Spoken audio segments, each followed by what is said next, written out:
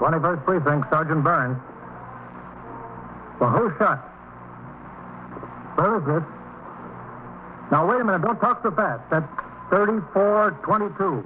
Is that right? And the rest of them? Yeah? Well, who shot him?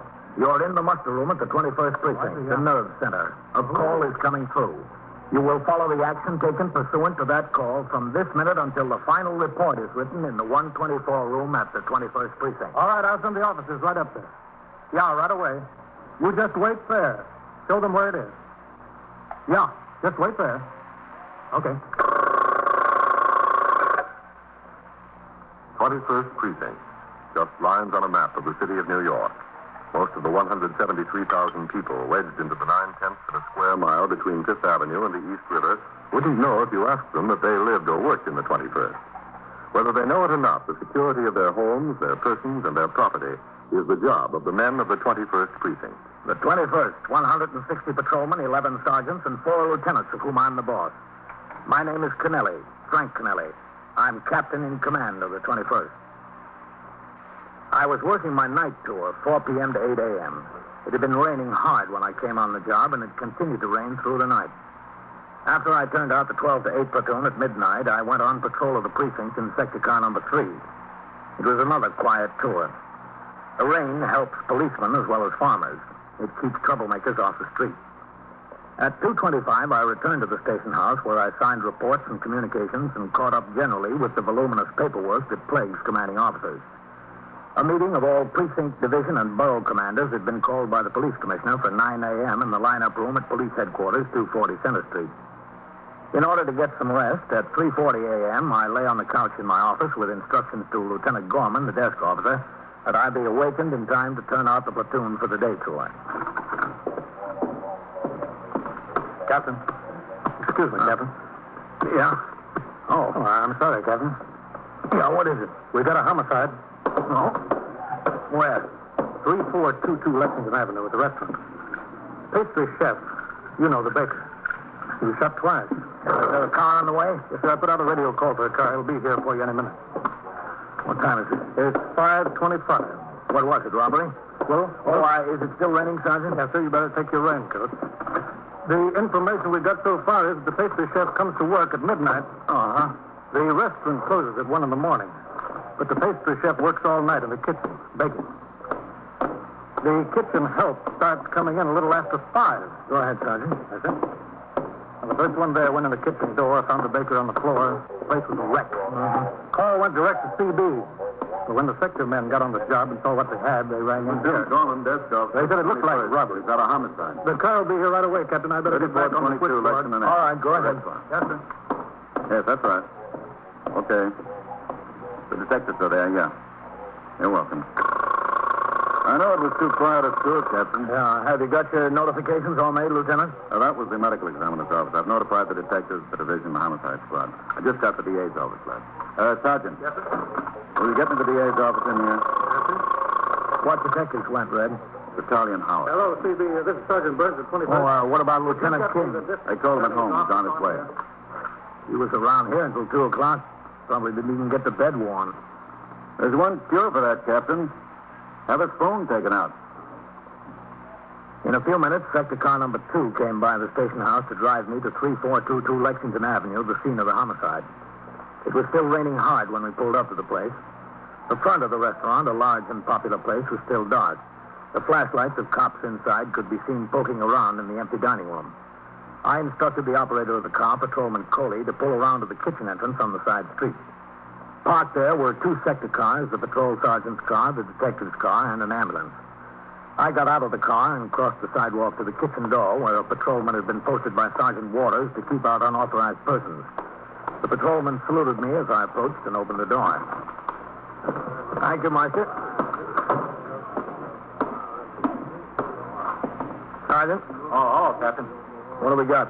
Want to take a look? Yeah. Carl, tell the press. Looks like robbery. Fellow was in here alone. Uh-huh. That's just the way he was found. See? One shot got him in the shoulder, the other one in the forehead.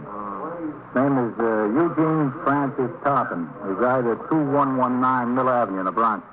31 years old. He's a baker here. Comes to work at midnight. He's here all alone after the place closed at 1 a.m. Makes rolls and bread, pies, cakes, and so forth. Yeah.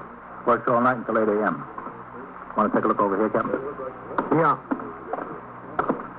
Boss usually doesn't get in to open up the safe until after 8 in the morning. Place opens for business at 6:30. So it's been the custom to leave about $100 in coins and small bills locked in this drawer here. The early cashier has the key to the drawer and uses the money for change till the boss gets in. Really hacked away on the drawer, huh? Yes, sir. Apparently with that meat cleaver there. Must have taken a good 10 minutes to get it open. No sign of the gun around? No, sir. Must have taken it out with him. He or they? Yes, sir. He or they. The detectives are talking to the fellow that found him and rang in. That fellow over there, Emil Lindvik. He's a fry cook. He's doing here 5:15. All right, let's go over there. Yes, sir. You don't need all these men around here, Sergeant. You better get some of them back on the job. Yes, sir. Thought he was sick or something. Fainted. That's what I thought. Hello, Captain. Charlie? Captain? Whitey? This is Emil Lindvik, Captain. He found the body. He's a fry cook here. I come in and there you are. Right in the middle of the floor. You haven't used your key to get in, I know. Oh, yeah. Just like every morning. I had to use my key. The door wasn't standing open. It was locked. I had to use my key. You always work here alone at night? Oh, yeah. We baked all night so we'd have fresh rolls and bread and cake for the trade the next day. You see, we got a sign out in the dining room. All baking done on the premises. He did it, starting. Did he always work alone? Oh, yeah. All alone. And you're always the first employee in the morning? I'm the fry cook. I got to get things heated up, the deep fat fryers for the breakfast rush. You know, French fried potatoes, etc. Mm-hmm. Was the baker always alone here from the time the restaurant closed at 1 a.m. until you came to work? Oh, yeah. He worked alone. Tell me, did you ever see anyone in here with him? Or did he ever tell you he had friends in during the night? Yeah, once in a while. Once in a while, what? Once in a while he had company. He didn't come into work until midnight, like I said, and once in a while, if he had a date, he'd bring her in the kitchen and he'd work and she'd keep him company. Did you ever see a woman in here with him? Oh, yeah. Once in a while. Always the same woman? Yeah. He went with her. Did you know her name? Look, she's a married woman. She's got a husband. I don't like to get her involved. She's involved whether she wants to be or not, don't you think?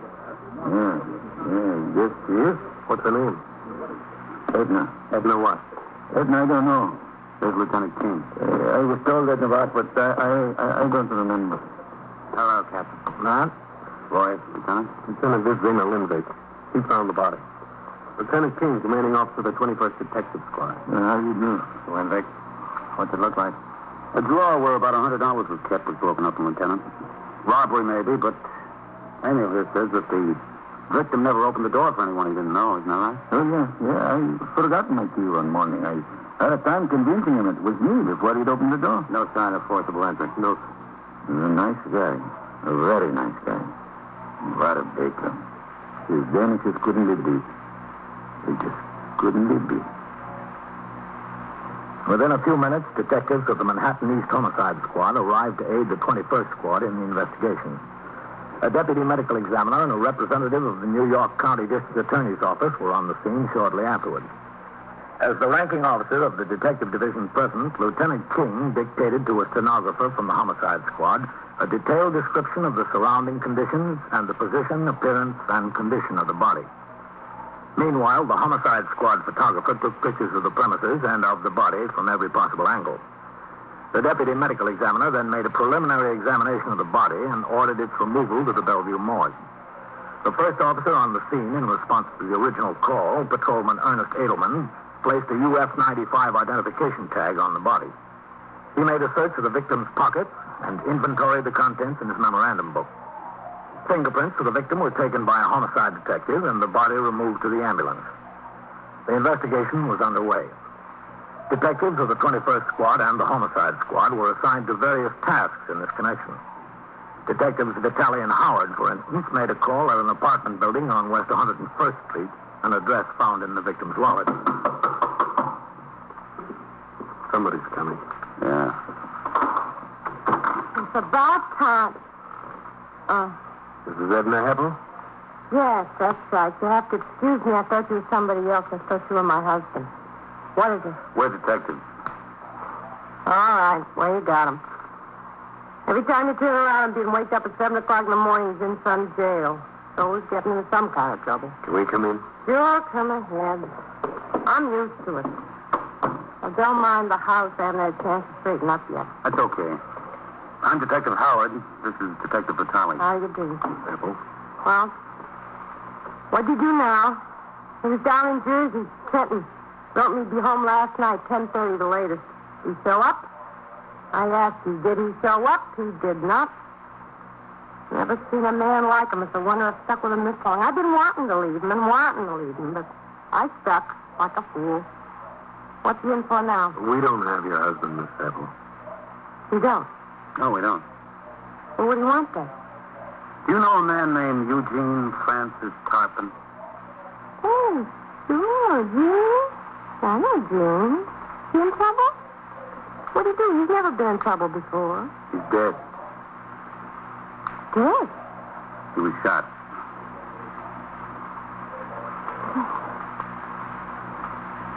Mind if I sit down? No, no matter.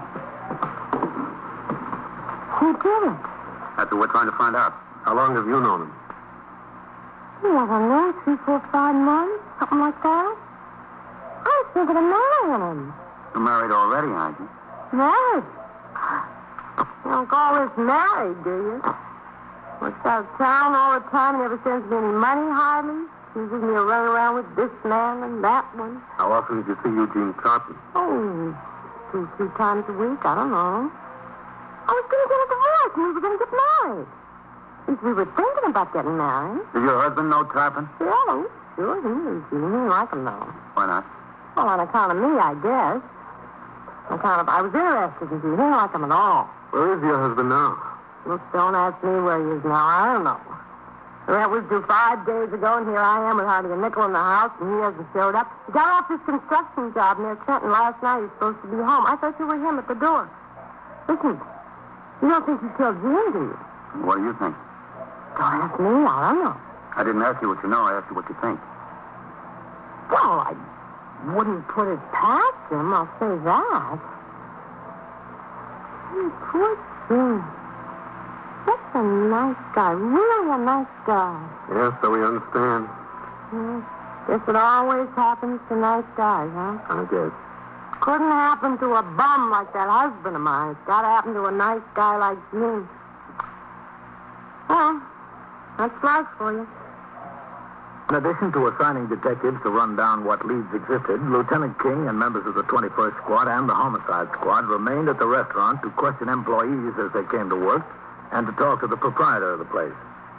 I stayed there myself until 20 minutes after 8 when Sector Car Number 1 came by to take me to Police Headquarters, 240 Center Street, for the scheduled meeting of all borough, division, and precinct commanders in the lineup room. The meeting, called by the new police commissioner to explain his policy in regard to the enforcement of laws relating to gambling and public morals, lasted until 11:15 a.m. At that time, I returned to the 21st in order to change into civilian clothes and finally go off duty. Hello, Sergeant. Captain. Oh, what's doing? Oh, it's quiet to her. There's a lot of calls from the press on that homicide I saw. A couple of messages for you. Nothing looks important. I'll sign the blotter first. Yes, sir? Take the call. 21st Precinct, Sergeant Burns. All right, 19. You go to meal now. All right, Sergeant. Lieutenant King? Yes, sir? I just want to see the captain. Oh. Matt, you all through up there? Yes, sir.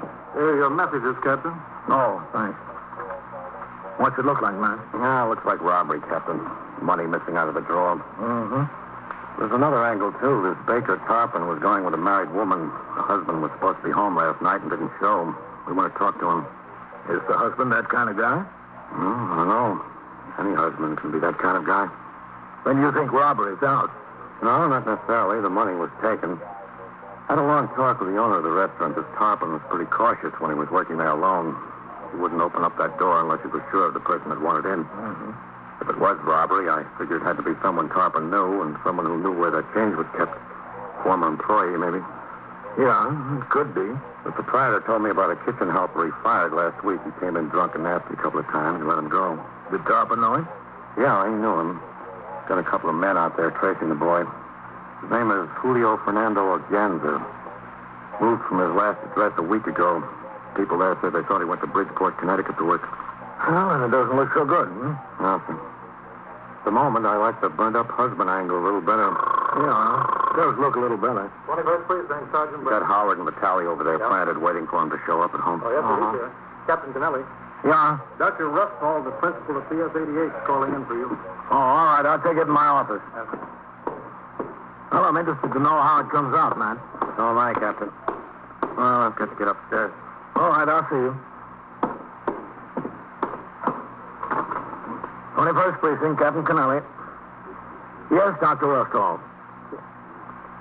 Oh. Oh, well, I was supposed to go off duty at 8 this morning, but we had a homicide break. Yeah.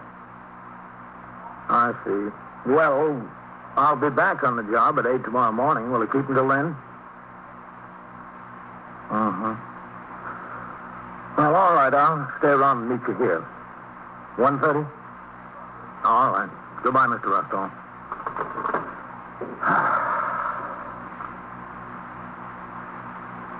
I had more than 2 hours to wait before the visit from Dr. Ruffall, the principal of Public School 88, on what he said was an urgent matter.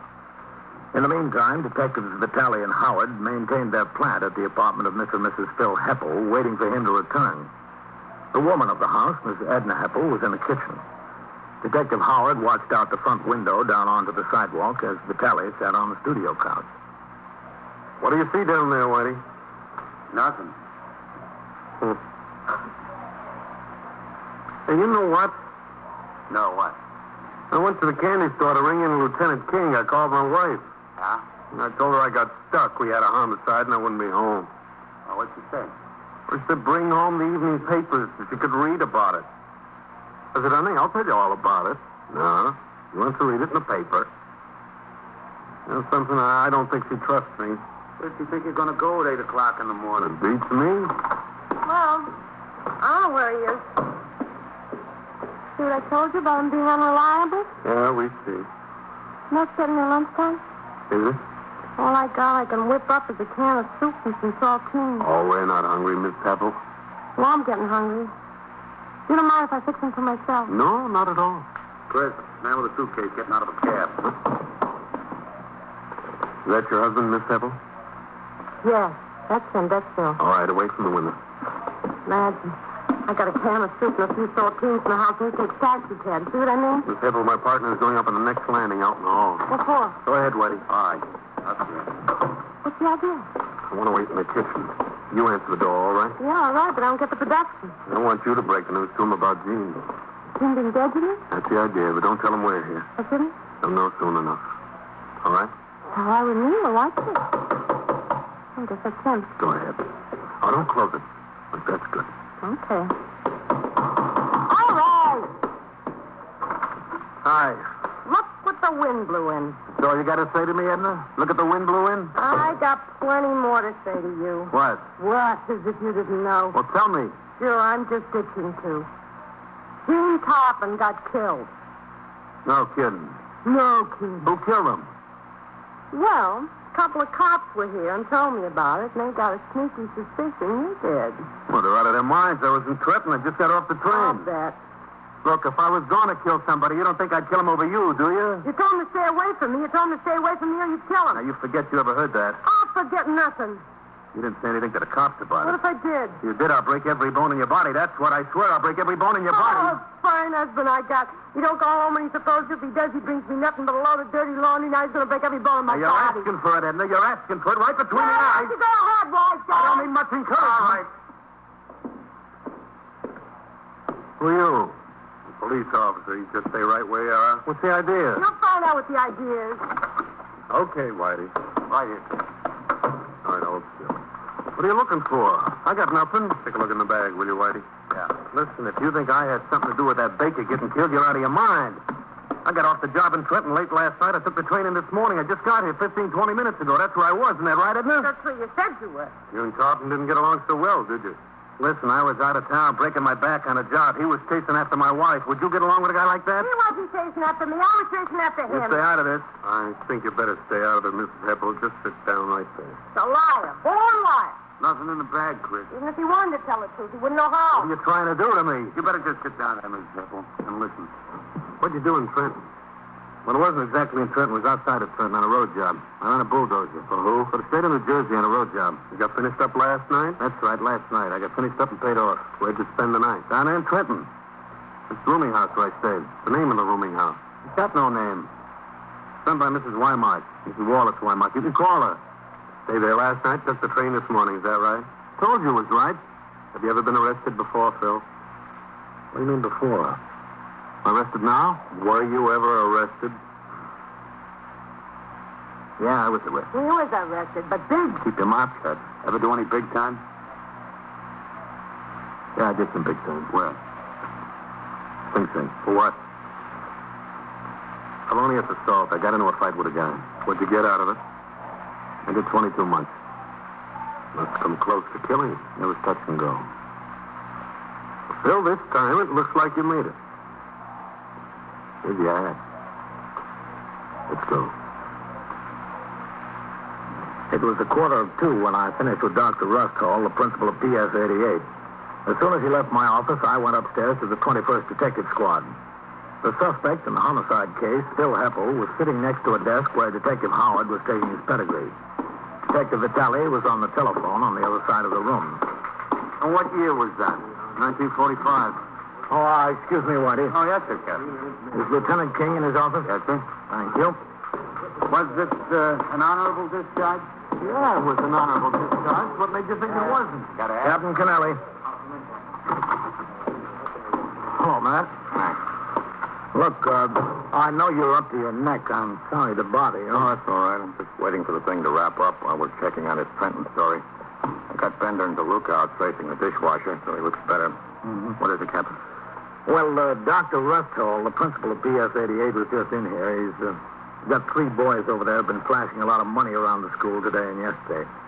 He says he thinks there's only one way they could have gotten hold of it. Yes, sir. Pretty bad actors, he says, and he thinks we ought to take a look into it. I asked him to come up here with me, but he had to get back. I told him you'd send a man around to talk to him, okay? Yeah, sure, Captain. I'll send someone over this afternoon. Yeah. Come in, Chris. Trenton just called back. Yeah? Hello, Captain. Chris? I checked out that road project and rooming house, both. Uh-huh. Heppel didn't stay at the rooming house last night. He was fired off the road job on Monday. Didn't work yesterday as he said he did. Oh. Well, looks like that wraps it up.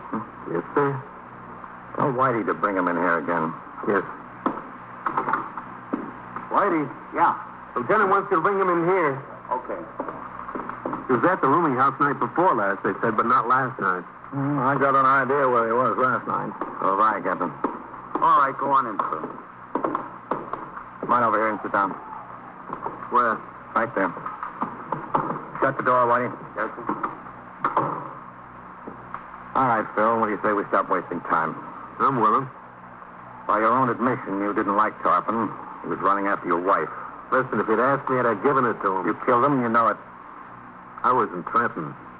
You were, huh? Let's get this straight. You worked until yesterday afternoon. You slept in that rooming house last night. Took a train from Trenton this morning. Went right from Penn Station to your house. That's what I told you. You've been telling us nothing but lies. You were in New York. You went to that restaurant, knocked on the door. Tarpon knew you, let you in. You got in there, you shot him. Broke open that drawer to make it look good. That's not so. I'll get it. I was in Trenton. 21st Squad. You went to get it settled about your wife, and you shot him. Bender on the outside line for you, Lieutenant. All right, thanks. 21st Squad, Lieutenant King. Yes, then. Yep. What? Oh, he did, huh? All right. Yeah. You coming in with him? Okay, good. Why are you lying to us, Phil? I'm not lying, and I didn't kill him. No, you didn't kill him. That was one of my detectives on the phone. They got the man who did. Mm-hmm. Who was that? The dishwasher? Yes, sir, again, sir. We found him in a flat on 124th Street. He had the gun there and the money he took. He admits to killing. Yeah, you see, I told you. Well, how do you like I that? told you I didn't do it. I told you. How many times did I have to tell you? Why'd you have to lie about where you were? This is no spot to lie if you want to get straightened out. You were in New York. You should have said so. I wasn't in New York. I was in Trenton. In jail. Oh? I got a little drunk the day before yesterday. I got in a fight with a guy and I wound up in a can. I didn't want to say anything about it because I still owe a little time from that bid I did. Getting in jail down, I could get my parole revoked. You're not going to say anything about that, are you? If I do, you'll hear about it from your parole officer. Okay. Can I go? A little while. Go out there and sit on the bench for now. Okay. Leave it open. Yeah. All right, Whitey. You can sit there. Captain, you ever see anything that looks so good, blow so high, so fast? No, but one killer is as good as another, isn't he? Yes. You want me for anything else, Lieutenant? I'm carrying a pocket full of squeals. Yeah, Chris, take a ride over to PS 88 and talk to the principal. He's got 3 boys he's kind of worried about. Yes, sir, right away. Come on, Captain. Chris? Kitchen worker. I had it pegged the other way, Captain. I had it pegged on the husband for sure. Did you? Yes. What I get for trying to cherche La Femme when I should have been cherching the dishwasher.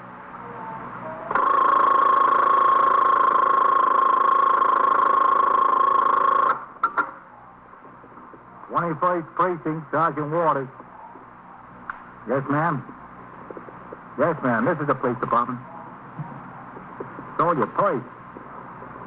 Well, who? What's his name? Do you know him? At what party? Or did you see him take it? Yeah? And so it goes, around the clock, through the week, every day, every year. A police precinct in the city of New York is a flesh and blood merry-go-round. Anyone can catch the brass ring, or the brass ring can catch anyone. 21st Precinct, a factual account of the way the police work in the world's largest city, is presented with the official cooperation of the Patrolmen's Benevolent Association, an organization of more than 20,000 members of the Police Department, City of New York. Everett Sloane in the role of Captain Kennelly, Ken Lynch as Lieutenant King. Featured in tonight's cast were Elspeth Eric, Wendell Holmes, Santos Ortega, Harold Stone, Ross Martin, Bill Quinn, and Mandel Kramer. Written and directed by Stanley Niss. Produced for CBS Radio by John Ives. Art Hanna speaking.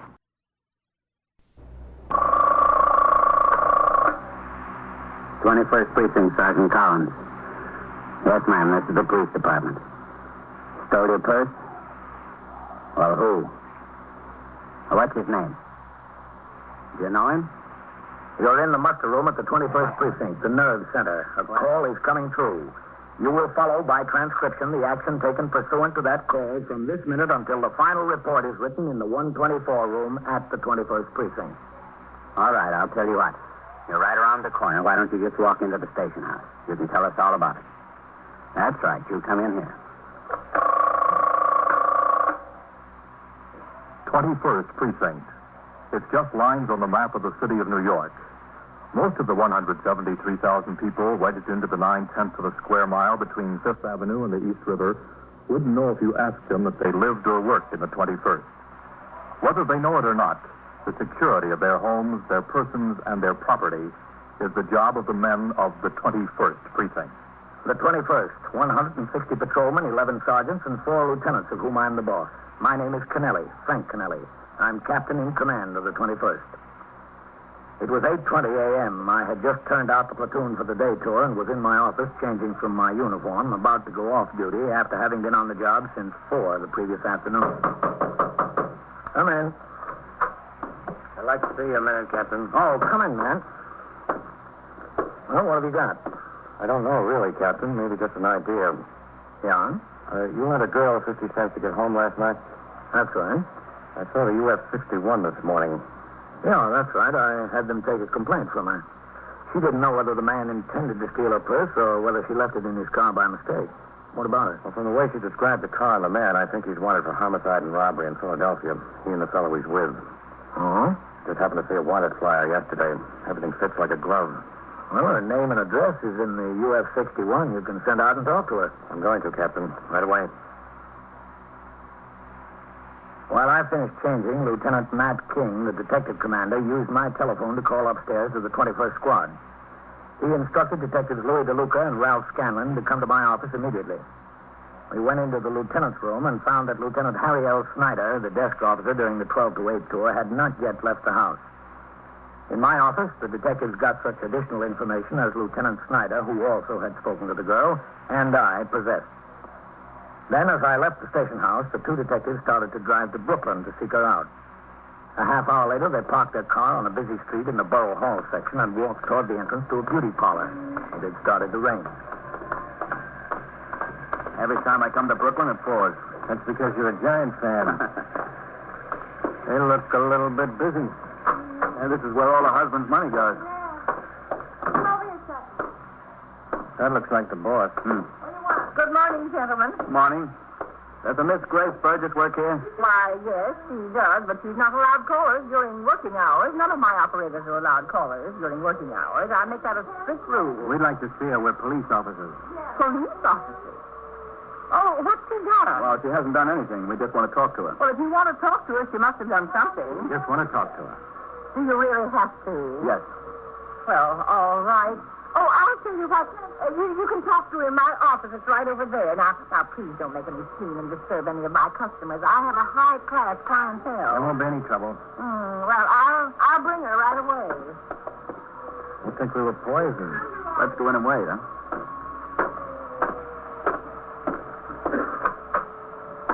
This must be a nice business. Yeah, for the boss, I guess. I don't think the girls make too much. Some do all right with tips, I hear. You think this is going to amount to anything? Pretty thin. Well, you can't tell. It might be the right guy. Well, we'll see fast enough, I guess. Here she is. Go in, Grace. Good morning. Good morning. Now, don't keep her too long. Her book is full of appointments, and I have to take Mrs. Terry myself. No, we won't keep her long. Oh, do you want me to stay as a witness? I mean... No, thank you. That won't be necessary. Well, all right, if you say so. We're sorry to disturb you at work, Miss Burgess, but this may be important. Well, it's important. I guess it's all right. I'm Detective Ralph Scanlon. This is Louis DeLuca. How you do? We're from the 21st Squad in Manhattan. Oh, is it about what happened when I was there last night? In a way, yes. You see, that doesn't seem very important. It's not important enough to bring you all the way over to Brooklyn. Well, it might have a connection with something important. Oh, gee. You reported your purse was stolen last night. Now, would you mind telling us exactly how it happened? Well, I didn't say it was stolen exactly. I distinctly told the captain it might have been a mistake. Yeah, we know. Have you got a cigarette? She doesn't let us carry them in our uniform pockets. Yes, sir. Like I told the captain. Thanks. I was in this bar last night by myself. Where? In Brooklyn, on Ocean Avenue. Miss Stella and I, he was alone, too. We started a little conversation. He told you his name was Carl. That's right, Carl. Carl Board.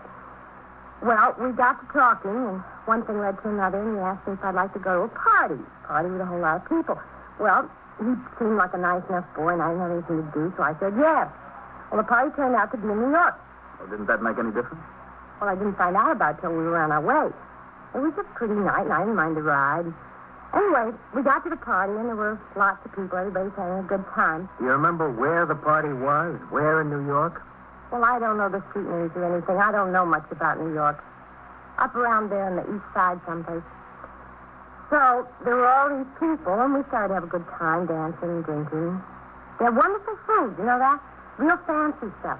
Imported, and they had champagne. The report said you left early. Well, it wasn't really early, I guess, but it was first.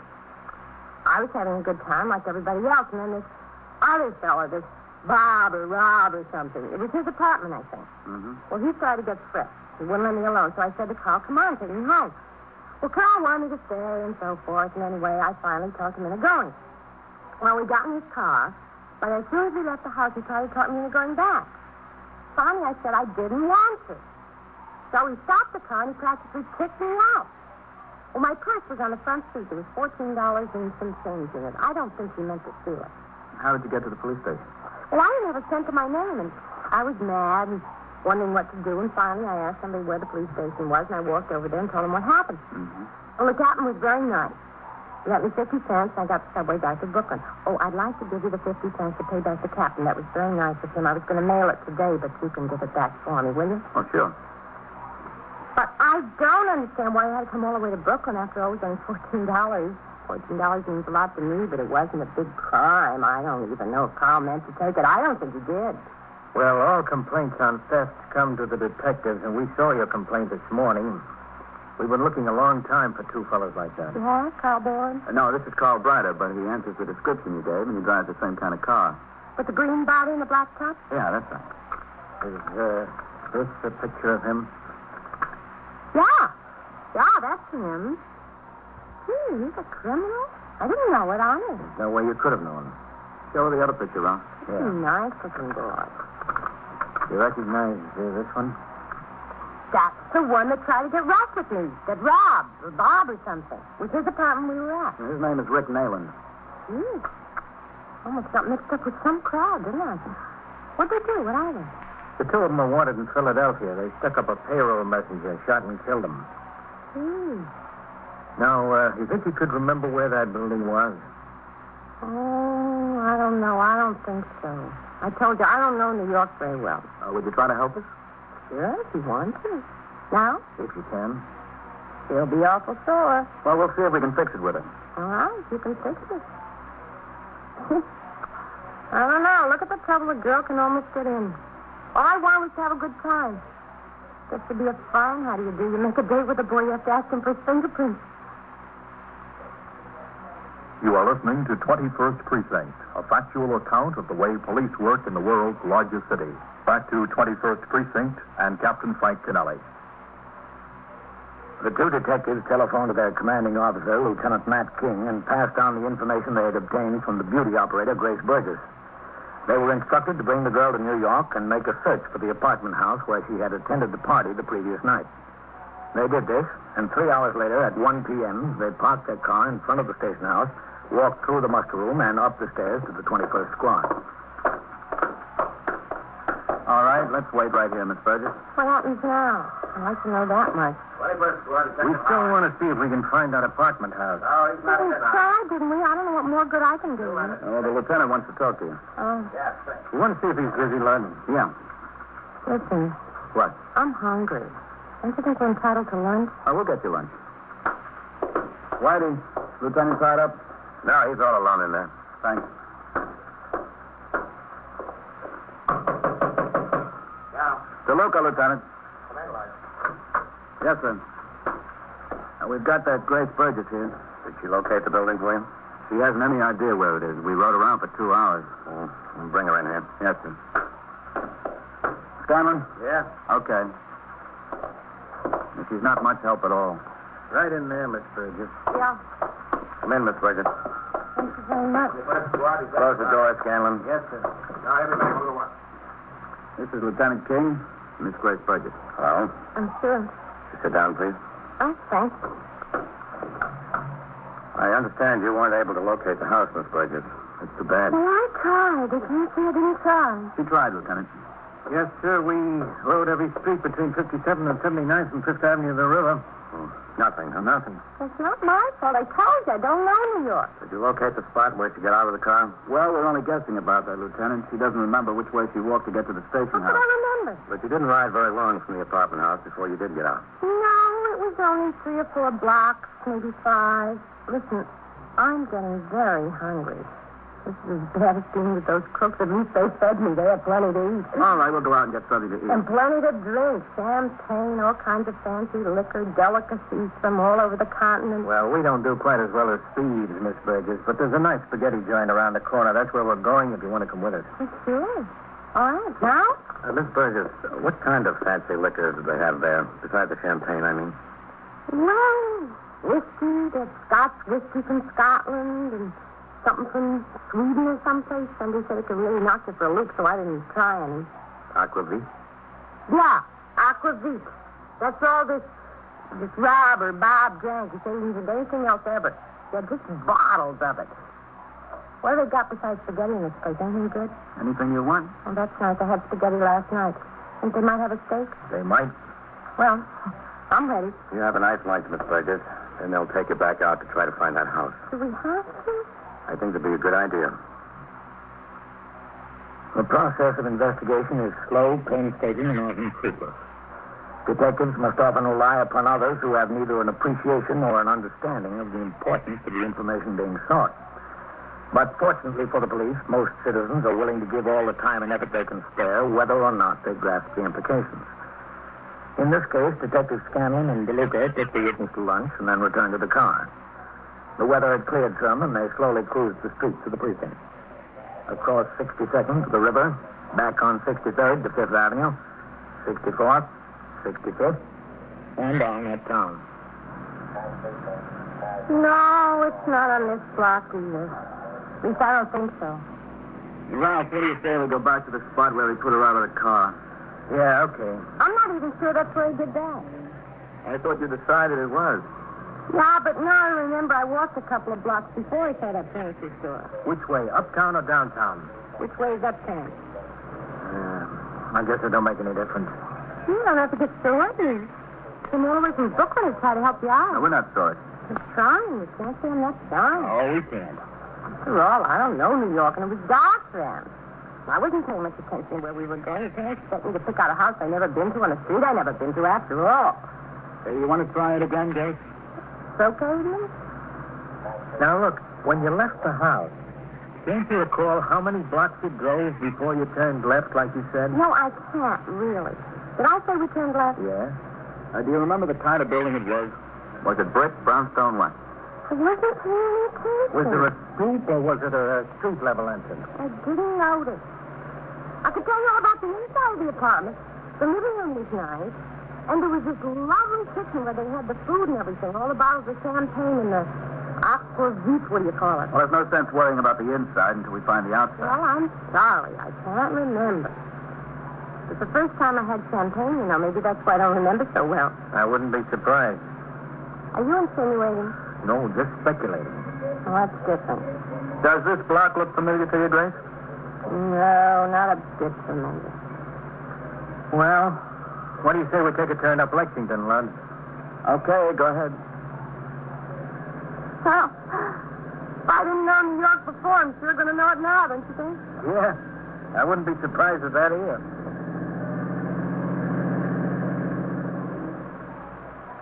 The search for the apartment house continued all that afternoon and into the night. The detectives had no luck. In the meantime, Lieutenant King had taken other investigatory steps in an attempt to locate the two fugitives from Philadelphia who were thought to be someplace in the precinct. His immediate superior, Captain Robert Fleischer, detailed 4 detectives from the 6th Detective District to assist in the hunt. 2 additional men from the Manhattan East Homicide Squad were sent to lend a hand. At the turnout of the platoons for the night tour at 4 p.m. and the late tour at midnight, the uniformed officers of the 21st were given descriptions of the fugitives and shown their photographs. If they were holed up in the precinct and showed their faces on the street, it was more than possible that any one of the 150 men who patrolled every inch of the streets might spot them. At 7:45 the next morning, I came into the muster room to report for duty for my day tour.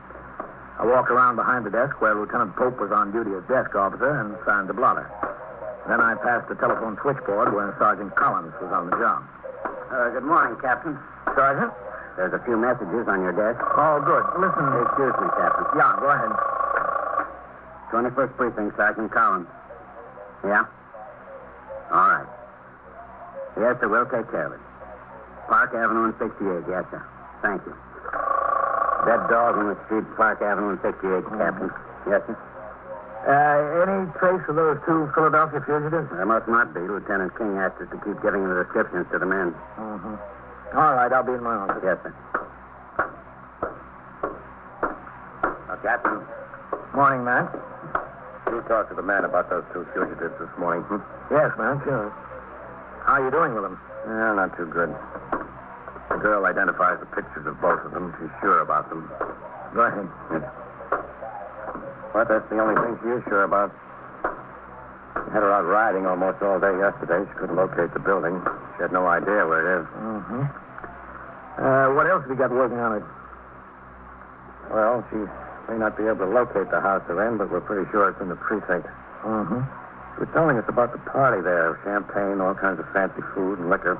Seems that one of them, this Rick Nayland, has a taste for that Swedish liquor, aquavit. Yeah? He had several bottles of it there, she said. Well, we know they were in Philadelphia before they got into the deal. They came to New York in a hurry.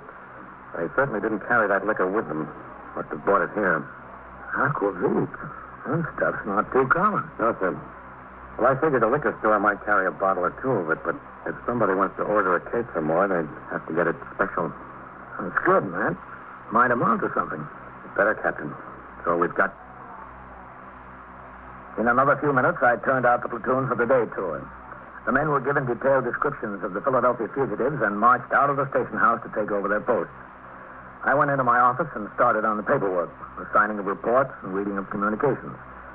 As soon as the licensed package stores began to open for the day's business, detectives assigned to the job resumed their canvass. In teams of 2, they worked all day. No luck. Finally, at 5 p.m., Detectives Scanlon and DeLuca walked into a package store on 3rd Avenue near 73rd. Good afternoon. Yes, sir. Would you like to look over our specials? Have you got a few... I'm sorry. This other gentleman was first. Where to get him? Oh. We're police officers. I'm Detective DeLuca. This is Detective Scanlon. What can I do for you?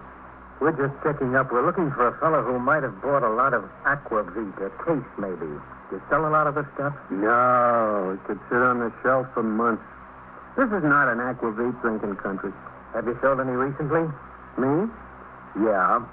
A bottle here, a bottle there. I mean by the case. To that fellow you're looking for? Yeah. No. Well, wait a minute. Just because I didn't sell it don't mean it hasn't been sold. The boss could have sold it. Is he in? No, I'm just here alone right now.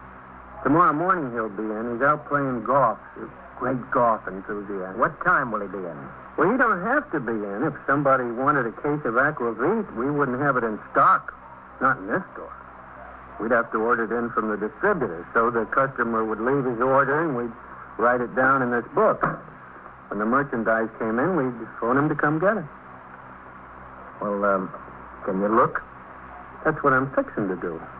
You'll just have the patience. Yes, sir. Let's see, would it have been this week? Yeah, probably. Oh, yes.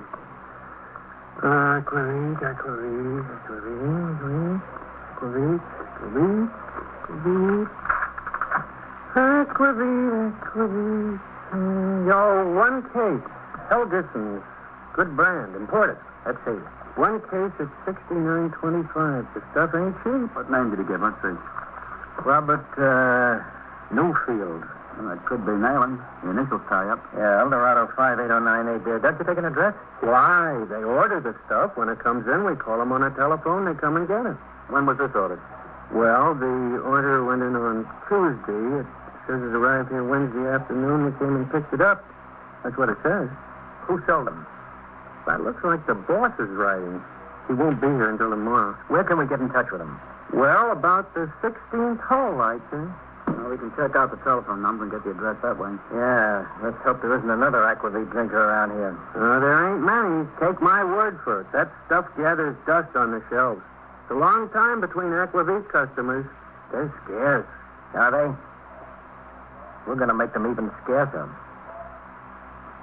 This information was telephoned immediately to Lieutenant King. The telephone number, Eldorado 58098, was checked out. The address listed turned out to be a brownstone house converted into apartments on 74th Street near 2nd Avenue. A plant was put on the building. In order to avoid observation, the superintendent of the building was called on the telephone and asked to meet Lieutenant King in a drugstore on the corner. He was taken to the lieutenant's car and questioned concerning the fugitives. He said that an apartment, 2B, had been subleased furnished to a Robert Newfield just 10 days earlier by a tenant who would be out of town for 3 months. In the 10 days, he had seen Robert Newfield only once. The superintendent was shown the photograph of the killer, Richard Nayland.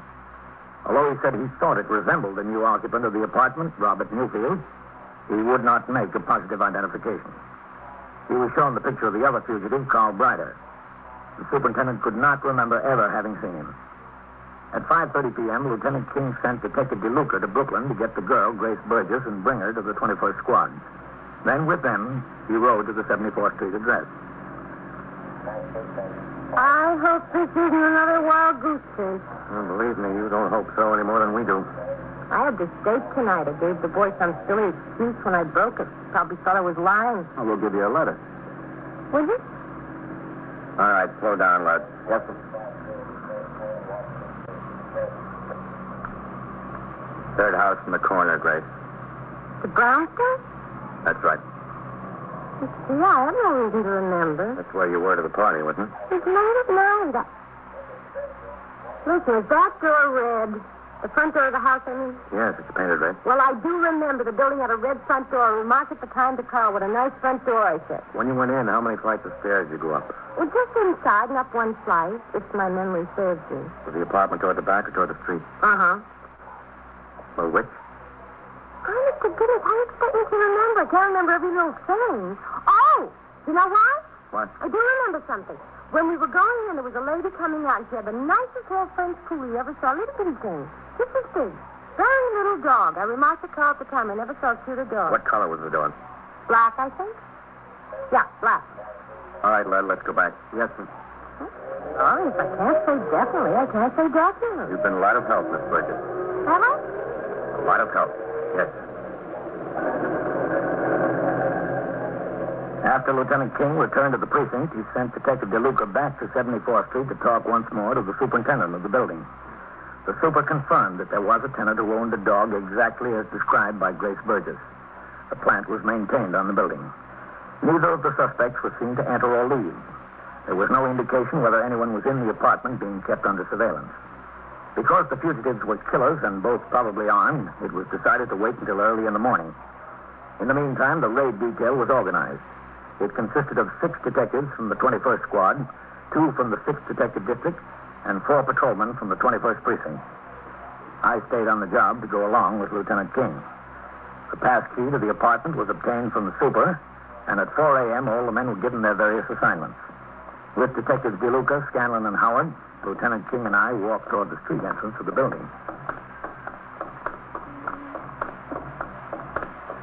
All right. Yes, sir. Let's go.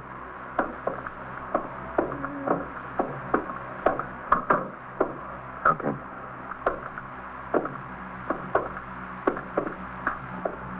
Now, What, man? I wanted to get a haircut today. I forgot. Did you?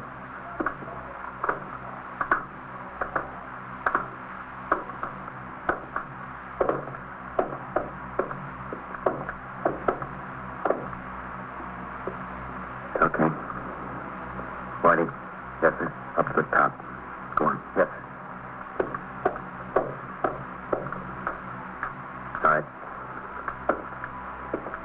Okay. Here's the key lock. Yes, sir. Quiet.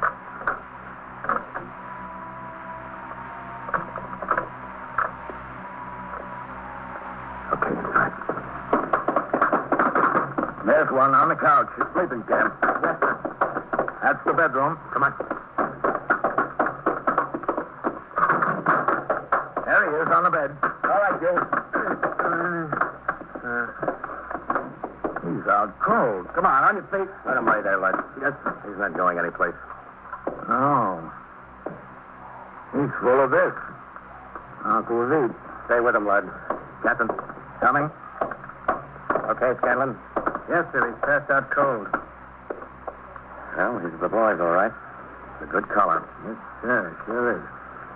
Well, Matt, there'll be some departmental recognition for this. There's one commendation the commissioner shouldn't forget. Which one is that, Captain? Aquavit.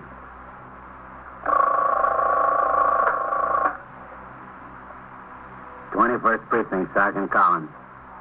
Who's trying to kill her? How old is the girl? 16? What is it? And so it goes, around the clock, through the week, every day, every year. A police precinct in the city of New York is a flesh and blood merry-go-round. Anyone can catch the brass ring, or the brass ring can catch anyone. 21st Precinct transcribed a factual account of the way the police work in the world's largest city. It presented with the official cooperation of the Patrolmen's Benevolent Association, an organization of more than 20,000 members of the police department, City of New York. Everett Sloane in the role of Captain Kennelly, Ken Lynch as Lieutenant King.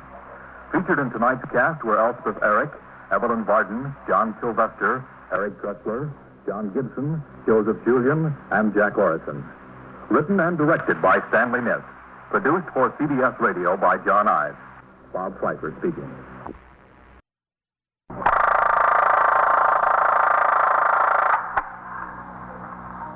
"21st Precinct, Sergeant Waters. Where was the car parked? 61st and what? Were the doors locked? Yeah. What kind of a car is it? You're in the muster room at the 21st Precinct, the nerve center. A call is coming through. You will follow the action taken pursuant to that call from this minute until the final report is written in the 124 room at the 21st Precinct. All right. You come into the station house. We'll have to take a report from you. That's right. It's between Lexington and 3rd. As soon as you can. Yeah. All right. 21st Precinct. It's just lines on a map of the city of New York. Most of the 173,000 people wedged into the 9/10 of a square mile between 5th Avenue and the East River wouldn't know if you asked them that they lived or worked in the 21st. Whether they know it or not, the security of their homes, their persons, and their property is the job of the men of the 21st Precinct. The 21st, 160 patrolmen, 11 sergeants, and 4 lieutenants, of whom I'm the boss. My name is Kennelly, Frank Kennelly. I'm captain in command of the 21st. I was working my night tour, 4 p.m. to 8 a.m. At 6, after I had turned out the platoon, interviewed an applicant for a tow truck license, and cleaned up considerable paperwork, I instructed Sergeant Waters on TS to have sector car number 1 come by the station house and take me on patrol of the precinct. Patrol of the precinct by the commanding officer, in addition to responding to emergency radio calls as they occur, generally involves a personal check of conditions concerning which complaints from the public have been received. In connection with the investigation of such a complaint, I instructed Patrolman Coley, the operator of sector car number 1, to drive to 88th Street and Madison Avenue. At 7:20 p.m., we were in the car proceeding uptown on Park Avenue in the 70s. The weather was cold and extremely windy. So, when the landlord came to collect the rent, I happened to be home. I invited him to come in the living room and sit down. He said, "You're almost 2 weeks late with the rent, Mr. Coley." I said, "I know it." I said, "I wrote you a letter and told you we wouldn't pay the rent until you send somebody to fix the refrigerator." He said I was stalling him, trying to pull my badge that I was a cop on him. He was going to write the commissioner and make a complaint against me. How do you like that, Captain? Well, what did you say? Well, I told him to write anybody he wanted to write.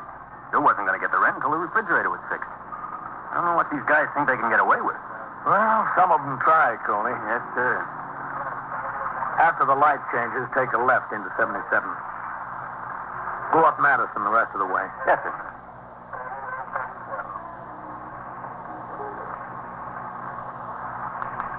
Captain. Yeah. What do you think of those 2 guys in the Cadillac there? Yeah. They look so good to me. They're sure making an effort to act calm, aren't they? Yes, sir. When the light changes, take off behind them.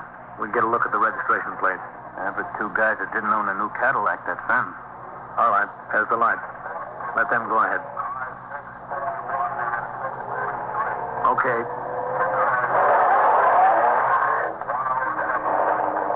Illinois car. I don't remember any Illinois Cadillac in Milan. Let's talk to them, Coley. Yes, sir. Watch out. They don't try to pull away from you. They could, too. All right. Give them the horn. Pull over there! Pull over! Go for it. No, they're not. It's okay. Mark them off when they stop. Yes, sir. I'll take the driver. Yes, sir. You take the other side. Watch him now. Yes, sir. What's the trouble, officer? That's what we want to find out. Let's see the registration. And your operator's license. Oh, I forgot to take them. They're on a dresser. We made every light, didn't we? Yeah, every light. You. Keep your hands up there where I can see them. Is this your car? Well, as a matter of fact, no. Well, whose is it? Friend of ours. Right, Ruby? Yeah, right. A friend lent it. He lent you the car, but not the keys, huh? Well, you see what Keep your hands on the steering wheel. Right, I'll keep them there. I'll keep them. They got a jumper on the ignition, Captain. Are those your suitcases in the back? Not of his. Who said they were mine? I didn't. Come on. Out this way. Out of the car? Come on. Both of you. Now, keep your hands where we can see them. You. Lean up against the car there. Yeah? Right there, yeah. Come on around, Coley. Yes, sir. All right, you. Right next to him. I, for one, would like to know what this is all about. So would I. Lean up there. I'm leaning. Okay, Captain, I got him covered. All right. You first. Hold still. I got nothing. What are you worried about? I'm carrying nothing. Oh. What do you call this? A penknife, that's what it is. Ain't a guy entitled to have a penknife? Not with an 8-inch blade. Well, I use it to peel apples. I like apples. All right, just keep quiet. You. Hold still. Look, I was doing nothing. He asked me if I'd like to take a ride. I asked you. Quiet. I got two witnesses to prove he asked me. His cousin Scar, he said. What cousin? All right. I got no cousin. What's your name? Me? You. Leon Gamer. Where do you live? 361 Charles Street. In Manhattan? Yeah, in Manhattan. How old are you? 22. Where'd you steal the car? Belongs to his cousin. I thought you said it belonged to your friend. His cousin is my friend. I got no cousin. What's your name? Protea, Reuben Protea. Where do you live? 289 East 109th Street. Not my cousin. I got no cousin. Then who is the man? What man? Okay. What man? That's enough. All right, enough.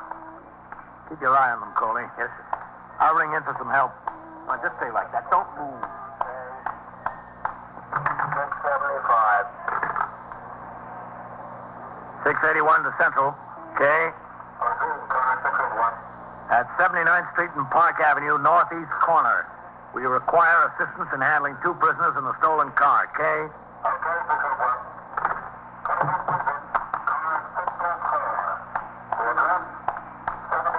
Okay, Coley. They're sending another car over. Yes, sir. I did nothing. Nothing. Don't say my cousin. I got no cousin. Go for a ride.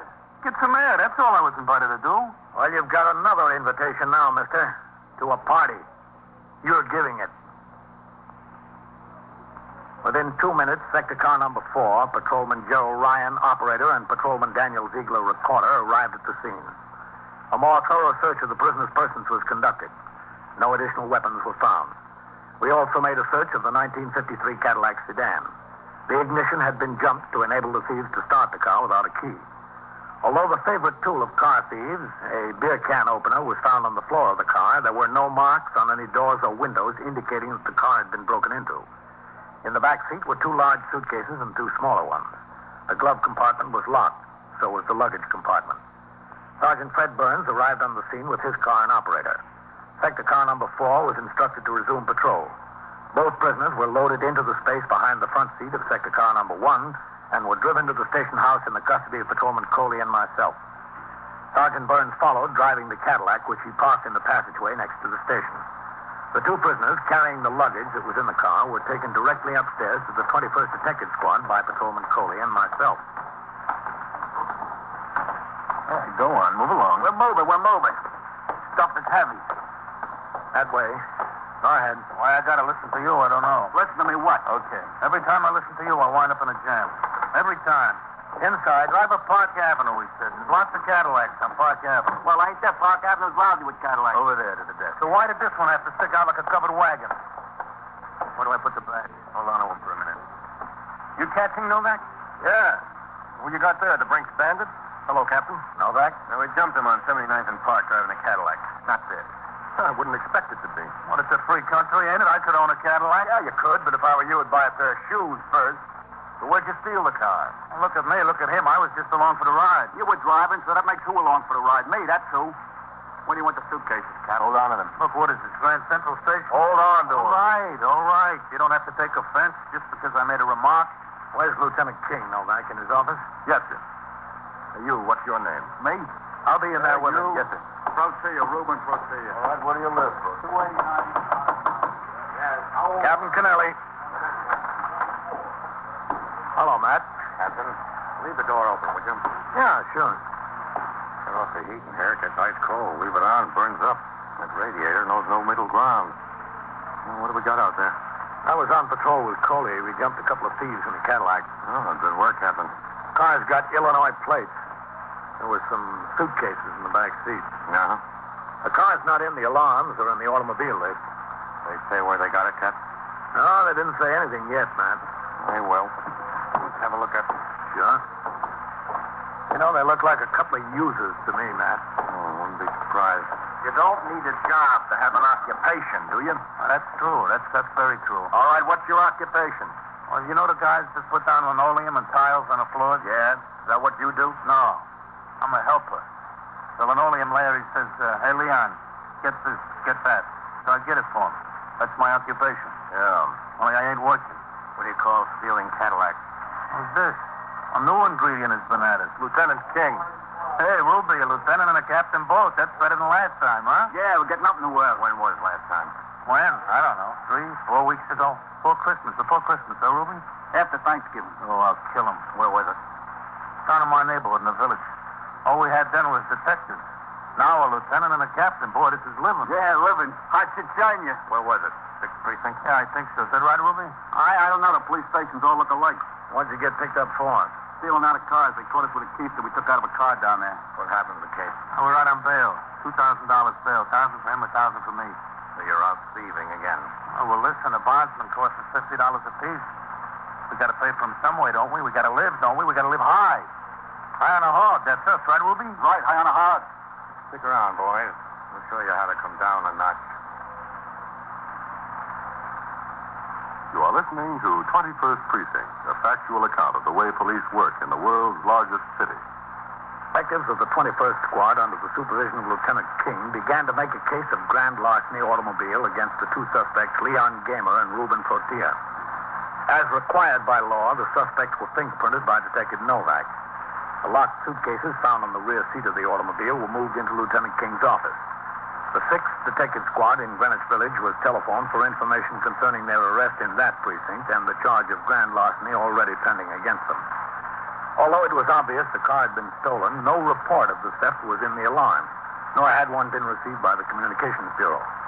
As frequently happens, it appeared that stolen property had been recovered before the owner was even aware it was missing.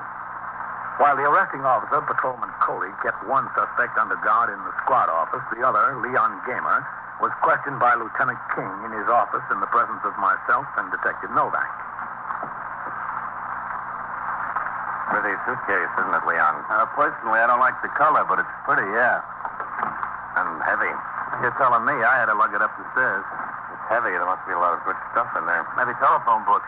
Suits, ties, shirts, maybe even jewelry or money. Yeah, maybe. Why don't you try to open it? Or any of the others? Oh, now I ask you, would that be honest? Look, Leon, save your comedy routine for the tombs. We're trying to get someplace here. I want to find out who that stuff belongs to. I knew I'd tell you. You think I got to be personally acquainted with somebody before I touch their car? My point is, you couldn't have been far from where you lifted the car before you were jumped by the officers. No, not too far, I don't guess. Because if it was more than a mile away, you'd have had the catches on that bag pried open to see what was inside. Look, I don't know exactly where it was. I don't carry a map around in my head. We pulled up together for that light on 77th and Park. How long before that was it? Not long. Was it below 72nd Street? 72nd Street? Yeah, it could be. Then you drove at least 6 blocks on Park Avenue. Oh, more. Much more. Was it farther downtown than 72nd Street you got the car? Look, Lieutenant, you want me to be honest with you? I want you to make the effort. You want the whole story, what happened? Yes. I got nothing to hide. I'm hooked. You'll have the patience. I'll give you the best of my recollection. All right, give it to us. I'll get it, Lieutenant. Okay. Okay, Leon, the best of your recollection. 21st Squad, Detective Novak. Let's have it. I can't concentrate with somebody on the phone. Captain Kennelly, Sergeant Waters on PS for you. Okay. So can you wait a second? All right. Thanks, Novak. Yes, sir. Captain Kennelly. Sergeant Waters on TS, Captain. Yes, Sergeant. Yes, desk officer at the 17th rang up here. Yeah? A motorcycle patrolman skidded on a patch of ice coming off the East River Drive at 53rd Street. Well, if you hurt bad? They took him to Bellevue. Possible fractured leg. All right. Bring the desk officer back and tell him I'm on my way. And have a car come by the house for me. Yes, sir. Cop hurt in the 17th, Matt. I've got division tonight. I'll have to go investigate it. Pretty bad. A broken leg, they think. Well, I once broke a leg jumping over a fence when I was a kid. we don't want your life history, Leon. Just what happened tonight. Look, if he's going to go, let him go. I can't concentrate with the interruptions. The captain has to wait for a car to come in and get him. You don't worry about what we do. You worry about yourself. We'll give you plenty on your mind. Now, what happened? Well, I met Ruby. Where? I'll tell you if you give me the chance. Met him in a bar and grill on 110th Street. We were sitting there having a couple of beers, and he said, "How much dough you got?" I said, "Why?" Well, he said his brother wanted some of the money back, the $50 he borrowed from his brother to pay the bondsman. I said, "Don't look at me. I'm living from hand to mouth, too. I didn't pay back the money I borrowed to pay the bondsman." And we got to talking about how the trial is set next month, that even if we cop a plea, we're sure to get no less than 2 years of peace out of it. We got a lawyer to pay, and we still owe for the bail. And here we are with not $5 between us. Not even enough for a good jolt, huh? Oh, look, don't get me wrong. I don't mess around with that stuff. Just chippy once in a while. I got no big habit. So you got $5 between you. Yeah. Well, I don't know who mentioned it first, me or Ruby, but one of us said, "Let's go downtown, see if we can make some money." So we finished the beer and got on the Madison Avenue bus. We went downtown. Where'd you get off? I'll have to ask Ruby that. I got no idea. He said, "Come on." I got off. We walked around a little bit. I don't know. We saw this caddy parked there. I looked in, and there were these suitcases in the back. I looked at Ruby, and we walked by. He said, "A cinch. The button isn't down on the back door." So we walked to the corner, turned around, and come back, just like we own the car. We walked up, opened the door, and got in. I was behind the driver's seat, and 1, 2, 3, Ruby was on the floor and had the ignition jump. Like a flash. You know, he's quick, that kid. He's got a real talent. He said, "Go." I went, and that's that. Well, I'll see you, Matt. Okay, Captain. So long, Captain. All right? Don't go away mad. I'll check with you, huh, Matt? Yes, sir.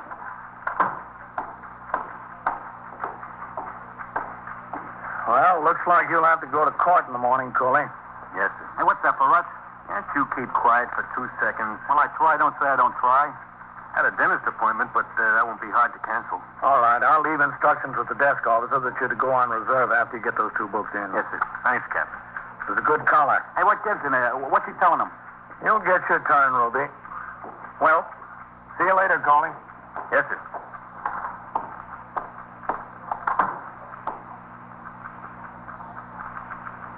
Good boss? Yeah. You know, when I was a kid, I wanted to be a cop. Well, at least you got to know a few. There was this cop over there on my block, a regular guy. I wanted to be like him. And I got to hate him. Yeah? He took me in, grabbed me by the collar, took me in. And for what? For nothing, for stealing. So I decided not to be a cop. Well, you had a pretty good reason. What's he telling them in there? How much could there be to say? You think I could talk? That Leon, boy, chew your arm off. I got nothing against cops. I even like you. Thanks. Oh, but that's nothing. Don't be too glad. I like everybody. Even Leon. If anybody could like Leon. He ain't very particular about his friends. What's he telling them, do you think? All about the deal, I guess. Well, he can leave something for me to say. I'll go in there and stand like a dope. They'll know everything I got to tell them. Oh, here they come. All right, go over there and sit down, Leon. Over where? Over here with him? That's right. Come on, Ruby. What'd you tell them, Leon? Get going, Ruby. My life history, A to Z. Well, what'd you tell them about me? Come on. Yeah, all right. Just don't make me out a liar to them. How could I tell them? I don't know what you said. Inside. Sit down over here. Yeah. Right here? Yeah.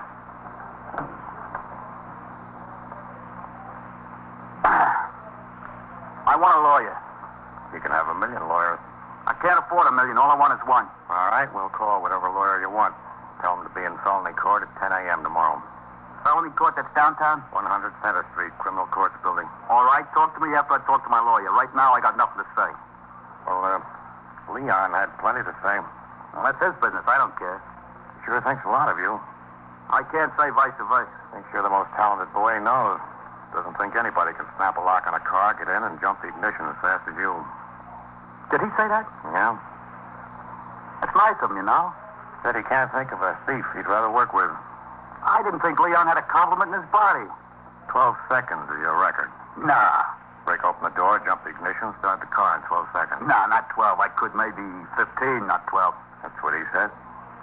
Well, you know, Leon ain't no slouch either, you know. Of course, I handled that caddy tonight, but I seen him turn some fast tricks, too. Between us, I guess we could get in almost any lot. Any lot. Oh. Well, we'll give you a new challenge, Ruby. Yeah, what's that? Sing Sing. You try the locks up there. By 8:45, no alarm had come through on the Cadillac sedan with Illinois license plates. Lieutenant King had been in touch with both the auto squad and the correspondence bureau of the central office. It was agreed that if the owner were not heard from within another hour, a telegram would be sent to the Illinois State Highway Patrol at Springfield with a request that the name of the owner be ascertained and a check made at the residence. Meanwhile, I was at the 17th Precinct Station House on East 51st Street. There, I entered in the blotter the results of my investigation of the injury to the motorcycle patrolman. I'd been to Bellevue Hospital and got a statement from both the officer and the doctor attending him. I'd seen the sector men and the sergeant who responded to the original call concerning the accident. In cases involving injury to a police officer in the line of duty, the manual of procedure requires a complete and immediate investigation of the facts by the commanding officer of the precinct or a captain on night duty in the division because of the possibility of sick leave with full pay and eventual disability retirement of the man. I returned to the 21st at 9:05 p.m. The car pulled up in front of the station house, and as I got out, I instructed the operator to pick up his partner and resume patrol. I crossed the sidewalk and started up the steps of the station house. Excuse me. Yes? This is the police station, isn't it? That's right, yes. Go ahead, Alicia. Seems nothing is safe anymore. Nothing. Thank you very much. What's the trouble, sir? Go ahead. Thank you. I want to talk to the person in charge here. Well, I'm the captain in command of the precinct. Will I do? I'm sorry, I didn't see your insignia in the dark. Didn't you? Oh, what an old, smelly building, Edward. Are the police stations in Chicago this old? How would I know? Captain, our car's been stolen. Oh? Has it? Well, he just told you it had. What kind of car? A Cadillac sedan. You said you were from Chicago? Yes, that's right, Chicago. Captain, it's absurd the way criminals are allowed to run around on the streets of New York. To steal our car from practically under our nose, that's no way to treat visitors, is it? Well, sir, I don't think thieves stop to find out if their victim is a New Yorker or a visitor. They're out to steal, not discriminate. I don't believe you told me what your name was. Private.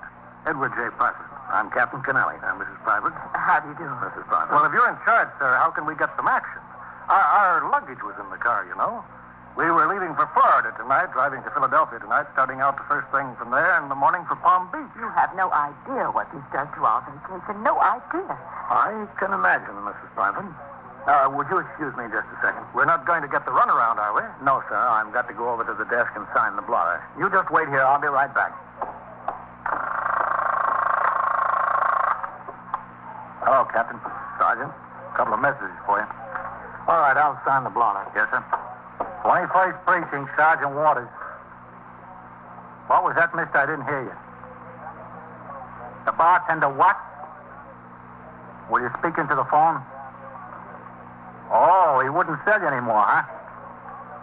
No, there's nothing we can do to him. We ought to pin a medal on him. Well, you better not worry about drinking any more tonight. Better go on home and go to sleep. Yeah? Well, go on home and go to sleep. I'm sure you will. You got those messages, Sergeant? Yes, sir. I saw those people hook you as they came in the door, Captain. You want me to bail you out with them? No. No, thanks, Sergeant. This one I want to handle myself. Yes, sir. All right, Mr. and Mrs. Bradford, we'll go upstairs to the detectives, all right? This way, please. A lot of good it'll do. The car's gone for good. Gone, I know it's gone. And all my clothes with it. Fine place for decent people to come, New York. Did you lock your car when you left it? Why, of course we locked it. Through here, please. Okay, thank you. You know, even if it was locked, 4 suitcases on the back seat look pretty attractive to thieves. It was a sedan, you say? 4 doors. You might have locked 3. Upstairs, please. I'm positive I locked all 4 doors. I always do. Uh-huh. Where was the car parked? On 61st Street near Park Avenue. After I finished some business, we checked out of the hotel. We were going to this restaurant, Les Cargot. Do you know it, Captain? I've been in there, yes. That way, please. The most absurd thing in the world. Just absurd. You'll never get anything back, anything. Right here. Oh, thank you. Miss Parford? No protection. There's no police protection at all. Well, if that's a complaint, Mr. Pryford, you're talking to the wrong man. I'm responsible for the police protection here. You should complain about me, not to me. Maybe I will. Over here, please. Hey, Leon, here comes the captain back again. Hi, Cap. Just sit there and be quiet. Are those men criminals? They're suspects, Mrs. Pryford. Oh. Novak, is Lieutenant King in? Yes, sir, he is. Thank you. Captain Kennelly. Inside, please. Yes. This is Lieutenant King. Mr. and Mrs. Edward Pryford of Chicago, Illinois. Oh? How do you do? Mrs. Pryford. Lieutenant, Mr. and Mrs. Pryford are looking for some fast action. Their car has been stolen. And some luggage. I see. I don't know what we can expect, but I want to... Do you have the registration for your car, Mr. Pryford? Don't you believe that I own it? Oh, yes, I believe it. Just like to see your registration. Gets to be a question of who gets investigated, the victims or the thieves. Oh, there you are. Mm-hmm. Thank you. Do you mind looking on that table behind you? What? Is that your luggage? Edward, it Have is. you got the car, too? Yes, we've got it. What, Edward, some of it's missing. There was more. The trunk, in the trunk, there were 3 more bags. What about that? You've got the keys to the trunk in your pocket. We haven't touched it. The other bags are still in the luggage compartment. The car's not damaged, is it? No, not a scratch. We've got the thieves. Those 2 boys outside. You saw them. Yeah, well, does everything look all right, Alicia? Yes, I think so. I think so. Well, this vanity case has a little scratch on it. Oh, does it? Sorry. But it might have been there. Well, I suppose that covers everything. Not quite everything, Mr. Pryford. No? You might say thank you. Oh, I'm sorry. Thank you, Captain. We're really deeply obliged. You're welcome, Mr. Pryford.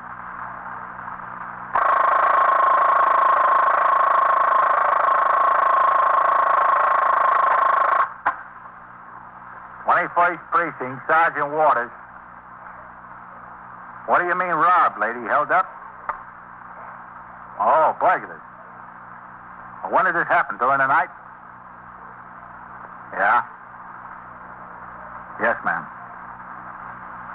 The front door, huh? Well, what's the address there? Did you say 1405 or 1409? The candy store. Yeah? Well, what did they And say? so it goes, around the clock, through the week, every day, every year. A police precinct in the city of New York is a flesh and blood merry-go-round. Anyone can catch the brass ring, or the brass ring can catch anyone. 21st Precinct, a factual account of the way the police work in the world's largest city, is presented with the official cooperation of the Patrolmen's Benevolent Association, an organization of more than 20,000 members of the Police Department, City of New York. Everett Sloane in the role of Captain Kennelly, Ken Lynch as Lieutenant King. Featured in tonight's cast were Ethel Everett, John Sylvester, Bill Lipton, Mandel Kramer, John Larkin, Wendell Holmes, and Harold Stone. Written and directed by Stanley Niss. Produced for CBS Radio by John Ives. Art Hanna speaking. What is the girl? 16? Where is this? Yeah. East 75th from the base.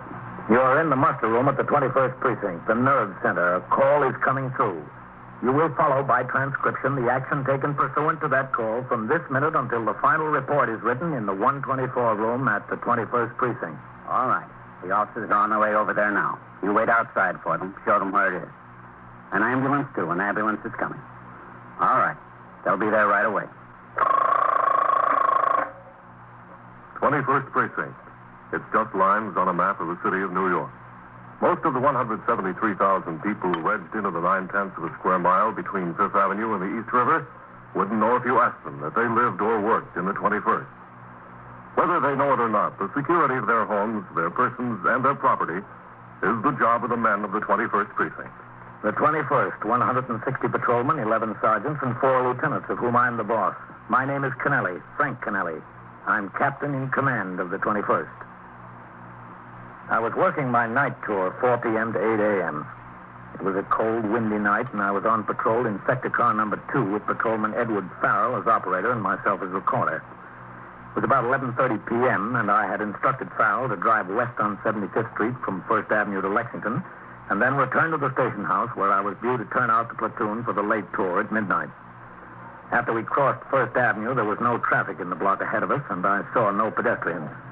Cold weather keeps them off the streets. It's a good policeman. Our headlights cut a swath in the darkness as we cruised slowly in the long block toward 2nd Avenue. Captain, that old man down there, I think he wants us.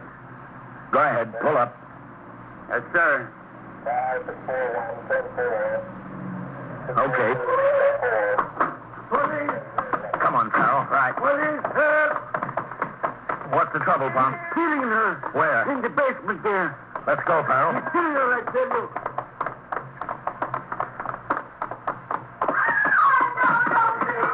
Down there. Watch the step. I got my light. All right, hit the door. Get away from her.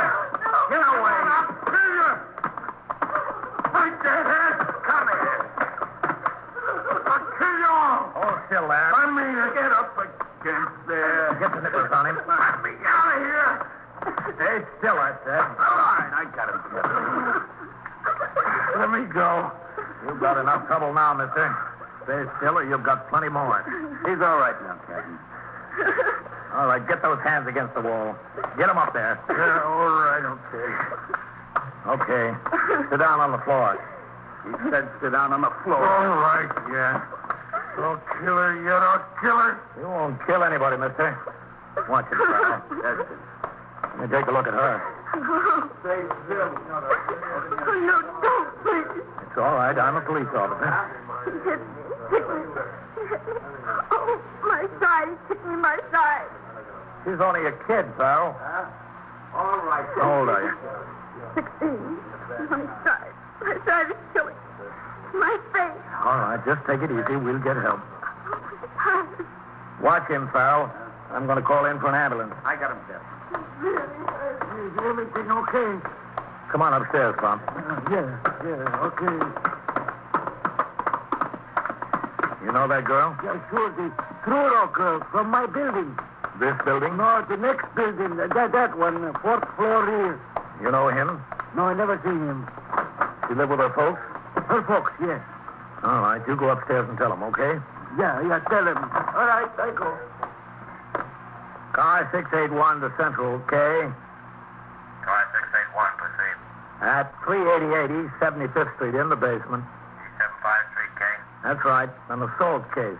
Send an ambulance and assistance, K. Okay, 681, 21st Precinct. The address? 388 East 75th Street, car 634-635, signal 32. The ambulance is responding, K. 634-10-4. Car 635. Within a few minutes, in response to the radio signal, sector car number 4 and the sergeant's car were on the job.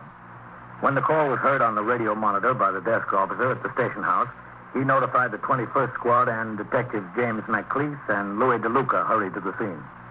As we waited for the arrival of the ambulance, the assailant, Joe Packus, sat on the floor in a corner of the basement with his back against the wall under the guard of patrolman Farrell. The victim's mother had been summoned from the apartment. She tried to comfort the girl. Anita, my baby, my baby. He wanted to kill me, Mom. He tried to. Oh, my baby. Oh, Mrs. Truro, don't touch her, please. baby. Where's the doctor? She's gone. Now, the ambulance is on the way. Well, where is it? Mrs. Truro, you'd better stand over here. No. It'd be better for her. Come on, Mom. Come on, baby. Mrs. Truro, Yes, all right. the ambulance will be here right away. Sergeant. Yes, sir? My poor baby. Yes, sir, Captain. Stay here with the girl. Yes, sir. Is that the ambulance, that siren? Yes, I'm sure it is. Let's go over here, Mrs. I Truro. don't like to leave her. I don't like to leave my baby. How old is she? 16. just 16. Is she die? She won't die. No, I think she'll be all right. Excuse me, Captain. Oh, yes, McLeese. This is the girl's mother, Mrs. Truro, Detective McLeese. I'd like to ask you 2 questions, Mrs. Truro. Yeah, anything. That's the ambulance? Yes. Good.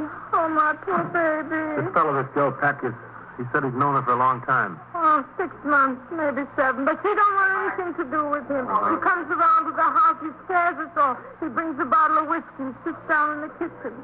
He says he wants to marry us. She don't want anything to do with him. But we're scared. Well, then why didn't you call the police? I said once I would. I said, get out or I call the police. He said, what would the police do to him? Nothing. He'd come back and tear up the house. So I didn't call. He'd come. Anita would lock herself in the bathroom. We were all scared. Well, where was she tonight? Did she have a date with him? Oh, no. She went to a girlfriend's on First Avenue to do her homework together. She's a good girl, Anita. She goes to school. She wants to learn. She wants to learn to go to business. All right, bring it in. They take her where? To a hospital? Yes. What hospital? Could I go? Yes, you can go. Tell me, what was he doing? Was he waiting for her on the street? I guess. I don't know. I want to help. Let's leave it to them, Mrs. Truro. They know what they're doing. All right, easy. Easy. Oh, Put her on. my baby, my poor baby. Mama. Oh. All right. Take it out. Oh. He come to the house. He said, where is she? I said, out. He sat down with a bottle of whiskey for 2-3 hours. I was scared. Now, watch the turn there, easy. Right. All right, Liz. Up with her. He said he'd kill her. He'd kill me. I was glad he went. Easy now. Keep it high. Can I go with her, can I? Sergeant, Yes, sir? see that Mrs. Truro gets over to the hospital. Yes, sir. Oh, wait for me. You can talk to the mother later, can't you, McLeese? Oh, yes, sir. Right now, I want to talk to that bum over there. All right, you men. Don't stand around here. Get back on patrol. How's he doing, Sal? All the steam's out of him, Captain. He's no trouble. All right, you get on your feet. Why? You first, then hey, get on your feet. McLeese? Yes, Captain. What's your name? Packius. Joe Packius. How do you spell that? P-A-K-U-S. And where do you live? East 81st Street. 816. What do you do to justify your existence? What do you mean? Have you got a job? Yeah, I work. Where? Different places. Contractors. I'm a plasterer. How old are you? 27. 27, huh? Yeah. Well, you grow gray by the time you're through with this one, mister. I'll teach you to leave that family alone. I'll teach you to stay away from 16-year-old girls. I want to marry her. I love her. A fine way to show her you love her, isn't it? Almost killing her. You're no good. You're plain no good. I was a little drunk. That's a great excuse, isn't it? You get half in the bag and you think you own the world. Well, I'll show you what you own. You don't own any part of it. You don't even own your own time. All right, Mike. Take it easy. He should be in the hospital, not her. That's enough. Joe, what are you coming around here making trouble for that family? They told you they didn't want anything to do with you. I want her. I want to marry the girl. She won't speak to me. She won't see me. She go out with other guys. All right, I waited for her tonight. To talk to her, just to talk. When I saw her, she tried to go away. She wouldn't talk. Okay, sister, you'll talk. You'll do what I tell you. You threw her down in the cellar and you beat her up and you almost killed her. And she might die yet. It was a whiskey. I didn't mean it. 16-year-old girl. 16? I don't know. I don't care. I want to marry. She's a woman. And you're a man, huh? Well, not in my book, mister. In my book, you're a nothing. A great big cipher. The suspect, Joe Packius, was taken to the station house in the custody of Patrolman Farrell, the first officer on the scene. Detective McLeese rode with them in sector car number 2, and I returned in the sergeant's car just in time to turn out the platoon for the late tour at midnight. At the station house, Packius was taken upstairs to the 21st Squad, still in the custody of Patrolman Farrell. There, he would be questioned further by detectives and, on completion of the investigation, booked in on charges of felonious assault. As the senior officer on duty in the 6th Division during the night, I was called to the 25th Precinct, where a 3-alarm fire in a loft building had caused the evacuation of 2 tenements. It was 2:20 a.m. when I returned to the 21st Precinct and walked into the muster room and around the desk to sign the blotter. Hello, Sergeant. Captain. Captain. Red? 21st Precinct, Sergeant Collins.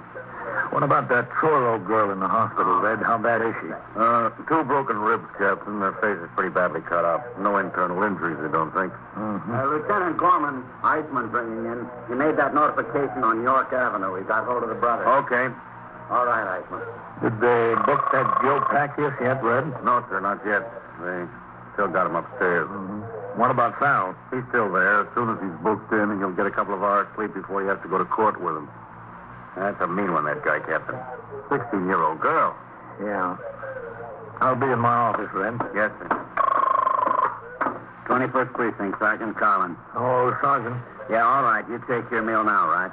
Okay. Yes, sir, Captain? Sergeant, I'll tell you what. I want you to... What's that? In the back room. Come on, Sergeant. Yes, sir. Somebody fell down the steps. Yes, sir. That's what happened. Are you all right? Packius. What happened, Mac? He tripped, fell down a whole flight of stairs. Did he? Packius. He's out. He's out like a light. What's going on? What happened? Where were you, Farrell? He's your prisoner. Well, Captain, Just a second. Packius. Come on. Packius. Sergeant, ring for an ambulance, will you? Yes, sir. Right away, sir. Well, he's out, all right. All right, Farrell. Where were you? Oh, we're taking him down to book him. He left his hat in the squad room. I went back inside for it. You were alone with him, McLeod. That's right, Captain. Yes, sir. How'd he fall? I don't know. He tripped, I guess. Did he? On what? Captain, I didn't lay a hand on him. If anybody deserved to get thrown down those stairs, he did, but I didn't lay a hand on him. We'll find out about that, McLeod. We'll find out about that right away. You're listening to 21st Precinct, a factual account of the way police work in the world's largest city. Since 1910, the work output of each of us has more than doubled. In the same period, machine power has increased 4.5 times, and the average annual income has gone from $2,400 a year to about $4,000 a year in equivalent purchasing power. In spite of all this, about 18 hours has been cut off the average work week in the same period. Those facts are but a few in the great story of our American economic system, a story that adds up to this for all of us. The better we produce, the better we live.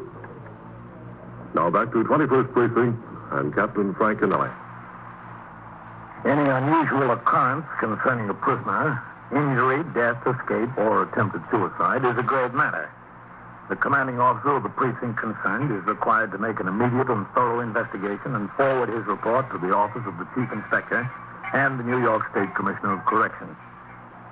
Joe Packius did not regain consciousness by the time the ambulance arrived. He was taken to Bellevue Hospital. In the meantime, I had instructed the desk officer, Lieutenant Gorman, to telephone Lieutenant Matt King, commander of the 21st Detective Squad, at his home and inform him of the incident. Lieutenant King was at the station house within 25 minutes and sat in my office as I questioned first Patrolman Farrell. Oh, sir, I didn't leave him for a minute, not since I brought him in. You got him into the station house about 5 minutes to 12. How come you didn't bring him downstairs to be booked until 25 after 2? Well, McLeod was conducting an investigation, Captain. Well, there wasn't much investigation that needed conducting, was there? You were an eyewitness to the assault, so was I. Yes, sir. And you had another witness, that old man that stopped you. Yes, sir. Did McLeod make any threats against this Joe Packius up in the squad room? No, sir. You just talked to him calmly? Well, not exactly calmly, Captain. McLeod didn't think much of the guy. Who did? Did either you or he use any violence in the squad room? No, sir. Well, then when you started downstairs to book him, what happened?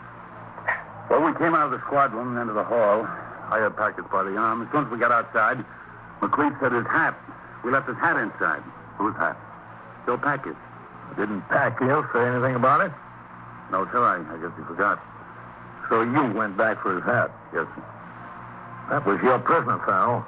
You weren't supposed to leave him. But it was just back in the squad room. We were out in the hall. I didn't really leave him, Captain. And when you came out with the hat, Pacquiao was down at the bottom of the stairs. Yes, sir. You were in the squad room with Pacquiao all the time, between about midnight and 2:25? Yes, sir. Was McLeod?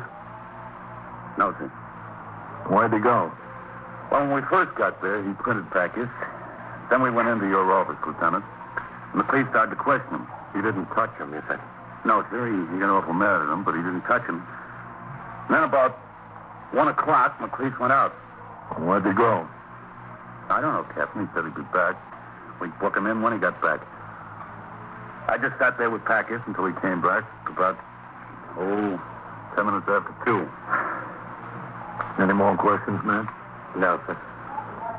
All right, Farrell, that's all. Yes, sir. You can go on home. Packius won't be going to court tomorrow. How is he, Captain? Oh, we're waiting to hear. Yes, sir. Thank you very much. Farrell, Yes, sir. tell McLeish to come in here. Yes, sir. Well, Matt, looks like a rough spot, doesn't it? It sure timed out right. Yep. I'm kind of anxious to hear what Packius has to say. He was unconscious when they took him out of here. He was unconscious when they got him to the hospital. We might not get to hear what he has to say, eh, Captain? Doesn't look good for him, Matt. It was an awful wallop on the head he took. Come in.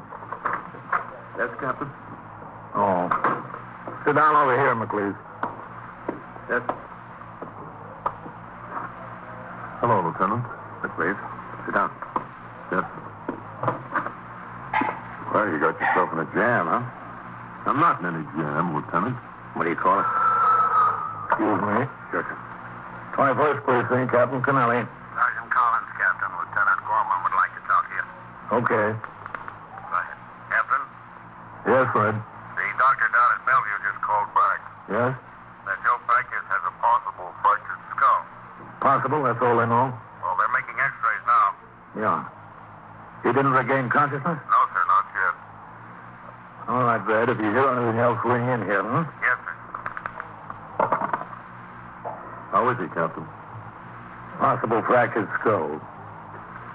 I didn't push him down those stairs. He tripped. McLeish, I've been in command of this precinct 2 years. Every day, 24 hours a day, people go up and down those stairs. All kinds of people. Cops, complainants, drunks, narcotics addicts, everything. In 2 years, the only man to fall down those stairs is somebody you've been holding back your temper on all night. From top to bottom, he fell and fractured his skull. I didn't lay a hand on him, Captain. And it happens just when you send the only possible witness back into the squad room for a hat.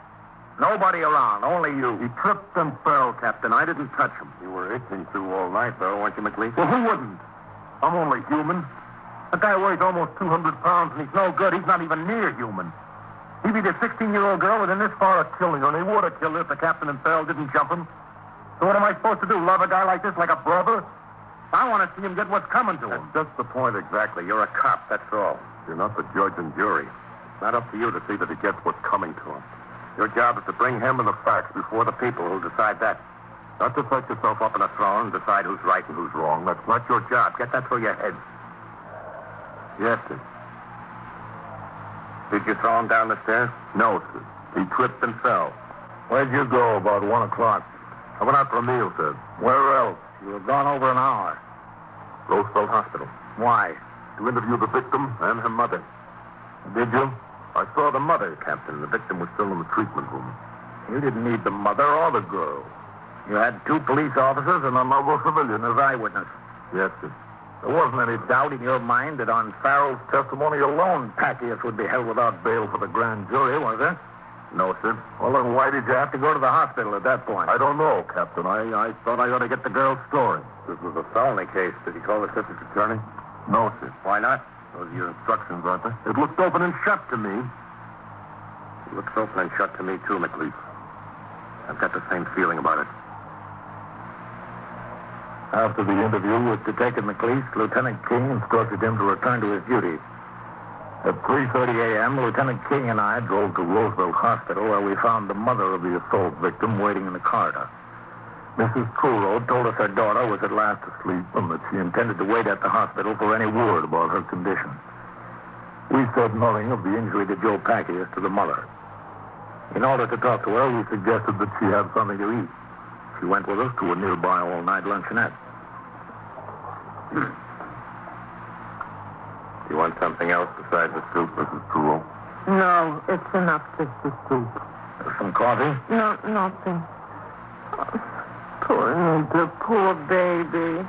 I don't understand how she happened to get involved with this guy. How did that happen? Her girlfriend knew him. They met. He wanted to come to see her, to take her on dates and so forth. She didn't want to. Didn't want anything to do with him. He used to come in the house, breaking on those drunk like a maniac. He'd scare her. Scare me. Sit in the kitchen and holler. He wants to marry her. Push me around. I was scared of him. Well, you don't have to worry about him anymore. I'm still scared. Believe me, Mrs. Truro. He's got brothers. If he goes to jail, he'll send his brothers. They're just as bad. One came with him once to the house. Just as bad. I don't want anything more to do with him. I move. I take Anita. It's just the two of us. That's all. You'll be in jail? No, that's worse. The brothers will find us. I don't want anything to do with sending him to jail. I told the detective that. I said to him before. Detective McLeese?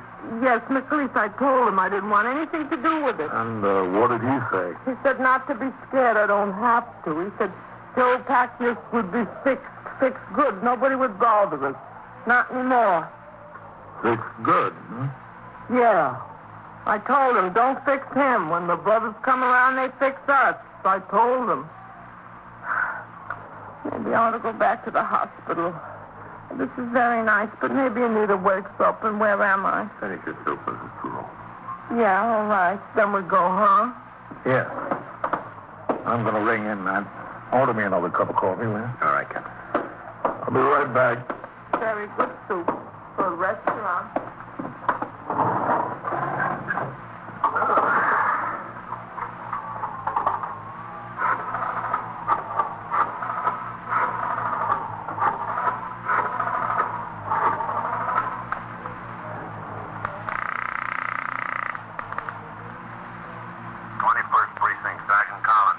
Captain Connelly, Sergeant.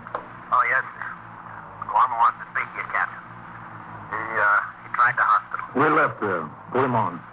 Yes, sir. Captain Connelly, Lieutenant. 21st Precinct, Lieutenant Gorman. Yes, Red. Captain, I got a call from the Department of Correction man at the prison ward in Bellevue. Packius isn't dead. No, sir. Far from it. He's regained consciousness. The doctor says if you want to talk to him for a few minutes, it'd be okay. No fractured skull or concussion, just a bad bump. He's okay. We took Mrs. Truro back to Roosevelt and then drove downtown to Bellevue Hospital. We drove into the grounds at 30th Street and Franklin D. Roosevelt Drive and parked the car. The prison ward on the second floor of I building is under supervision of the Department of Correction. Upstairs, we were admitted through the barred gates and directed to the room. Thank you very much. It's over there. Yes.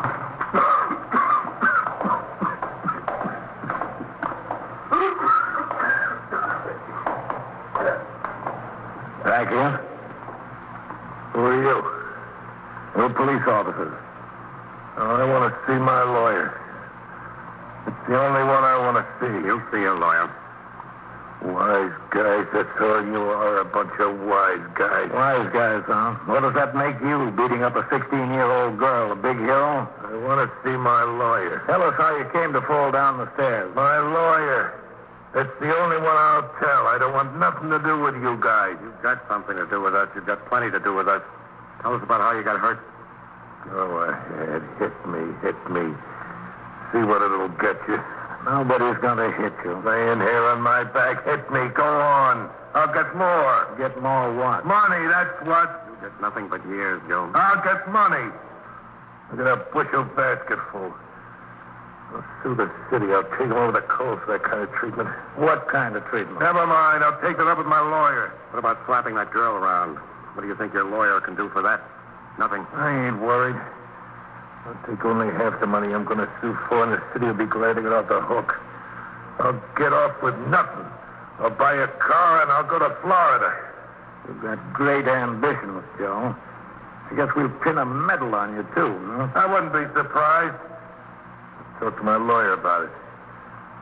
I got the city dead to rights. They can't do that to a guy and get away with it. You don't seem hurt so bad, Joe. Yeah, well, the pain's killing me. What makes you think you're entitled to sue the city? Those stairs, from top to bottom. Look, the detective said you tried to break away from him and missed the top step. That's a lie. Well, what did happen? Oh, no. You take that up with my lawyer. But I wasn't trying to break away. Don't let him tell you I was. He's lying. I don't think so. I wasn't. I was walking down as quiet as you could. There was this thing sticking up, caught the heel of my shoe. That's the city's fault, ain't it? I tripped and I went down to the bottom. I looked at those stairs, Joe. That's not what happened. Tell us the truth now. I caught my heel.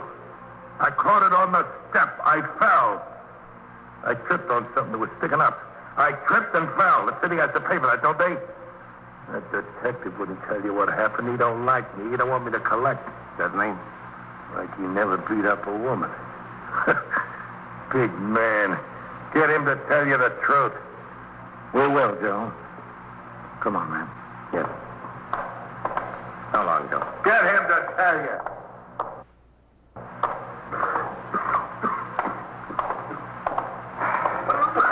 Well, big night, man. Yes, sir. You know, I've got to admit it. I thought McLeese gave him at least a little help down those stairs. Captain, I was sure of it. Oh, thank you, boys. Got a light, man? Yes. Cigarette? No, thanks. Much obliged. We told McLeese he shouldn't try to be judge and jury. You know something, man? Neither should we.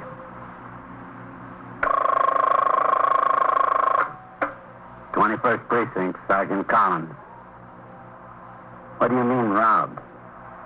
Held up? Where is it? The what, bar and grill? Oh. What's the address? Yeah. Did they have guns? How many men? How many? Well, which way did they go? Were they in a car? What kind of a car? What kind? What color? And so it goes, around the clock, through the week, every day, every year. A police precinct in the city of New York is a flesh and blood merry-go-round. Anyone can catch the brass ring, or the brass ring can catch anyone. 21st Precinct, a transcribed factual account of the way the police work in the world's largest city, is presented with the official cooperation of the Patrolmen's Benevolent Association, an organization of more than 20,000 members of the Police Department, City of New York.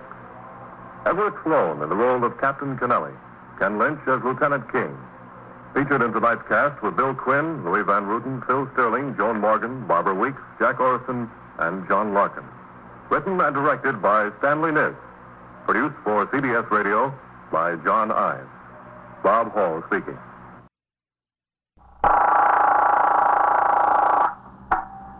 "21st Precinct, Sergeant Klein.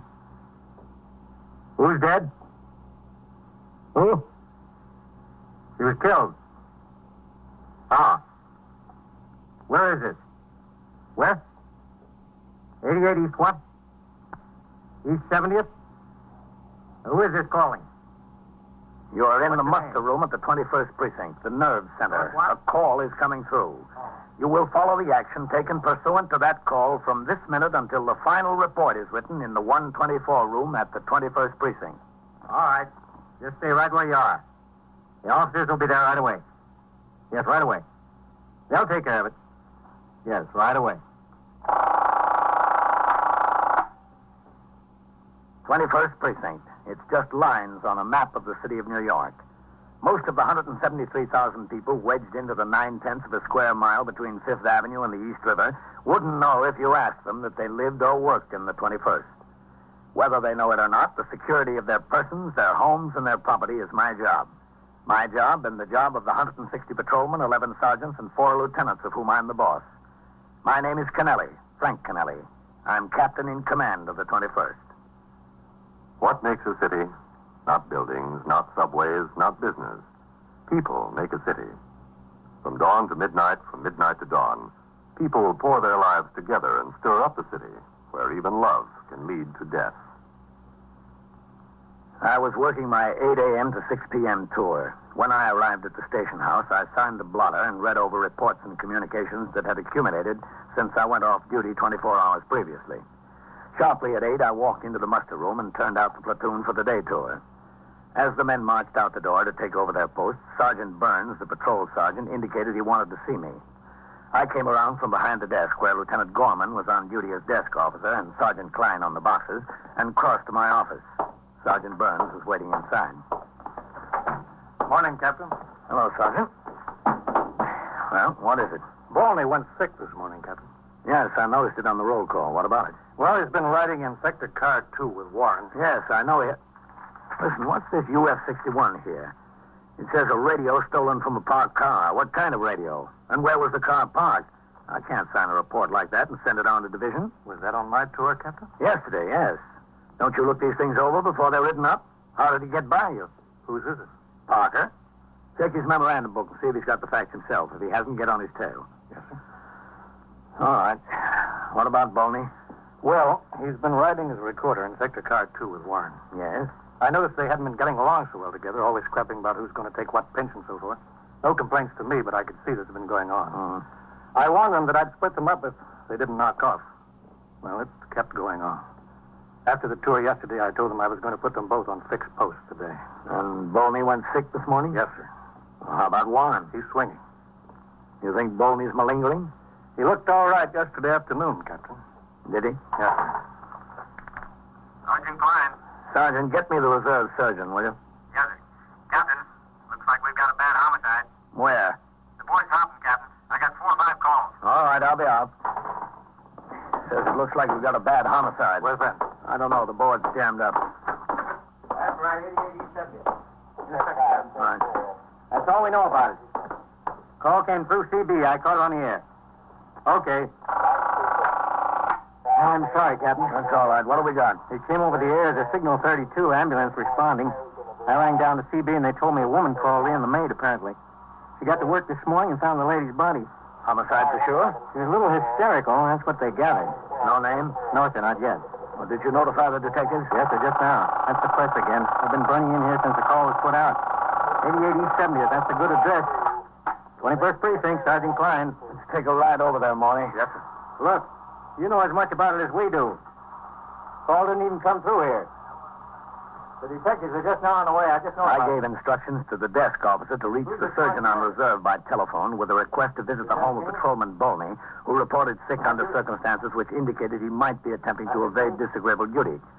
Then with Sergeant Burns, I drove to 88 East 70th Street, the scene of the reported homicide. The house was a 4-story white stone mansion built early in the century and converted within the last 10 years to an apartment building, 1 apartment on each floor. One of the sector men had been posted at the street door to keep the curious out of the entrance hall. He told us the occurrence did, in fact, appear to be homicide. We went inside and took the small self-service elevator to the 3rd floor. The door to the apartment was standing wide open. The place was magnificently furnished. There were thick wall-to-wall carpets.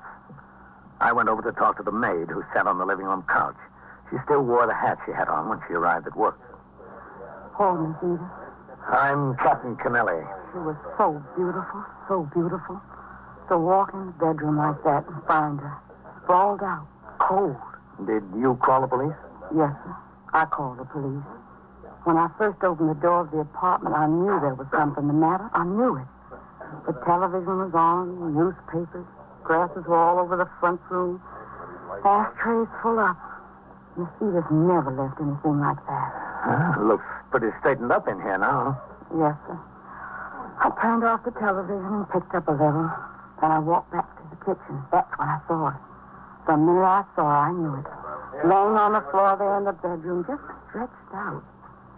That yellow hair she had all turned everywhere. She always had it so neat.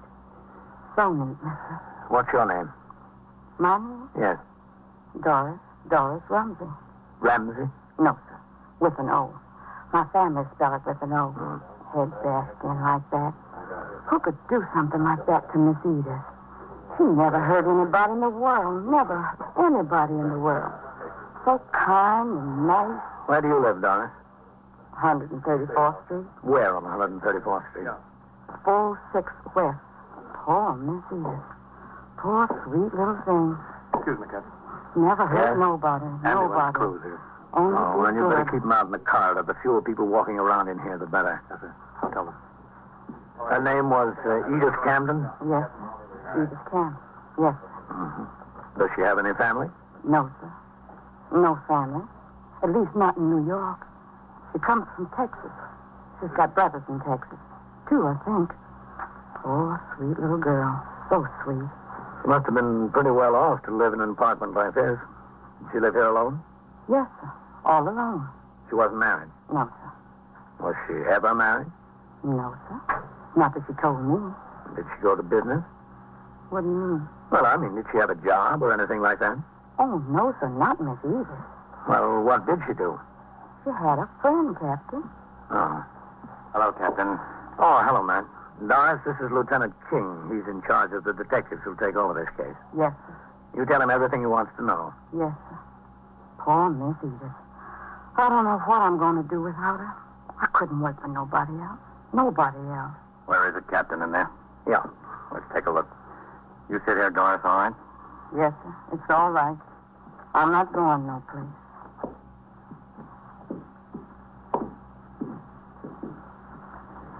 What do you think the rent is on this place, Captain? $400 or $500 a month? Yeah, something like that, I guess. Pretty steep. Not if someone else pays it. In here, Matt.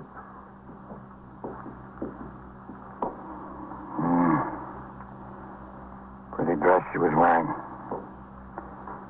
Not torn. She wasn't struggling with anyone. No, it doesn't appear that way. That's what she was hit with, I guess. What is it, do you think? I don't know. It looks like a fire tool to me. Hmm. Who was she? What'd she do, do you know? She didn't do anything. She had a friend. No. Well, the tabloids are going to have a field day with this one. Made to order for them. It sure is. There's all the elements. A mystery, a blonde, and Park Avenue. Yes, sir. Too bad she's not around to read about it. The call had come in at 6 minutes after 8 a.m. It was now 8:25. At the moment, little more was known about the case than what we could see. A striking blonde named Edith Campton was dead from a blow across the base of the skull in the bedroom of her apartment just off Park Avenue. Within minutes, the apartment began to fill up with specialists and experts. Detectives from the Manhattan East Homicide Squad arrived to work with detectives from the 21st Squad. As required, the chief medical examiner and the New York County District Attorney were notified. Latent fingerprint experts and a photographer from the police laboratory were summoned. Superior officers of the detective division, who had been notified in accordance with the manual of procedure, began to arrive on the scene. At 10 minutes before 9, when I left the apartment, the investigation was well underway. I instructed Sergeant Burns to have his men resume patrol as soon as possible. On the street, a considerable crowd had gathered. The press was out in force. I suggested they direct their questions to the chief of detectives, the commander of the Manhattan East Homicide Squad, and the district attorney's office. At 5 minutes after 9 o'clock, I returned to the precinct house. Hello, Captain. Sergeant? Excuse me, this board has been humming. 21st Precinct, Sergeant Klein. Chief who? Oh, he's not here. I haven't seen him. Just a second. Captain, it's the borough commander's office. Did you see Deputy Chief Pope this morning? Well, he was over at the scene of that homicide. Hello. He was over at the scene of that homicide we had. Is he still there, Captain? Well, he was there when I left. He was there when Captain Kennelly left. All right, call his office. I'll tell him, yeah. Hold it, Captain. Hopping. 21st Precinct, Sergeant Klein. Listen, Coley. Somebody called in here and said there was a bus stop stanchion in the second floor hall of 622 East 64th. Well, how should I know? Some drunk must have carried it in there during the night. Walk over there and take a look. Yeah. All right. How should I know how the stanchion got in the hall? Did you hear from the surgeon on reserve, Sergeant? No, sir, not yet. How's this homicide look? Pretty heavy, Sergeant. Well, that's all we need around here now. Another Lonergan case. What else is doing, Sergeant? A car struck a pedestrian on Lexington Avenue in 60th. Bad? The man got up and walked away from it. Then he decided his back hurt and he went into Metropolitan. Did we hold the driver? No, sir. The man walked out from between two parked cars and right into the side of the automobile. Just given a summons for faulty brakes. 21st Precinct, Sergeant Klein. The detectives are all out. Can I help you? Well, that's what the detectives are all out on, that homicide. No, I don't know anything more about it. Okay. You're welcome. Some guy from the journal. You'll have that all day, Sergeant. You might as well be ready for it. I know. What's it look like, Captain? What do you mean? Any idea who killed her? I just started looking into it when I left. Oh. How was she killed? With a fire tool, apparently. Right. Listen, what time have you got Farrell and Eisman down for their meals? 12:30 to 1 for Eisman, 1 to 1:30 for Farrell, Captain. Well, switch them around because I want the car at 1 to take me downtown to Division. Yes, sir. Let Eisman take his meal at 1 and put him on post until Farrell gets back with the car. She was supposed to be a pretty good-looking head, Captain. Yeah, I imagine she was. And one of those fellows from the press told me she won a beauty contest in Texas 7 or 8 years ago. That's how she first happened to come to New York. Judges picked her unanimously. Texas Venus, they call her. Did they? I wonder what the judges would have called her if they'd seen her this morning. Homicide is, of course, the most serious crime on the books. But it's not very often that detectives are called upon to deal with a murder mystery typical of detective fiction in which the guilty party must be singled out from among a number of known suspects. Nearly all homicides fall into 2 other categories. Either they're crimes committed in the heat of passion with the killer readily identifiable and easily apprehended, perhaps within minutes after the act, or they're felony murders committed during the course of robbery, burglary, or rape, in which case the killer seldom had any previous connection with the victim. In the case at hand, there was an element of mystery. At 20 minutes past 10 a.m., I had finished reading and signing reports and communications. Captain Kennelly. Sergeant, go ahead, Captain. The surgeon on reserve is ringing in. Dr. Van Teller? Oh, all right. Hold on, Captain. Captain Kennelly. Hello, Captain. Dr. Van Teller, Chief Surgeon's office. Yes, Doctor. I called at the home of Patrolman Boney. He was in bed. Well, did you examine him? Yes, I did. Did he appear to be malingering? Well, he complained of a pain in his stomach. I see. Of course, anyone can complain of a pain in the stomach, whether they got it or not. But a temperature of 101.5 is a little bit difficult to manufacture. He's sick, all right. Oh, well, what's the matter with him, Doctor? Well, it looks like this virus is going around. That's what I'd say it is. Well, how long do you think he'd be out? A couple of days, that's all. All right, Doctor, thank you. All right, Captain. Goodbye. Much obliged. Captain Kennelly. Sergeant Clyde on TS, Captain. Joe Wagon of the news is out here. He wants to see you. Oh, about what? About what, Joe? About the homicide, Captain. Well, tell him I don't know anything about that. He ought to talk to the detectives. Yes. Captain says he doesn't know anything about it, Joe. Talk to the detective. Oh, just a second. He wants to see you anyway, Captain. All right, tell him to come on in. Yes. Go on in, Joe. Oh, Sergeant, Yes, sir. who's on post number 6? Singleton, Captain. Come in. When he rings in, Sergeant. Yes, sir. Hello, Captain. Leave the door open, Joe. When he rings in, tell him I've got a written complaint from a citizen about a peddler selling fruits and vegetables from a wagon over there. Tell him if he runs across that peddler to check and see if his license is okay. Yes. Oh, sit down, Joe. Big doings up here today, Captain. Well, I can't tell you anything about it, Joe. I don't know anything. I was only there for a few minutes this morning. What did the apartment look like upstairs? Plush? Yeah, it was plush, if you want to call it that, but you better talk to Lieutenant King or the Chief of Detectives or the Homicide Captain. They've got it all over there. We don't know anything here. Well, Captain, I got tired of waiting out on the street. I saw all the big brass going in and none of them coming out.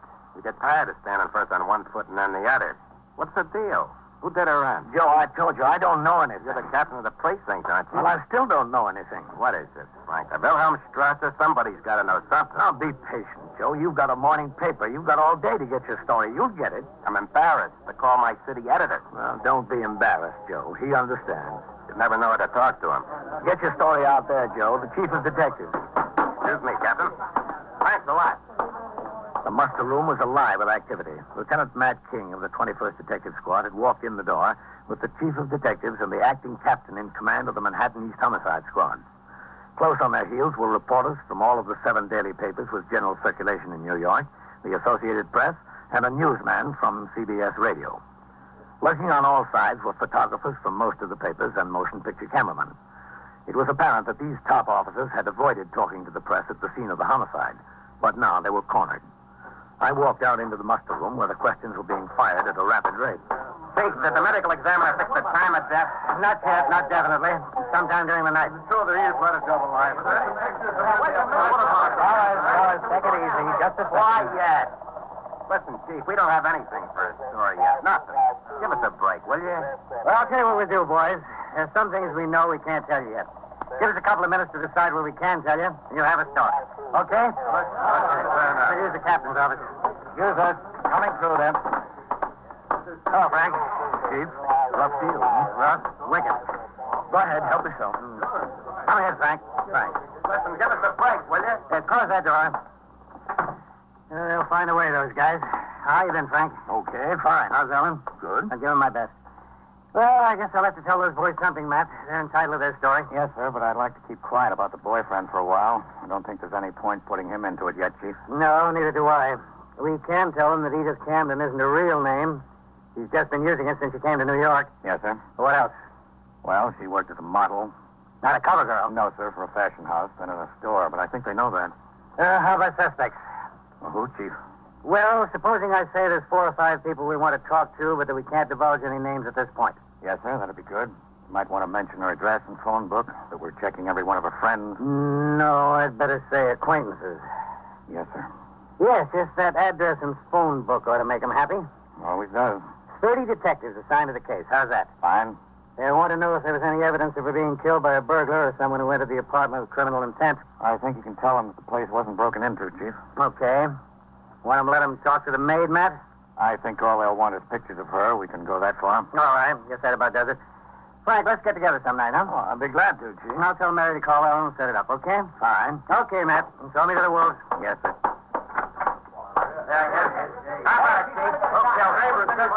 All right, fellas. Give him a chance. Give him a chance. Chief, one question first. My desk wants to get a photographer into her apartment. When can we do that? Sometime early this afternoon, just as soon as the technicians from the police laboratory get finished. What time? What time, Matt? 1:30 at the latest. Quiet. All right, boys, this is the story. We've got 30 men on the job.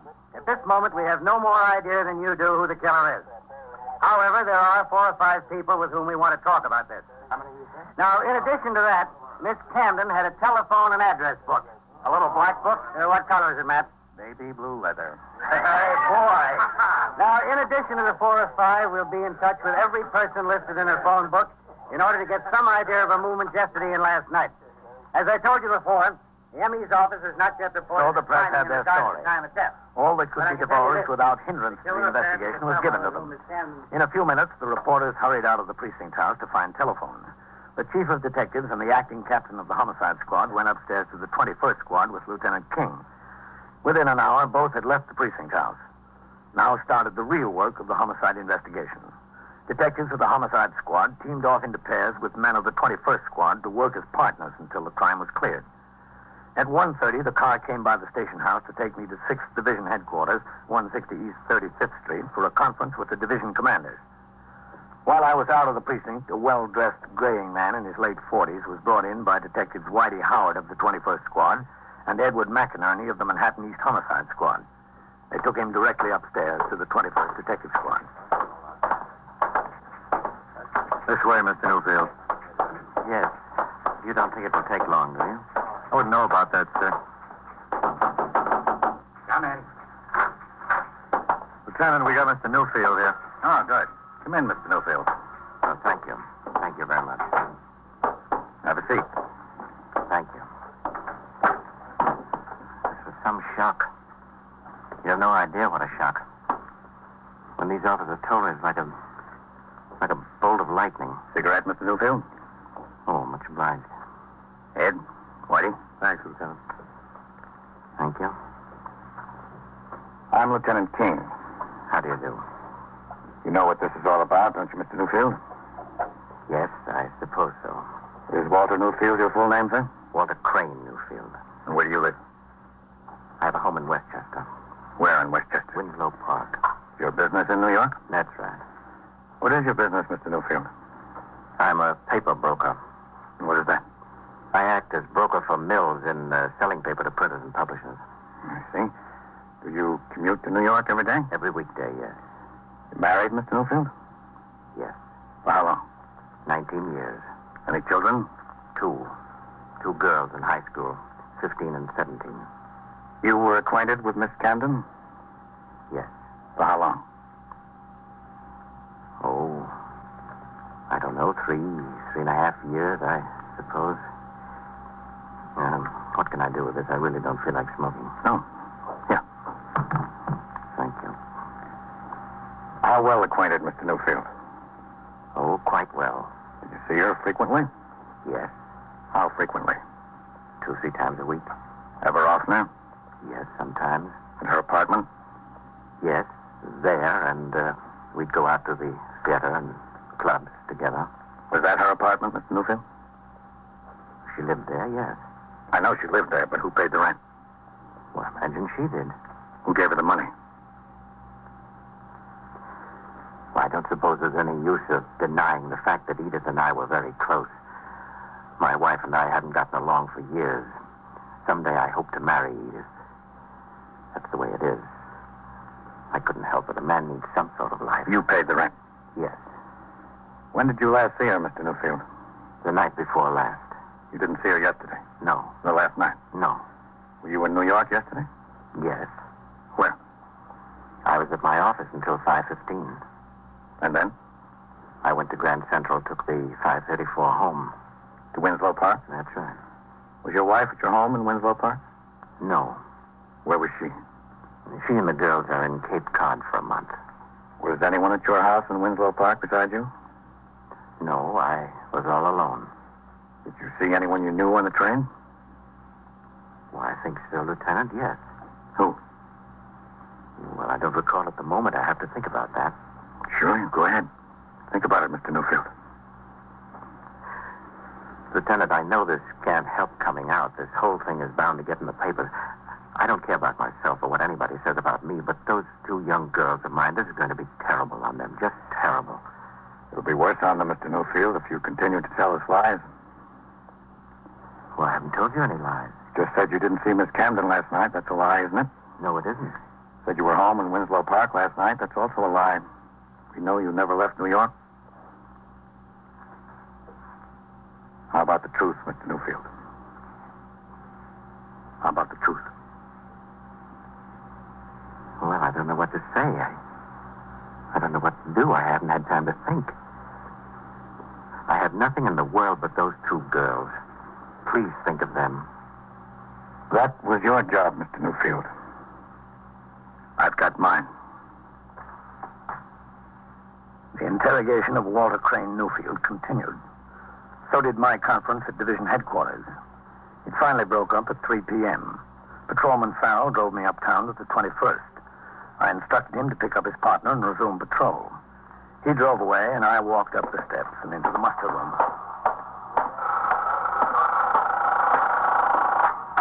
21st Precinct, Sergeant Klein. All right, 17. Hello, Captain. What's doing, Sergeant? That's nothing like this morning, sir. That's good. Where's Lieutenant Gorman? I'm filling in for him, Captain. The DA's office called for him to come down in a hurry. Yeah? A burglary case went to bat this afternoon, which he made the arrest when he was a sergeant in the 64th last winter. Well, this is a fine time to let us know, isn't it? Well, the boy was going to take a plea, but he decided to stand trial at the last minute. Oh. All right, stand right up to the desk there, would you please? Yeah. Okay, Whitey, book him in. Yes, sir. Just a second. Hello, man. Captain? Walter Crane Newfield. Matt? Yes, Captain? What's this? That homicide. Middle name is C-R-A-N-E. Crane? Is that right? Yes, that's right. That's fast work. He got twisted up in his own lies. N-U-F-F-I-E-L-D. How'd it happen? When he finally told us, he said she was going to break it off. She had a guy she wanted to marry. Age? 47. He was so enraged, he picked up a fire iron and hit her over the head. What's the charge? Murder first. Why'd he do it? What'd he say? He said he killed her because he loved her. Well, if you've got to kill somebody, that's as good a reason as any.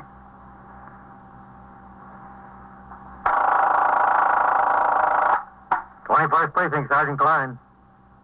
Stole your what? Your safe.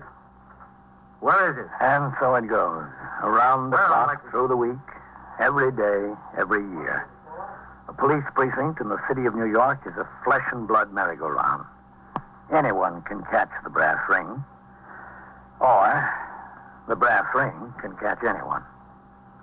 21st Precinct, a factual account of the way the police work in the world's largest city, is presented with the official cooperation of the Patrolmen's Benevolent Association, an organization of more than 20,000 members of the Police Department, City of New York. Everett Sloane in the role of Captain Kennelly, Ken Lynch as Lieutenant King. Featured in tonight's cast were Lawson Zerbe, Wendell Holmes, George Petrie, Joseph Julian, Frank Reddick, Eric Dressler, and Rosetta Lenoir. Written and directed by Stanley Ness, produced for CBS Radio by John Ives. Art Hanna speaking. 21st Precinct, Sergeant Waters. Well, who's this? Yeah. Oh, her daughter. Yeah, she was here. Yeah. No, we sent her on her way. What? Where's she supposed to go? Yeah. I see. You are in the muster room at the 21st Precinct, the nerve center. A call is coming through. You will follow the action taken pursuant to that call from this minute until the final report is written in the 124 room at the 21st Precinct. Okay. If you don't hear from us soon, let me know. No, don't worry about that. We'll take care of it. Yeah. Okay. Right away. 21st Precinct. It's just lines on a map of the city of New York. Most of the 173,000 people wedged into the 9/10 of a square mile between Fifth Avenue and the East River wouldn't know if you asked them that they lived or worked in the 21st. Whether they know it or not, the security of their homes, their persons, and their property is the job of the men of the 21st Precinct. The 21st, 160 patrolmen, 11 sergeants, and 4 lieutenants, of whom I'm the boss. My name is Kennelly, Frank Kennelly. I'm captain in command of the 21st. I was working my day tour, 8 a.m. to 6 p.m. Immediately upon my arrival at the station house at 7:35, I signed the blotter and went into my office where I changed to uniform. Then I sat down at my desk and read reports and communications to bring myself up to date on the occurrences in the precinct during the previous 24 hours while I was off duty. At 8, I went out into the muster room and behind the desk to turn out the platoon for the day tour. Then I returned to my office to finish reading and signing the reports in time for the precinct messenger to take them to the 6th Division, which is located in the 17th Precinct Station House at 163 East 51st Street. Sector car number 2 came by the house at 9:30, and I went out on patrol of the precinct. It was 10 minutes after 11 when the car pulled up in front of the station house to let me out again. I crossed the sidewalk, walked up the 3 stone steps into the muster room, where Lieutenant Gorman was desk officer and Sergeant Waters was on telephone switchboard duty. I headed around behind the desk to sign the blotter. Hello, Captain. Sergeant? 21st Precinct, Sergeant Waters. Hello, Red. Captain? What's doing, Red? It's a quiet tour, Captain. Good. A teletype order came over. They shifted borough commanders in Queens and the Bronx. Just traded jobs between them? Oh, yes, sir. Effective 8 a.m. tomorrow. Oh. Wonder if they'll like the new assignment. Well, there's no sense you worrying about it, Red. No, sir. I guess there isn't. I'll be in my office. Yes, sir. How's your wife, Sergeant? Better, Captain. How much longer does the doctor say she'll have to stay in the hospital? Till the end of the week, that's all. That's good. Wait a minute, just a second, lady. No puedo encontrar a mi hija. I don't understand you, lady. Tengo la dirección de mi hija, pero no puedo encontrarla. Don't you talk English, lady? Ella vive en el barrio, en alguna parte, pero no puedo Oh, encontrarla. what's the trouble, Sergeant? Got me, Sergeant. Vine en el subway de Brooklyn, de la casa de mi otra hija. All right, wait a minute. No comprendo. Oh, señor, yo le pregunté a un hombre y él me dijo que viniera aquí. No comprendo either, lady. No comprendo. Oh, lo siento mucho. Todo lo que quiero es encontrar a mi hija. Sergeant, ring it and ask the captain to step out here a minute, huh? Yes, sir. Eso es todo lo que quiero, mi hija. Está en algún lugar en este barrio. Aquí lo tengo escrito. Yeah, all right. Un momento. Sí, Captain. un momento. Can you step down to the desk for a minute? We got an old lady who speaks nothing but Spanish. Creo que era la verdadera estación de Un momento. Yes, sir. Perdóneme, siento mucho. He says okay. I'll be right out. Good. El esposo de mi hija trabaja en el Waldorf Astoria, en la Please, senor, un momento. Sí, sí. What's the trouble, Lieutenant? We can't understand this lady, Captain. ¿Qué le sucede, señora? Oh, usted habla español. Sí, yo hablo español. Bueno, gracias a Dios. Gracias a Dios que alguien puede hablarlo. Le agradezco mucho, estoy muy agradecida. Únicamente dígame qué le sucede. Bueno, no puedo encontrar la casa de mi hija. You can't find her daughter's house. Oh.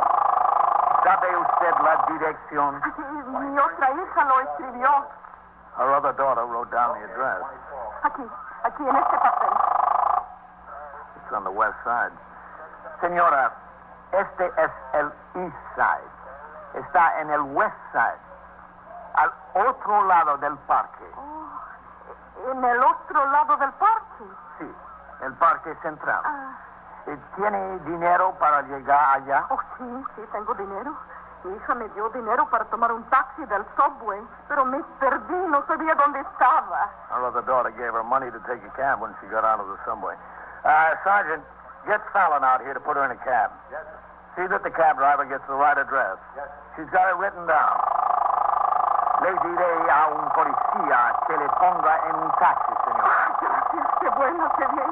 Estoy muy agradecida. Fallon, can you come out to the muster room a minute? Okay. Estaba perdida, no sabía dónde estaba. I'll be right out, Captain. Okay. Señora, el policía estará con usted en un momento. Hey, mister. Where are you heading for? Who, me? Yeah, where are you going? To the detectives. I'm going up to the detectives. Through the back room, up the stairs to the second floor. Okay, thanks a lot. Oh, siento mucho haberles causado tanta molestia. Está bien, señora. What's the trouble now, Captain? Es que no me gusta molestar a nadie. Apologizing for bothering us. Oh. Lieutenant, did a guy in a brown sports jacket just come in here? Who are you? I'm Detective Ed Weiss, narcotics squad. My partner and I were cruising by and spotted this pusher we know. I thought I saw him duck in here. Oh, yeah. A fellow in a brown sports jacket asked for the detective. For the detective? I sent him upstairs. He's running from me, and he runs right into the police station. I'm Captain Kennelly, Weiss. You come upstairs with me. Oh, yes, sir. Sergeant, take care of her until Fallon comes out. Yes, sir. Come on, Weiss. Yes, sir. Oh, Lieutenant. Yeah. If he comes back this way, don't let him get out. We won't. That's the only way out, isn't it, Captain? Past the desk? Yes, that's the only way. How'd you happen to run in here? Well, we were driving by on the corner, Captain. I spotted him. I told my partner to stop the car, and he must have seen us at the same time. He started walking faster. Up the stairs. Yes, sir. I got out of the car and took after him on foot. It was a one-way street going the wrong way, so my partner drove the car around the next block in case I couldn't catch up with him. Why'd he come in here? I don't know, Captain. I guess he couldn't figure any place else to go. Why did he ask for the detective? Well, he had to ask for something to get by the desk. Vitale, did a fellow in a brown sports jacket just come in here? No, Captain. No one just came in here. Is Lieutenant King in his office? Yes, sir. He's in there. Yes. Captain Kennelly. Come in, Captain. Matt, this is Detective Ed Weiss of the Narcotics Squad. Lieutenant Matt King, 21st Squad Commander. Lieutenant? He's got a suspect loose in the building, Matt. A suspect? Yes, sir. Where in the building? He stopped at the desk a minute ago and asked for the detectives. Desk officer sent him upstairs. What does he want to come up here for? You got me, Lieutenant. Weiss was after him on the street. His partner drove the car around the block to the other end of the street to stop him there in case he got through. He just came into the station house. He didn't come into the squad room, did he? No, Vitale and Howard are out there. They said he didn't. Did he come upstairs? Well, he went through the back room towards the stairs. Could have come up the stairs, or he could have headed out and back to the cells. Or down to the locker rooms. Well, it's the first time I ever heard of a cop chasing a suspect into the station house. Well, there's got to be a first time for everything, man. Well, there's no way out except the way he came in. Yes, that's the only way he can go. Let me talk to the desk officer a minute. Go ahead, Captain.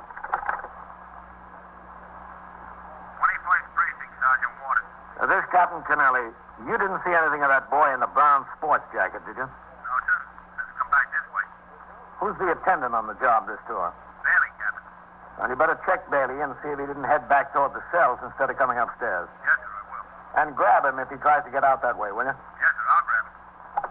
Well, we'll see if we can find him. He must have been carrying, or else he would have stopped. Back through there are the beds for the detectives. But he'd have had to come into the squad room to get through there. You fellas stick around. I might need you. Yes, Lieutenant. The only other thing we've got on this floor is old files from the detective squad. Go ahead. Yes, sir. That door is always locked, though. Sit down that way.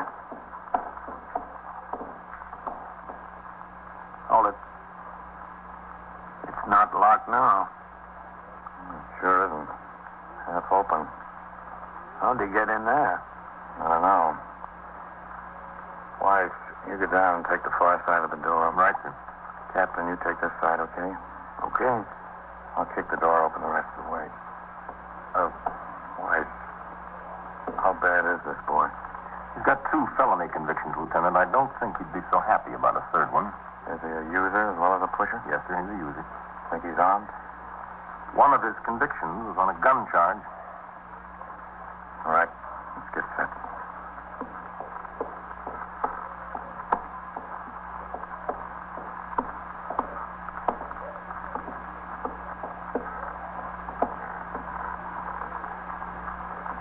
Okay. There, behind that chair. All right, raise up. Hey, wait a minute. Take it easy, will you?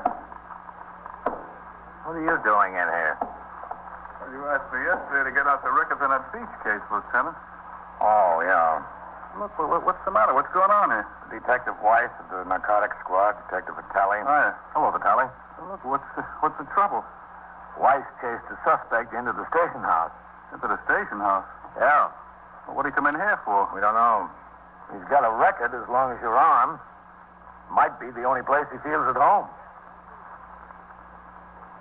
You are listening to 21st Precinct, a factual account of the way police work in the world's largest city.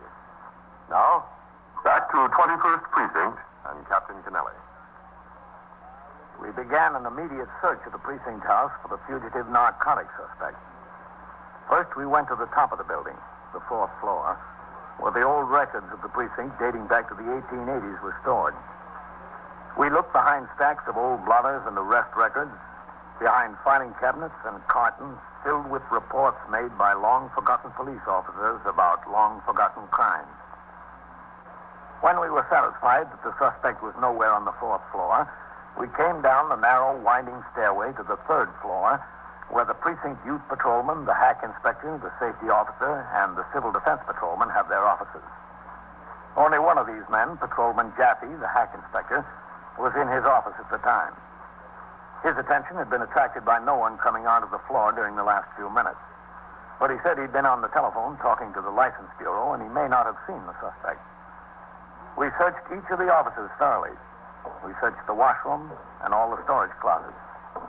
Well, he's not in there, Captain. He crawled behind everything. I don't think he came up here. He's got to be someplace. Vitale. Yes, sir? Come on. White. Yeah, here, Lieutenant. Let's go. Well, there was nothing in there but air raid warden helmets. Well, the guy isn't up here. Not unless he crawled up in back of the plaster. You're sure there's no place he could have gone on the 2nd floor, Lieutenant? The only 2 doors are to the detective squad and the detective's old file room. He didn't come in the squad, he would have been seen. And he didn't come into the record room. Well, then he didn't come upstairs at all. When he walked into the back room, he went down instead of up. Let's go look for him. Yes, sir. Who was he kidding coming into the station house, Weiss, huh? I guess it was the only place he could go. He knew if he went down to the end of the block that my partner would be around there with a car waiting for him. The station house is the biggest building in the block. And he knew what he'd find in here. Didn't know what he'd run into in any of the stores. He might have thought that if you missed him and didn't see him come in here, you wouldn't figure it. Might have thought that, yeah. He sure did a lot of thinking. Just a second. I'm going to tell him I'm going downstairs. I'll be downstairs. Okay, Lieutenant. Yes, sir. Okay. You figure he was carrying when you saw him? Oh, yeah, he must have been. If he didn't have anything on him, he'd have stopped and talked to us. He had nothing to worry about if he wasn't carrying any goods. These guys are full of conversation when they got no stuff on. But when they're loaded, they make for the nearest exit. Well, we'll take a look in the locker room. What's the layout down there, Captain?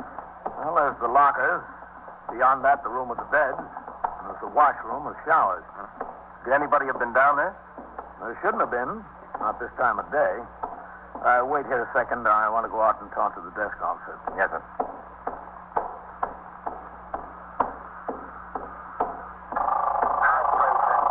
Eyes 111 and 112. Did you see him, Captain? No, Ed. He wasn't upstairs.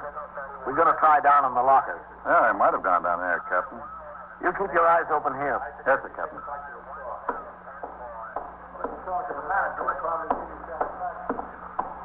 No sign of him out there, Captain. No, they haven't seen him. Let's go downstairs. Sorry to put you fellas to all this trouble. This is a novel experience for me, looking for a guy in the station house. Get the door, Vitaly. Yes, sir.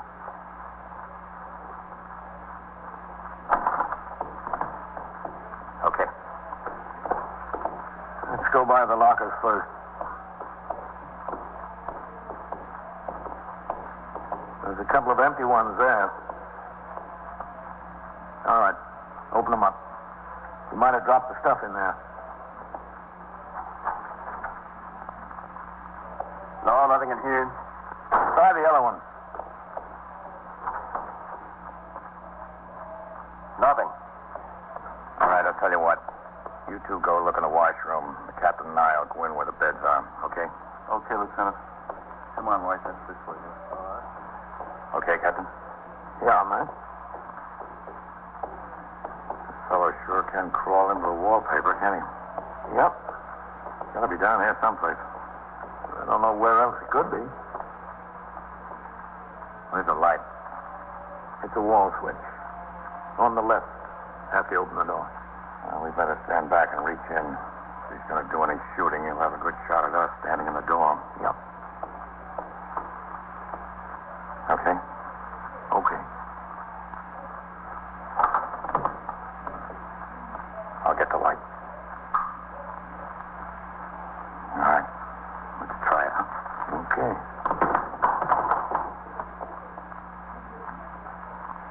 Well?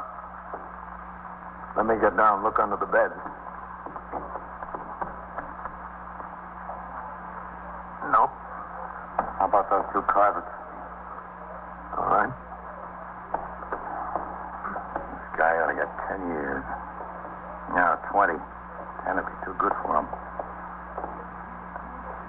What's in this closet? Bed linen, I think. And blankets.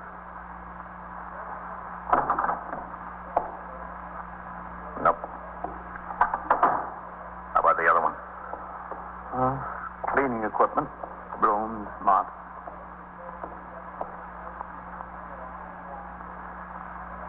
Get out of my way! Watch him! There he goes! Get out of my way! Vitaly, White, get him! There he goes, the locker room. Grab him! Get out of my way! Here he comes! All right. Oh, there he is! Got to be now. All right. There he goes! There he goes! You okay, Lieutenant? Let me go. Come on, sit up there. Get on the bench. Sit up there. Let me go. Let me out of here. Sit up there, will you? Come on, Arthur. All right, I'll hold him. All right. Now calm down, will you? I'm calm.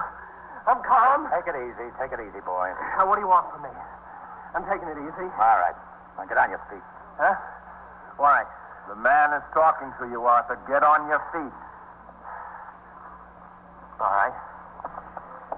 I'll lean against those lockers there. Go on.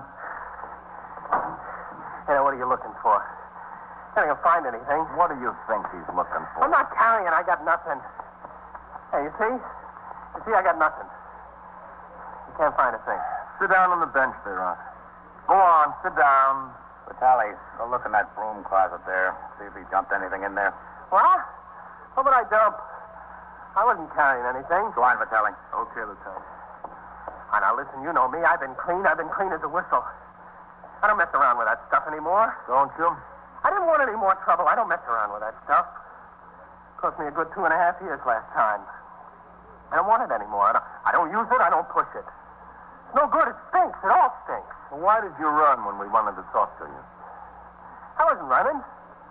I was walking. Well, you walk awful fast. That's a habit I got, a fast walk. What did you come into the station house and ask for the detectives for?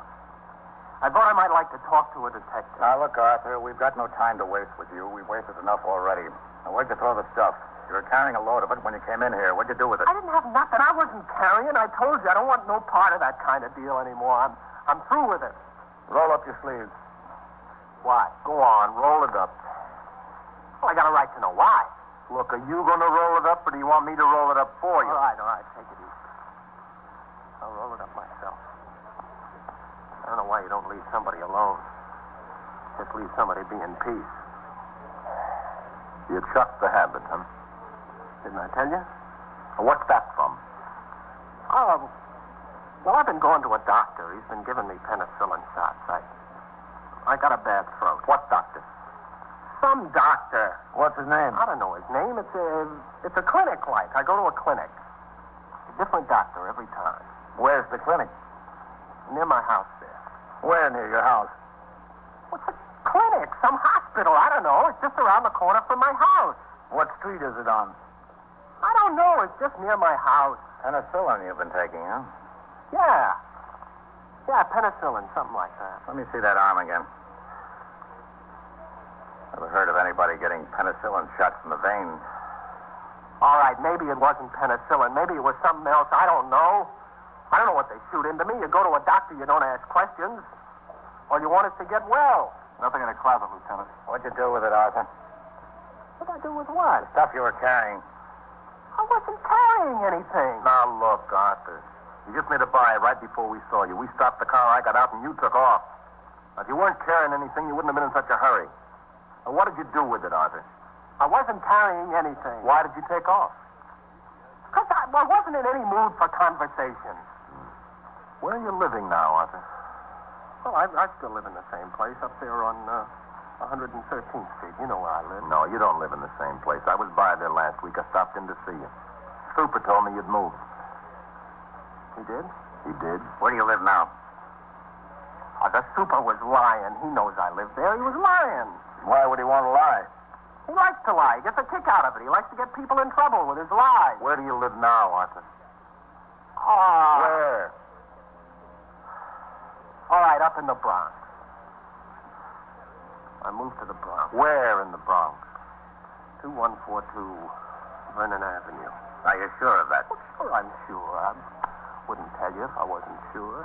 Between what streets? Between Metzger and Naomi. Which house is it? It's on the corner there, right on the corner of Naomi. What kind of building is it? What do you mean, what kind of building is it? It's a house. How many stories? 4 floors. What floor do you live on? The second in the rear. You live there by yourself? Yeah, all by myself. I got the room all by myself. Just a furnished room? It's 2 rooms. It's a living room and a small bedroom. You know the building, Captain? Yeah, I know it. Well, I got the key for the place. I got the key in my pocket. You saw the key when you searched me there, didn't you? Yeah, I saw the key. Well, that's the key to that place. What are we going to find there, Arthur? What do you mean, what are you going to find there? I mean, have you got any goods up there? I told you I was out of that business. And that's from penicillin, huh? All right. It's not from penicillin. It's not from penicillin, and you're not out of the business. Yeah, I'm out of the business. Oh, look, I'm only using. See, I'm not pushing. Not anymore. Are you working, Arthur? Yeah. Where? Well, here and there, odd jobs. For instance? Well, I pick up a day's work here and there. How do you expect me to know specific? Arthur, what did you do with the stuff? I didn't do nothing with it. Because I didn't have any. You came into this station house loaded with H, Arthur. Now, where is it? Oh, now, what do you want from me? I didn't. What we want from you is what you did with it. Where'd you throw it? I didn't have any. Now, look, we're going to search this place from top to bottom, Arthur. We've been crawling around in dust, behind old filing cabinets, and under beds looking for you for half an hour now. If you make us crawl around some more, you're going to owe me a new suit. I'll crawl around if you want. What do I care? What are we going to find up in that flat, Arthur? I don't know. Dirty laundry. You've got the works up there, haven't you? You've got enough stuff to take care of yourself, haven't you? That's good enough for a conviction. Now, what did you do with what you had in your pockets? Yeah, you guys are going to keep pestering me until you get an answer, aren't you? You want to know the truth? Yeah. All right, I'll give you an answer. Of all the times I'm walking down the street loaded to the gills, and this time they make me. A car pulls up, I make them, and they make me. I see this here guy get out, and he takes out after me. What am I going to do? Here I am, loaded to the gills, every pocket. Why did you come into the police station? Wait. I saw one of them come after me, and I saw the other one stay in the car. I knew what he was going to do. He was going to go around the block and come meet me the other way. So I didn't know any of those stores. The only thing in the block was, heaven forbid, a police station. So I figured I'd take my chance. I'd go inside. Where else could I go? I figured the guy that was walking behind me might figure that was the last place in the world I would go. He might figure the last place. He might just pass it up and go on down the block. So I came inside the police station. Again, you were standing in there when I came in, huh? Yes, I was right there. Talking to some Spanish lady. Yeah, that's right. So I asked where the detectives were. That was the first thing that came into my mind. And you said upstairs. So I figured you said upstairs, so I'd go downstairs. So I came down here, and there wasn't anybody in the locker room, so this is where I came. What did you do with the stuff you had in your pockets? Well, it was a shame what I did with it. A plain shame. What? I took it back there, and I flushed it down the toilet. Did you? Every last nickel's worth of it. You know how much I had? I had $180 in that stuff. I just made the buy this morning. $180. Good, cold, hard United States cash. Where'd it go? Down the drain. Down the drain. Every last nickel's worth. Oh, boy, the luck I got. The biggest buy I ever made. 5 minutes later, I get hooked. I'm on my way. Just when I was getting set up good in business. Oh, I don't know. It just ain't worthwhile. Nothing's worthwhile. Nothing. You break your neck to work. You make a buck, and where do you wind up? You wind up making heroes out of 4 cops. Big heroes. Arthur, if I had to depend upon you to be a hero, I'd quit tomorrow. 21st Precinct, Sergeant Waters. Oh, wait a minute, what's the address? Yeah? All right. Now, what's the trouble there? Is gas leaking? And so it goes. Around the clock, through the week, every day, every year. A police precinct in the city of New York is a flesh and blood merry-go-round. Anyone can catch the brass ring, or the brass ring can catch anyone. 21st Precinct, a factual account of the way the police work in the world's largest city, is presented with the official cooperation of the Patrolmen's Benevolent Association, an organization of more than 20,000 members of the Police Department, City of New York. Everett Sloane in the role of Captain Kennelly, Ken Lynch as Lieutenant King. Featured in tonight's cast were Bryna Rayburn, Billy Redfield, Harold Stone, Santos Ortega, John Larkin, and Frank Marth. Written and directed by Stanley Niss. Produced for CBS Radio by John Ives. Art Hanna speaking.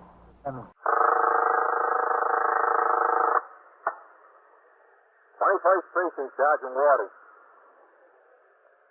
Well, how long has it been since you've seen him? Yeah?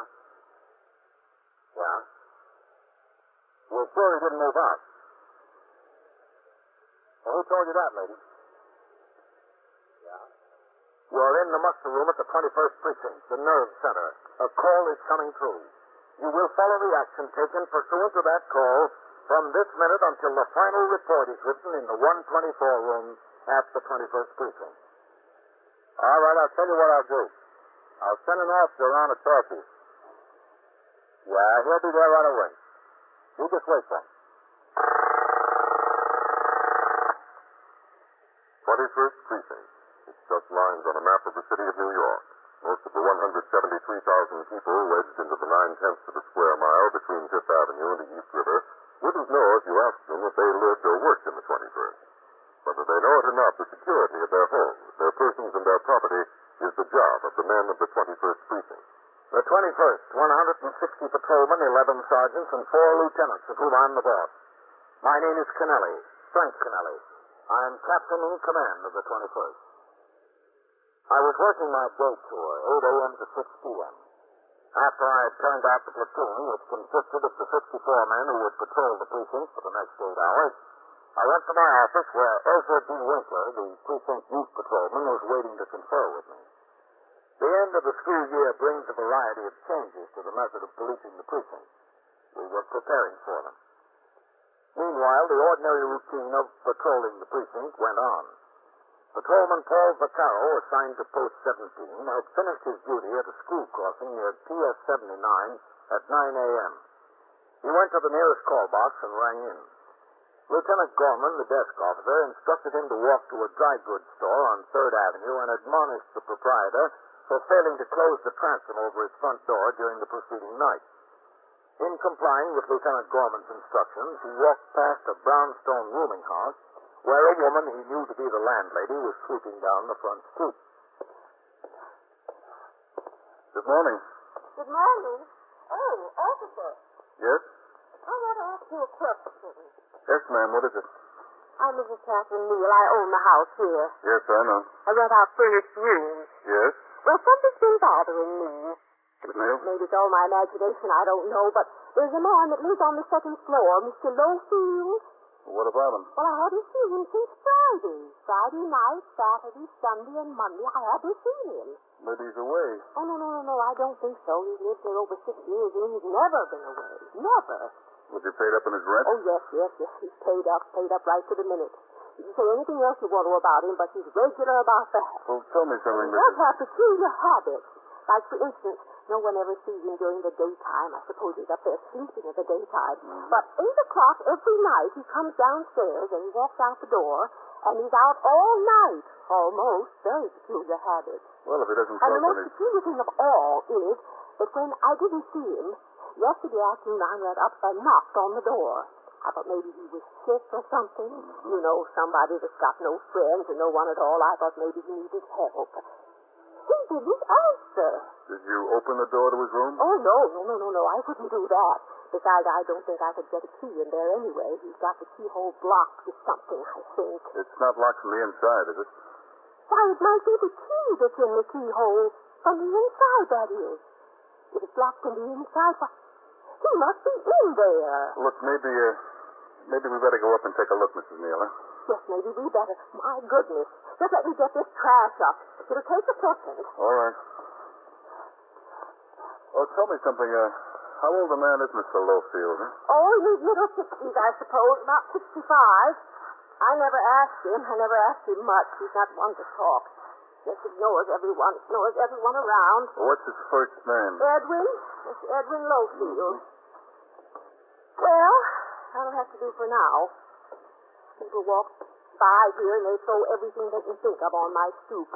They couldn't throw their cigarettes and papers in the gutter. They have to throw them on my stoop. Oh, go ahead. Oh, thank you. I'll just leave the broom right here. It's this way. Mm-hmm. The 2nd floor. What does he do? What do you mean? Well, when he gets out at night, does he go to work? Well, I don't think so. I don't think he works at all. Well, what does he live on? Well, who knows? Social Security, maybe. He's got the money to pay the rent. That way. Maybe a pension, I don't know. I never asked him. It's that one. Now, look, you don't know whether he has any family or any friends? Well, none that I saw. I never saw any of them. Yeah, that's the key in the door, all right. Oh, that won't do you any good. I've been trying that since yesterday afternoon. No one you spoke to saw him go out. No one. And he's never gone away on a trip for a weekend since he's lived here in 6 years? Never. No. Listen, you don't think he... Oh, no. Well, that would be awful. Now, look, you say no one saw him go out, and he was in the habit of going out every night. Now, the key's in the door, and it's locked on the inside. Oh, my goodness. The poor old man. Look, I think we ought to kick it in, if that's all right with you, of course. Will he do much damage? Who's going to pay for it? Well, I think one good kick will take care of that old-time lock. Do you think we ought to? Well, the door's your property, Mrs. New. Well, maybe we better. All right, now, you just stand back over there. One good kick ought to take care of it. Be careful, though. Yeah, I'll try. All right, that does it. You certainly can kick, I'll say that.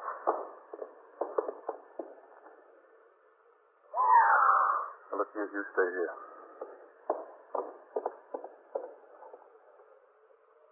Is he dead? Yeah. Oh, my goodness.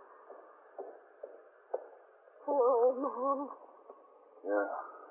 Just got sick and died. Just died with his clothes on. No friends, no family, no one to take care of him. I don't know whether anyone even cares. I don't know whether there's money enough to bury him. Poor old man. You don't know whether he has any family at all, huh? Any relatives? I don't know. He never said a word. Never said a word about anything. Yeah. Well, let's look in a dresser drawer and see if there's any papers with any names on them. I don't think there would be.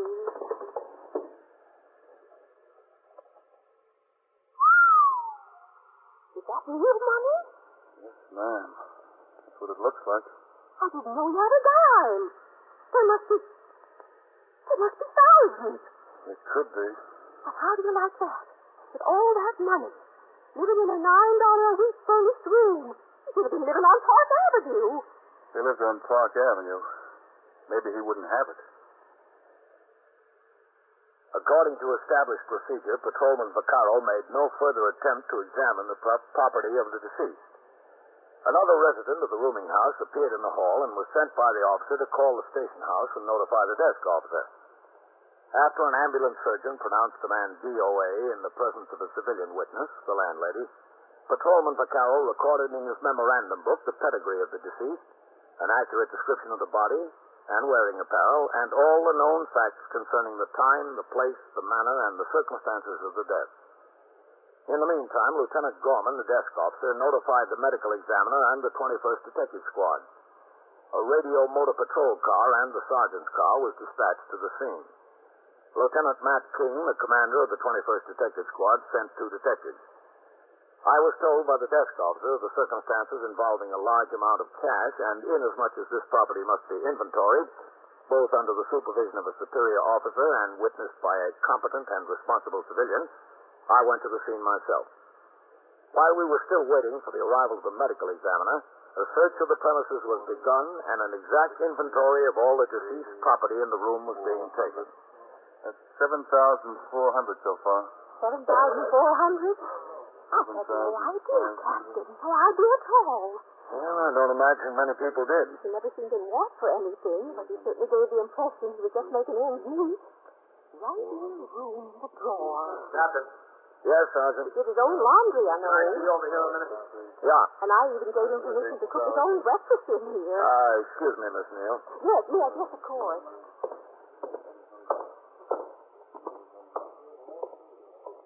Oh, what is it, Sergeant?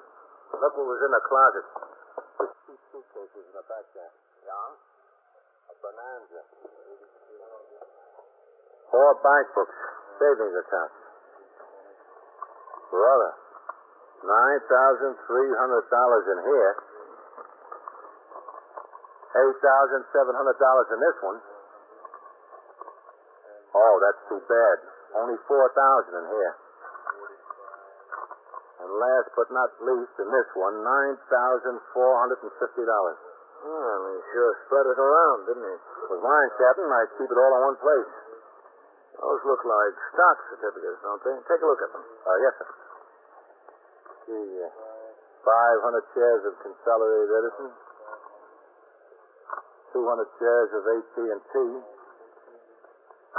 200 shares Pennsylvania Railroad, 500 shares Columbia Broadcasting System, 250 shares DuPont, so on, so on, so on, so on. And a whole stack of defense bonds. Yeah. Captain, I've come to the conclusion this fellow was loaded. All right, pick up the suitcase. Let's take it over and get an inventory. Yes. Oh, here's some more you can put on that inventory, Vaquero. Some more what? Some more money? Yes, bank books and securities. That makes it $9,865 in cash, Captain. In the one drawer. $9,865? And there's more. All right. When you get it totaled, enter it in your book and I'll sign it. Yes, sir, I'll do that. Then get to work on this stuff. Captain, can I talk to you for a minute? Yes, Miss Neal, of course. Every one of those bills has to be listed by serial number, you know. Yes, sir. Yes, Miss Neal. It is worth a fortune. That's what it's beginning to look like. But what happens to it? All this money, I mean. Well, we take it to the station house. The desk officer enters it in the blotter, and it gets sent down to the departmental property clerk. I mean, who gets it? Who gets it eventually? Well, he might have left a will. I don't know who would leave his money to. He didn't have anybody. He told me time and time again he didn't have anybody. No one in the world. No one at all? Well, I think he did have a sister, but she died 4 or 5 years ago. Yes, 4 or 5 years ago. Do you know the sister's name? No, I hadn't any idea. He never mentioned it. I just remember that one day I saw him coming down the stairs in the morning, about 10 o'clock or 10:30. Well, he hadn't been living here too long then, only about a year, but I'd never seen him come out in the daytime before. I said, "Where are you going, Mr. Lowfield?" He said, "To a funeral." He said his sister died. I see. It's out in Long Island someplace. I don't know. I said I was sorry to hear the news, and he went out the door. And that's the last he ever mentioned of her. The last he ever mentioned of her. Did he get much mail here, Mrs. Neal? Mail? I don't think he had one letter, not one letter since he lived here. Nothing? Well, I ought to know. I get the mail every morning. I put it on that marble table downstairs in the hall. The tenants come by there and pick it up, and I go through it every day to take out what's mine when I get it. I can honestly say that I've never seen one letter addressed to Mr. Lowfield. Not even one? Not one. To the best of my recollection. Well, supposing he didn't leave a will. If you don't find it here, I don't think he did. What happens then? Well, then the estate is handled by the public administrator. What's that? Well, he's a city official whose job it is to administer the estates of people who die without leaving a will. Oh. He'll try to find relatives and claimants to the estate, and the estate will be disposed of by the surrogate's court. Well, he's not going to find any relatives. As far as claimants are concerned, Mr. Lowfield didn't owe anyone. Never bought anything, so how could he owe anyone? Well, in any case, it'll all be settled according to law. You know, I could really classify myself as a claimant. Could you? Yes. I've taken care of that poor old man for 6 years now. As a matter of fact, he's made promises to me time and time again that I could have anything I wanted that he had. Just for the favors I've done it. I gave him food. I got clothes for him. I saw that his room was kept clean. He told me anything of his that I wanted I could have. But he never paid any attention to him. I didn't think he had anything. I just did it out of the goodness of my heart. I think I have a rightful claim. Don't you, Captain? That's something I can't pass judgment on, Miss Neal. Well, what do you think I ought to do? Get a lawyer? You'll have to decide that for yourself. That poor old man. That poor old man. You are listening to 21st Precinct, a factual account of the way police work in the world's largest city. You want to go to church, but you can't. On the church door, there's a sign stating entrance forbidden. Your ministers and priests and rabbis have been taken away. Your Bible has been burned. You're not allowed to own a crucifix or a St. Christopher's medal or a mezuzah. Your religion, all religions, are forbidden by order of the government. A bad dream? Yes, that's all it could be for an American citizen, because he's guaranteed the right to worship anywhere, anytime, and in any way he chooses. Some governments allow their citizens these privileges. Others deny them. But we Americans tell our government that it has no jurisdiction over religion, whatever it may be. We say so in good, clear language. Congress shall make no law respecting an establishment of religion or prohibiting the free exercise thereof. It's part of our Bill of Rights, our Constitution. Just 16 words, signed by a few men 165 years ago. These 16 words are your assurance that freedom of religion will be preserved for you, for your children, and for generations to come. The First Amendment, freedom of religion. It is one of our freedoms. Now back to 21st Precinct and Captain Kennelly. Within another half hour, a representative of the medical examiner's office arrived. He made an examination of the body of John W. Lowfield and reported, pending an autopsy, that death was apparently due to natural causes. Patrolman Vaccaro, the first officer on the scene, placed a US 95 identification tag on the wrist of the body, and it was taken to the Bellevue morgue. All the property of the deceased in the room had been collected and inventoried. It amounted to $14,655 in cash, bank books from 4 savings institutions showing deposits totaling $31,456, United States savings and defense bonds with a face value of $47,250, and other securities worth more than $185,000 in the current market. The totals were rechecked in the presence of the civilian witness, entered by Patrolman Vaccaro in his memorandum book, which was signed by both myself and Sergeant Waters. The property was then taken to the station house by Patrolman Vaccaro and turned over to the desk officer for transmittal to the property clerk of the department. In the meantime, Detective William Novak of the 21st Squad had been assigned by Lieutenant King to make an investigation in order to locate either relatives or close friends of the deceased. He interviewed the landlady, Mrs. Neal, to secure whatever information she had. He examined the papers and documents found in the room, and at 2:10 in the afternoon, his task took him to Astoria in Queens, where he went into a new apartment building and rode the self-service elevator to the 4th floor, where he walked down the hall to apartment 4D. Yes, who is it? Is this the residence of Mr. George Bookham? Yes, who is it? Is Mr. Bookham home? I'm a police officer. Matter. What's the matter? I'm Detective Novak of the 21st Squad. Is Mr. Bookham home? Yes, he's here. What's the matter? I'd like to talk to him. Are you Mrs. Bookham? Yes, that's right. Come in. Thank you. George! Got the ball game on in there. George! What? Someone here to see you. Who? A detective. All right. George Yankee fan. Mr. Bookham. Told you they should have took Reynolds out of there, Alma. He walked another man. He's staying my ghost. You're a detective, huh? Yes, sir, that's right. William Novak of the 21st Squad in Manhattan. What can I do for you? Mr. Bookham, do you have an uncle named Edwin Lowfield? Yes, that's right. It's my mother's brother. Lives in the East 70s in New York? Well, I don't know where he lives. I haven't seen him in years. I think he did live there, George. What's the trouble? Afraid I got some bad news for you, Mr. Bookham. Yeah? He was found in his room this morning. Apparently he had a heart attack. Is he dead? Yes, sir, that's right. I'm sorry. Well, too bad about him. From what I remember, he was a pretty nice guy. Yeah. Well, what are we supposed to do about it? We'd like Mr. Bookham to come over to Bellevue and identify the body. Why? Just a matter of procedure, sir. I always try to get a close relative or friend in cases like this. Notify them. Well, I'm not what you would call a close relative. From what I can learn, you're the closest, aren't you? Well, I guess I am the closest, but it's just my uncle, and I haven't seen him in years. Not since my mother's funeral, as a matter of fact. Look, I'm sorry and all that, but I don't think it's any of my responsibility. We haven't heard from him in years. No, that's right. I got my own family. I got my wife and 2 kids. Well, what am I supposed to do about it? What do you want me to do? Arrange for the funeral and everything? Well, we thought you might like to, being the closest relative. Well, suppose he was my 3rd cousin or something like that. Would you expect it if I was still the closest relative? We'd notify you. Do you still live in the first room? Yes, ma'am, that's right.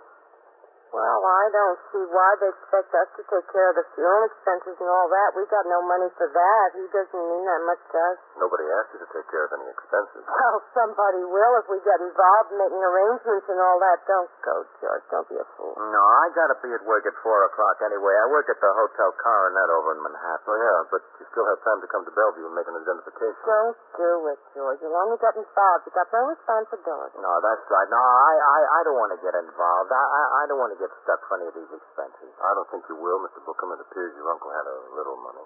Did he? Yes. I hope it's enough to cover the funeral expenses. Yes, ma'am, it is. And then some. Well, how much was that? Well, Mr. Bookham, we're not altogether sure. There might be more than was in his room. Well, what was in his room? Oh, it was cash and passbooks and securities worth about $275,000.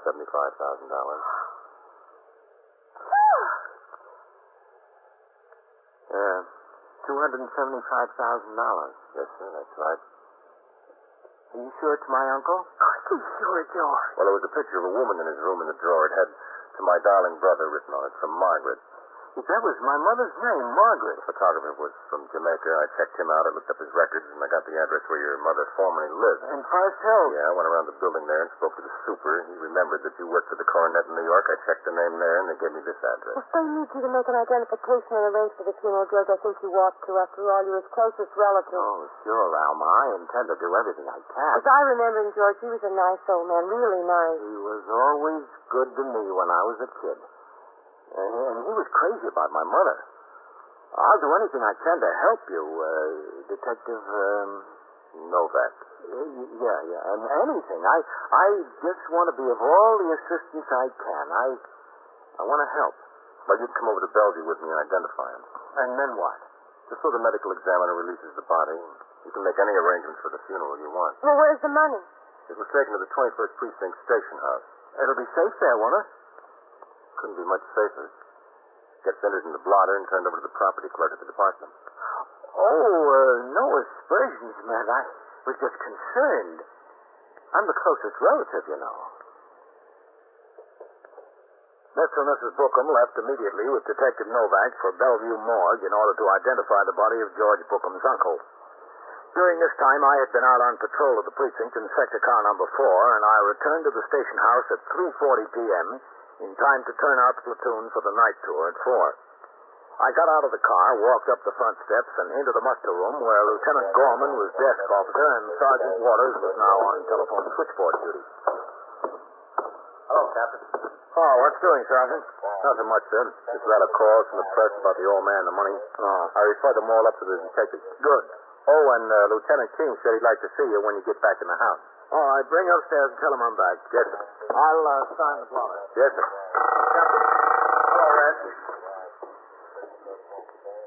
21st Squad, Detective Howard. This is Sergeant Waters on TS, Whitey. Yes, Sergeant. Lieutenant King wanted to know when Captain Kennelly got back in the house. He's back. You want to talk to the lieutenant, or shall I tell him? You tell him. Okay. How'd you get hold of Lieutenant King, Sergeant? I spoke to Howard upstairs, the captain. He's telling the lieutenant you're back. Okay. Oh, there's something I want you to do for me. Yes, sir. 21st Precinct, Sergeant Waters. Patrolman Vaccaro, Box 14. Lieutenant Gorman wants to talk to you, Vaccaro. Hold the phone. Yes, sir. Vaccaro's ringing in, Lieutenant.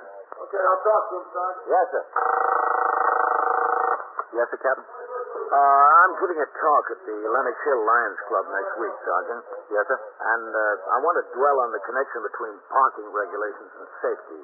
Now, would you get together with the 124 man and dig out some recent aided and accident cards that deal with accidents which are the direct result of illegal parking or double parking or anything of that nature? Yes, sir.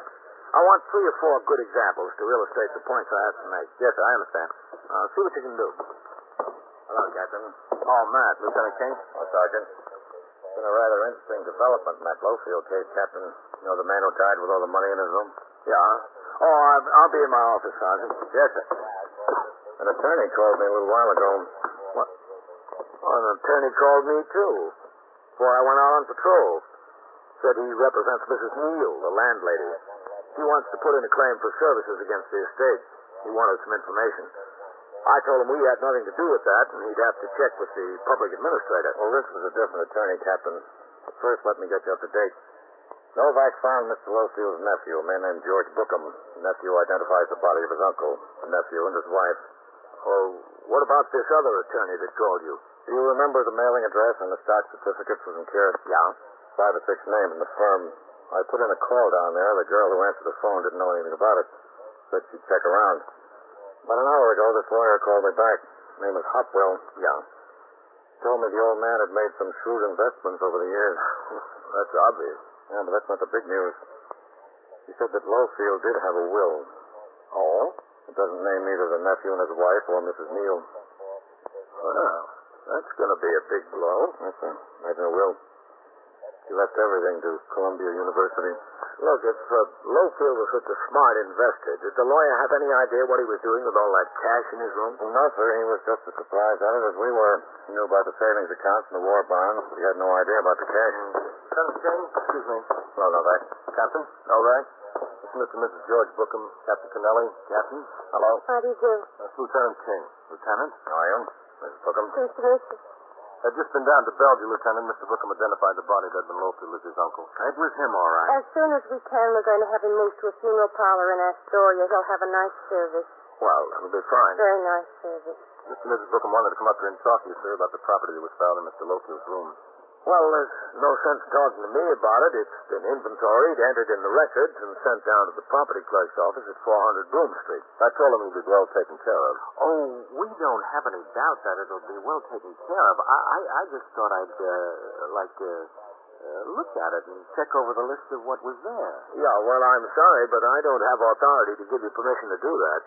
And it's out of my hands now, down at the property clerk's office. I don't see why we can't do it. After all, it's ours. George is the closest relative to him. It'll all be ours. How do I go about getting permission?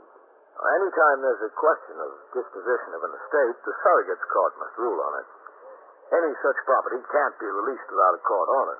Well, we didn't expect you to release it. We just wanted to inspect the inventory that you said you had. Yeah, well, I'll tell you what you do. Yes? Detective Novak will take you to the desk officer right over there and introduce you. He'll give you the address of the property clerk and tell you who to see down there. They'll have all the information downtown. The property clerk is at 400 Broom Street. I don't know why there's all this trouble. After all, the money will be ours. As I said, that has to be determined by the court. Novak. Yes, sir. Will you take them over to talk to Lieutenant Gorman? Yes. Do you want to come this way, please? Well, thank you, Captain. Thank you. You're welcome. Right over here. I thought you were going to tell them that. I was waiting for you to do it, Captain. Well, that's the court, John. I figured it could wait.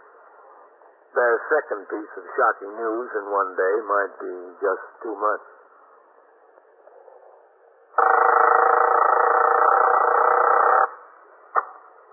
21st Precinct, Sergeant Waters. Who? Well, what happened? He fell off a truck. Yeah? Yeah? How old a boy? Oh, now, wait a minute. Exactly where is this? No, don't touch him. Just tell him I'm sending the officers right over there. And so it goes. Around the clock, through the week, every day, every year. A police precinct in the city of New York is a flesh and blood merry-go-round. Anyone can catch the brass ring, or the brass ring can catch anyone. 21st Precinct, a factual account of the way the police work in the world's largest city, is presented with the official cooperation of the Patrolmen's Benevolent Association, City of New York. This is the United States Armed Forces Radio and Television Service.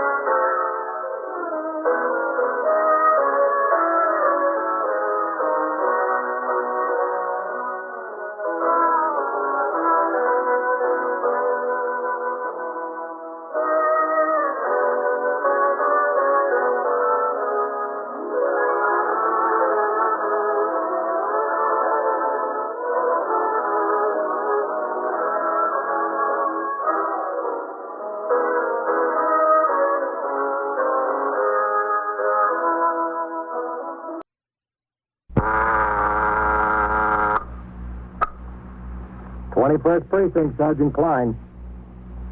Yes, ma'am. Case? It isn't gas? What's the address? 614. You are in the muster room at the 21st Precinct, the nerve center. Call is coming in. You will follow the action taken pursuant to that call from this minute until the final report is written in the 124 room at the 21st Precinct. All right, ma'am. You'll have assistance there right away. Yes, ma'am, right away.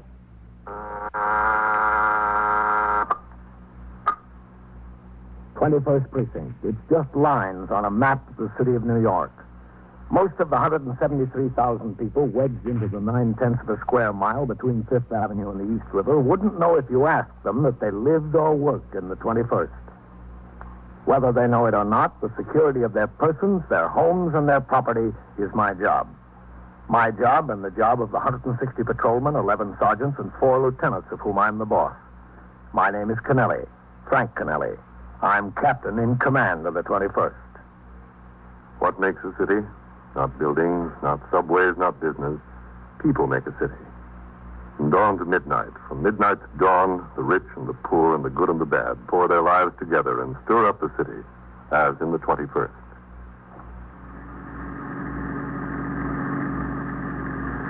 I was out of the precinct on my way to division headquarters. There was a meeting of precinct commanders in connection with new regulations for the supervision of cabarets and dance halls. It was 8:38 a.m. when the radio call went out. 21 Precinct, cars 313 and 314.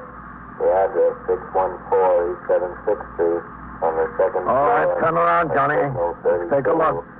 The emergency squad and ambulance responding, okay?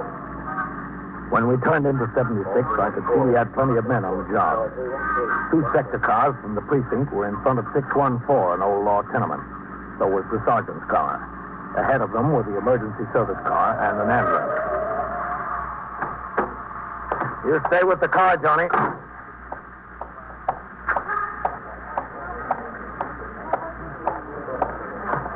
Police officer. Excuse me. Coming through there. Police officer. Oh, what have we got, Coley? Oh, a couple of kids, Captain. Gas case? Stay back, folks. There's nothing to see. Nobody's been down since I was posted here, Captain. I haven't heard anything. Thanks. Oh, Coley, stop in and see me after the tour, will you? Yes, sir. Now, stand back there, folks. There's nothing to see. It's all... The house was no better, no worse than 1,000 others like it. No cleaner, no dirtier. Even at that time of the morning, you could smell cabbage cooking. Somebody's always cooking cabbage. It's cheap. At the top of the stairs, a cop was posted in front of the rear flat on the second floor. All the neighbors had been shooed back behind their own doors. In the kitchen, a young woman, her hair in curlers and wearing a faded housecoat, sat in the corner sobbing. In the other room, the ESD men and the ambulance surgeon were laboring desperately with respirator equipment. Sergeant Burns was standing in the doorway between the 2 rooms. What do we got, Sergeant? 2 kids? Yes, sir. Is that the mother? Yeah. They're twins. 2 boys, 9 weeks old. How are they? I don't think it looks good. Let me try for a pulse again here. Yes, sir. That's good. Hold it there. All right. Where's the father? He was a corporal in the Air Force. Killed in the crash in Alaska 7 or 8 months ago. Oh. She said that since she brought the twins home from the hospital, she'd been keeping them in a couple of dresser drawers. These. She said she puts the 2 drawers on the table at night right next to each other. Mm-hmm. Each of the twins got wrapped and tied in a blanket in his own drawer. Then she uses this yellow blanket across the top of both the drawers. That's what knocked them out. Blanket on top. What's her name? Lucas. Mrs. Ruth Lucas. Let's talk to her, Sergeant. How's it look, Doc? Not very good, Sergeant. Come on. Mrs. Lucas. This is Captain Kennelly. Oh, my babies. They're dead, I'm afraid. The doctor and the emergency squad are trying to save them. Respirator's still working. Poor little baby. We'd like to find out how this thing happened, Miss Lucas. If you want, I don't care. I was going out today to buy a clip for them. I cut out an ad from the Mirror last night. At Kimball's, they're having a sale on baby things. I was going down there today. The ad's in my pocketbook in there if you want to see it. No, that's all right. If you don't mind, I think I ought to have my pocketbook anyway. I cashed my checks from the government yesterday. There's $100 in my pocketbook. More than 100. Where is your pocketbook? In there on the dresser. Would you get it, Sergeant? Yes, sir. Right away, Captain. How much do you get from the government, Miss Lucas? Altogether, you mean? Yeah, altogether. From both Social Security and the pension, it comes to about $145. A month? Yes, a month. That's for me and the baby. Mm-hmm. As soon as the checks come, I pay the rent. That's what I did yesterday, the rent and the little bill at the candy store. There's about $100 left. Is this it? Yeah, that's it. Thank you very much. Did you talk to the doctor? Is there any sign? You know. He was busy. Oh. As long as you've got your pocketbook, Miss Lucas, you said you wanted to show me that ad. Oh, yeah. I was going to get Mrs. Gonzalez to come and stay with him this morning while I went downtown. She stays with him when I have to go out. It's very nice for me. She lives upstairs on the 4th floor. This was the ad. It was in the Mirror. Mm-hmm. All your money there? Oh, yeah, I'm sure it is. Well, maybe you ought to look anyway. There's been a lot of people walking through here this morning. Yeah, it's all here. It's a funny time to be worrying about money. I'm sorry. Well, you've always got to worry about money. Weather's been pretty warm out, Miss Lucas. Seems to me you have them wrapped up in a lot of blankets. They've got to be kept warm. They're still so young. There was a blanket for each, the blue ones. I always wrap those around them. And then I always put the yellow one over the top of the drawers, you know. Did you tuck it in under the drawers, the yellow blanket? Yeah, it never touched them. That's why I can't understand how it happened. It never came more than this close to them. It was just to keep away any drafts. And there was at least this much open space over their heads. Only thing I can figure is they're getting so they can kick a little. One of them must have kicked it, you know. You put them to bed last night? Yes. About 6 o'clock, and then about 8, Mrs. Gonzalez came. Stayed with him for a couple of hours. Where were you? I went out with a friend of mine. Where? You know, around we went to movies. We went and had some pizza and a bottle of beer. Girlfriend? No, man. Well, I met after Harry died. Mm-hmm. What's his name? Why? Oh, I just wanted to know. Oh, Dan Torbert. Where is he now? Work, I guess. He's a mechanic. He works for a taxi company. What taxi company? Ace, something like that. I don't know. Where does he live? Uptown in the Bronx. I don't see what he has to do with it. He had nothing to do with it. He's just a friend of mine, that's all. Could you hand me that box of tissues, please? Yeah, sure. Thanks. I don't get it. I just don't. The babies were all right when I came home. Mrs. Gonzalez takes good care of them. She said she changed them, and she gave them a bottle about 11:30, and they went off to sleep again. I just don't get it. What time did Dan bring you home, Miss Lucas? Oh, I don't know exactly. It was before midnight, I think, a little before midnight. Did he come upstairs with you? Why? Oh, just wanted to know. Sure, he came up. He sat a while after Mrs. Gonzalez left. Mm-hmm. What'd you talk about? Dan and me, you mean? Yeah. Nothing in particular, just talk, that's all. You got up this morning about 8:30. That's kind of late for the mother of 2 infants to get up, isn't it? I never set the alarm. The babies are my alarm clock. They usually wake up about 6 o'clock or so, and I hear them cry. Poor kids. I don't get it. Sergeant. Yeah, Doc? Can I see you a minute? For sure, please. Captain? Okay. Excuse me, Miss Lucas. I'll be right back. Well, how's it look? Captain Canelli, Dr. Mastico. Glad to know you. Yeah. Well? They're both dead. They were DOA. There wasn't even any use trying. You have any idea what the cause of death was? I don't know. It wasn't anything external. Probably suffocation. I'm going to pack up. You'll notify the medical examiner, Sergeant? Yeah, sure. I'm sorry. There wasn't anything that could be done. I know. Yeah. Excuse me. I've got to pack up. Rough deal, Captain. Yeah. After you call the ME, Sergeant, notify the detectives. Tell them we've got 2 suspicious deaths. Possible homicide.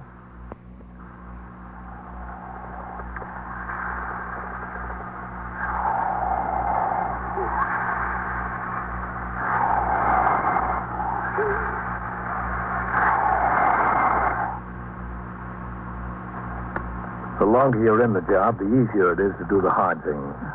But there's one thing that never gets easier. That's telling a mother her kid is dead. I told Mrs. Ruth Lucas that both of hers were dead.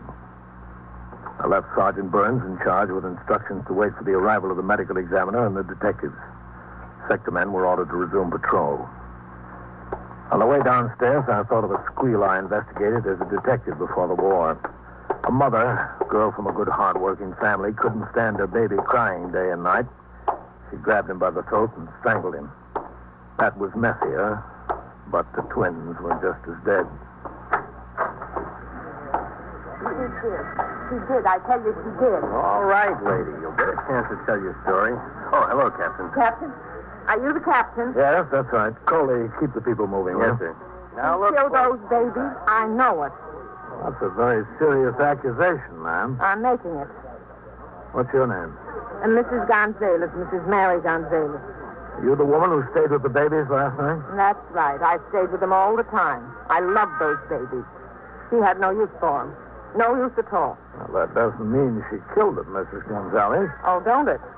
She wanted to marry this Dan Corbett, but he didn't want any ready-made family. She told me that herself. When did she tell you that? Well, last night. Before that, even. Look, Mrs. Gonzalez, I'd like you to talk to the detectives who are handling this. Have you got time to come to the station house now? Right now? I'll give you a lift in my car. Oh, I was just going out to the butcher. All right. The detectives will come around to see you. Oh, I'll go. I'll go now. Okay. Come on. Don't forget to stop in, Coley. Yes, sir. I love those babies. Couldn't have loved them more if they were my own grandchildren. And I got 2 grandchildren in Jersey City. What time did she get home last night? It was after midnight, way after midnight. Miss Lucas said it was before midnight. Oh, thank you. It was after. I came at 8 o'clock and she gave me $1.25 for 5 hours. That goes to show you I love those babies. Station house, Johnny. Wouldn't mind children for that unless I loved them. And I was always bringing them things. Toys and clothes and things like that. She, told me that Dan Talbot came home with her last night, Miss Gonzalez. Yes, I pronounce it Gonzalez. I'm not Spanish, you see. That was my husband's name, my second husband's name. Rest his soul. Did they, say anything in your presence? Well, no. When they came, she just gave me the $1.25 and I went upstairs. But I could smell liquor on her breath. Was she drunk? Well, she'd been drinking. I could see that. And I could see she didn't love them. I loved them. I spent more money on them than she ever paid me. A lot more. She killed them. I know she killed them. She was much sicker than dead. The woman continued talking all the way to the station house. She told me everything she knew and everything she suspected. She ran the gamut from fact to rumor to guess. When we got there, I took her upstairs to the office of Lieutenant Matt King, who commanded the 21st Detective Squad. Then I walked down the rickety stairs through the back room. 2 division plainclothesmen had a sharply dressed policy rider there prior to booking. The 124 man was posting the newest teletype alarms. I walked out into the muster room. Sergeant Klein on the boxes waved at me, and I walked over. A couple of messages for you, Captain. Yeah? Call division headquarters. Okay. Mrs. Franklin called. She says she's president of the PS 181 Parent Teachers Oh, yes. Association. Call her back, Sergeant, and tell her the order came through. We're posting a patrolman at that crossing before and after school beginning Monday. Yes, sir. And Father Tanachi called and asked whether you'd like to speak to the boys' club this Wednesday or next Wednesday. Either date is open. Oh, which did he prefer? He didn't say anything, Captain. All right, I'll phone him. Get me division. Okay, Captain. This is the 21st Precinct. Captain Kennelly to speak to Deputy Chief Inspector Dandridge. Where'd you take it, Captain? In your office? No, I'll take it here.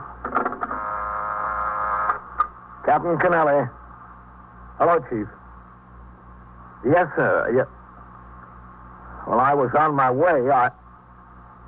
Well, we had what looks like a double homicide. Yes, sir. Yes, sir. Well, I can come now. Oh. All right, Chief. I'll send my clerical man. Yes, sir. Right away. Sergeant, send McCarty up to division to get notes on the meeting of precinct commanders that just broke up. Yes, sir. I'll be in my office. 21st Precinct, Sergeant Klein. Sergeant Burns on the 614 East 76. Brains and the ME showed up. I turned it over to them. I'm going back on the street. Well, give the street my love. What's with you? The chief just chewed out the skipper. Oh, is that all? I'll see you. A precinct commander's job runs from A to Z and back again. During the morning, I approved the plans of the precinct youth patrolmen for neighborhood softball teams. I listened to a delegation from St. Anthony's on their application to close off 80th Street for a block party, and I wrote out my recommendation for departmental recognition of a patrolman. In the meantime, the investigation into the death of the twins continued. The bodies had been removed to Bellevue Morgue for autopsy. Detectives brought the mother to the station house for further interrogation by Lieutenant King. While she was upstairs, another detective brought in Dan Tobbert. Lieutenant King preferred that he not see Miss Lucas at the moment, so Tobbert was asked to wait in my office. While I signed reports, he sat there waiting for Lieutenant King to come downstairs and talk with him. Yes? Busy, Captain? Oh, Coley, I'll be right out. Yes, sir. You sit here, Dan. How long will it be, do you know? Oh, won't be long. I don't like to miss the time on the job. All right, Coley. Captain, some fellow who works in the laundry over on York Avenue Plant, Mrs. Gonzalez, is a neighborhood gossip. You know the case? Yeah, the detectives know about that. Look, Coley, a loan company in Flushing wrote in and said you were 3 payments behind on a note.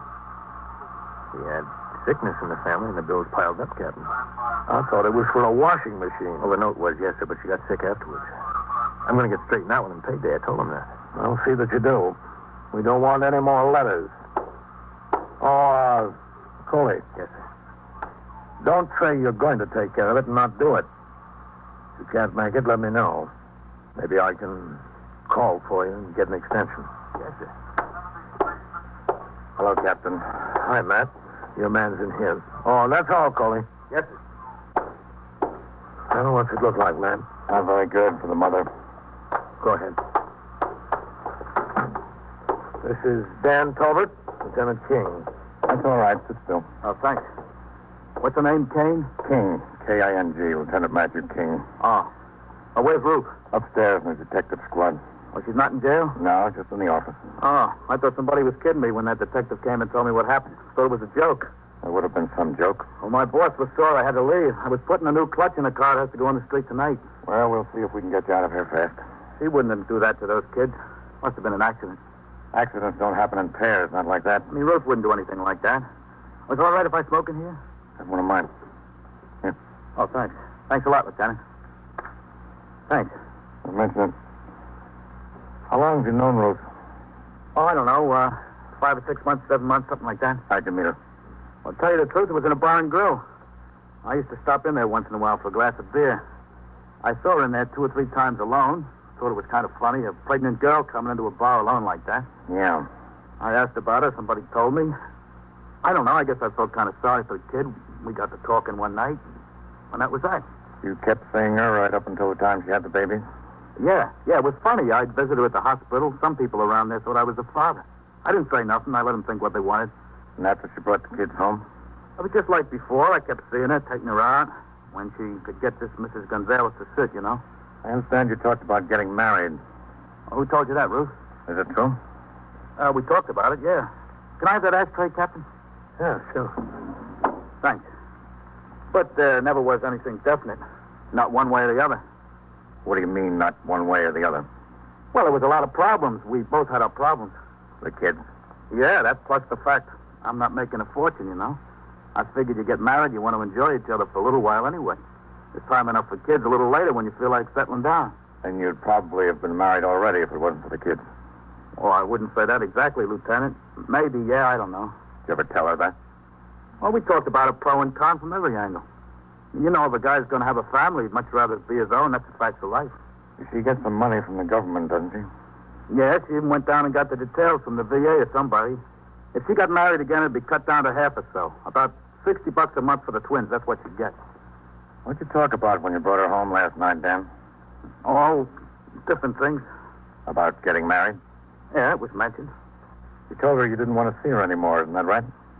Well, how'd you know that? Well, let's say I guessed it. Well, yeah, that's true. I mean, the whole thing seemed kind of hopeless to me. I told her I'm a young guy and I don't want to take on somebody else's obligations.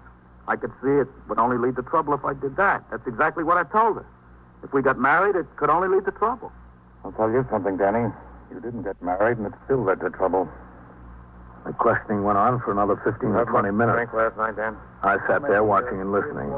Interrogation is a great skill, and Matt King knew his business. He was friendly, polite, and patient. Dan Talbot tried to be as helpful as he could without hurting Ruth. He was helpful, but he hurt her. Step by step, Lieutenant King was building a case of murder first against Ruth Lucas. At 4 p.m., I turned out the platoon for the night tour. At 4:10, Sergeant Klein came into my office for a conference in regard to tours off for accumulated days spent in court by men in his platoon. I guess that does it, Captain. Thanks. All right.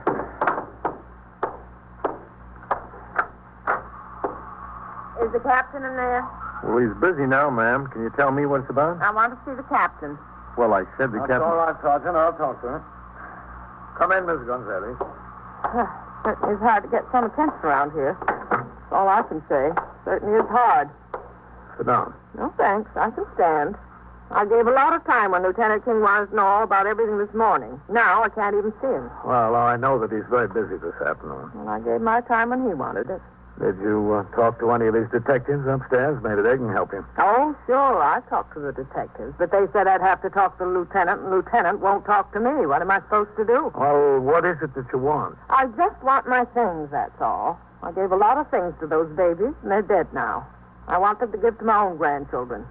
Should have given them to my own grandchildren in the first place. You'll get whatever is yours as soon as the investigation is over. Well, I just want to make sure they aren't turned over to some charity or something. After all, charity begins at home. Well, I suggest you make a list of what you claim is yours. I don't need a list. I know.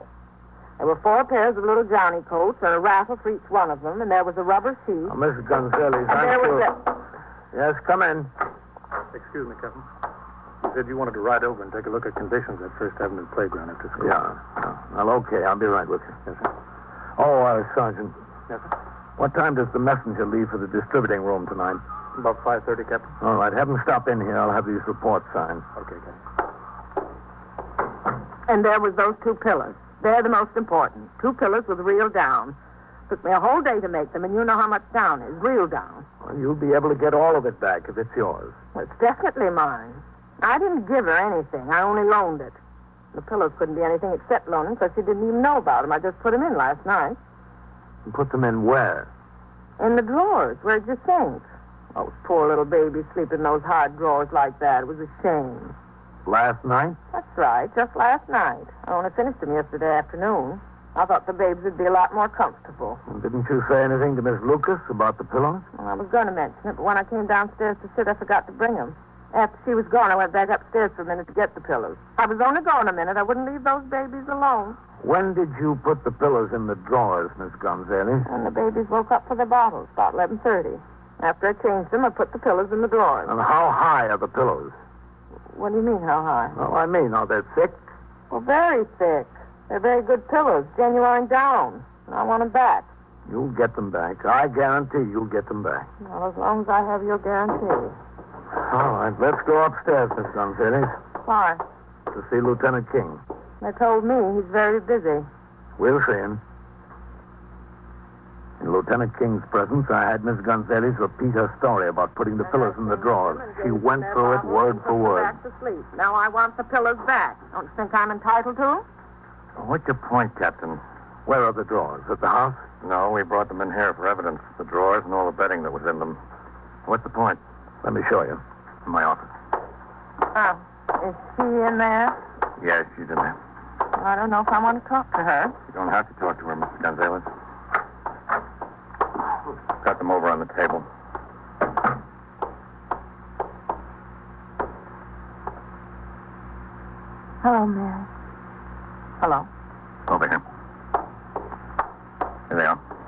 pillows are right under the sheets. That's where I... Just a minute, Miss Gonzalez. I'll do it. Well, they're my pillows, after all. Now, look, man. Miss Lucas didn't know the pillows were there. You take them out, and they lower the place where the baby slept about 3 or 4 inches. Yeah. With them down that much lower, there was plenty of room for them to breathe when the yellow blanket was pulled tight over the top. You put them back, and they're up pretty close to the yellow blanket. Close enough to cause trouble. What kind of trouble? Mrs. Lucas, would you come here a minute? Oh, yes, what kind of trouble? Look, I'm tired. I'm awfully tired. I know. Mrs. Lucas, did you know these 2 pillows were in the drawers? What 2 pillows? These. No. How'd they get there? I never saw them. I put them there last night. I wanted the babies to be more comfortable. Didn't you see that they were sleeping a little higher than usual? No, I really didn't. You mean that I caused the babies to smother me? That's right, you did. Oh, dear God. Dear God. All right. Sit down, Miss Gonzalez. I loved them. I loved them so, Ruth. You know I loved them. I know. I wouldn't do that for anything in the world. Forgive me.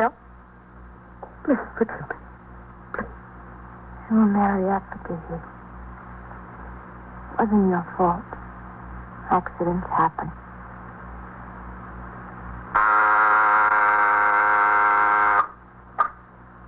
"21st Precinct, Sergeant Klein." Yes, sir? What's the address? 205, 209. Inside? In front of the shoemaker. What's the trouble there? What does the man have? And so it goes, around the clock, through the week, every day, every year. The police precinct in the city of New York is a flesh and blood merry-go-round. Anyone can catch the brass ring, or the brass ring can catch anyone. The incidents portrayed on tonight's 21st Precinct occurred last year. Names were changed to protect the interests of persons involved. 21st Precinct is presented with the official cooperation of the Patrolmen's Benevolent Association, an organization of more than 20,000 members of the Police Department, City of New York. Everett Sloane in the role of Captain Kennelly, Ken Lynch as Lieutenant King. Featured in tonight's cast were Joan Loring and Barbara Weeks.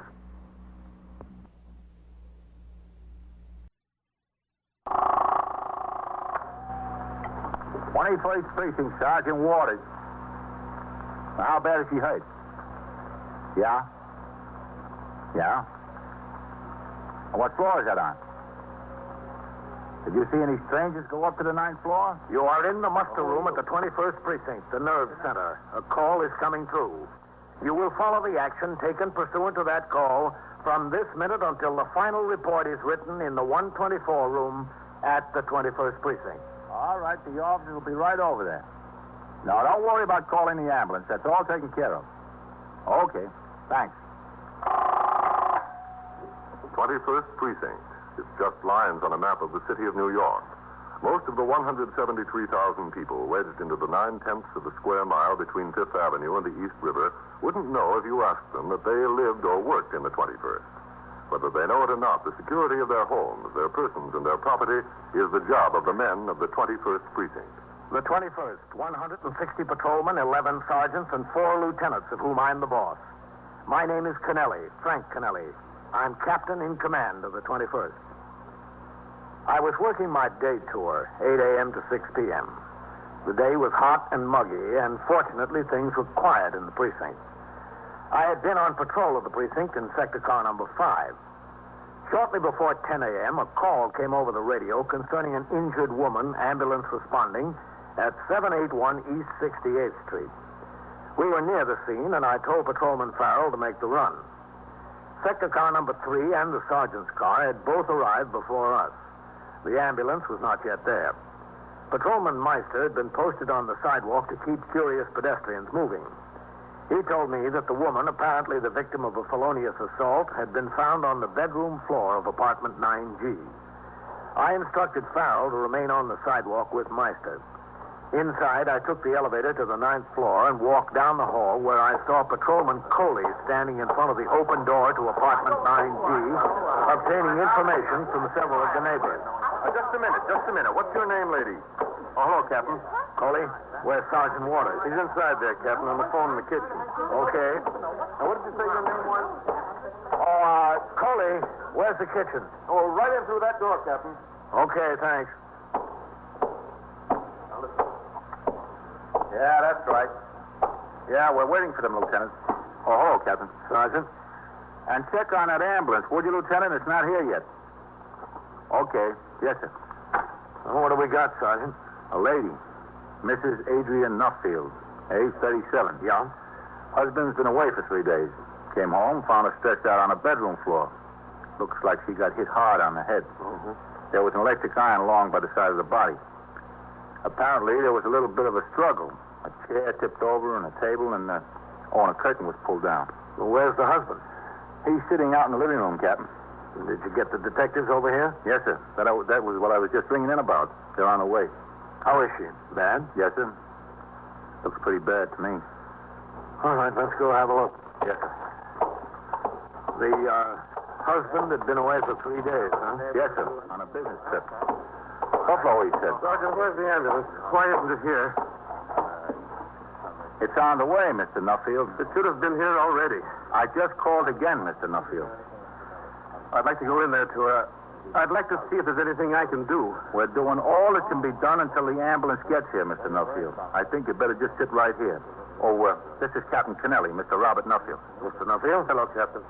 I'd like to go in there and see what I can do. Well, I think it would be better for you and for her if you sat right here, Mr. Nuffield. All right? All right, if you say so, Captain. Yes, I say so. Okay, Sergeant. Yes, sir. In there, Captain. I'll get that. Okay. Yeah. Did you get it over in the corner?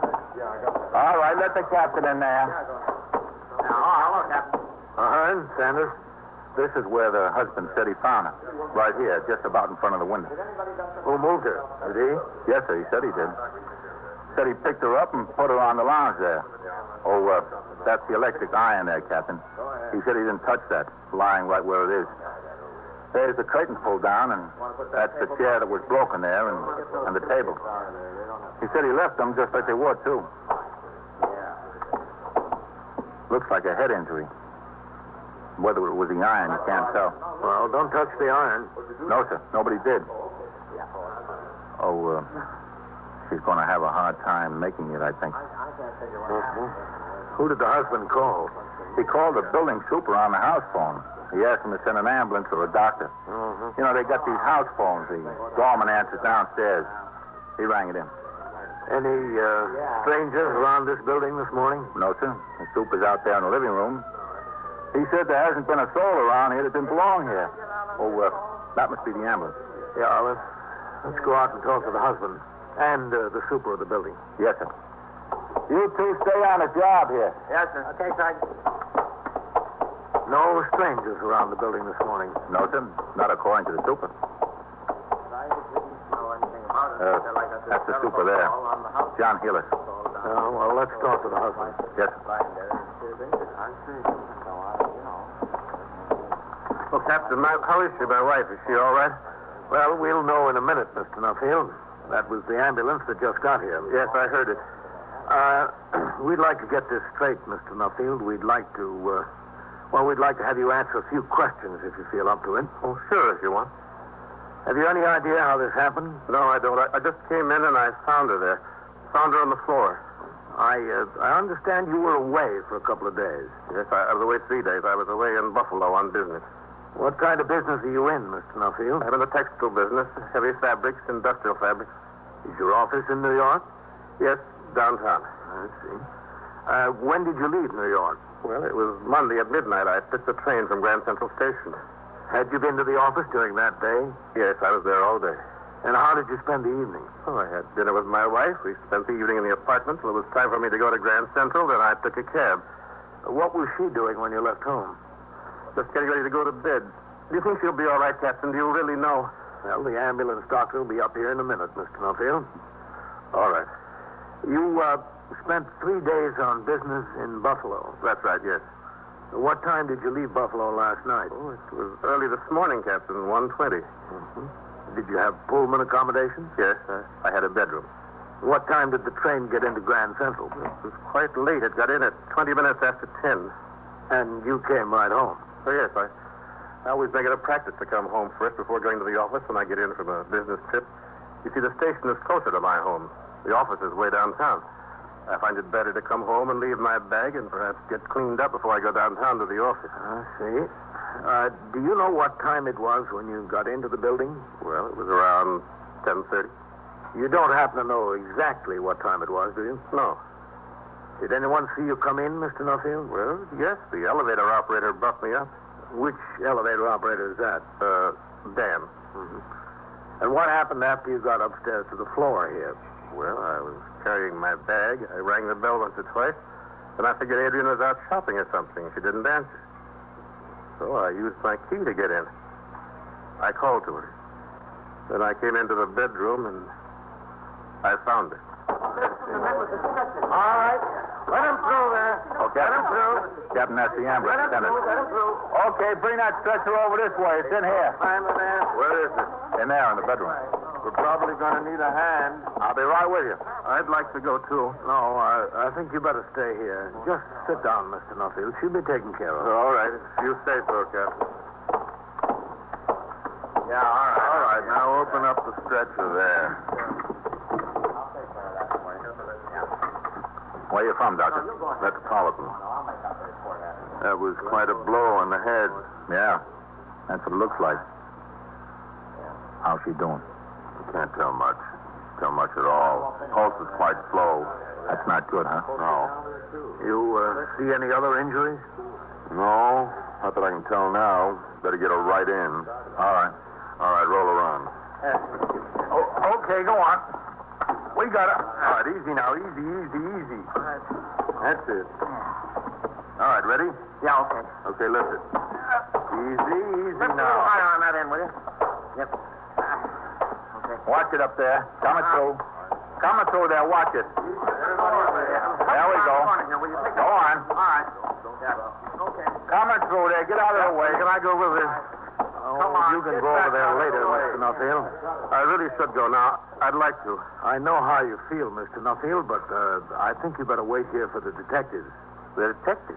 Yes, they should be here any minute. Well, I have to go to the hospital and make arrangements for her. I can assure you she'll be well taken care of, Mr. Nuffield. Listen, do they still want me to stay around here? Oh, who are you? I'm the super of the building, John Healy. Oh, yes. Well, you better stay around for a while. I got a lot of work to do, Cat. The detectives will want to talk to you. Well, all right, if they want to talk to me.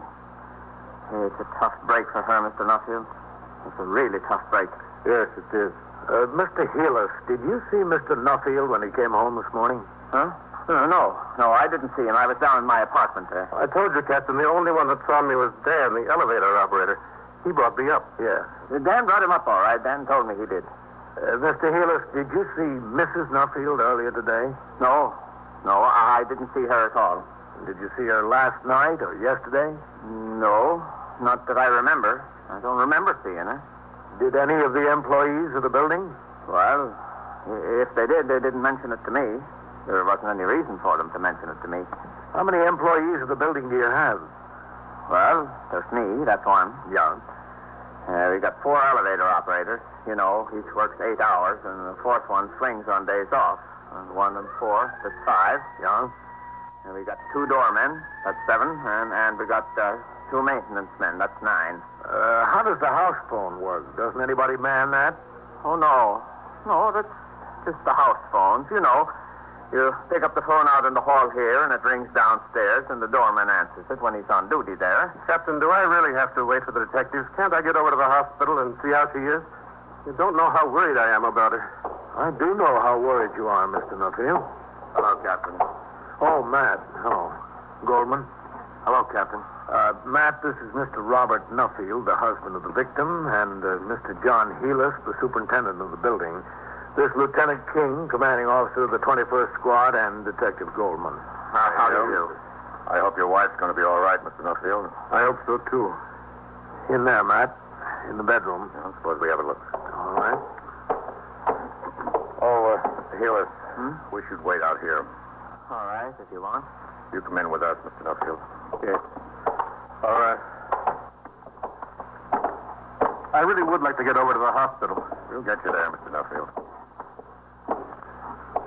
That's the iron, Yeah, that's right, man. Do you recognize that iron as one that belonged in your household, Mr. Nuffield? Well, yes, I suppose it is. I really couldn't say for sure. I don't know. I never used the iron. She was found right under that window, Matt. Yes, that's right where she was Yes, lying. I know. Sergeant Waters told me about it. I saw him out at the elevator. You picked her up from here and moved her over to the lounge. Is that right, Mr. Nuffield? Yes, that's right. I didn't want her on the floor. I wanted to get her up where it was comfortable. You've been out of town for 3 days? Yes, in Buffalo.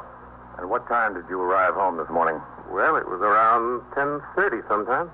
I don't know exactly. Maybe the elevator operator could tell you. He said it was around 10:30 sometime. He doesn't know exactly either. Lieutenant, I'll answer all the questions you want me to answer, but I know you have your job to do. But I'd like to get to the hospital. I'd like to find out how she is. Can't I go over there now? I'd like to get my own family doctor in on this. There'll be plenty of time for questions later on, won't there? All right, Mr. Nuffield. We'll take you over to the hospital. You don't have to bother, Lieutenant. I can get a cab and go myself. I appreciate it, though. No bother, Mr. Nuffield. We'll take you. We'll bring you back. You are listening to 21st Precinct, a factual account of the way police work in the world's largest city. I left the East 68th Street address and returned to the station house in time to get together papers to take downtown to a citywide meeting of precinct commanders called by the police commissioner in the lineup room at police headquarters, 240 Center Street. There we were informed of the experimental plan for assigning an entire graduating class of the police academy to a precinct which is considered a trouble spot. By adopting the plan, the personnel of that precinct would be more than doubled. The experiment, it was hoped, would show that the crime rate is directly affected by the size of the patrol force on the job. After the meeting, I returned to my command and at 2:20 p.m. walked into the muster room of the station house where Lieutenant Gorman was desk officer and Sergeant Waters was on telephone switchboard duty.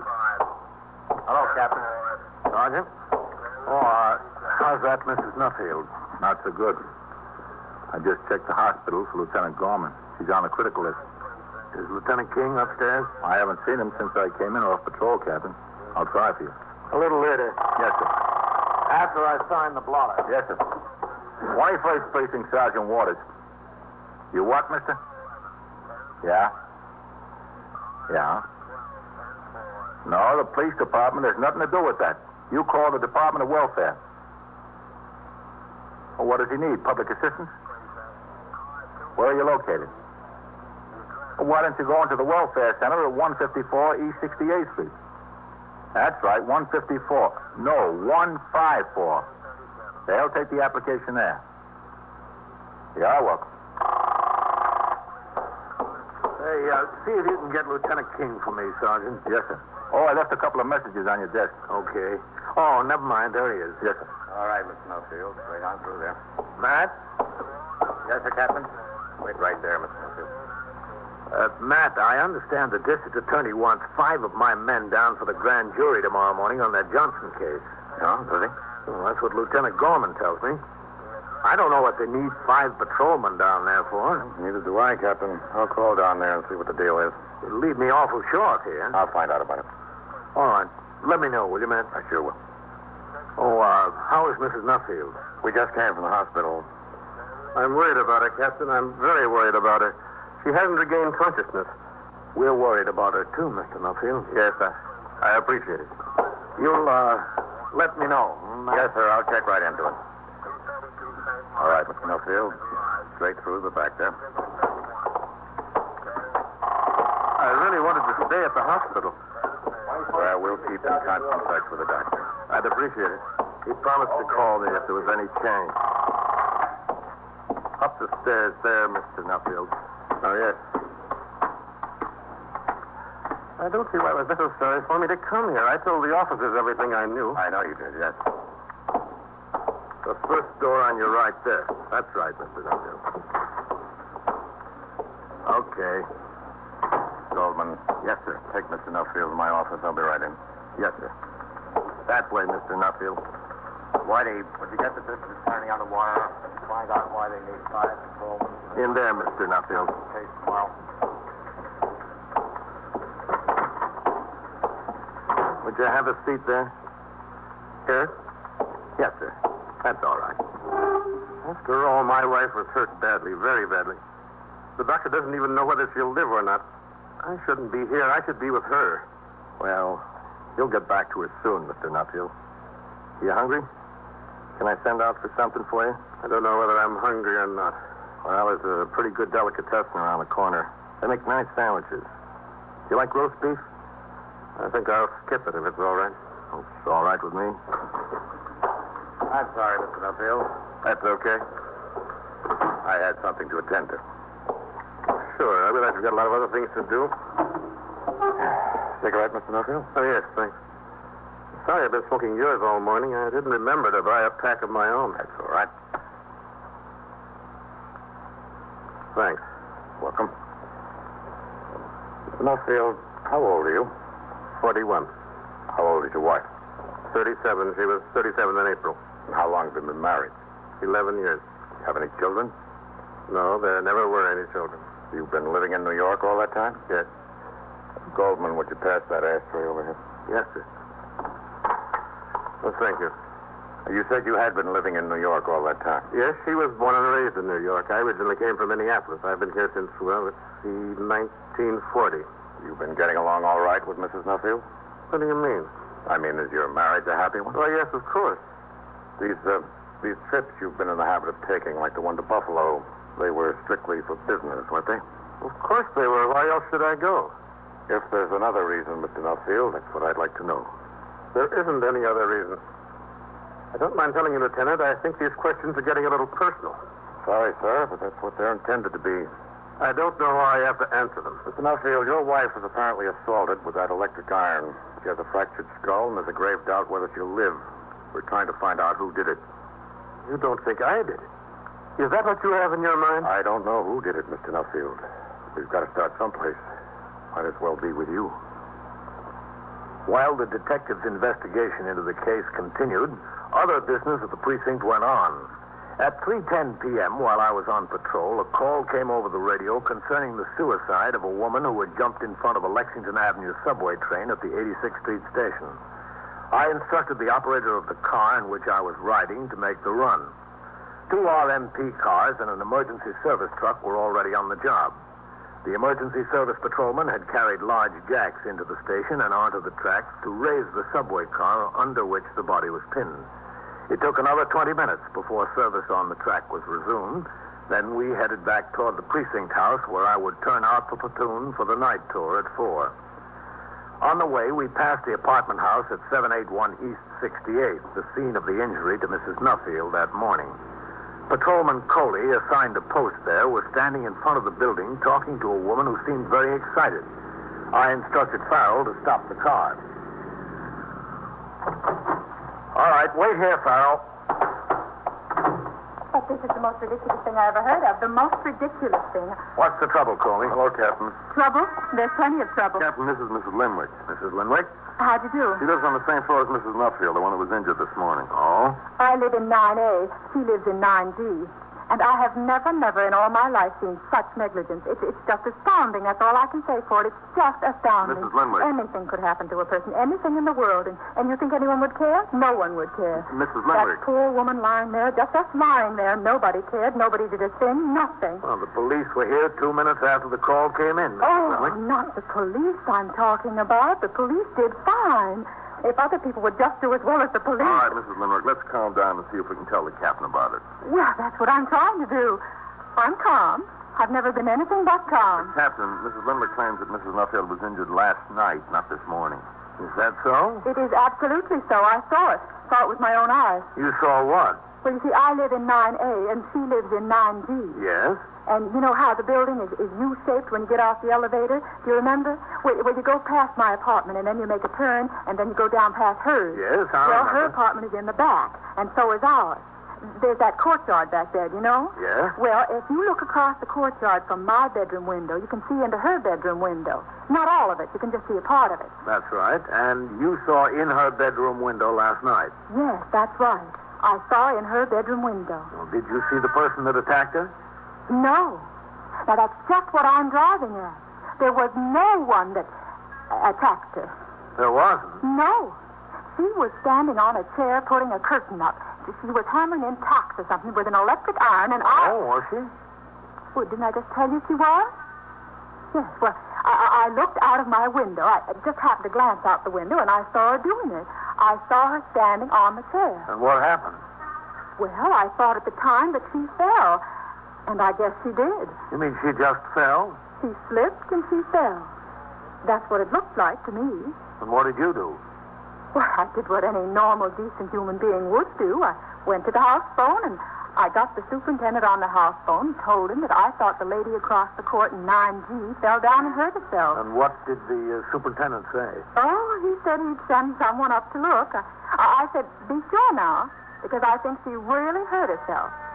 Well, my husband and I went out for a walk, and we came back inside about 10 o'clock. It was dark then. I saw John down in the corridor and downstairs, right there. That's the super, John Heelis? Yes, that's right, John Heelis. Well, I saw him, and he said he sent the elevator operator up, and everything was all right. So we went upstairs and went to bed. My husband got up and went to work this morning, and I went out shopping. I went down to department stores. They have those big white sales on linen, you know. And you just got home? Yes, just now, a few minutes ago. And I heard what had happened. I just blew up. I hit the ceiling. You've never seen anyone so mad as me. I just hit the ceiling. I came right out here and I told my story to this first policeman I saw. Isn't that right? Yes, ma'am. That's perfectly right. Can you imagine such negligence? Can you just imagine it? Where is John Heelis now? Inside the building? Lieutenant King called him up and wanted him over to the station house about a half hour ago. That's where he is. Oh, that's the place for him. That is the place for him, all right. I invited Mrs. Linwick to ride to the station house with me. She accepted, and Patrolman Farrell drove us there. We got out in front of the building, and I instructed him to pick up his partner, who had been on a 6+ while I rode his recorder, and resume patrol. Mrs. Linwick and I walked up the stone steps together and into the muster room. Oh, I have to sign the blotter, Mrs. Linwick. All right, Captain. Hello, Captain. Sergeant. You wait right here, Mrs. Linwick, and we'll go upstairs in a minute. All right. I'll be right back. Yes, sir. 21st Precinct, Sergeant Waters. All right, 14. Sergeant, what is he signing? The blotter, what's that? That's the record of what's happening in the precinct. Oh, The captain's got to sign it when he leaves and when he comes into the station house. every time? Every time. All right, Mrs. Linwick. We can go upstairs. Oh, Captain. Yes? That Mrs. Nuffield. Yes? She died at 3:12 p.m. Oh, my goodness. My goodness. It's too bad. They know about it upstairs? Yes, sir. My goodness me. The doctor down at the hospital called Detective Goldman. He notified us down here. All right, Miss Linwick. Let's go upstairs. Poor woman. That poor woman. She was there all night long, and nobody did anything about it. They didn't do a thing. Nothing. Upstairs, Mrs. Linwick. That's awful. Just perfectly awful. All night long. Why, she could have been saved. I bet she could have been saved. That's hard to tell. That door right over there. If she just had some medical attention in time. All right. There he is. Standing right there. That's him. The evil man. It's his fault. She could have been saved. Matt. Over this way, Mrs. Linwick. Yes, Captain. There you are, you evil man. It's all your fault. What are you talking about? What did I do? You're responsible for this whole thing. The woman died, Captain. Yes, I know, Matt. You are an evil man. Get away from me. I didn't do anything. What do you want from me?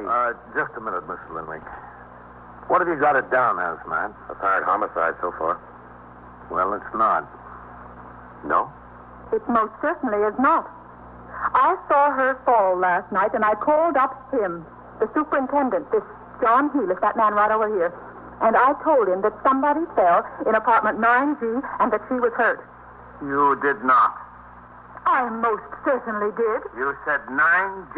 I looked at 9J. I said G. G, not J. Well, I sent the elevator man to 9J. Well, she might have been saved. She probably would have been saved. Well, that's terrible. I'm sorry, Mrs. Linley. I thought you said 9J. Matt, that's the husband sitting in your office, isn't it? Yes. I was building a pretty good homicide case against him, too. Well, Matt, you better start unbuilding it.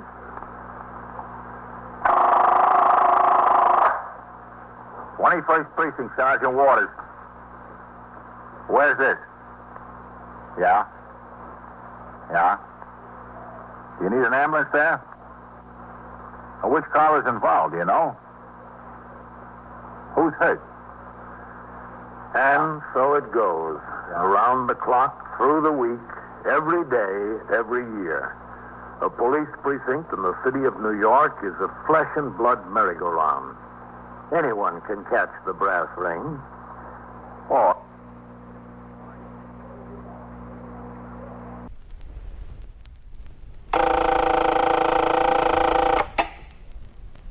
"21st Precinct, Sergeant Waters. It's sinking. Well, what is it, a freighter? Oh, a barge. A collision with what? Yeah? Yeah? You're in the muster room at the 21st Precinct, the nerve center. A call is coming through. You will follow the action taken pursuant to that call from this minute until the final report is written in the 124 room at the 21st Precinct. Hello, CB. Sergeant Waters at the 21st. There's a gravel barge sinking in the East River off 61st Street. No, they got the barge captain off all right. You better send a police launch and ESD. Okay? Yeah. All right. 21st Precinct. It's just lines on a map of the city of New York. Most of the 173,000 people wedged into the 9/10 of a square mile between Fifth Avenue and the East River wouldn't know if you asked them that they lived or worked in the 21st.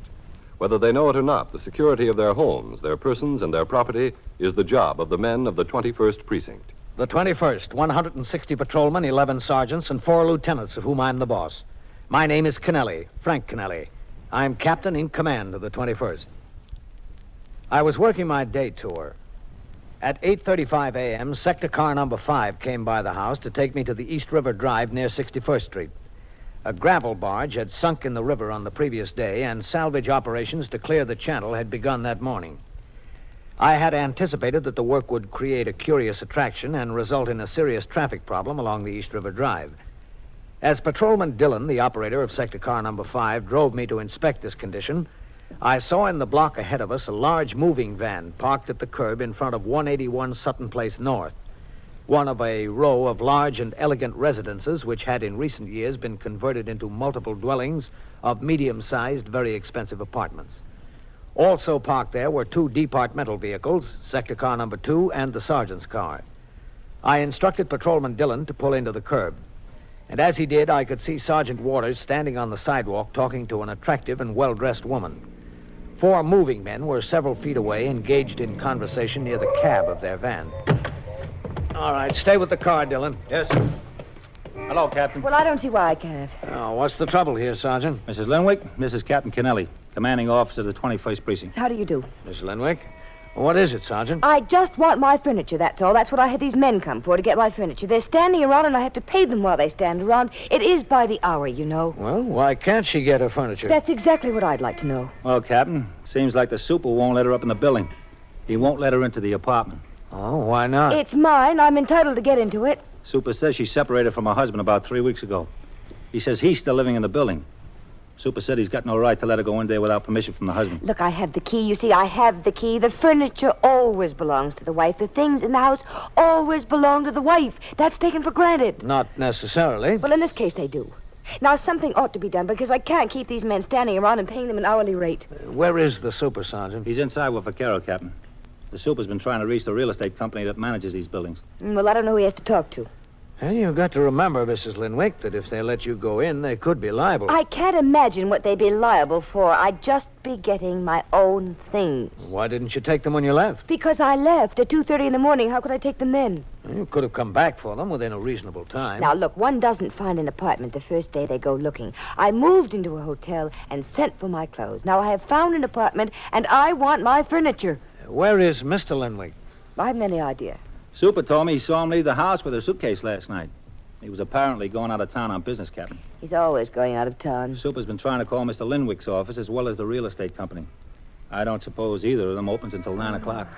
All this to do about something that belongs to me. Have you talked this over with your husband, Miss Linwick? I have not. Well, don't you think you ought to? I see no reason to.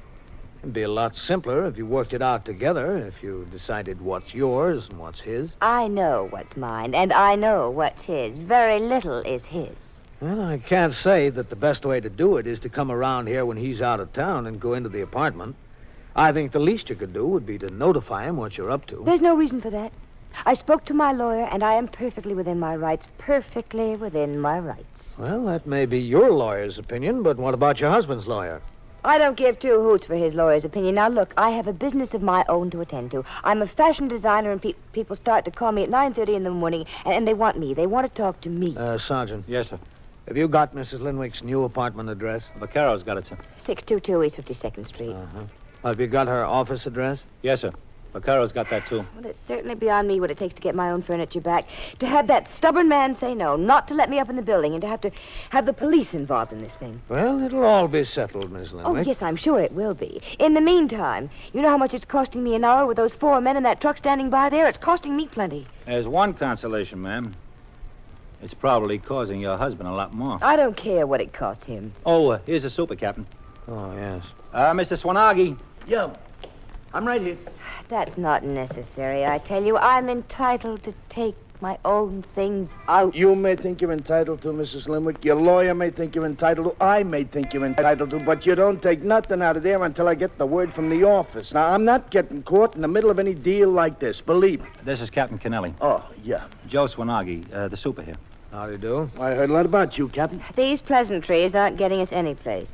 Sometimes pleasantries can get you pretty far, Miss Linwick. You said it, Captain. She comes around here 8 o'clock in the morning with the moving men and gives me a hard time. What am I supposed to... Look, these are my things. Mrs. Linwick, I told you, I don't care whose things these are. That doesn't make a bit of difference to me. What do you mean? They can be yours. They can be President Eisenhower's. Nothing goes out of here until I get the okay from the office. Of all the stupidity, I'd never in my life... Call it stupid, anything you want. That doesn't make any difference to me. If they tell me to let you in there, you're perfectly welcome. Now, Captain, you can understand how I don't want to get caught in the middle here. Yes, I can understand. Hey, you see, Mrs. Linwick, now, if he can understand, why can't you? My lawyer told me I could go in there any time and take anything out. Now, look, Mrs. Linwick, look, that's what makes horse races. Your lawyer may have one opinion, somebody else's lawyer may have another opinion. That's what keeps the Supreme Court in business. Mr. Swanagi, where did you use the phone? Down in my apartment, down there in the basement. And you tried both the real estate company and Mr. Linwick's office? Yes, I tried them both. I don't get any answer any place. It's too early. Well, I think you might try again. I'll try if you want me. I'll go downstairs with you, if you don't mind. Yes, I wish you would, Captain. I wish you would see to it that he does try. I don't want to keep these men in this truck waiting any longer than I have to. You don't believe that I tried? All right, she believes you. Sergeant, you stay here with Miss Linwick. Yes, sir. Let's go try the phone again. Yeah. And just make sure that he does try, Captain. Yes, I will. She thinks her husband slipped me $10 not to let her in. Evil mind, you know. I'll get the gate here. You? He does take care of me once in a while, yeah, for small favors, you know. But I swear, Captain, he never mentioned a word about letting her into the apartment to get any furniture. We're downstairs. She left him 3 weeks ago, is that right? Yeah, that's what the talk is. She just walked out one night after a hot argument. About 3 weeks ago, I guess. We're in here. It's all right, Ellie. Just me to use the phone again. My wife. She worries when she hears that door open. How long have they been living here? Oh, let's see, 5, 6 years, I think. Yeah, about 5 years. Now, this has happened before, you know. She gets up, she leaves him about 3 or 4 times a year. You know, I told my Ellie they ought to put a swinging door up there. this 3 weeks is a long time. She never walked out for more than a couple of days at a time before. Oh, didn't she? No. Sometimes it was 2 or 3 days, sometimes 3 or 4 days, sometimes a week. But she always comes back.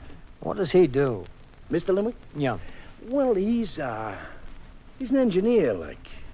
You know, he goes around companies in trouble, with something the matter with their plant or the way things are working, or they need more space or something. He goes around, like, he makes what they call these surveys.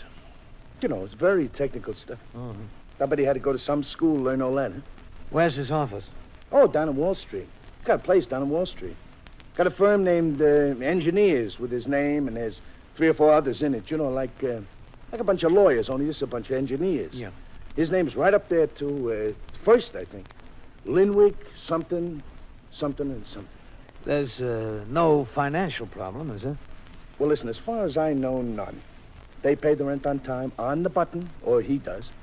And to pay the rent in this place on time, that means no financial problems. You know what they get for 3 rooms here? You wouldn't believe it.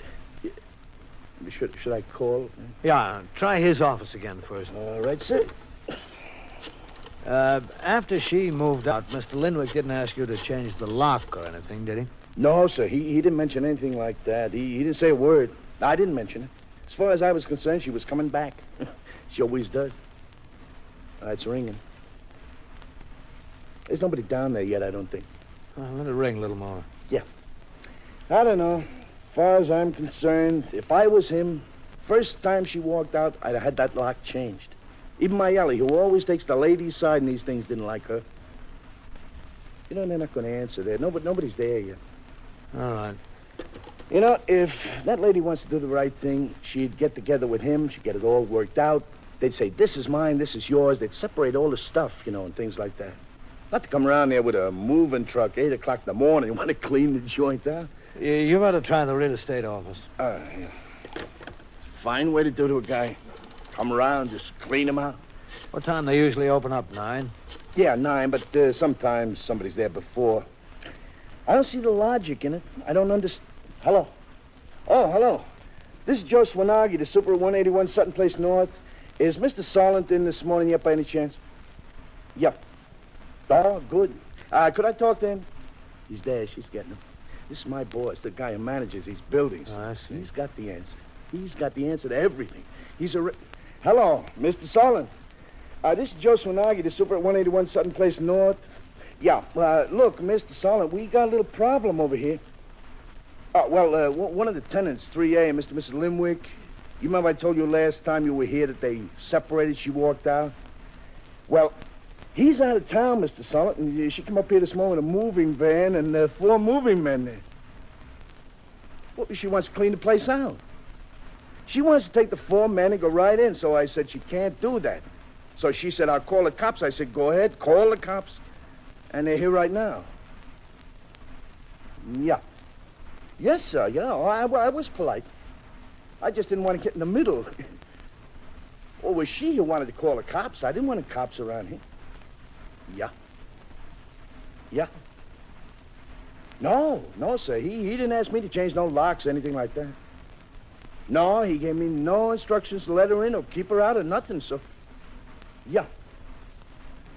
Yeah, well, what I want to know, Mr. Solomon, is what am I supposed to do? Well, I mean, there's 5 cops here, and there's 4 moving men, and her, and this big moving van. What am I supposed to... Yeah. Yeah. Yeah, I understand, yeah. All right. All right, Mr. Solomon. All right, yeah. Thank you, Mr. Solomon. All right, sir. Goodbye. Well? He said let her in. He said let her take whatever she wants. This is supposed to be a man's world. You are listening to 21st Precinct, a factual account of the way police work in the world's largest city. There were many people of your religion before the authorities decided to outlaw it. You all had the same faith, the same creed. You believed in the same things. One of the things you believed in was that man should worship God freely, in the way he desired, in the church of his choice.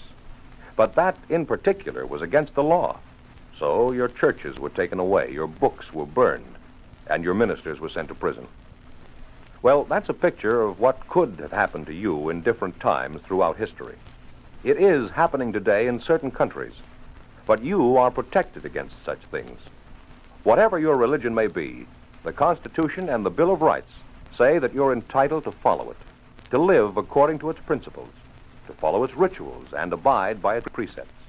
It's an absolute guarantee in 16 clear words. Congress shall make no law respecting an establishment of religion or prohibiting the free exercise thereof. For 165 years, those words have endured. They will last as long as time itself. They're only a part of rights which belong to all the people.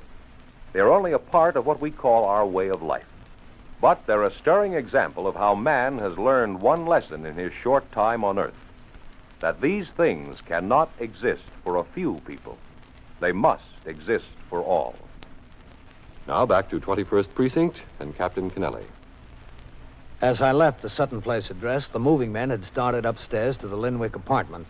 Sergeant Waters instructed his men to resume patrol, and I got back into sector car number 5 with Patrolman Dillon. He continued to the East River Drive and 61st Street, where the salvage operations were underway. The sight of deep-sea divers and their gear had, in fact, attracted much attention. Traffic on the drive was slowed to a crawl, and the 2 patrolmen on the job had additional trouble keeping curious pedestrians from crossing the road. After observing conditions for a few minutes, I got back into the car and had Patrolman Dillon drive me to the nearest call box. There, I rang into the station house and spoke to Lieutenant Gorman, the desk officer. I told him of the condition and gave him instructions for him to detail 2 more men to the job.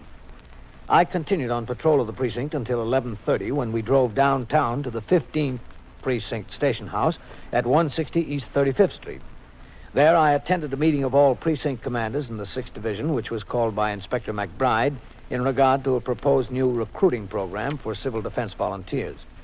The meeting ended a few minutes before 1, and I returned to my command, where in the muster room, Sergeant Tierney was on telephone switchboard duty, and Sergeant Waters was sitting in as desk officer. I walked around the desk to sign the blotter. 21st Precinct, Sergeant Tierney. Hello, Captain. Sergeant? All right, 14. Where's Lieutenant Gorman? He had to take his meal late, Captain. The Mendicant squad picked up 9 mooches on 3rd Avenue and dumped them in here. Oh? Lieutenant Gorman didn't get finished writing up the arrest until 1:45. Where are they? Back in the cells? No, sir. The patrol wagon came, and they were on their way down to court. Okay. Anything doing around here? Oh, that fellow over there came in about 5 minutes ago, Captain. He's waiting to see you. Yeah? I told him I didn't know when you'd be back.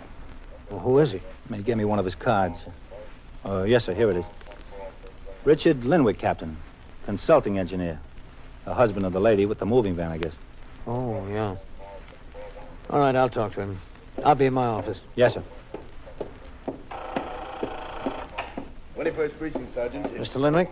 Yes. Oh, hello, Captain. You wanted to see me? Yes, if you have a minute. I understand you were over at my apartment this morning. That's right, I was. Very sorry. But you understand there wasn't any law violation. There was nothing we could do. No, well, that's not what I wanted to talk to you about, Captain. I didn't expect you could do anything. Would you like to come to my office?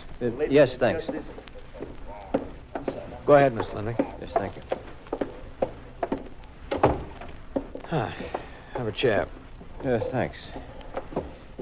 Well, what can I do for you, Mr. Linwick? Well, it's really not very much, Captain. You see, the super of the building finally got in touch with my office right at 9 o'clock this morning. Yes? He told my secretary what had happened, and she called me in Boston. I was in Boston on business. She reached me at my hotel, and I took the next plane back. I went right to the apartment from LaGuardia. The truck was already gone. Yeah, they can work pretty fast if they want to. Yes, so can Joanne. The only thing that she left was my clothes hanging in a closet. The clothes I had in the drawers, my shirts and things, she just took out and piled in a corner. And everything else was cleaned out. She didn't even leave a bed for me to sleep on. Well, as I told you, Mr. Linwick, there's nothing there that calls for police action. Oh, I know that, sir. Excuse me. Yes, of course. 21st Precinct, Captain Kennelly. This is Sergeant Waters, Captain. Yes? Captain, there's a 2-alarm fire at 761 East 89th Street. All right, have a car come by for me. Yes, sir. Was what she took out yours or hers? Well, Captain, I paid for it, but I don't care. I mean, she can have it all if she wants it. There were some very nice things there. I had several $1,000s in furnishings, but I don't care. The only thing I'm really angry about is a large Copenhagen bear that she took. I got it as a gift from a friend of mine after she left, and she took that with everything else. Uh-huh. Well, what do you want? Well, I'd like to get that Copenhagen piece back. I called her office, but they say she's not in. I understand she gave you the address of her new apartment. Yeah, she gave it to one of my men. Does he have it? Well, I'm sure it's in his memorandum book. Well, could he give it to me? Well, I don't see why not. You're her husband, aren't you? Yes, I'm her husband. We've been married 6 years. You know how many times she's walked out in the 6 years? 9, that I remember. When she did it, I always used to hope that she'd come back. I prayed that she'd come back. And I was very glad to see her. All my friends told me I was crazy. But this time she stayed away too long. I'm glad she's gone. The only thing I want back is that Copenhagen bear. She's not entitled to that. You're not going to make any trouble if you get her new address. Oh, no, sir, no. All I want is that one thing that belongs to me. That's the one thing I care about. As far as the rest of the stuff is concerned, she can have it. She can sell it. She can keep it. She can do anything she wants with it. Now, this is the best thing that's ever happened to me. I don't know why I didn't let it happen years ago. I guess you know what's best for you. Yes, sir, I think I do. When I got back to the apartment, I told the super to change the locks. After the horse is stolen, that's me. Change the locks after the horse is stolen. He did it right then. Why didn't you do it before? Well, I've been trying to figure that out, Captain. I guess I have. I think I wanted her to come back.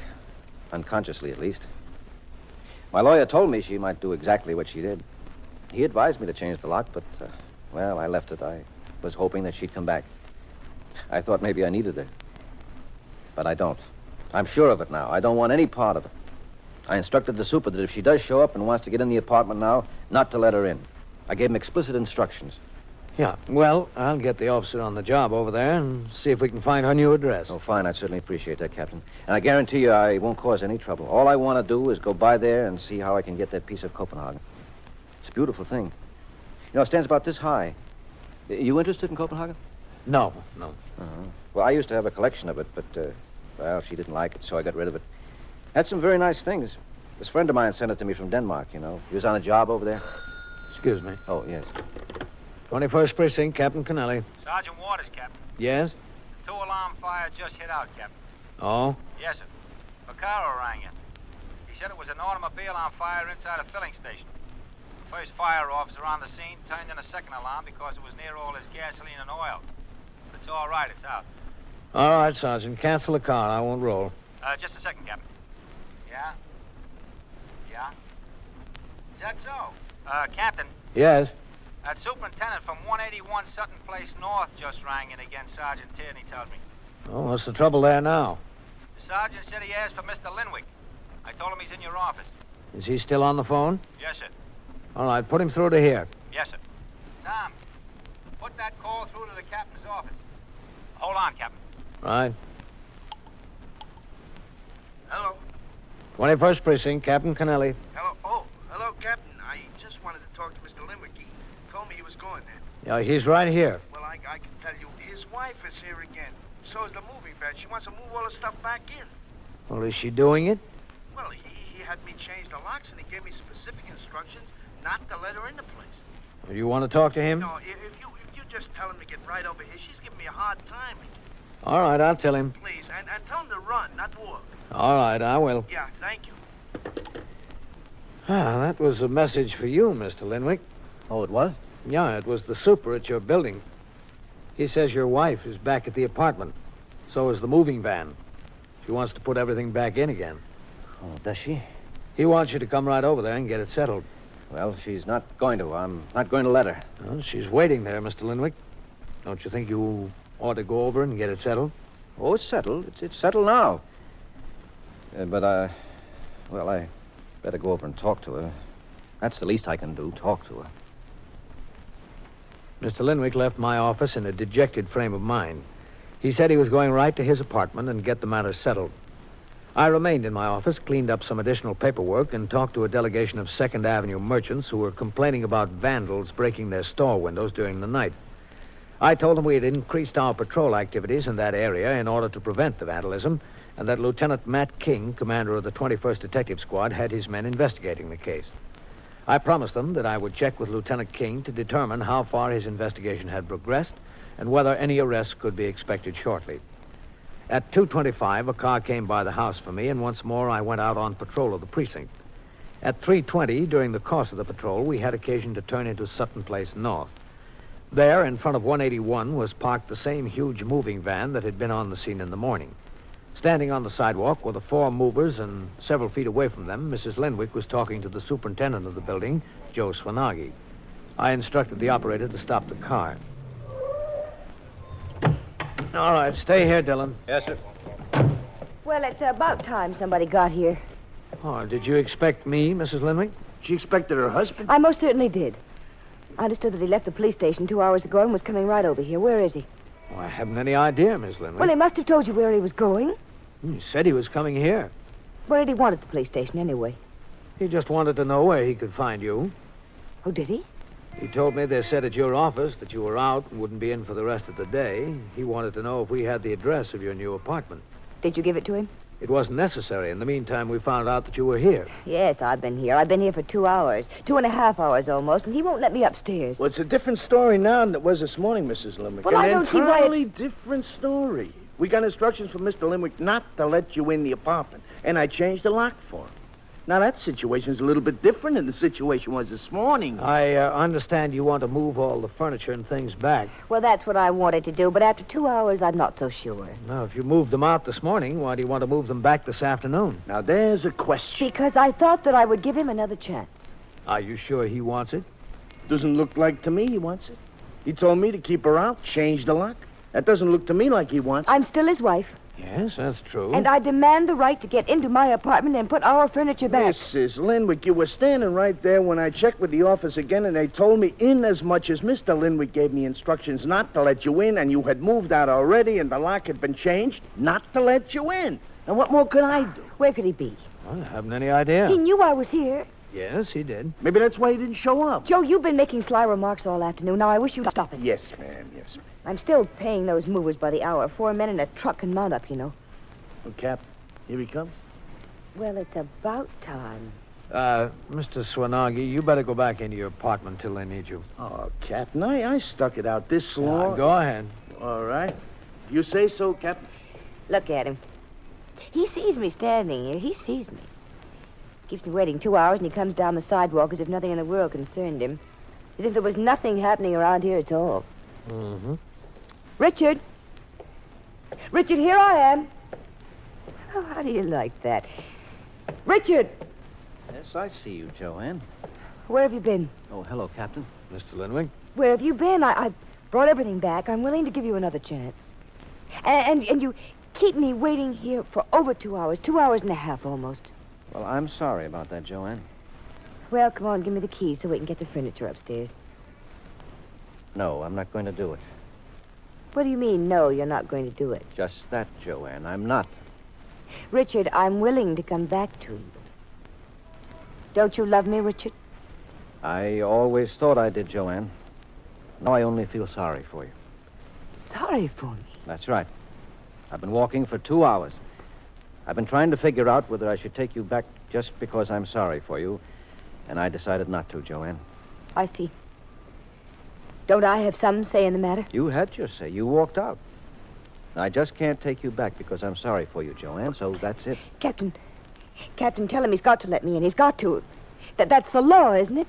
Well, I couldn't give you an opinion on the law, Miss Linwick. Well, he can't turn his wife out on the street. He can't just evict her from his mind. I don't know whether I can or not, Joanne, but I'm going to try. 21st Precinct, Sergeant Waters. Wait a minute, who is this? Where? What's the address? Yeah? And so it goes, around the clock, through the week, every day, every year. A police precinct in the city of New York is a flesh and blood merry-go-round. Anyone can catch the brass ring, or the brass ring can catch anyone. 21st Precinct, a factual account of the way the police work in the world's largest city, is presented with the official cooperation of the Patrolmen's Benevolent Association, an organization of more than 20,000 members of the Police Department, City of New York. Everett Sloane in the role of Captain Kennelly. Featured in tonight's cast were Joan Allison, Bill Zuckert, Harold Stone, and Les Damon. Written and directed by Stanley Niss. Produced for CBS Radio by John Ives. Art Hanna speaking. This is the United States Armed Forces Radio and Television Service.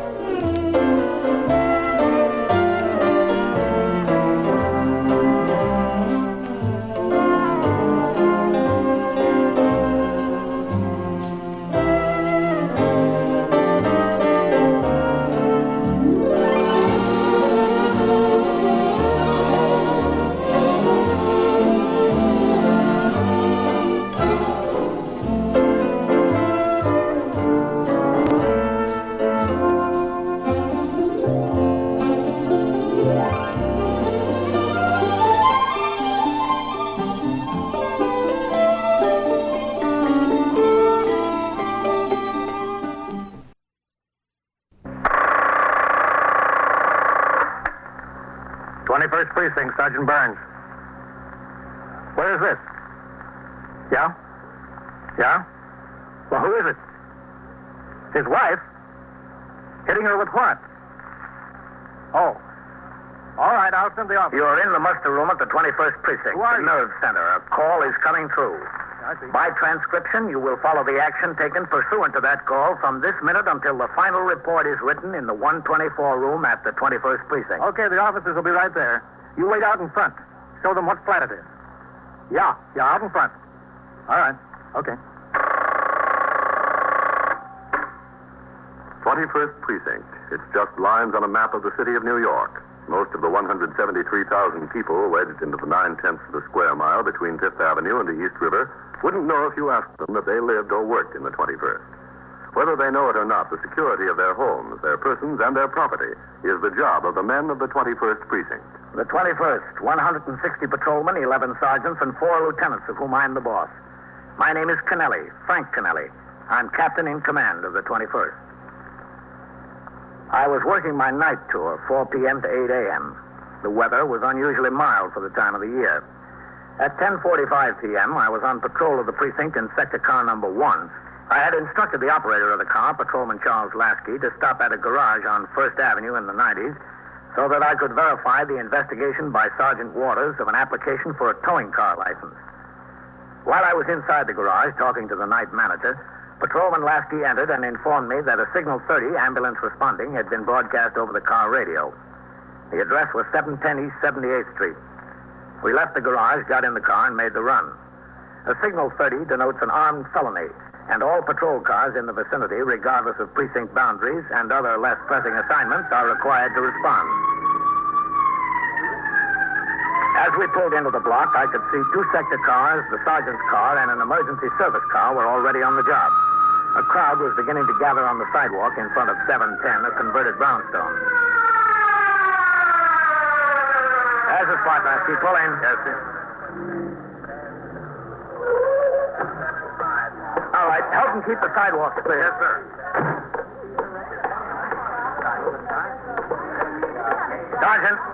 Sergeant Burns. Oh, hello, Captain. What have we got? You been up there? Yes, sir. I just came down to call in, let CB know what it was. Original call was a disturbance, family fight. All right, get back off the stoop there. I told you before, there's nothing to see here. There's a man beating up his wife. Neighbors called in with it. They were making so much noise. Yeah? Now, I'm not going to tell you again. You got no business here. Now, stay off the stoop. Lasky. Yes, sir. Get on the job here. Keep the sidewalk and the stoop clear. Yes, sir. Clear. Get back All right, go ahead. Go on. Why Signal 30 over a family fight? There's third floor, Captain. Conlon and Hanneman answered the original call. They came in here. The neighbor who called in pointed the way. They could hear the screaming in the hall. They ran up and knocked on the door. All right, come on. Fight stopped. The occupant, a fellow named Fultz, opened the door. He ran out between them and up the stairs. They chased him up to the roof, collared him just as he was going out the door. Meanwhile, the neighbor phoned in again. He started to fight them, and they finally got him quieted down, searched him. They found a gun on him. They're at that end of the hall, Captain.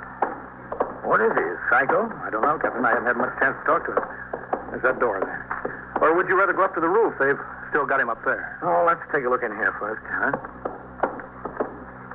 That's the wife. I don't know what I'm going to do. I don't know. All right, Sector Car number 4. Resume patrol. I don't know.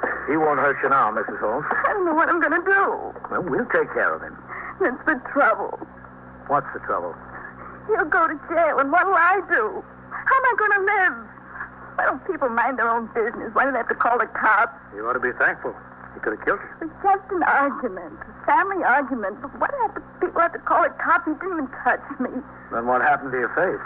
Nothing the matter with my face. He didn't touch me. It's just an argument, that's all. Well, it might have started out as an argument, Miss Holmes, but it's a little more now. The officers took the gun off of him up on the roof. I don't know why people have to butt in. Always butting in where it isn't any of their business. The neighbors called the cops because they thought he was killing you. He wasn't killing me. It was just a little argument. He likes to argue. Gets a couple of beers in him, he likes to argue. Is this what he was drinking? Doesn't look like beer. He had a couple of beers before he got home, then he had some of that whiskey here. He wasn't killing me. Where is he? Where's John? They still got him up on the roof. What are they doing with him up there? They're talking to him. Waiting till he calms down. He's calm. He was never anything but calm. I don't know why he keeps coming around here bothering people. He's calm. If we didn't come around, Miss Holtz, he might have shot you. He wouldn't shoot me. Not John. He's butting in. What am I going to do? That's what I'd like to know. What am I going to do with him in jail? What would you do if you were dead? They brought him down, Captain. All right, John. Inside. John. Just sit down, Mrs. Holtz. Baby, I'm sorry. All right, stay away from her. Stand there, John. I want to talk to my wife. Just stand right there. Where's your coat, John?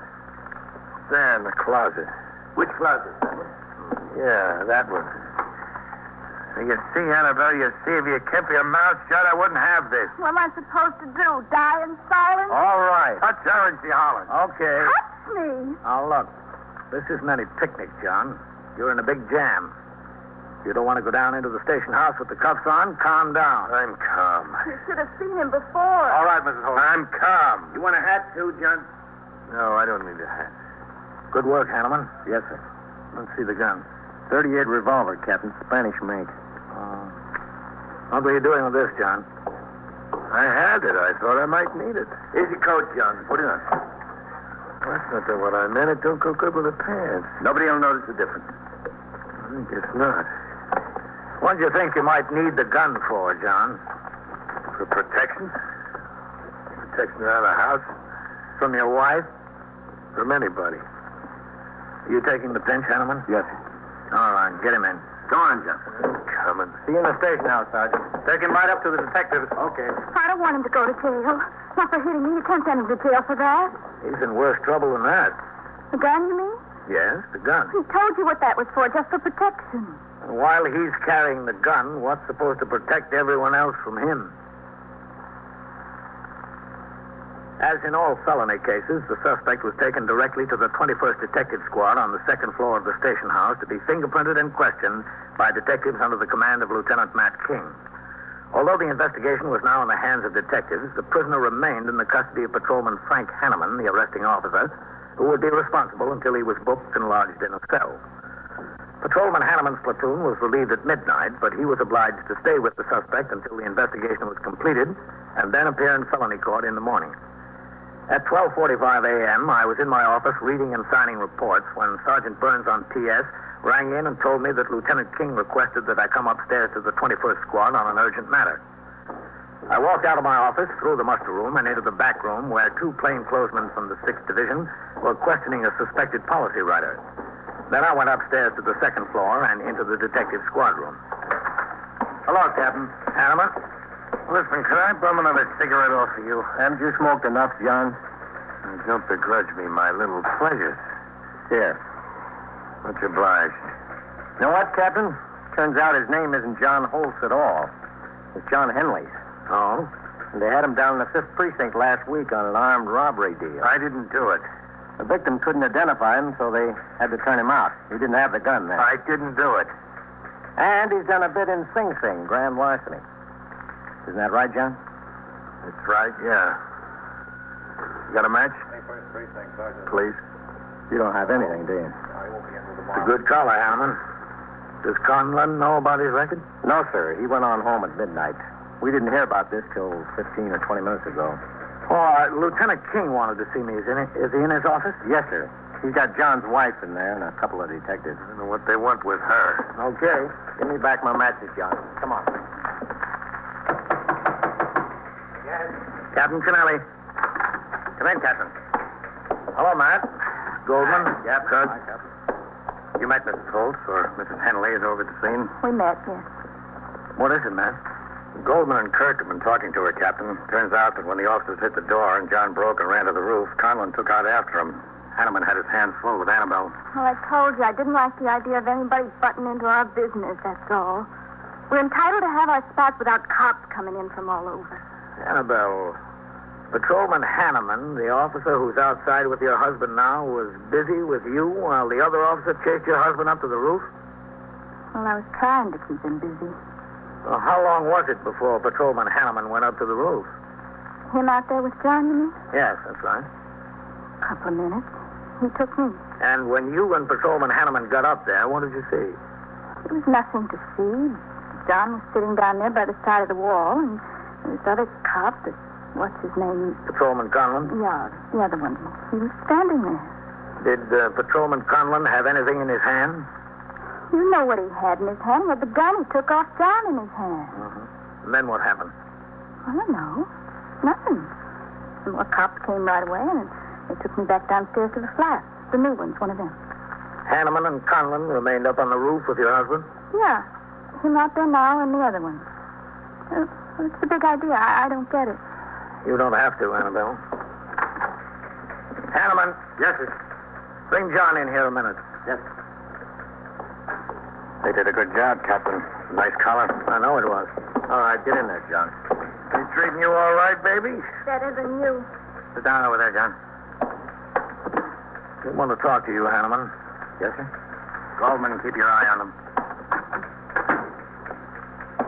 Over here, Hanneman. Yes. Okay. Yes. Hanneman, were you present when the gun was taken off of John? Well, were you? I was on the way up. Is it true that Conlon took the gun off his person when you were still down in the hall with the wife? Yes, sir. And how come you took the pinch in this case? It's Conlon's case. We're partners. Everybody splits up the pinches. I know they do when they're both present, but you weren't. Why did you take the pinch? Conlon asked me to. He didn't want to go to court in the morning. Oh, he didn't? No, sir. Well, he will. Matt, is this phone to TS? Yes, sir. 21st Precinct, Sergeant Burns. This is Captain Kennelly. Yes, sir? Get out the residence record on Patrolman Conlon. Yes, sir? Notify him to report to the station house forthwith. While we awaited the arrival of Patrolman Conlon from his residence in response to the forthwith, the suspect, John Henley, was taken downstairs and booked in on charges of felonious assault and violation of Section 1897 penal law. I instructed Patrolman Hanneman to report to my office after the prisoner was lodged in a cell. Yes? Patrolman Hanneman, Captain. Come in. Is your prisoner booked and in a cell, Hanneman? Yes, sir. Did Conlon tell you why he didn't want to appear in court tomorrow? No, sir. Was it that he didn't want to appear in this case, or didn't want to appear in general? In general, Captain. Before the tour, he asked me if I'd take any pinches tonight. He had something to do tomorrow. What? I don't know, Captain. He asked you to take the pinch, didn't he? Yes, sir, but I've asked him to take pinches on certain nights because I've had something to do the next day. We were over that before. That's perfectly all right when you share in an apprehension. Either one of you could appear. But would you kindly tell me how you could expect to qualify as a competent witness in this case when you couldn't testify of your own knowledge that the defendant was carrying a gun? Well, usually a cop doesn't have to testify at arraignment, Captain. Bail is usually set for a hearing at a later date. Supposing you got into court. Supposing John Henley's had his lawyer there, which he will. And supposing John told his lawyer that you weren't the cop who took the gun off him. The lawyer would insist on your testimony. What could you testify to? Nothing. It'd be dismissed then and there. Yes, sir. And it'd be a fine impression for a police officer to make in court, wouldn't it? To appear as the complaining witness in a gun case when you couldn't even say whether he had a gun or not? All I can say, Captain, is that I didn't see any harm in it. It's not a trial or anything. It'd only be an arraignment. Remember this, Hanneman. Without a proper arraignment, there'd never be a trial. Yes. 21st Precinct, Captain Kennelly. Sergeant Burns on TS, Captain. Yes? Patrolman Conlon's out here at the desk, Captain. He just came in. All right, send him in here. Yes, sir. You've been a good cop, Hanneman. You made a good caller tonight. Don't spoil these things. Do it according to the book, and you won't get in any jams. Yes, sir. Come in. Hello, Frank. Mike? Leave the door open, Conlon. Yes, sir. Hanneman's going out. Yes, sir. You, wait in the back room, Hanneman. Yes, sir. Excuse me, Lieutenant. That's all right. I'm sorry. I wanted to see you a minute, Captain. Come in, Matt. Yes. Would you shut the door? Hello, Conlon. Lieutenant King? Sit down over here, Matt. Thanks. You know why you're here, Conlon? No, sir. I got the fourth whip and I came, that's all. You have any idea? No, sir. Well, you should. You and Hanneman handled a case tonight. Henley's. Henley's? We found out Hulse was an alias. The name is John Henley's. Oh. Yes, sir. Is it correct that you and Henley's were alone on the roof when you took the gun off him? Hanneman was down in the hall? Yes, sir, that's correct. It was your case. You were the only competent witness. Why did you ask Hanneman to take the pinch? I wanted to get out of going to court in the morning, Captain. Oh, you did? Yes, sir. That's the job, to go to court. You've been in it long enough to know that, haven't you? Yes, sir, but he's been taking the pinches one night and me the next. He's captain of a bowling team, and I thought I don't care what you thought or what you've done. In this case, Hanneman isn't worth a nickel in court. You're the only one. You knew that, didn't you? Yes, sir. Usually the hearing is set down for another date. What was so urgent to keep you out of court? I'm supposed to be in Albany at noon, Captain. And back on the job by the 4 o'clock turnout? No, sir. I'm swinging. Why were you supposed to be in Albany? What's so important there? Personal matter, Captain. It might be personal, but it better be good. My wife, Dan, my kids, my 2 kids. On a pleasure trip? No, sir. We're living there for 6-7 weeks with my mother-in-law. We've been separated. Oh. I had it patched up. I spoke to her on the phone yesterday. She agreed to come home and try it again. I was going up and driving them home. Well, she knows you've got a job. You could have called her and told her you had to go to court. She'd be there later in the afternoon. No, sir, I couldn't. Why not? That's the reason for all our trouble in the first place. The job. Most of them, anyway. Working nights and being delayed, getting home by going to court. That's how it all started. She said she had enough of it. She's sick of staying alone at night. She wanted me to quit the job. Get into something where my time's a little more my own with her brother. He's got a bar and grill and wanted me to come in as a partner, practically. I liked the job. I wanted to stick with it. Well, we broke up. I guess after 6 or 7 weeks, she missed me as much as I missed her and the kids, Captain. I called her, I asked her to come home.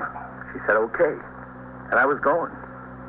Now, if I called her again and said I couldn't be there on account of the job, she'd probably say, don't come at all. Why didn't you tell the captain on the scene over there? You know, he probably could have worked something out. Yes, sir, Lieutenant. I know he probably could have, but I wasn't taking any chances. I thought it would work out okay with Hanneman taking the pinch. But it didn't. No, sir. Now I'm in a jam with her and a jam with you. All right, Conlon. You'll find Hanneman in the back room. Wait there with him. Yes. Conlon. Yes. Well, never mind. I'll talk to you later. Yes. Conlon. Yes, Sergeant. Come here. What's the trouble? You got an extra sling back there, Sergeant? Just a second. 21st Precinct, Sergeant Burns. Lost your what? What's the euphonium? Yeah? Yeah? Oh, it's like a tuba, huh? Well, where'd you lose it? What subway? Yeah, I see. Yeah. Well, the first thing I'd suggest that you do is call the transit lost and found. That's Ulster 25000. Ulster. UL. That's right. Then you come in here and we'll take a lost property report. Yeah, that's right. That's between Lexington and 3rd. You're welcome. Now, there's a guy with real troubles, Conlon. He lost his euphonium. You ought to be happy he had one to lose. It couldn't be that bad, Conlon. Don't try to cheer me up, Sergeant. All right. You want to supper? I'll be in the back room. 21st Precinct, Sergeant Burns. All right, you take your meal now. Hi, Frank. What do you say? All right. I got us jammed up, didn't I? It's nothing. Sit down. What do you mean, nothing? If I had any sense, I wouldn't have asked you to take the pension. You want to smoke? Yeah, thanks. Thanks. So what happened? Well, the guy turned out to be a pretty hot customer. He did some big time, and they think he's right for a couple of armed robberies downtown. Yeah? Yeah, they're tickled to death to have him right on the gun deal. They're tickled to death, and I'll probably be up on charges. I'll be right there with you. What could they stick us with? They'll find something in the rules or in the manual. Or conduct to the prejudice of good order, efficiency, and discipline. That covers everything else. This is a stinking job. You break your back, and what do you get out of it? Nothing. Besides losing your family. Don't cry on my shoulder, Mike. I'm not the PBA delegate. I'm in the same boat you're in. Lieutenant King was in there with him. Yeah, he went in as I was going out. Oh, yeah. He's probably helping the captain draw the charges and specifications. And I quit a good job on the New York Central to join the cops. Hi, Mike. Frank, what do you think? How you doing? Guys must sure like the job. Yeah, we're married to it. Big deal. If I've got any sense, I'll go into that bar and grill with my brother-in-law. What are they keeping us waiting around here for? Don't they know we've been on the job since 4 yesterday afternoon? What time is it, 2 o'clock? 2:10. That's worse. They're waiting for us to tell them we're sorry. Maybe they're getting the deputy PC up here to suspend us on the spot. No, they wouldn't be doing that. That's all I need. There you are. You put John in jail. They keep me upstairs with questions for 3 hours. Did they tell you you could go home? Yeah, they told me. Cops are supposed to help people. Tell me, what am I going to do with him in jail and back in Sing Sing? Lady, I don't know what you're going to do. As far as I'm concerned, I wish I'd never seen you or John. I wish you lived on the west side. I wish I'd had enough sense to stay in the Coast Guard. I don't know what I'm going to do. I don't know what. Well, listen, Mike. Yeah. Why did you want me to take the pay? Oh, I've got to go up to Albany tomorrow to bring my wife and kids home. For good? Yeah, I hope for good. We got it straightened out. Congratulations. Thanks. Hey, even if we get that $720 more a year, the job isn't worth it. You think they'll give it to us? I don't care. I'll be tending bar in my own store. What are they waiting for? Suspense. Yeah? That's part of the technique of command. You learn it at Delahanty's. Wear them down by cooling their heels. Then even bad news is relief to get. How long was your wife away and the kids? 6, 7 weeks. That's a long time, too. Yeah. That uniform allowance in addition to the $720 a year is a good thing to have. Yeah. But that's a bargaining point.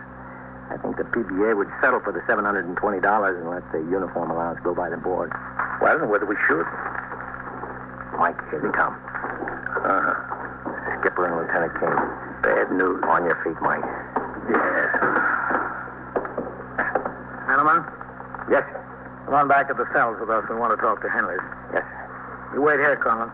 Yes. Let's go. You been out for a meal yet, man? No, sir. Well, let's walk around to Lexington Avenue after we get this settled and grab a sandwich. Sure, Captain. Go ahead, Hanneman. yes. The attendant's out for his meal, Captain. Do you want me to go back and get the keys from the desk officer? No, we can toss her in through the bars.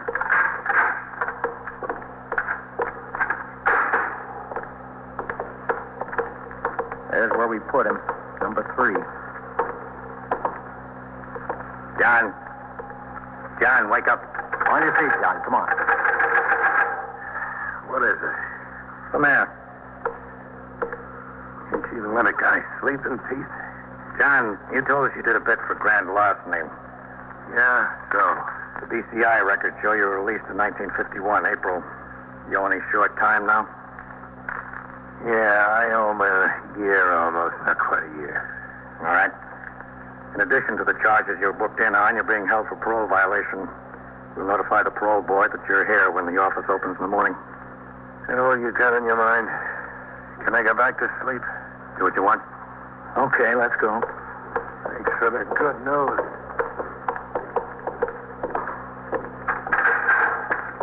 Go ahead. What's the story, Lieutenant? You'll see. I've got it, Captain. Thanks. Okay. All right, Conlon. Yes, sir, Captain. Notify the desk officer that you, instead of Hanneman, are the arresting officer in the case. Yes, sir. Then I do have to go to court in the morning. Is that right, Captain? You go to Albany. You'll be notified when to appear in court. Yes, sir. I'll be in my office, Matt, when you want to go out for that sandwich. Yes, sir. Captain. Yes? What about me? You get out of here, Hanneman. Go on home. Yes, sir. Good night, Captain. Okay, Conlon. You're off a tough spot. Next time, do it according to the book, will you? I will, Lieutenant. And thanks. Who's going to take John to court? He's got to go, doesn't he? I really appreciate it, Lieutenant. You're talking to the wrong man, Conlon. Am I? It was the captain who pulled you out of it. He's fixed it so John can be held on a short affidavit. Do they do that? I thought the police officer or a complaining witness had to be injured and unable to appear. He'll do it. The captain got in touch with the DA's office. The assistant on the job told him the magistrate would hold John without arraignment for 48 hours if he appeared to be a parole violator. Also, the captain, as the commanding officer, would appear and make a short affidavit that he had reason to believe the defendant guilty, but the arresting officer was unable to be in court. And the captain's taking him to court. Oh. Have a good trip to Albany, Colin. Yes.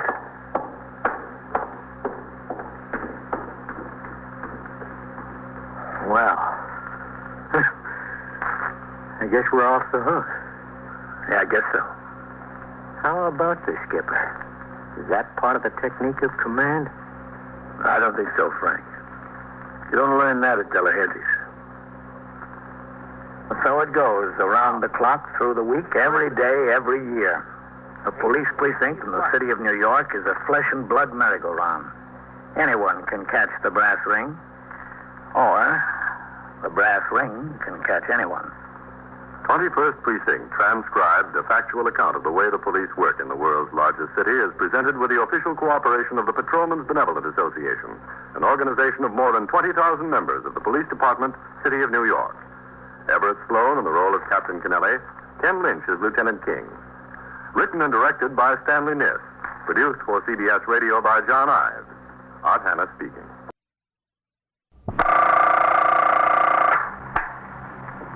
"21st Precinct, Sergeant Waters." Where? Well, how do you know he was killed?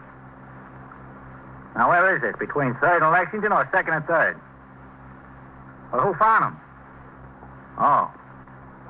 Looks like he what? You are in the muster room at the 21st Precinct, the nerve center. A call is coming through.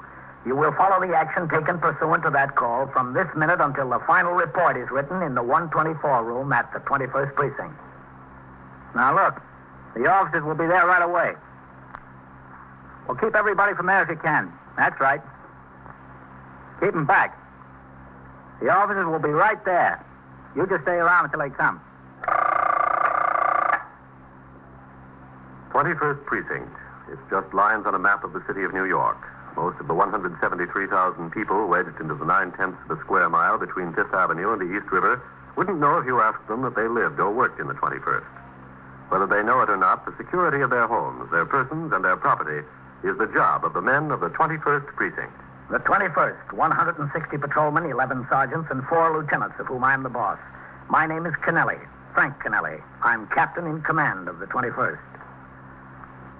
It was 10 minutes after 8 a.m. I signed the blotter after I turned out the platoon and left the station house at the end of my night tour after having been on duty since 4 o'clock the previous afternoon. The morning was dark and chilly, and it appeared that we were in for some snow. I walked to the corner and up Lexington a half a block to the barber shop.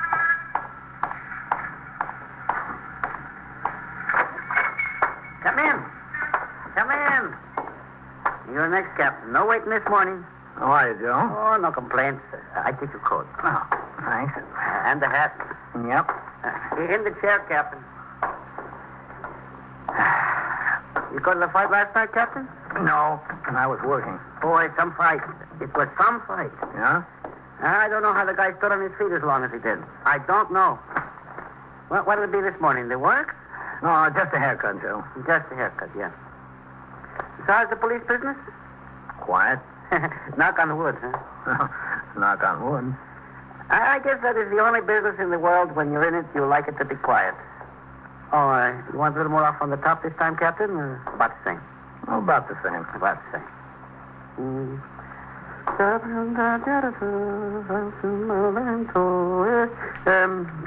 You come into work or going? Oh, I just signed out. Oh. I never could get straight how you work. The days, nights, what? Oh, I've been on the job since 4 o'clock yesterday afternoon. I was off at 8, and I'm not due back until 8 tomorrow morning. Mm-hmm. And then what? Until 6 tomorrow night. Boy, some hours. Especially that 4 in the afternoon to 8 in the morning deal. Like the fighter last night. How could you stand on your feet? It's not so bad, Joe. If things quiet down about 3, 4 o'clock in the morning, I get a little sleep on the couch in my office. It's not like being home in the bed, believe me. I believe you, Joe.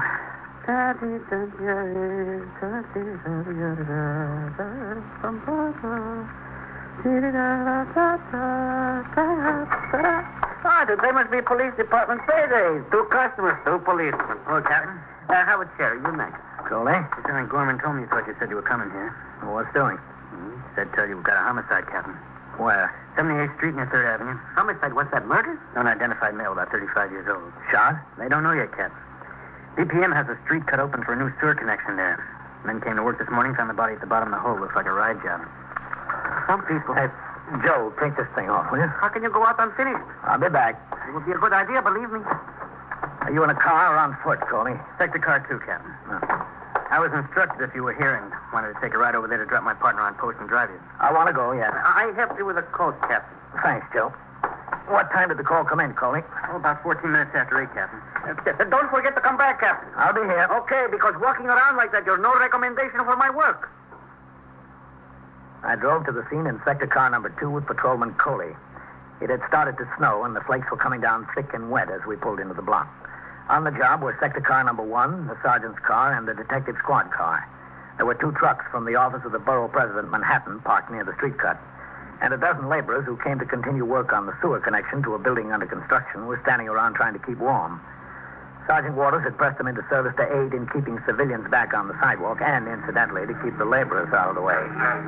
Coley pulled the car up as close as he could manage. All right, park it down the block, Coley. Yes, sir.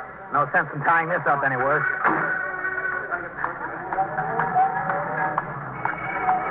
Excuse me there, will you?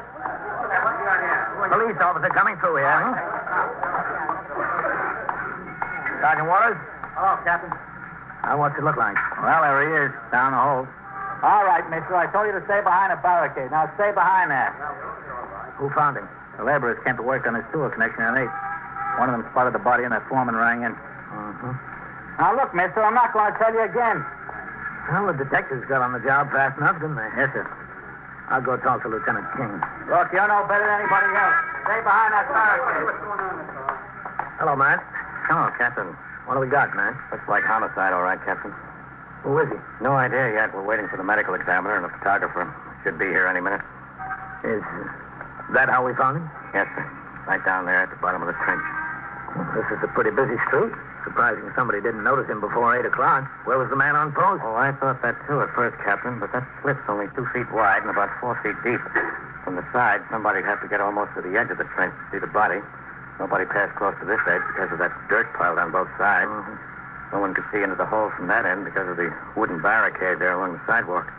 That motor compressor blocks the view at the other end. No idea how long the body's been in there. No, sir. The crew quit working at 4 o'clock yesterday afternoon. Any time between dark last night and dawn this morning. I got the names and addresses of all the BPM crew, Lieutenant. Good. Oh, hello, Captain. The tally? The foreman wants to know how long it'll be before they can get on the job here. You better tell him it'll be an hour at least. We're waiting for the medical examiner, the homicide squad, and the photographer. Yes, sir. I'll tell them. What makes you so sure it's homicide, Matt? He could have been drunk, fallen in there. You haven't had a close look at him, Captain. He got it working over. He couldn't have gotten banged up that way falling into the ditch. He was thrown in there. Probably dragged out of the car and dumped. Any sign of a gunshot wound? He might have been shot. We can't tell from the position the body's in. We'll know more about that when we can move him.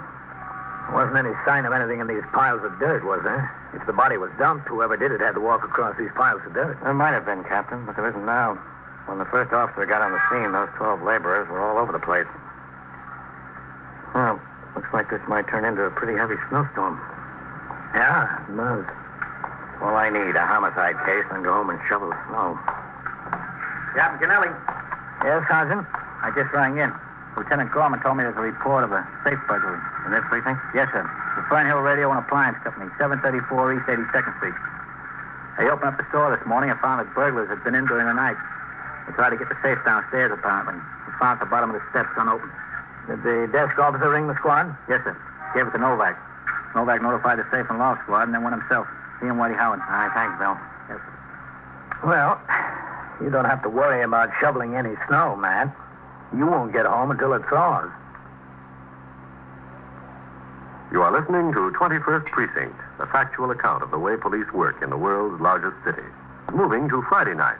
After this evening's program, listen for these police cases at their new night and time, beginning 1 week from this Friday. Don't forget, Captain Kennelly and his hard-working enforcers of the law will bring you their thrilling assignments again beginning Friday, December 4th, on most of these same CBS radio stations. Now back to 21st Precinct and Captain Frank Kennelly. Within another few minutes, detectives from the Manhattan East Homicide Squad and a deputy medical examiner had arrived at the scene. While the Homicide Squad photographer made the required pictures, Lieutenant King, as the ranking officer of the Detective Division present, dictated to the Homicide Squad stenographer a detailed description of the position and appearance of the body and of the surrounding conditions. No identification of any kind was found in the pockets of the victim. The medical examiner reported to Lieutenant King that preliminary observation revealed no gunshot wounds. Death appeared to have been caused by a fractured skull. Finally, Patrolman Adam Austin, the first member of the force at the scene, placed a UF-95 tag on the body, and it was removed to the Bellevue morgue for identification and autopsy. And the investigation began. I then went to the scene of the safe burglary at 734 East 82nd Street. Detectives of both the safe and loft squad and the 21st squad were on the job. The uniformed officers had already resumed patrol. I returned to the barber shop. Joe completed my haircut, and I walked around the corner to the station house where Lieutenant Gorman was desk officer and Sergeant Waters was now on telephone switchboard duty. Hello, Captain. Sergeant? Mrs. Kennelly called. Oh, for the love of... I forgot the phone. I got tied up. Well, I explained it, Captain. I told her we had a homicide and a safe burglary. Oh, thanks, Bill. She said call her when you get a chance. Yeah, I will as soon as I find the block. Yes, sir. Hello, man. 21st Precinct, Sergeant Waters. How many dogs? Well, there's no law against people having dogs, lady. I know. Well, but lady, you'll have to take that up with your landlord. If he promised he wouldn't rent to anybody with dogs, that's between you and him. Well, madam, there's nothing we can do about it. All right. You're welcome. What was that, Bill? She's allergic to dogs. Family's moving into a building with 2 of them. Oh. Hello, Captain. Man, I want to see you. I'd like to see you too, Captain. Well, how's it going? Nothing much yet. Come on into my office. Well, for a minute, Captain Fleischer's upstairs talking to those 2 men from the borough president's office. Oh, go ahead. Thanks. The captain of the homicide squad is on his way up with the chief of detectives. Any identification on him yet? No, I just spoke to Vitale. They rolled some prints off the man as soon as they got him to the Bellevue morgue. He just brought them into BCI. They're trying to get a make on him now. The man wasn't shot or stabbed, was he? No, sir. The medical examiner says death was apparently caused by a fractured skull. He's got other marks and bruises all over him. One thing's sure, the fall into the ditch couldn't have done it. He was dead before he got anywhere near the ditch. What I wanted to find out is, you were up at the safe burglary, right, Captain? Yeah, man. Well, I've been running around in circles around this other deal. Haven't had a chance to speak to Novak and Howard about that. They were up there, and 2 men from the safe and lock squad. I've got the district captain upstairs now, the chief of detectives, and probably the borough chief are on their way. They'll have to start throwing questions at me on the safe job. Haven't even been over there. Well, they didn't get anything out of there, Matt. It was a bust. Yes, sir, I know that.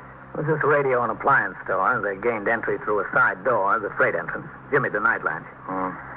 Apparently, they went straight upstairs to the office on the balcony, tried to rip the safe. Didn't get very far with it. Might have thought they needed more tools or more time. Decided to carry it out. Apparently, it got away from them coming down the stairs. Yeah. Must have made a lot of noise, and they left in a hurry. They left all their tools on the job. Probably stolen. Probably. Come in. Excuse me a second, Captain. Yes, Sergeant. There's a woman out there talking to Lieutenant Gorman. Yes? Her husband didn't show up at home last night. And? Captain, sounds to me like she's talking about the man that was found in the ditch. Did you say anything to her? No, sir. Ask her to come in here. Yes, sir. Mrs. Balney, Yes? could you step in here a minute, please? You don't mind, Captain? No? Oh, that's all right, man. Do they know something? Come in, Mrs. Balney. Yes. Yes, I'm much obliged. All right, Sergeant. Yes, sir. Just sit down, please. Do you have Phil here? Arrested, I mean. No, we don't. Oh. I thought you did. How do you spell your name? Bolney. Bolney. Your husband's first name is Phil. Yeah, that's right. What's your first name? Louise. Where do you live, Mrs. Balney? At 3422 Lewis Avenue in the Bronx. I was led to believe that you did have Phil here. I thought he was arrested. Well, what made you think that? Well, he said he had some business last night. He left right after supper, and he said he'd be home at 1 o'clock, no later. Well, about 11 o'clock, I turned off the radio and went to bed. Slept all night. When I woke up this morning, he wasn't in the bed. I don't know. I couldn't imagine what happened. Does he ever stay out all night? Well, late sometimes, but never all night. He always comes home, no matter what time in the morning, always. He don't drink much, so I'm never worried about that. A few beers, maybe. I still don't understand what made you think he was arrested. A detective called. And spoke to you? No, not to me, to the super of the building. We don't have a telephone. Did the detective leave his name? He just told the super if I'd come to the 21st Precinct, they'd know all about Phil. Did the super say the man told him he was a police officer? Well, I don't know, but what else could he be? He said, come to the 21st Precinct. Mrs. Balney, how old is your husband? 34 in March. Do you know his height? How tall he is? Well, not so tall, maybe 4 or 5 inches taller than me. About 5'9". About 5'9", yeah. Listen, don't you know anything? I mean, who'd call and say such a thing? And Phil not coming home. Has your husband ever been arrested? Well, he's been in a little trouble, yeah. What kind of trouble? He was away. Where? Sing Sing. But he's been all right. He's had no trouble since he's been back. No trouble at all. He was getting along fine. He's got a job. He's working every day, and the parole officer says he was doing very well. You said he was in the habit of staying out late at night. He's not supposed to do that if he's on parole. It's not often. You know who he was out with last night, Mrs. Balney? Some friends. I don't know. On business. Excuse me. Where could he be? I don't know. 21st Precinct, Captain Kennelly. Sergeant Waters on TS, Captain. Detective Vitale is ringing in for Lieutenant King.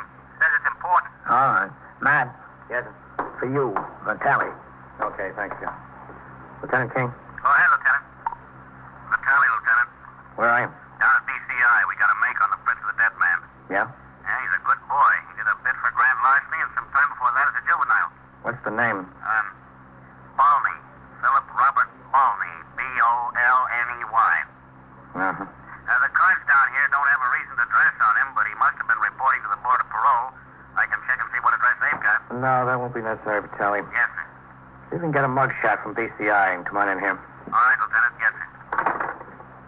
They got a make, Captain. Did they? Yeah. Where did your husband work, Mrs. Balney? On the docks, on the west side, along Sherman. Have any idea who he might have gone out with last night? Oh, no, not exactly. He has lots of friends. Which friend in particular do you think he might have been with last night? Well, he did say something. What? About Red, about having to go someplace with Red. You know, on business. Red who? I don't know his last name. He talks about this Red all the time as if somebody that works with him. You know, Doc Wallopin. Would you know this Red if you saw him? No, I never met him. I only heard Phil talk about him. Listen, if you don't have him arrested here, Phil, I mean, where is he? Where could he be? Do you think maybe he went right to work this morning? No, Mrs. Volney, I don't think so. I'm pretty sure we know where he is. Well, this is a fine time to tell me. Why didn't you tell me before?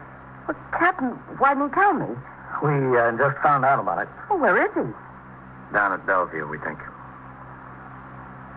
What's he doing down there? Was he sick? Was he in... He's not dead. Yes, he is. I'm sorry. After a few minutes, Lieutenant King took Mrs. Balney upstairs to the 21st Detective Squad.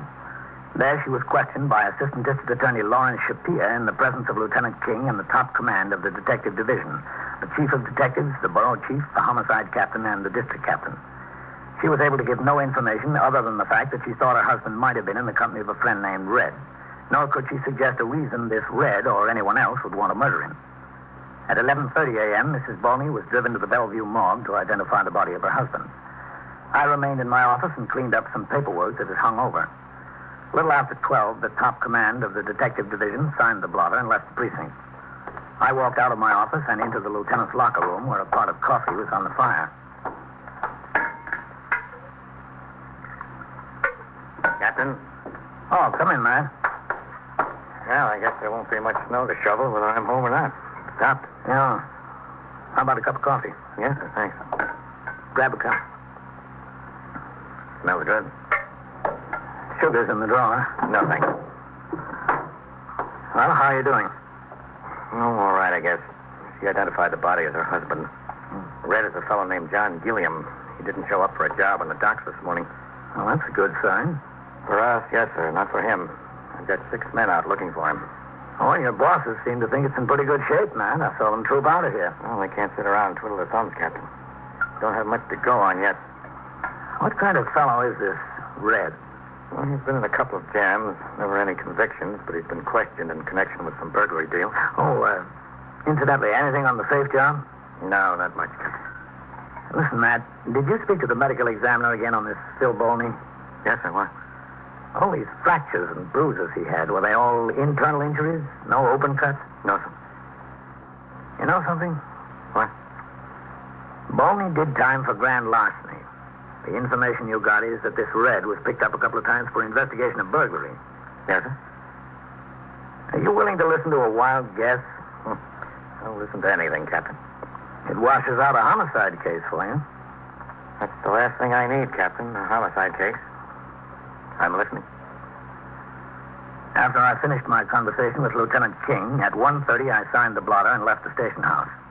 All that day and that night, detectives of the 21st Squad and the Homicide Squad beat the brush for John Gilliam, also known as Red Gilliam. They were waiting at the pier where he usually worked at the afternoon shape-up. He did not appear. They traced out his home address, a furnished room in the West 20s. He hadn't been seen. The place was planted. Detectives spoke to all the acquaintances of Red Gilliam and Philip Bolney they could locate. None had any information regarding the whereabouts of the fugitive. The plants at Red's rooming house and at the address of a girlfriend were maintained throughout the night. At 8:20 a.m. the next morning, there was a phone call for Detective Vitale from one of the acquaintances of Red Gilliam he had spoken to the previous afternoon.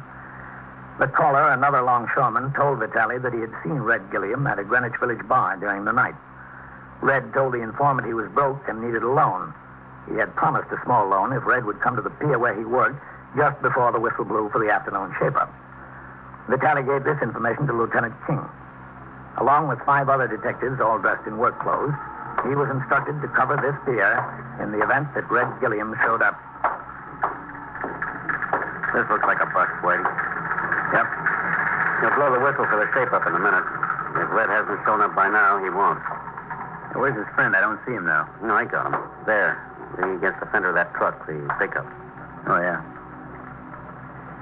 Oh, there comes the hiring boss. When they shape up, let's move in with them. Okay. Come on. Yeah. Think we ought to wait around here until they get off the job this afternoon? Red's liable to come then. I'll call the lieutenant, whatever he says. Yeah. Hey, Whitey. Yeah? There he is, I think. Where? Khaki jacket, no hat, headed for the truck. Yeah, it's him. All right, let's grab him. Watch yourself, he might be healed. Don't worry. Red? Yeah? Wait a minute. We want to talk to you. Look, fellas, I'm in a rush. We're police officers, Red. Oh. Turn around, lean up against that truck. Hey, Go on. Yeah. All right, hold still. I'm clean. I'm not carrying anything. That's what we want to make sure of. Listen, what's the beef? What do you want me for? Don't you know, Red? How should I know what you guys want? You always want to know something. Yeah, Red. We always want to know something. So come on, let's go. I had been on duty since 8 a.m. At 1:20, I was upstairs in the detective squad office conferring with Lieutenant King about a renewal application for a pistol license, which must be investigated by detectives and endorsed with a recommendation by the commanding officer of the precinct. The applicant was a retired cop with a good departmental record, now working as a money guard in the precinct. There was a suspicion, however, that his eyes had gone bad on him and that he was no longer qualified for a permit. It's a hard thing to say, Captain. Yeah, I know, man. I hate to do that to the man. He was a good cop when he was in the job. He's had a good employment record with this company. But supposing there's some trouble over that gun, his eyes are bad. We can't help that. Yeah, I guess we can. Yes. Come in, Pete. All right, Red. Inside. Sit down over there, Red. Yeah? That's good. Sit right there. Shut the door, will you, Pete? Yeah, sure, Lieutenant. He says he doesn't know a thing, Lieutenant. This is where you come to learn, eh, Red? What's it all about? That you got to tell me. We'll start off with introductions. This is Captain Kennelly. I'm Lieutenant King. So? We don't want to waste any time, Red. We want some straight answers. About what? You were out with Phil Balney the night before last, right? Who said that? Were you? No. Where were you? I spent practically the entire evening with a girl till about 3:30, 4 o'clock this morning. Well, if that's so, it'd clear up a lot of things, Red. What girl is that? Her name is Isabel Gamer. Where'd she live? Down on 17th Street, near 9th. Now, you know that's a lie, Red. No, it's not. Detective Vitale spoke to Isabel yesterday. She says she didn't see you since Sunday. Isn't that right, Pete? That's right, Lieutenant. So it's right. Look, Red, we got a lot of things on our mind around here. We don't want to waste any time. What do you think I'm doing? You think this is accomplishing something for me? Phil was found dead on the street. Our information is that you were with him that night. Now, what about the truth? If I told you the truth, you wouldn't believe it. Wouldn't we? I guarantee you wouldn't. Better try us, Red, because you're looking a murder beef right in the face. If the truth is going to help you, you better let us have it. You wouldn't believe it. Maybe we already know the truth, Red. Maybe we just want to hear it from you. Well, you won't believe it. I guarantee it. But if you want it, all right. What? Well, you see, Phil and I were together, yeah. We've been doing a few things together. I had this store spotted over in the East 80s, I don't know. The safe looked like an easy touch. Well, we went in there together and tried to rip the face off. It wouldn't come. So we decided to go down the stairs with it and load it in the car. It was small enough. Well, we started down. Phil was below and I was up above. The thing slipped, or he slipped or something. Anyway, he went rolling down the stairs with it. I thought he was just knocked out. Yeah? Well, that's all. I figured get him out fast, so I loaded him in the car. And when I got a few blocks away, I saw he was dead. Well, what was I going to do with him? So I passed by this place where they had the street dug up. That looked good enough for me, so I dumped him in there, and that was that. Was it? Well, there you see, you wanted the truth. That's it. Where does it get me? Did you call his wife? Yeah, the next morning. I figured she's got to know. She's got to find out at least. Well, don't look at me like I was an idiot. That's what happened. That's exactly what happened. It's the truth. It's the honest to goodness truth. If I had a stack of Bibles, it wouldn't be any more the truth. I didn't kill him. I didn't lay a finger on him. We knew it, Red. We believe you. Do you? Why shouldn't we? The captain had it figured the same afternoon. The whole thing sounds so screwy, so nuts. To get caught in a set of circumstances. Red, you're caught in a little bit more than a set of circumstances. You're caught in a safe burglary. 21st Precinct, Sergeant Waters. What'd you say about a gun? Oh. to get a license to carry one. And so it goes, around the clock, through the week, every day, every year. A police precinct in the city of New York is a flesh and blood merry-go-round. Anyone can catch the brass ring, or the brass ring can catch anyone. 21st Precinct, a factual account of the way the police work in the world's largest city, is presented with the official cooperation of the Patrolmen's Benevolent Association, an organization of more than 20,000 members of the Police Department, City of New York. Everett Sloane in the role of Captain Kennelly, Ken Lynch as Lieutenant King. Featured in tonight's cast were Louis Van Ruten, Bill Lipton, Harold Stone, Les Damon, and Julie Stevens. Written and directed by Stanley Niss, produced for CBS Radio by John Ives. Art Hanna speaking. 21st Precinct, Sergeant Klein. Well, who got bitten? Owl? 4. Where's the dog? You are in the muster room The at the dog there? 21st Precinct, the nerve center. A call is coming through. You will follow the action taken pursuant to that call from this minute until the final report is written in the 124 room at the 21st Precinct. All right. You just wait right there in the emergency room. Yes, right there. I'll have an officer come over. Yes. Right away.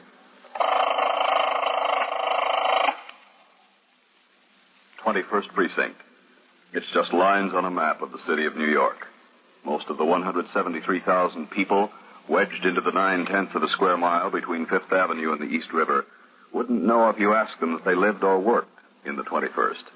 Whether they know it or not, the security of their homes, their persons, and their property is the job of the men of the 21st Precinct.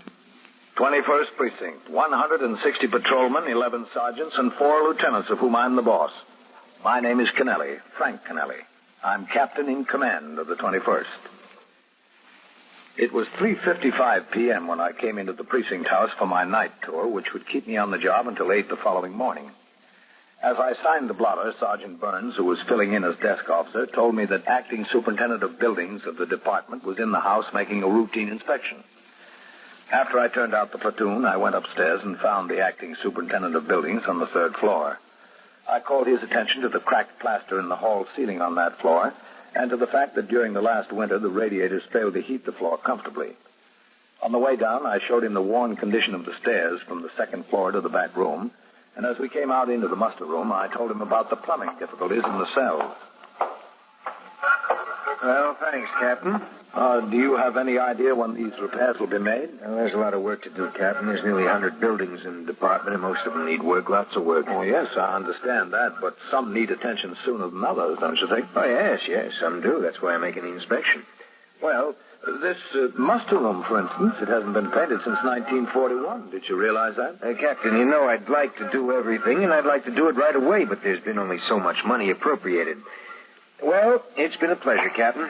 Sign the blotter and get on my way.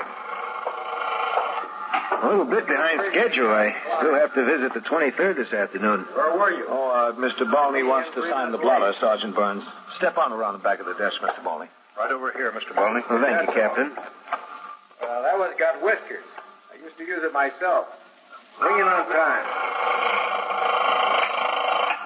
What's doing, Sergeant? Oh, nothing much, Captain, except that young fellow over there is waiting to see you.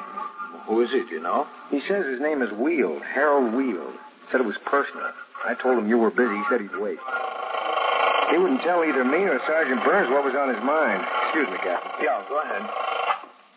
21st Precinct, Sergeant Klein. Well, thanks for all your courtesies, Captain. I'll try to get something done, I promise you that. Oh, sure. What, ma'am? Absolutely necessary, Mr. Balney, that we get sufficient heat up on the 3rd floor. No one can work up there. Listen, madam. Oh, it's a long time until winter. Please, madam. Yes, it was a long time since last winter, too. That's when I reported. Madam, you have my word, Captain. There'll be someone here within 2 weeks. That's a civil action, madam. If he owes you money, we can't collect it. You better see your lawyer. Oh, I'll talk to that fellow that's waiting, Sergeant. Yes, sir. If you can't afford a lawyer, go to the Legal Aid Society. The Legal Aid Society. Mr. Weald? Yes, that's right. Captain Connelly? Kennelly. Oh, I'm sorry. Oh, that's all right. Well, what can I do for you? Well, listen, Captain, I'm sorry to bother you, but I got an awful problem. It's my kid. Well, what's the trouble? Well, she got bit by a dog. When was this? Friday morning. Where? In the playground there, 62nd Street, York Avenue. How old is she? 4. She's 4. Excuse me, Captain. Yes? Division captain is calling in for you. Oh, all right. Thanks, Sergeant. I'll take it in my office. Yes, sir. Come in, Mr. Wheel. Yeah, thanks. My mother takes her to the playground almost every day. Go ahead. Thank you. Have a seat there. I didn't think there was anything to it. Excuse me a minute. Oh, yeah, sure. Captain Kennelly. Hello, Denny. Oh, just fine. When? Well, just a second. Let me look at my chart. Yeah, I'm working Monday. Where? All right, I'll be there. Okay, so long. How'd you happen to get bitten, Mr. Wheel? Well, I wasn't there personally. I was working. Mm-hmm. What do you do? Me, I'm a driver for the Ace Taxis. I should be on the job now, but I thought I'd better take off the afternoon and get this straightened out. Yeah. How bad was the bite? Well, bad enough, I guess. He got her in the thigh, He really dug in. Did she get medical treatment? Oh, yeah. My wife said the lady with the dog was very nice. Janet, that's my wife. She got kind of excited at first, but doctor fixed it up, said nothing serious. So I forgot the whole thing, until I got a call from my wife this afternoon. What happened then? Well, my wife was all excited. She called my dispatcher, left word for me to call her. When I did, she said somebody had been around from the Board of Health. Told her they couldn't get hold of the lady with the dog, and if they didn't by tomorrow morning, she'd have to bring the kid down for rabies shots. There's 22 shots. It takes 22 days. Well, where does the woman with the dog live? In this precinct? I don't know whether it's in this precinct. It's Mrs. Charles Whitney, 190 Sutton Place North. That's in this precinct, yes. So I took a walk over there before. It's a big apartment house, very expensive. I started to go in. The doorman asked me who I wanted, so I told him the whole story. He buzzed up to the apartment. There wasn't any answer. He told me a policeman had been around 2 or 3 times today and the day before. The policeman couldn't find anybody there either. Is he from here, that policeman? Yes, that's right. In dog bite cases, there's a 480V notice to be served on the owner. A notice to deliver the dog to the ASPCA for observation. Well, anyway, I got to talking to the doorman, and he said he thought sure somebody was home because the elevator man heard the dog barking in the apartment when he went up there on the floor for something else this afternoon. Oh, is that so? Well, I'm only going by what the doorman said the elevator man said.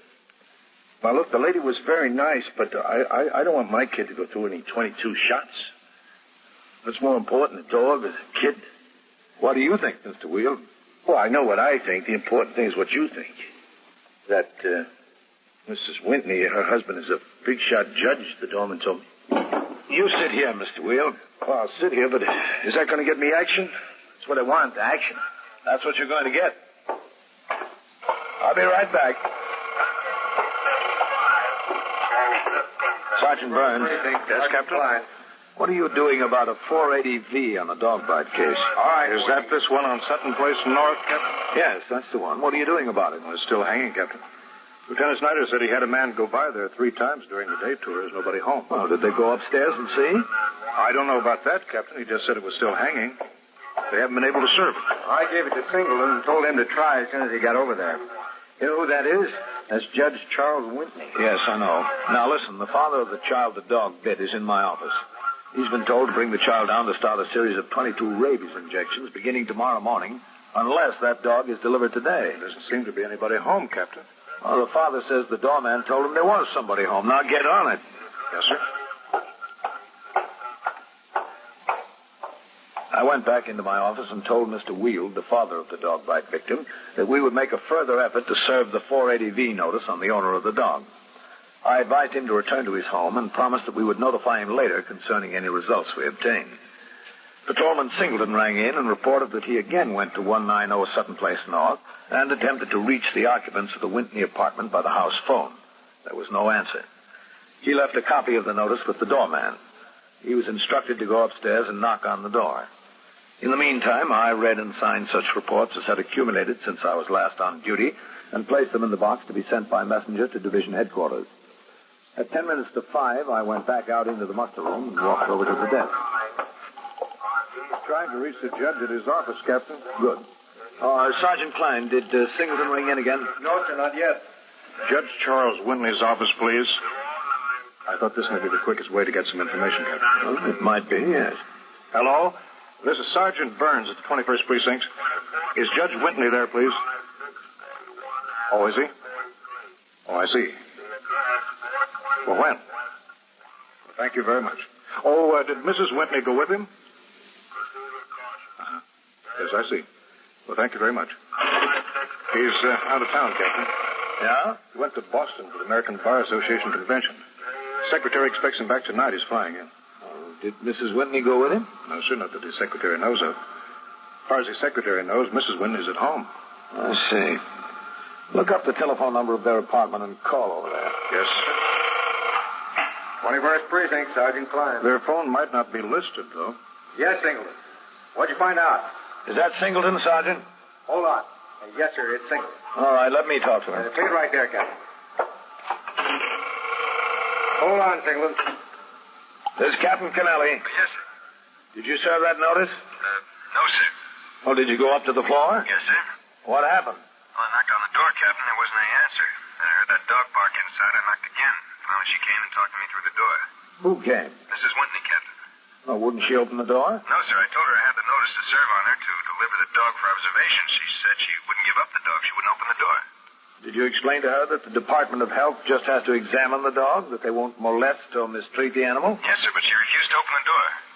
Where are you calling from now? The lobby of the apartment building. All right. You stay there. I'll be right over. Yes, sir. Sergeant. Yes, sir? Put out a call for a car to come by the house for me. Yes, sir, Captain.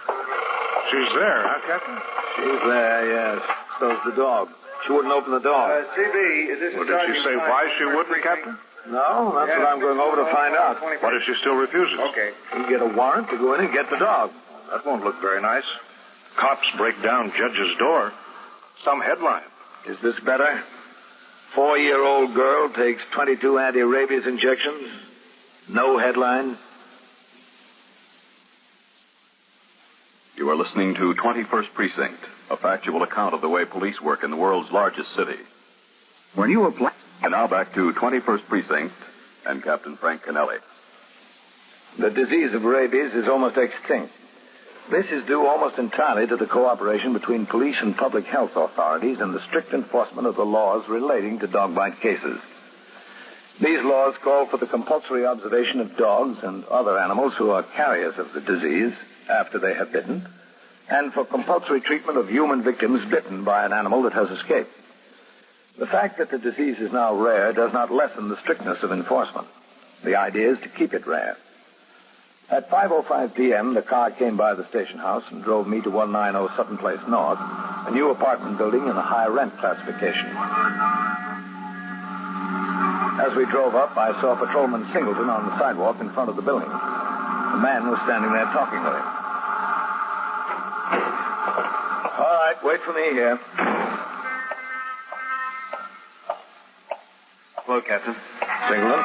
Captain, this is Mr. Tedburn. He's the super of the building. the resident manager. Mr. Tedburn? How do you do? You've been waiting down here since you rang in, Singleton? Yes, sir. I really don't see what's all the excitement, Captain. Don't you? The Whitneys are respectable people. He's an important judge. To have policemen running through the halls over something like this, it's ridiculous. Mr. Tedburn, I've just been talking to the father of the girl who was bitten by that dog.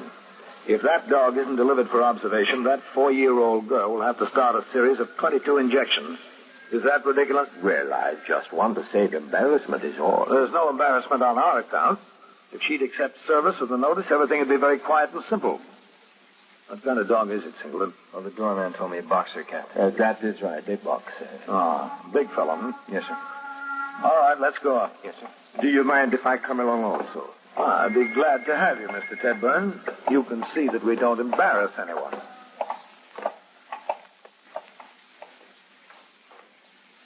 The doorman held the door open for us, and we walked into the foyer of the building. It was decorated in black and white. On the elevator, Singleton directed the operator to take us to the 14th floor. When we got off, Mr. Tedburn led the way to apartment 14B. No one was in the hall. Either the neighbors on the floor didn't know what was going on, or they didn't care. This is it. Shall I ring, Captain? Go ahead. Yes, sir. There it is. Try again. Yes, sir.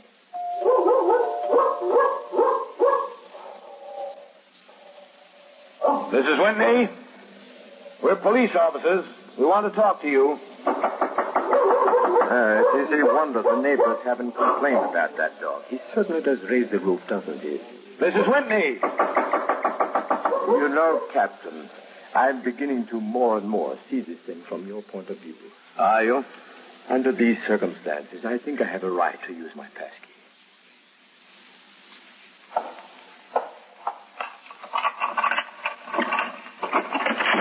Oh, she's got on the door chain. Quiet. Mrs. Whitney, please. Go away. Close the door. Please. I want to talk to you, Mrs. Whitney. You can't take him. I won't let you. I'm not going to take him. I want to talk to you, that's all. Jeff, quiet. Now, come on. Where's she going? I don't know. She's coming back. She went to put the dog in the other room. I want you to shut the door and let me alone. You don't seem to understand the seriousness of this, Mrs. Whitney. You want to take Jeff away. I don't want to take him away. He's all we've got. Jeff's all we've got. We have no family, just Jeff, that's all. I'm not going to take him away. I just have to give you this notice. Singleton. Oh, yes, sir. Here it is. I want you to take this, Mrs. Whitney. No, I won't. It's a notice to deliver your dog to the ASPCA by 10 o'clock tomorrow morning. Well, I'll take it, but I won't deliver him. I won't. You can't have him. He's the only thing I've got left. The only thing. All right. Let's shut the door. Thank you, Mrs. Whitney. I won't. Do you think she will bring that dog down there? I don't. She's been served with a notice. Okay, Singleton, get back on the job. Yes, sir. People can live in a building 20 years, and you never know they ever existed. 20 years. Hit that elevator bell, will you, Singleton? Yes, sir. Then a little thing like this can cause so much trouble.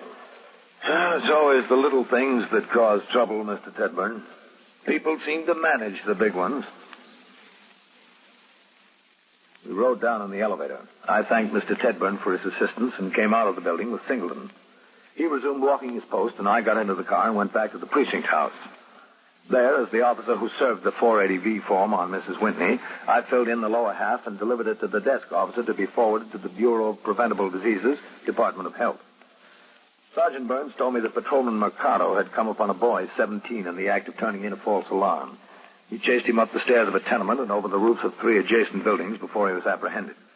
The boy admitted turning in at least 5 false alarms during the last month. I went on patrol of the precinct, during which I stopped on post number 2, saw Patrolman Mercado, and congratulated him on the arrest. Later, while I was still on patrol, there was a radio signal to call in. He stopped at the nearest box, and I was told by Sergeant Klein that a visitor was waiting for me, Judge Charles Whitney. I had my operator drive me around to the precinct house. When I got out of the car, I instructed him to pick up his partner, who had been taking his meal period, and resume patrol. As the car drove away, I crossed the sidewalk and walked up into the muster room. Hello, Sergeant. Captain. 21st Precinct, Sergeant Where's Klein. the judge? I suggested the judge wait in your office, Captain. Good. All right. Oh, what's doing, Sergeant? Oh, it's been a quiet tour, Captain. All right, I'll be in my office. Yes, sir. 21st Precinct, Sergeant Klein. Open the what? Judge Whitney? Oh, hello, Captain. We've met before, haven't we? Yes, I think so, at some dinner. Oh, yeah. Well, sit down, Judge. Thank you. I just got into LaGuardia from Boston an hour ago. Yes, sir, I know. I understand you were over to the apartment, Captain. Yes, that's right. We were there. And I'm sorry if we found it necessary to be a little insistent with Mrs. Whitney, but I don't have to tell you the law in these dog bite cases, Judge. If I wasn't able to effect service the way I did, I would have been required to get a warrant and break the door down. I hope you were able to explain that to Mrs. Whitney. Captain, I haven't been able to explain anything to Mrs. Whitney. She wouldn't open the door for me either. Wouldn't she? No. I came home from the airport and went upstairs and tried my key. She had the chain on the door. Wouldn't open it. Wouldn't even talk to me. Building manager came upstairs and told me what had happened. Well, I'm sorry, Judge. Well, it's not your fault, Captain. I don't blame you. I should have seen it coming. Perhaps I even knew it was coming, and I couldn't bring myself to believe it. What's that, sir? A breakdown. I should have seen it the night I left for Boston. It was the same night that Jeff bit the child. Oh? He's a boxer, you know, so we named him James J. Jeffries, Jeff for short. Mm-hmm. I told her before I left that she would probably be called upon to deliver the dog for observation. And I should have seen from her attitude then that this was going to happen. I was in a hurry to catch the plane. She was all right until then. I understand she was fine when the dog bit the child, that she took the mother and the child to the emergency room, paid the bill, so forth. Yes, that's the report we got, too. But the minute I mentioned the possibility she might have to turn Jeff over for observation, she changed. Well, what was the reason for the change? You know, John? Yes, I do. I think I do. See, Captain, we had two sons, Richard and Charles, Jr. They were a year and a half apart, 19 and 20. They were in school at Yale. Last June, they were driving down to New York after school. Their car turned over on the Merrick Parkway. They were both killed. Both of them. Well, I'm sorry to hear that, Judge. If you have children of your own, you can imagine what it did to us. We went away, but that didn't help. Nothing helped. For myself, I found escaping my work. A judge can work hard, you know, and I did. But Nora didn't have anything like work. I suppose she turned to the dog, as Jeff was the boy's dog. When she saw the possibility that she'd lose the dog, that brought it on. I'm sure that that's the answer. Well, it probably is, yes, sir. Wouldn't even open the door. She doesn't even trust me. If I'd have known what the circumstances were, perhaps we could have used some other means. Wasn't any way for you to know, Captain. I'm not worried about that now. She's locked up in there alone. That's what I'm worried about. I don't know what's preying on her mind. Well, if you want to go into the apartment, Judge, I can call the emergency squad to give us a hand. They have a way with doors, you know. But it's only as a last resort. No, I'd like to try persuasion some more. I had the door open this wide, the same as you did. I called to her. She wouldn't answer. I couldn't think of anything else to say or do. I came over here. Well, do you have any ideas, Captain, besides the emergency squad? I mean? Well, perhaps I have one, just one. It might work. I don't know. Anything, Captain. I'm willing to try anything. Judge Whitney was a forlorn-looking man as I left him sitting in my office and walked out into the muster room. I gave Sergeant Klein instructions to have a car drive around to the precinct house to pick us up. Also, I told him to have sector car number 1 go to the home of Harold Weald, the father of the dog bite victim. They were instructed to locate Mr. Weald and ask if he would accompany them to 190 Sutton Place North. The car came by to drive Judge Whitney and myself to his apartment house. We rode the elevator to the 14th floor in silence. Is this way, Captain? Yes, I know. Oh, of course you do.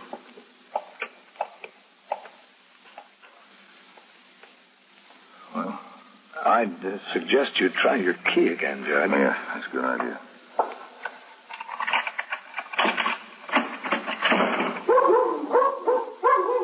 Still on the chain. Nora! Nora!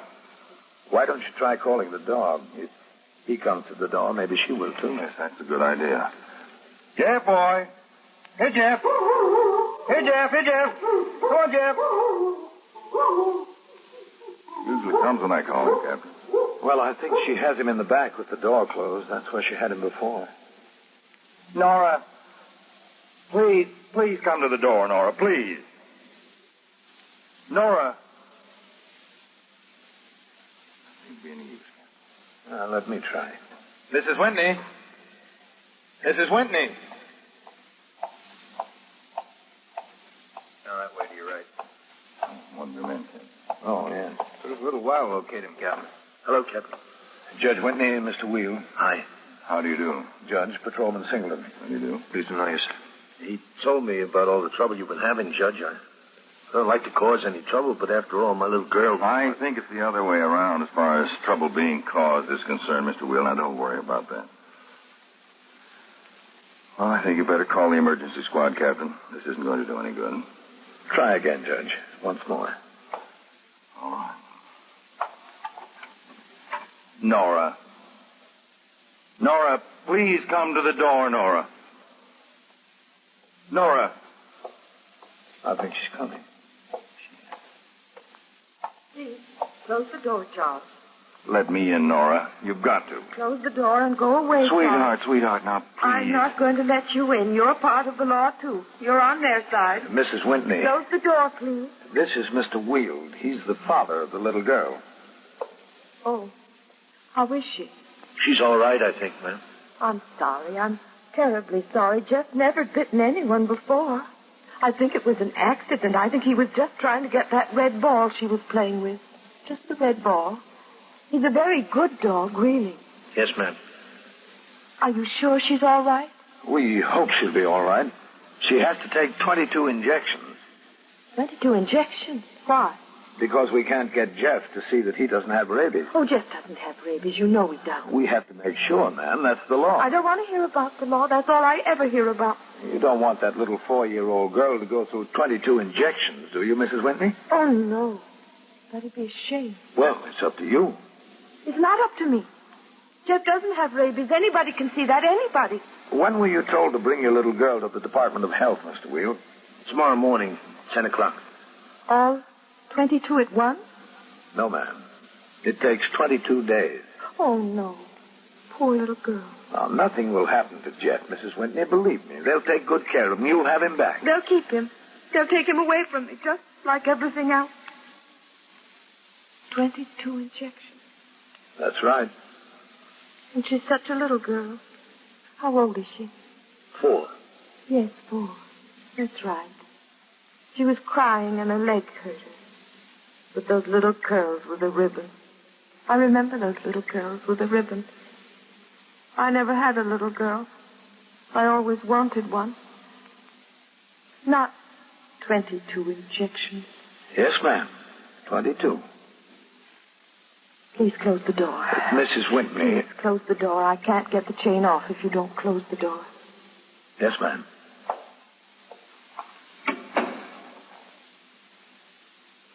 What's she waiting for? All right. Take it easy.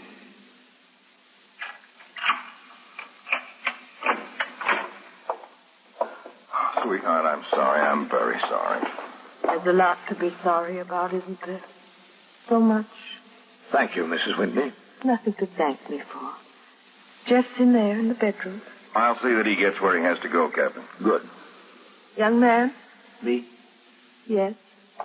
Yes, ma'am, Mrs. Whitney. Watch her. Watch her every minute. Every minute of your life. Yes, ma'am. Because without her, you won't have any life.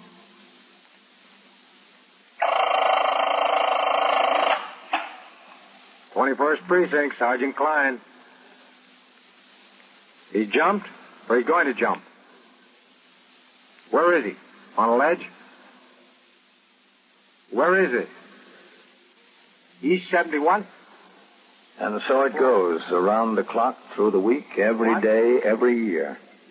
A police precinct in the city of New York is a flesh and blood merry-go-round.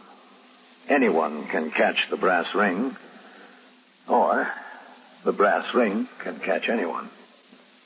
21st Precinct, a factual account of the way the police work in the world's largest city, is presented with the official cooperation of the Patrolmen's Benevolent Association, an organization of more than 20,000 members of the Police Department, City of New York. Everett Sloane in the role of Captain Kennelly. Featured in tonight's cast were Lawson Zerbe, Wendell Holmes, Bill Zuckert, Don McLaughlin, Barbara Weeks, Bill Lipton, and Donald Bain. Written and directed by Stanley Niss, Gaylord.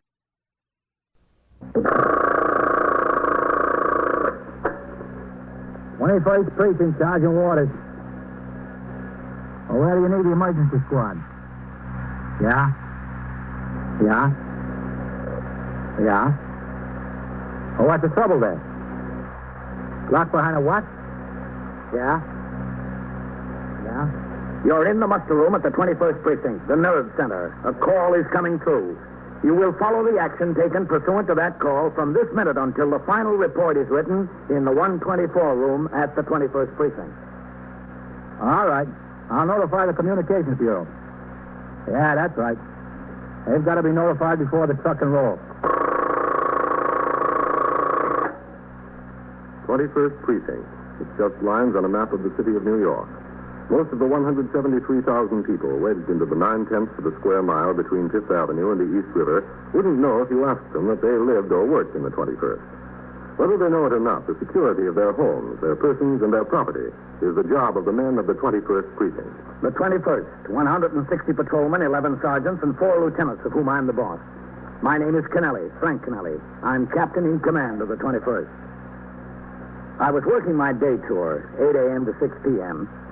After I had turned out the platoon, I read reports and signed communications for approximately 1 hour until sector car number 3 came by the house to take me on patrol. At 9:25 a.m., we were driving downtown on Fifth Avenue, and as we turned east into 72nd Street, a Signal 30 ambulance responding was broadcast over the radio. As the Signal 30 denotes an armed felony, I instructed the operator, Patrolman Meister, to make the run up the east side to Lower Harlem. When we hit the block, I saw that 2 sector cars and the sergeant's car were on the job. The ambulance had arrived.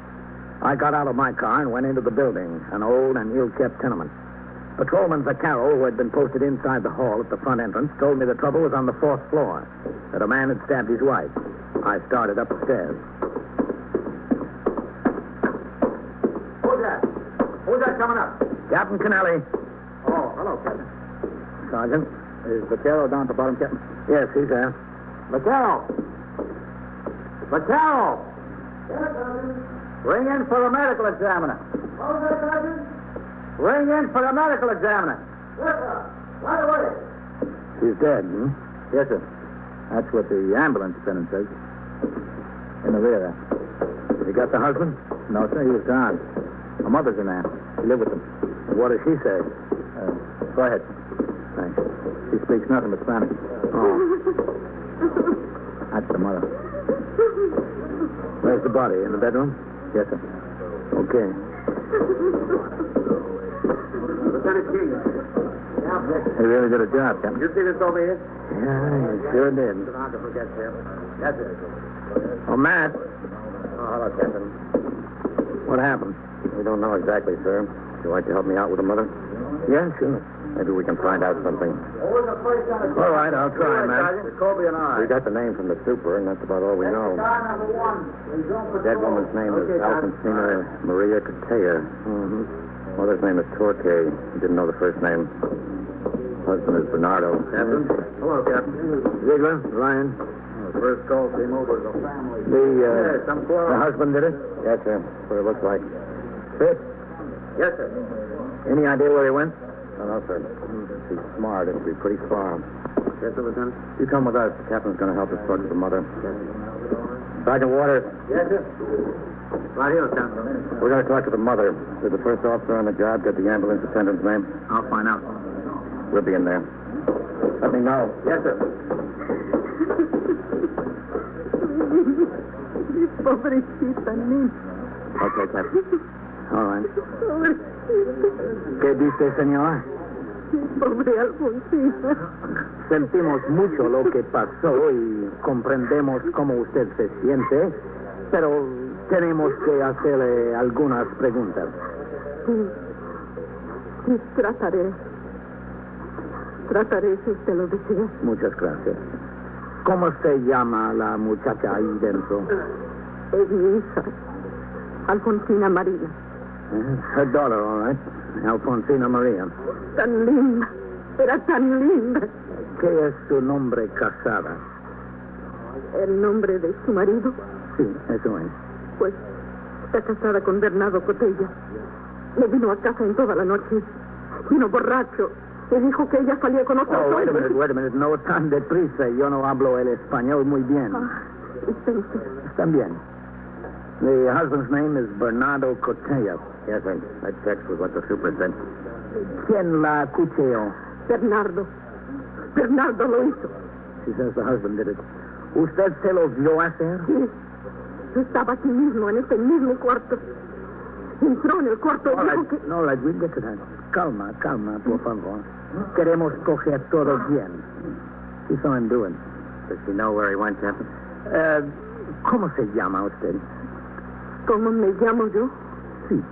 Pues, señora Chispa Torque. Señora Torque, ¿sabe usted a dónde fue Bernardo? ¿Bernardo? Sí. No lo sé. Salió Mató a Alfonsina. Yo tenía miedo que me matara a mí también. Solamente salió, no lo sé. Tenía miedo, mucho miedo. Sí, entendido. She doesn't have any idea where he went. Mi hija bonita. Oh, thanks, Sergeant. Tú pudo hacer eso a mi Well, I'll hija. try and find out how it happened. Yes. Mi hija. Señora Torque, ¿puede decirnos exactamente lo que pasó? ¿Lo que pasó? Exactamente lo que pasó. Desde el principio y muy despacio para que pueda comprender. Sí. Trataré. Despacio. Sí. Pues Bernardo no vino a casa anoche. The husband was out all night. Eso ha pasado a menudo. Not the first time. Alfonsina y yo nos acostamos. Él no estaba aquí cuando nos despertamos esta mañana. He wasn't home when they got up. Por fin regresó. Estaba muy borracho. ¿A qué hora? A las 9, poco más o menos. He came home very drunk about 9 o'clock this morning. Alfonsina quería saber en dónde había estado. Empezaron a discutir una The wife discusión wanted to know where enorme. he'd been. There was an argument. Estaba muy borracho. Ella gastaba todo su dinero, él dijo. Very drunk. Accused her of wasting his money. Él dijo que no había vuelto en toda la noche porque ella salía con otros. The husband accused her of running with other men. Pero mi Alfonsina nunca salía con otros hombres. No desde se casó. Deje eso por un momento. Quédese con la discusión. Sí. Bueno, sacó una navaja grande de su bolsillo y la tiró en el suelo. Just a second, espere. No la entiendo. ¿De dónde sacó la navaja? De su bolsillo. Sacó la navaja de su bolsillo. Claro. La tiró en el suelo. Bueno, llegaremos a eso. He had a knife with him. Took it out of his pocket. Ajá. ¿Qué clase de navaja era? Una navaja grande, así de larga. Se abría. Sí, se abría, así de larga. It was a switchblade, man. Oh, we didn't find it, Captain. Can you ask if she knows what he did with it? Sure. Señora Torque, ¿sabe lo que hizo con la navaja? ¿Con la navaja? Sí. ¿Qué hizo con ella? Entró en la cocina y la lavó. Y la volvió a poner en su bolsillo. He washed it off and put it back in his pocket. I'll see if I can find out where she was doing all of this. Yes, sir. That'd be a good idea. Señora Torque, ¿qué hacía usted cuando él atacó a su hija? Yo estaba aquí. She was here in the kitchen. Entré. Traté de ayudarla. You trying to help her? Pero ella gritaba y él estaba borracho. Y yo tenía mucho miedo, mucho miedo. Bueno, no sé. espere un momento. Sí, bueno. She será said she was very esto. frightened. No sé lo que voy a She hacer. was in the kitchen, heard her daughter scream. She ran in and tried to help her, but she was afraid he'd kill her, too. Bueno, ¿a dónde fue cuando salió? Afuera. Solo salió corriendo. ¿Por la puerta? Por la puerta, sí. See you a minute, Sergeant? All right. He says he just ran out, man. I posted you Out the downstairs. door. I don't mean for you to come up. Captain, would you ask if he made an attack on her, if he threatened her in any way? Yes, sir. Señora Torque, ¿le atacó a usted con la navaja su hijo político? Dijo que me fuera. Era su mujer. ¿Pero le atacó o amenazó? Dijo que me mataría si no me fuera. ¿Él dijo eso? Sí, él dijo eso. He says he threatened to kill her, too, if she didn't get out of the room. Tenía miedo, mucho miedo. Lieutenant King, Yes, Sergeant. can I see you out here in the hall a minute? Yeah, all right. Fitz. Yes, sir. You stay here with Mr. Torque. Yes, sir. ¿A dónde van los policías? I'm sorry, I don't get it. What is it, Sergeant? Vaquero's got some information, sir. In connection with this case, Vaquero? Yes, sir. This is Leroy Clifford. Gentlemen, how do you do? Hello. What kind of information is it, Vaquero? When I was standing downstairs where the sergeant posted me, this fellow walked up to me and told me he knew where Bernardo Cortella was, the husband. You know where he is right now? Yes, sir. A few minutes ago. Where is he? In a bar and grill. Where? Over there on Lexington Avenue. Where on Lexington? What number? Well, I couldn't tell you the number, but I could show you the place. Are you sure it's the same Bernardo Cortella who lives here? Yes, sir. Well, what makes you so sure? I see him every day. We work at the same restaurant. We ride downtown on the bus sometimes. And I've been up here to the house for a beer a couple of times. Oh, it's too bad about her. Too bad. What do you do at the restaurant? Oh, I'm the fry cook. And Bernardo? He's a busboy. How'd you happen to see him in the bar and grill? I was just walking by now. I looked in the window. I knew he had to be to work, so I went in and I said, "Come on, Bernardo, we ride downtown on the bus together." And, well, he was about 2/3 in the bag, and I thought it wasn't going to do any good, so I said, "You ought to go on home, Bernardo. Get sobered up." And what did he say? Said he couldn't go home. Said he was in big trouble. He wanted to borrow money. He's very tight with money. He said the cops were after him. Said he had a gun and a knife both, so they weren't going to get him. Did you see either of them? No, sir. He always talked like that when he had a few drinks. So I told him if he wasn't going to work, I was. I came out of there and walked over to the bus stop. I saw the big crowd, people in front of here. Somebody told me what happened. Well, I thought maybe I'd better tell somebody. So I walked right up to this policeman, didn't I? That's right. And I told you. Will you come back over there and point him out to us, Leroy? Yes, if you want. I just don't want to be late to the job. We'll take care of that, Leroy. He didn't tell you anything about what he planned to do or where he was going? No, sir, but from the condition he was in, I don't think he's going far. Well, he's been a pretty long way already. Leaving the others in charge at the scene of the homicide, Lieutenant King, Detective Fitzpatrick, Sergeant Waters, Patrolman Vaccaro, and I took Leroy Purford and, in 2 cars, drove to the bar and grill on Lexington Avenue, where he said he had seen the husband of the murdered woman. Because of the possibility that Bernardo Cortea had a gun as well as a knife, the others in uniform and I stayed out of sight on the sidewalk while Lieutenant King, Detective Fitzpatrick, and Purford walked by the window of the place.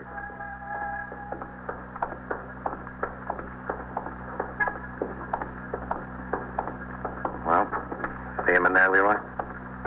No, sir. All I see is the bartender. That's all I see, too. He was in there.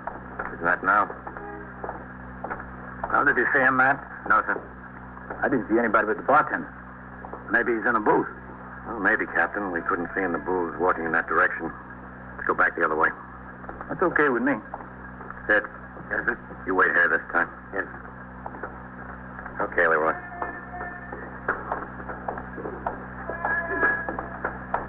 Can you see in the booth? Yes, I can see. There's nobody in any of them. You sure this is the place? Oh, yes, this is the place. Is he in there, Lieutenant? No. That's the place, Sergeant. That's where he was. All right, Leroy, let's go in and talk to the bartender. Lieutenant. Yeah? Well, if it's all the same to you, I'd just as soon not get involved. Leroy, from the second you walked up to that cop and told him you saw Bernardo, you've been involved. Well, I guess I can't argue with that. That. How do you know that bartender? Oh, just to say hello. You ever patronize the place? Oh, yeah, sure. Yes, sir, Lieutenant? We don't see him in there, Fitz. We're going in and talk to the bartender. Yes, sir. You wait here, Sergeant. Yes, sir. Okay. He was in there. Hasn't been 20 minutes. All right. Go ahead. Yes.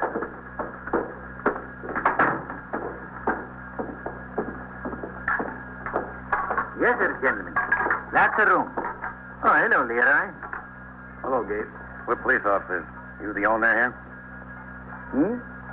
No, I just work the bartender. What's your name? What's the trouble, Leroy? Did something happen? What's your name? Protea. Gabriel Protea. Do you remember Leroy being in here a little while ago? Sure. I remember him being in here. What's the trouble? Was there someone else in here at the time? Yeah, there was someone else. Bernardo. See? Bernardo Cortea. Where'd he go? He didn't go no place. He's back there in the washroom. There? Yeah, there. The door's open. What's the trouble? Leave that door open. Open up. Open up, Bernardo. Open the door. Bernardo. Go away. Go away from there. We're police officers. Unlock that door and come out here. You go away from me. Now, come on. We've got no time to play around.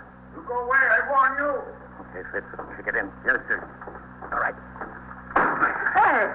What are you doing with the boss's property? I'm responsible. Stand back over there. But listen, Just you stand back. How about it, Bernardo? Bernardo. Okay, Fitz. Get away! Stop. You all right? I told you you had a gun. I told you. I'm okay, Lieutenant. Get over there in the booth, Leroy, over there. I just as soon get out of here altogether. Just stay there. You'll be all right. What's the matter? What's the trouble? Second. Sit. Yes, sir. Go on out and tell the captain and them. Yes, sir. Right away, Lieutenant. Bernardo, what do you think shooting's going to get you? You're not going anyplace. You beg or you risk your life. I stay right here. But the drunk fall around the door. He did more than that. He killed his wife. Him? That's right. That nice gun? Hey, Bernardo. All right, just let him alone. Crazy fool, I thought something was the matter. Drunk in the morning before breakfast almost. Back here, Captain. Asked to buy my razor and shave. Shave in a saloon. You should have known something was crazy. All right. Stay away from the front of that door. Look at the hole that one made in the door, Captain. Yeah, heard it whiz by me. Bernardo? What do you say? Bernardo! Go away. Go away from there. Crazy, plain crazy. You get out of here. Get behind the bar. Don't worry. You don't have to be told twice. What do you think, man? Yeah, it beats me. We can't work on the door without him taking a pot shot at it. Is there a window in there? I never thought of it. Sit, stay here. Yes. I doubt if there's much of a one. Not in a building like this. Gabe. Bartender. Here I am. All right, you can stand up. He can't hit you from there. With my luck, the bullets could go around the corner. Is there a window in the washroom? Yeah, a little one. It's big. Could he get through it? It's got bars like a jail, to keep our thieves. No, he couldn't. What does it lead to? To no place, to an air shaft. Bernardo. Just up to the roof? Is that the only place? That's the only place. How many stories is this building? 4. 4 stories. He couldn't get out there anyway. The bars, thick iron. Matt, we ought to get an emergency truck up here. Might not be a bad idea, Captain. With their axes and crowbars, they can work on the door and stay out of the line of fire at the same time. The boss wouldn't like it to break the door. What do you want to do? Have a cop killed to save the door? Sergeant? Yes, sir. Come here. Crazy guy. I could have told you something was wrong. Plain crazy. Yes, sir, Captain. Look, go on out to your car and call in for an emergency truck. Yes, sir. Tell them to send the truck, not a car. We need the equipment they carry to work on that door. Right away, Captain. Loco, plain loco. Come on now. Okay, Vaccaro. Stay posted at the door. Yes, sir. Keep them on.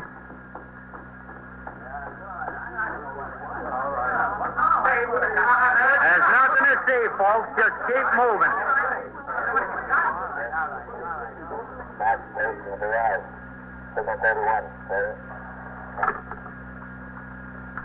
Car 681 is settled, okay? At 3321 Lexington Avenue, the bar and grill. That's 3321 Lexington, okay? Right, 3321. An armed fugitive has locked himself in the washroom. Send the emergency truck, okay? Do you need any additional assistance? Okay. Just a truck. We got 5 men on the job, okay? On our way. Get here, from that way.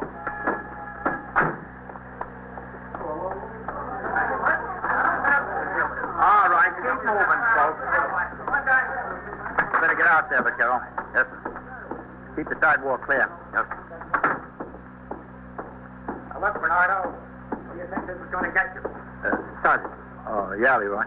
Do they still want me to stay in the booth? Or who tells you to stay there? The lieutenant. Bernardo. You'd better stay. But I'm losing time on the job. All right, get back there. Get around that way. Yes, sir. Okay. We don't want any dead heroes here. Emergency truck's on the way, Captain. Good. Emergency truck is on the way, Matt. Okay, we can use them. Bernardo. Bernardo, open that door and come out here. No. I won't come out. I won't.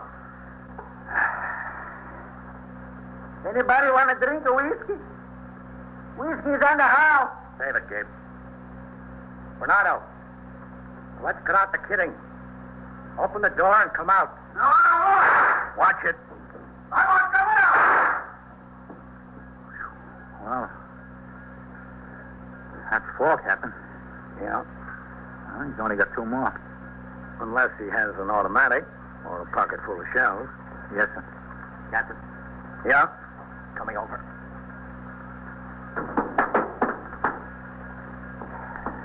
What if we got his mother-in-law over here to talk to him? No, she'd get hysterical. Don't think she could talk him out? Wouldn't do any good. This is what comes with desperation. Silly idea. Wait a minute. Ask him if he knows his wife is dead. Maybe that'll have some effect on him. Yes, sir. Right. Bernardo. Bernardo. Stay back there. I'm not going out. Not me. You know what we want you for, don't you? I know. I know what. Did you know that you killed her? She's dead. But Messina, I did. Yeah, you did. I didn't mean it. I didn't. You did, though. I only want to think of an lesson. Have to go out with other men to split my money. You killed her. No. No, I didn't want to. She knows I didn't want to. I love her. I love Alfonsina.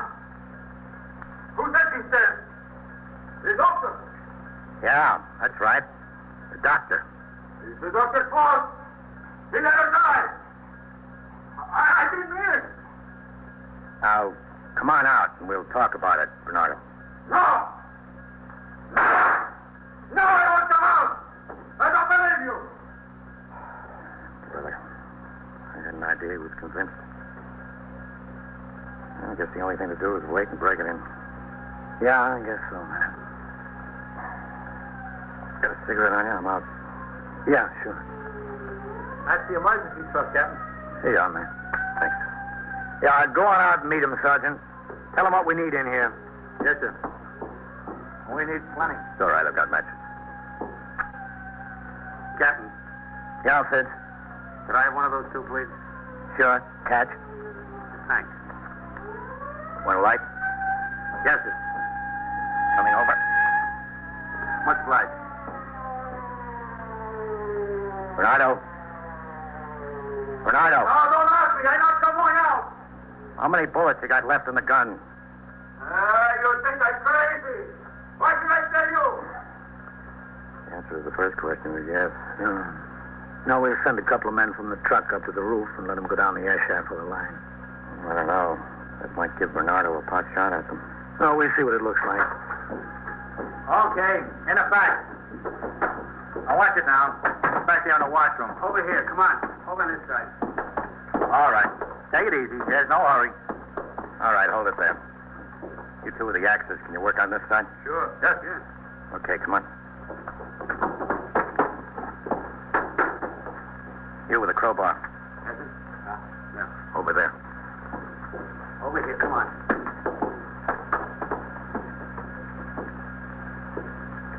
All right. You all know what the situation is. He's got a gun in there. Do your work. Stay out of the line of fire. Matt. Yes, sir? Let me talk to him once more. You know how much good talk is going to do, Captain? I can't do any harm. No, sir. Can't? Go ahead. Bernardo. No, I don't come out. Quiero decirle algún, Bernardo. ¿Quién es? Escúcheme. Hay hombres afuera con hachas. Van a romper la puerta. ¡Se matarán, se matarán! Solo quiero decir que si rompen la puerta, usted tendrá que pagarla. ¿Yo? Sí, usted. ¿Cuánto? Por lo menos $50. $50. Y que sí. Abra. Bueno. Abriré. He's going to open the door.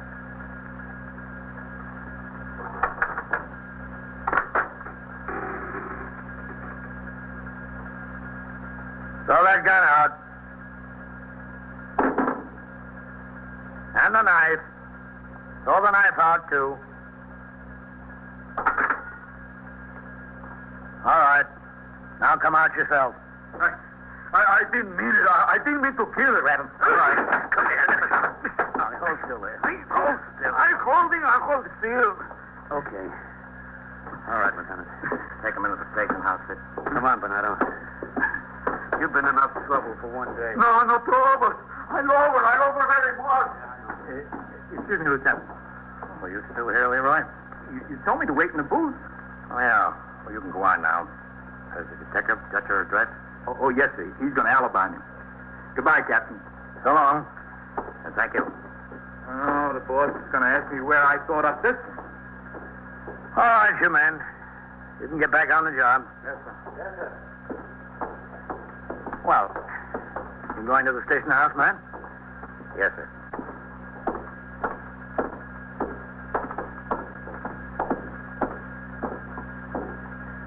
Oh, Captain. Yeah. What did you say that made him open up? Nothing important. Just that if we broke down the door, he'd have to pay for it.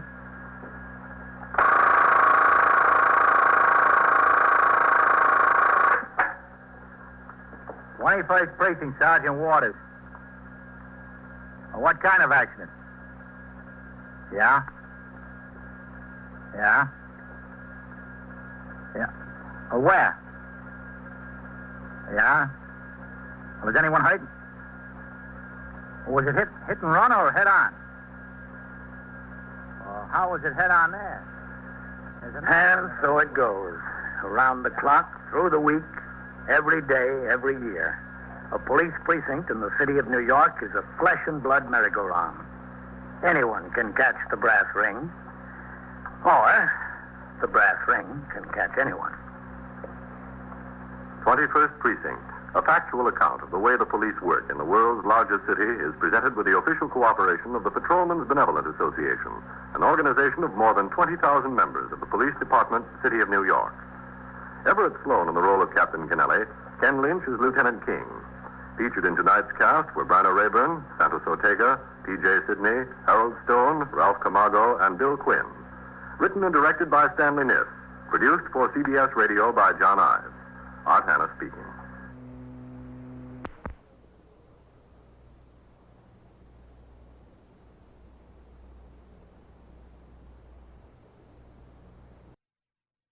My name is Kennelly, Frank Kennelly. I'm captain in command of the 21st. I was working my day tour, 8 a.m. to 6 p.m. It was a clear, sunny day and pleasantly cool for the time of the year. When I came into the station house at 7:35, I went directly into my office and changed to uniform. Then I sat down at my desk to go over reports and communications that had piled up since I was last on duty 24 hours before. Sharply at 8, I got up and walked out into the muster room where I turned out the platoon for the day tour. After the men who would patrol the precinct for the next 8 hours marched out the front door to take over their posts, I remained behind the desk for a few minutes talking to Lieutenant Gorman, who would be desk officer during the tour. The sergeant on PS duty sat at the switchboard several feet away.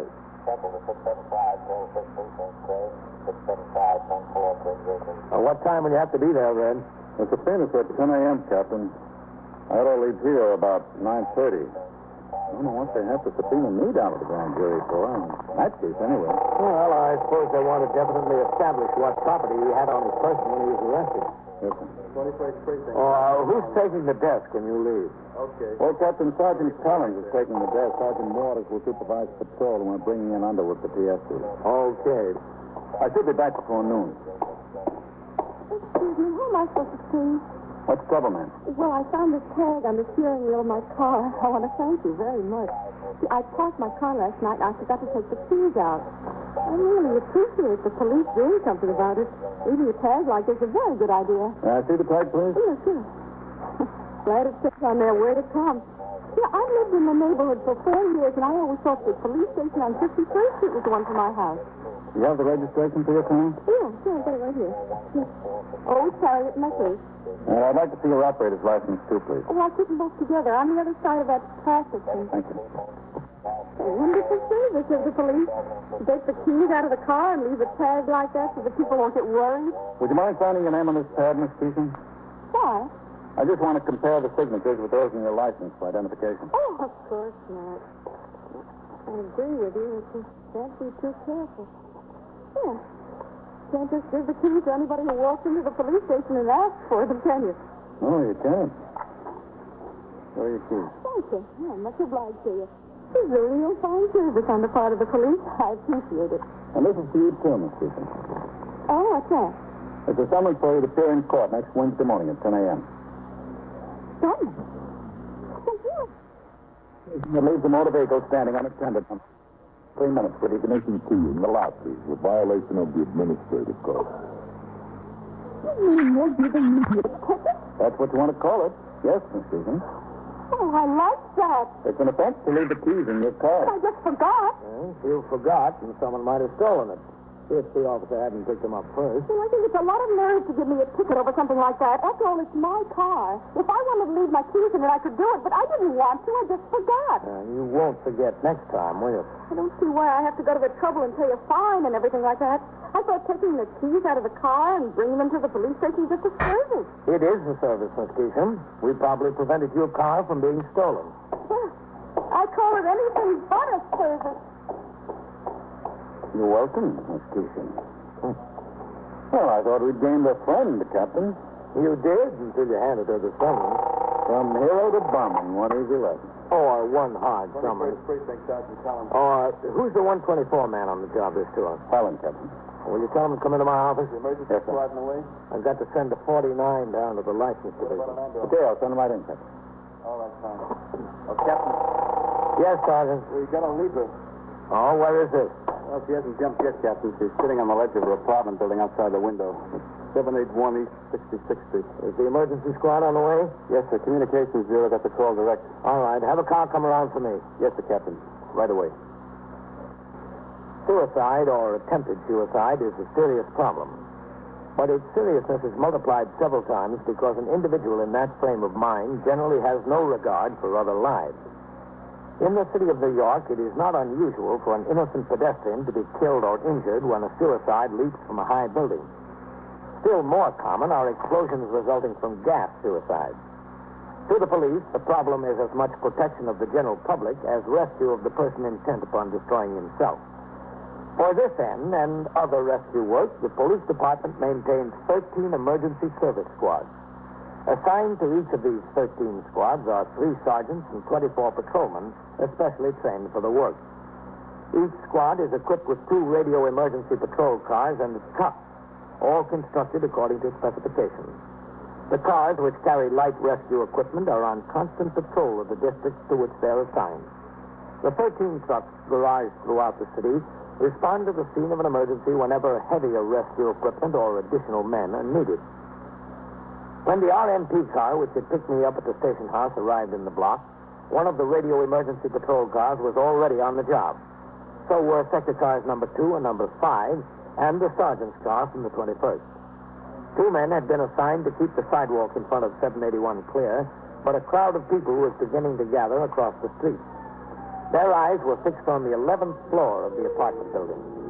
I instructed Patrolman Coley, the operator of my car, to pull in.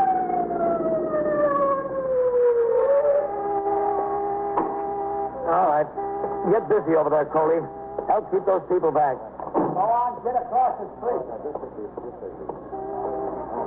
Sergeant. Sergeant Waters. Go on, get across the street. This is no place for you. Get over there. Hello, Captain. How long has she been sitting there, Sergeant? It's 10 after 8, Captain. What floor is that? The 11th. What about LifeNet? I just came downstairs to check and see what's holding up the emergency truck, Captain. We'll get the nets up as soon as they get here. You want to come up? Yeah. Her name is Mrs. Elizabeth Wolsey. Neighbor tells me she's about 50 years old. All right, get on the job over there. Don't let the people walk down this way, will you? Go on. Okay, Captain. Go ahead, Captain. She's a widow. Lives here alone. The elevator's back there, Captain. How close can you get to her? We're in the next apartment, Captain. We can get close enough to talk to her, that's about all. Looking out the window, that is. What about her front door? It's locked from the inside. I see. Going up, gentlemen? Yeah, we're going up. Some excitement around here this morning, huh? I'm glad every day isn't like this.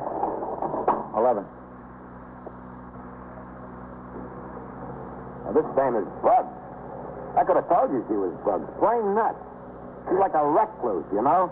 You mean she never comes out of the apartment?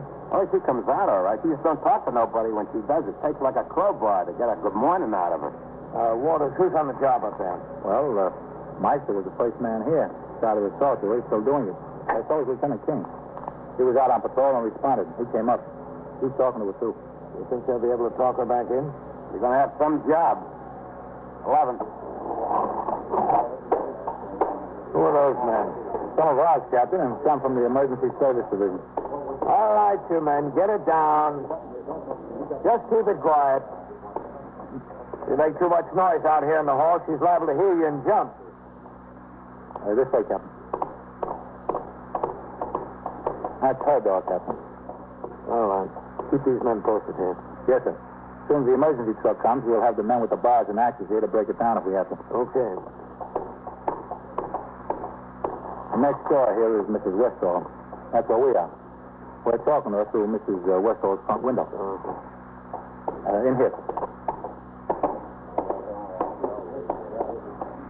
That's Mrs. Westall there. Mrs. Westall. Mrs. Westall, this is Captain Kennelly, commanding officer of 21st Precinct. Oh, how do you do, Captain? This is awful, isn't it? Yes, it is. I'm sorry to have my men going through your apartment. That's all right. I'm glad to do what I can. Poor little thing. I never knew she was so troubled. I never had any idea. You know her very well? No, hardly more than to nod at her. We've been living here 4 years, and she's here longer than that. She's never been in my apartment, and I've never been in hers. I see. Do you think you're going to be able to do something? I mean, it'd be awful if she jumped. Well, we're going to try. You want to take a look, Captain? Yeah. Excuse me, Mrs. Westall. Yes, of course. Now, aren't you getting hungry out there, Mrs. Woolsey? And cold? Now, why don't you come inside and get a nice cup of coffee? Hello, man. Captain. A nice cup of coffee and some hot... What about the emergency truck, Sergeant? It's on the way, Lieutenant King. Are you doing any good? Well, I tried. Now Meister's trying again. It's kind of hard to get her to answer. Look, you really ought to... How far away is she? It's about 8 feet, Captain. I started to climb out on the ledge of this window once. She said if I came out any farther, she'd jump. Told me not to come out any farther. You think we can string life nets below? I got men down on the ninth floor, Captain. They're there with the manager of the building. They're going in every apartment and opening the windows. They're getting ready for the emergency truck. What do you say? Will you be able to get the nets up right away? Yes, sir. As soon as the truck comes. Let's see how he's doing. There's something bothering you. Now, if there's something on your mind, just come on inside and we'll talk it over, huh? I tried that before. No. We'll get it straightened out. Now, look, you've got the whole police department on your side, Mrs. Woolsey. All of it. Now, if you've got any real problems, why, we can even get the commissioner up here. You see, the captain came. The captain came to help you. Well, he's here now. Look, would you like to talk to the captain? Maybe he can help you, huh? All right? Just a second. Captain Millie, I think she'll talk to you. All right. Here's the captain, Mrs. Woolsey. This is the boss, Captain Kennelly. Now, he can solve all your problems for you. Go ahead, Captain. I got your leg. Okay. Watch it, Captain. You better hold on. Yeah, I'm all right. Mrs. Woolsey, this is the captain, the boss of the whole precinct. How do you do, Miss Woolsey? Sorry to cause you all this trouble, Captain. That's all I wanted to tell you. Well, why don't you come inside and we'll talk about it? No, I'm going to jump. I don't care to live anymore. There's just nothing left, that's all. I just don't care to live anymore. Well, I don't think there's any problem that can't be straightened out. Not mine. I just don't know what to do about mine. What's that? More policemen?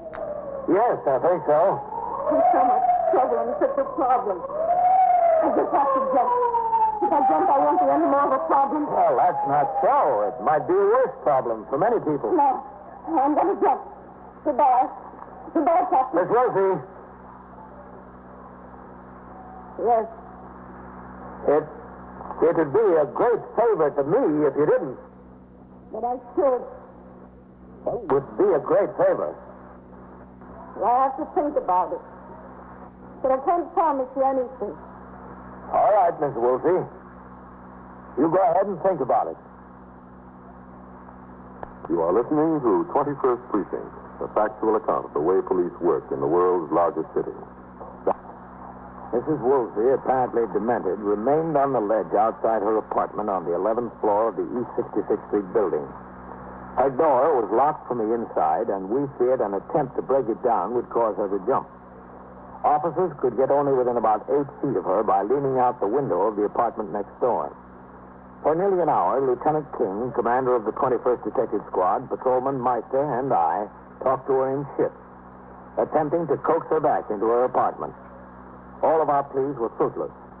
In the meantime, specially constructed rope life nets, 20 by 25 feet, were strung from windows on the 9th floor of the building, directly below the point where Mrs. Woolsey was perched. If she jumped, she would hit the net. But the sergeant in charge of the emergency service squad on the job informed me there was considerable chance that the nets would not hold because of lack of adequate support from above. 38 police officers from the 21st Detective Squad, the 21st Precinct, the 19th Precinct, Traffic Precinct F, and the Emergency Service Division were assigned to various tasks, both on the streets and in the building. For instance, 4 ESD patrolmen stood at the door to Mrs. Woolsey's apartment with axes and crowbars, ready to break the door down. An ambulance from Metropolitan Hospital was standing by. In the apartment next door, Lieutenant King and I were close to the window while Patrolman Meister leaned way out to talk to the woman. We might sit there all day, Captain. Well, that'd be better than jumping, man. What, Mrs. Woolsey? The last lead sitter we had, we lost, didn't we? Yeah. Where was that? One on Fifth Avenue, wasn't it? Yeah, I think so, man. What kind of smoke? Yes, Sergeant. Come on over here, Harry. All right. The elevator man, Captain. Oh, what is it? We got a telegram this morning. Mr. Walton. Would you like to go back inside? Well, why didn't you tell us this before? I just remember. Well, how'd you know it was for her? The Western Union boy asked me where she was. Mr. Elizabeth Walsey. You took him up there? Yes, sure. I took him up. Well, it'd be kind of hard to light sitting out there. Get one of my men on the job. Let him take Western Union. Yeah, that's a good idea, Matt. You can try. Sergeant, grab hold of Meister's legs here, will you? Yes, sir. You better get back to the elevator, Harry. Okay, yeah, I'm going. I'll get someone right on it, Captain. Daddy, stay there. I want to talk to you. This is getting to be a rough one, Captain. Yep. Who? She wants to talk to somebody else, I think. Yeah, he's right here, Mrs. Woolsey. Do you want him to come out? All right, now you stay there. I'll get him to come right out. Now you stay there. Just don't move. That's right. He wants to talk to you, Captain. Okay. He's coming out, Mrs. Woolsey. I'll get you, Captain. Go ahead. You want to talk to me, Mr. Woolsey? I got tired talking to him. Well, why don't you go back inside and talk to all of us? I really don't want to go back inside. I really want to jump. That's all I want to do is jump, but I'm scared. I want to die, but I'm scared. Well, that's a good sign that you're scared. Nothing to be ashamed of. Nobody that wants me. Nobody that needs me. It wouldn't make any difference to anyone. No one at all. It would make a difference to you, wouldn't it? No. Wouldn't even make any difference to me. I'm going to jump. I think I'm going to jump right now. Right now. Now, wait a minute, Miss Woolsey. I'm wasting your time. I'm wasting everybody's time. I'm just making a fool out of myself. I tell you, it's a plain fool right now. Goodbye, Captain. Thank you. Who was that telegram from, Mrs. Woolsey? A telegram. The one you got this morning. You know everything, don't you? You know, I got the telegram, you know, enough to put those ropes down there. If a person wants to do away with them, so you should just let them go ahead and do it. I don't see what business it is of the police anyway. Well, we're only trying to help you. You're not trying to help me. Trying to keep me from doing what I want to do. That's not helping. How did you know I got a telegram? Oh, the detectives found it out. How did they find it out? Well, that's their job to find out things. Oh, that's right, I forgot. Who is it from? No, I'm not going to tell you that. I don't have to tell you that. It's none of your business. Oh, all right, if that's the way you feel about it. It's from my son, Ernest. Oh? I don't know why you're making such a fuss about it, because I'll be dead. The whole thing will be all over. What are all those people doing down there? If I leave someone alone, don't they have any respect for someone's privacy? It's the way they make a spectacle out of themselves, isn't it? Yes, it is. Standing on the street like that, just making a spectacle of themselves. My son isn't coming here. Isn't he? No. That's what he said in his telegram. Oh, I see. He lives in California, you know. Oh, yes. Haven't seen him 4 years. He wanted me to come out to California. I would have gone too, except that I'm afraid to fly. I don't like this plane either. I just can't ride on a train. I get very sick riding on trains. Especially when I'd be in an airplane. I guess only I've never been in one. Is anything like this looking down now? This isn't so bad. Looking down's really very nice. Well, an airplane's a little bit more comfortable, I think, Mrs. Woolsey. I couldn't fly. I just couldn't fly. Look at smoke coming out of the chimneys over there. They ought to do something about that because it ruins my curtains. You know how much heat there is in my curtains all the time. Well, I'd like to see those curtains, Miss Woolsey. My wife complains about a lot of soot on hers, too. Just terrible. Well, why don't you open up the door and let me look at them? No, I couldn't do that. I'm going to jump. It's 4 years since you've seen your son. Is that right? Yes. How did you know? Well, tell me the detectives found that out, too. He was in Washington. He was coming to New York to see me. Expected to see me, but he said he couldn't. Got to fly back to California to Hearst. Telegram said if he could come, he'd telephone from the airport, but he won't come. He's not going to. The police can make a lot of money. Not very much, no. How much? Well, Why don't you go back inside, Miss Woolsey? We can sit down and have a nice long talk about this and the soot and everything else. No, tell me how much you make. I'd like to know. Well, Captain makes $6,800. That all? Not very much, is it? Oh, it's all right. How much does he make? Well, who's that, Miss Woolsey? Policeman, the one that was just talking to me. Oh, Patrolman Meister? I don't know what his name is. I just told how much does he make? Well... No, don't you tell me. I'd like him to tell me himself. Oh, I can tell you. Well, you might lie to me. I want him to tell me. I'd like him to tell me. All right. Meister. Tell me the truth now. She wants to talk to you. All right, Mrs. Woolsey. I'm here. What is it you want, Mrs. Woolsey? I got you, Meister. Go on. Have any luck with her, Captain? No, she talks about everything but going in. We're working on that telegram, Captain. Yeah, it's from her son. Oh, was it? Did he tell you that? Yeah. He was supposed to come visit her, and he can't make it. No? You handling there, Sergeant? Yes, sir. I got a good hold on him. Do you think that's the reason she went out on the ledge, Captain? Well, it could be, man. She said she hasn't seen him in 4 years. He was supposed to come visit her today. And the telegram said he couldn't. But he tried to let her down lightly. He said if he could make it, he'd call her from the airport. Uh-huh. I think I've got an idea, man. What, Captain? Whose apartment is this? This is Westall. Oh, yeah. Miss Westall. What's the idea? You, Captain? Well, maybe, yeah. That's good. Can I see your telephone book? Yes, it's right here. I keep it in the cabinet. Right here, Captain. You don't happen to have Mrs. Woolsey's telephone number, do you? No, I don't. Good idea, Captain. You might have it. Maybe.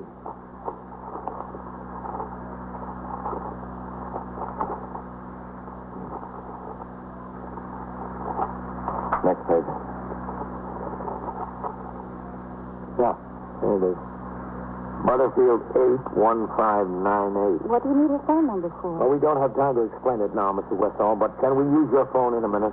Yes, sure, if you want to. Okay, Matt, come on. Let's go talk to those emergency servicemen in the hall. All right. Might work. Well, something's got to.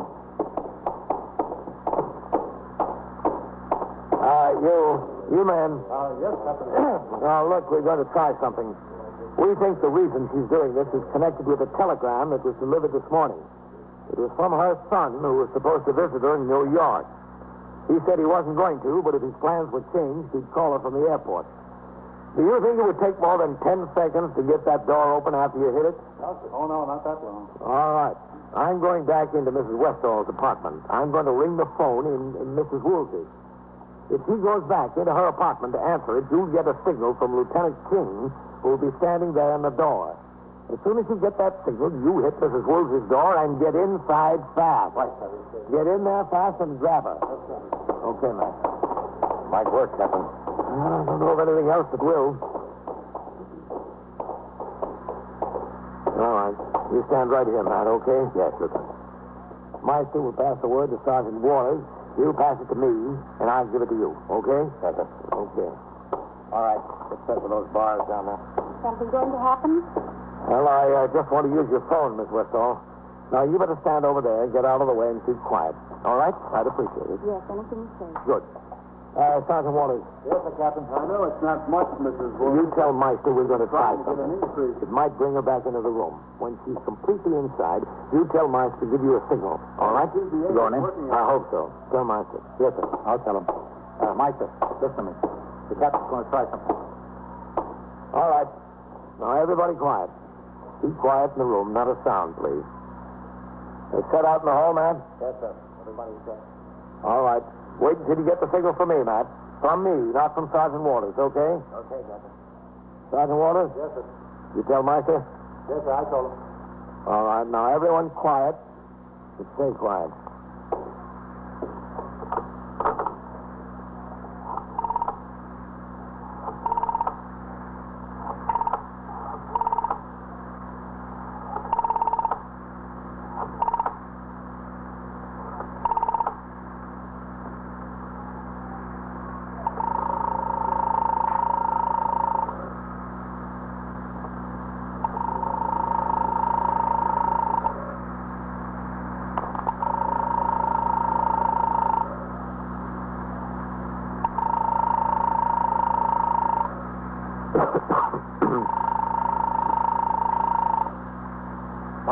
going inside. Hold it, Matt. Not yet.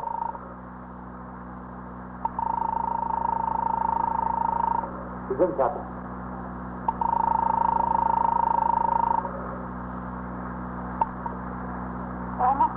Okay, Matt, hit it. All right, Matt, hit the door. All right, come on, Sergeant, let's go. Sarah, Jerry, let's go. All right, now. Sit down there, Mr. Goldberg. Please sit down. I didn't want to come in. I wanted to jump. I still want to jump. Please let me go. Sergeant, Please get that ambulance attendant up here. I thought it was my boy. He said he was cold. I could have sent me a telegram. So I asked him in to answer the phone. I thought it was him. I really did. All right, Mr. Goldberg. You'll be all right. I haven't seen him in 4 years. 4 years. Now, I came to Washington. He didn't even come to New York to see him. Not very far from Washington to New York. He could have come to see me. Don't worry about it, Miss Woolsey. I'm sure he'll come to see you now.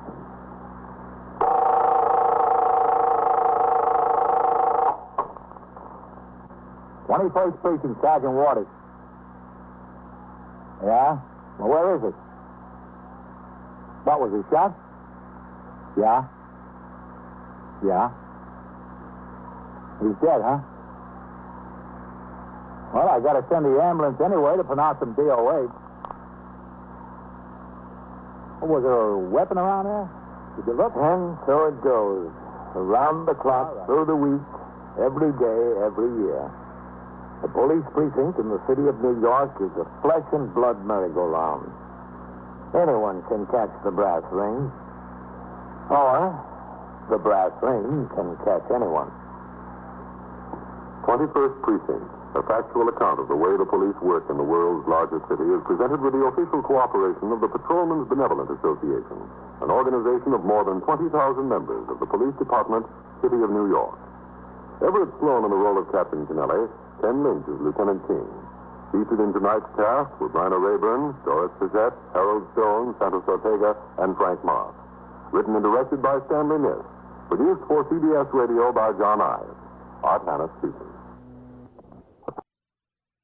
You will follow the action taken pursuant to that call from this minute until the final report is written in the 124 room at the 21st Precinct. All right, you stay there. I'll send the officers right over. Yeah, right away. Just stay there and wait for them. Okay. 21st Precinct. It's just lines on a map of the city of New York. Most of the 173,000 people wedged into the 9/10 of the square mile between Fifth Avenue and the East River wouldn't know if you asked them that they lived or worked in the 21st. Whether they know it or not. Security of their homes, their persons, and their property is the job of the men of the 21st Precinct. The 21st, 160 patrolmen, 11 sergeants, and 4 lieutenants, of whom I'm the boss. My name is Kennelly, Frank Kennelly. I'm captain in command of the 21st. I was working my night tour, 4 p.m. to 8 a.m. At 10 o'clock, after having been on patrol of the precinct for 3 hours in sector car number 3, I returned to the station house where Lieutenant Snyder was desk officer and Sergeant Tierney was on telephone switchboard duty. As I walked from the front door toward the desk to sign the blotter, I saw Lieutenant King, commanding officer of the 21st Detective Squad, and another man come out of the back room. Captain, Yes? you got a minute, Captain? Yeah, sure, man. This is Detective Kagan of the Manhattan West Homicide Squad. Kagan? Please meet Step. Oh, what have you got, man? 21st Precinct. Bill Waters on the job tonight. Yeah, he's working this door. 17. What's the trouble? Kagan. Well, the liquor store on 8th Avenue was stuck up. Clerk shot tonight. Yeah? The boys ran down the street. A civilian witness saw one of them throw something into a DS trash basket. The officers searched the trash basket when they arrived, and it was a revolver.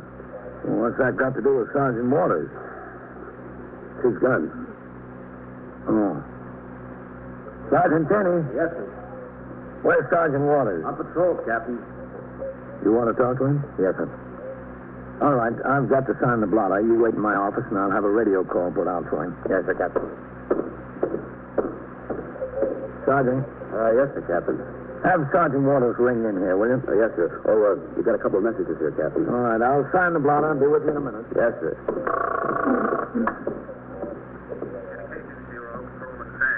Sergeant Keene, 21st. Yes, sir. Have 681 call the 21st, will you? Yes, sir. When Sergeant Waters rings in, I'll talk to him. Yes, sir. Oh, here are those messages, Captain. This message here, give it to Fallon. Yes, sir. He knows all about it. I'll be in my office.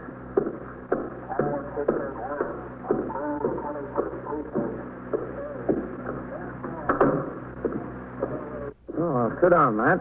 Kagan. Yes, sir. Thank you, Captain. Sergeant Waters spent the first 4 hours of the tour on TS, and he's been out on patrol since 8 o'clock. Oh, there's no suspicion he's involved, Captain. The 2 young men, about 20. Oh? Had he reported the theft of the gun? Or its loss? No, sir. He's got a son about that age, Captain. Oh, yes. As soon as we checked the numbers on the guns with the pistol index cards we sent out to his residence, nobody home there. No one? No, sir. There's 2 men planted out there waiting. Oh, neighbors, mate. Yes, sir. 21st Precinct, Captain Kennelly. Sergeant Jimmy on TS, Captain. Yes? Sergeant Waters is ringing in. All right. Sergeant Waters? Yes, sir, Captain. Where are you? 72nd Street and 2nd Avenue, Captain. Well, come on in here right away. Yes, sir. Yeah, he's close. Be here in a couple of minutes. Good. That boy of his hasn't been in any trouble before, has he? Nothing. I checked the kid's name through BCI. No arrest shown. What is his name? Edward, Captain. Edward Waters. Doesn't sound right to me. Sergeant Waters is pretty proud of that kid. He's in college, I believe. Spent 2 years in the Army. Was overseas. Yes, sir. Always talking about the boy. How ambitious he is. From the looks of it, Captain, he got a little too ambitious. What happened exactly? Oh, it was about 8:15 tonight. Yes?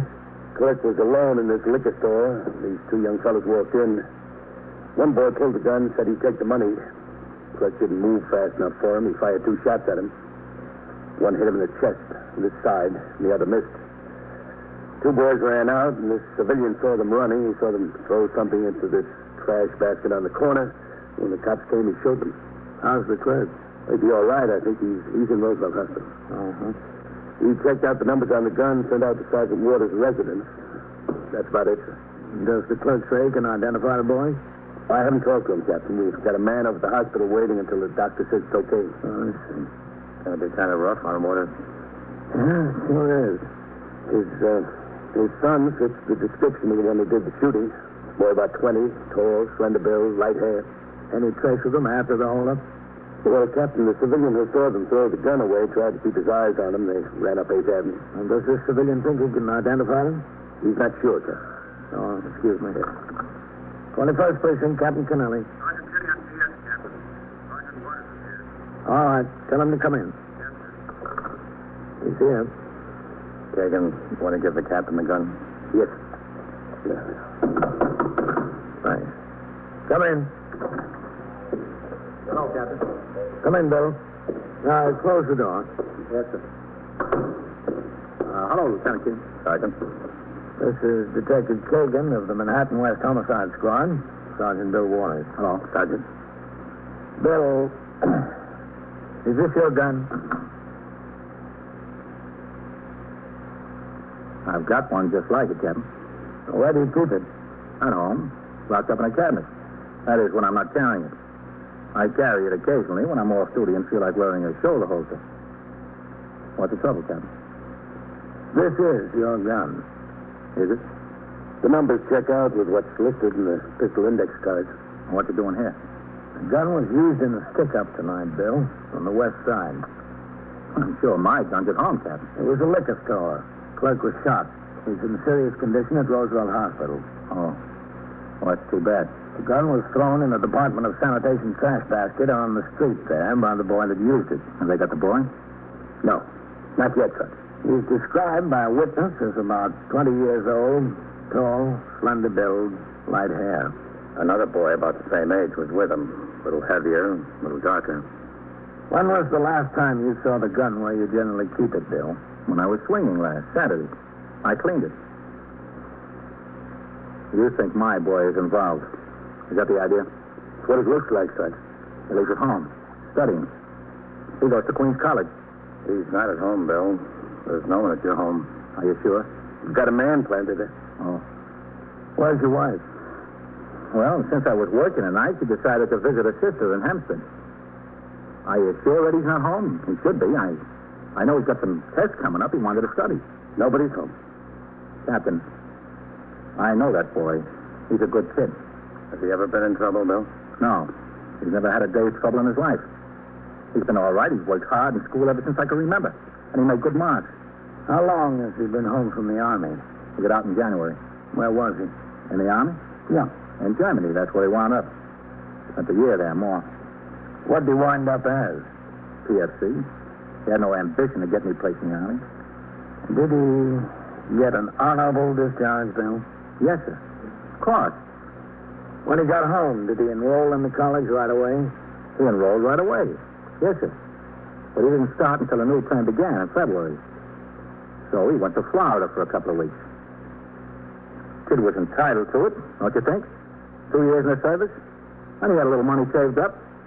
He was entitled to it. There's no argument about that, Bill. I'm sorry, Captain. I understand. That's all right. Take my word for it. He's all right, Captain. He's not that kind of a kid. He never was. Sure, he's had his problems since he got home, but who wouldn't after 2 years in the Army? Takes a little time to get adjusted. What kind of problems, Bill? Same kind of problems everybody's got. Just living. Trying to make up your mind what you want to do, what you want to be. Whether to go back to school or get a job or what. And his girl. What about his girl? Well, she's not his girl anymore. He got a Dear John letter over there. She married somebody else. Oh, that's all right. He understands. You can't expect a girl to wait until somebody gets out of the Army and finishes his education and then first gets a start. He understands. Oh, Kagan, take my word for it. He's not that kind of a kid. Something's wrong someplace. My gun's home in the cabinet. let's go over to your house and look, all right? That's what I'd like to do. All right, go ahead, Sergeant. Take the rest of the tour. Thanks, Captain. It'll take me a minute to change. Sergeant. Yes? I'll get down to the locker room with you. I want to talk to you, okay? Okay, if you want. I'll see you before we ride out there, Lieutenant. Okay.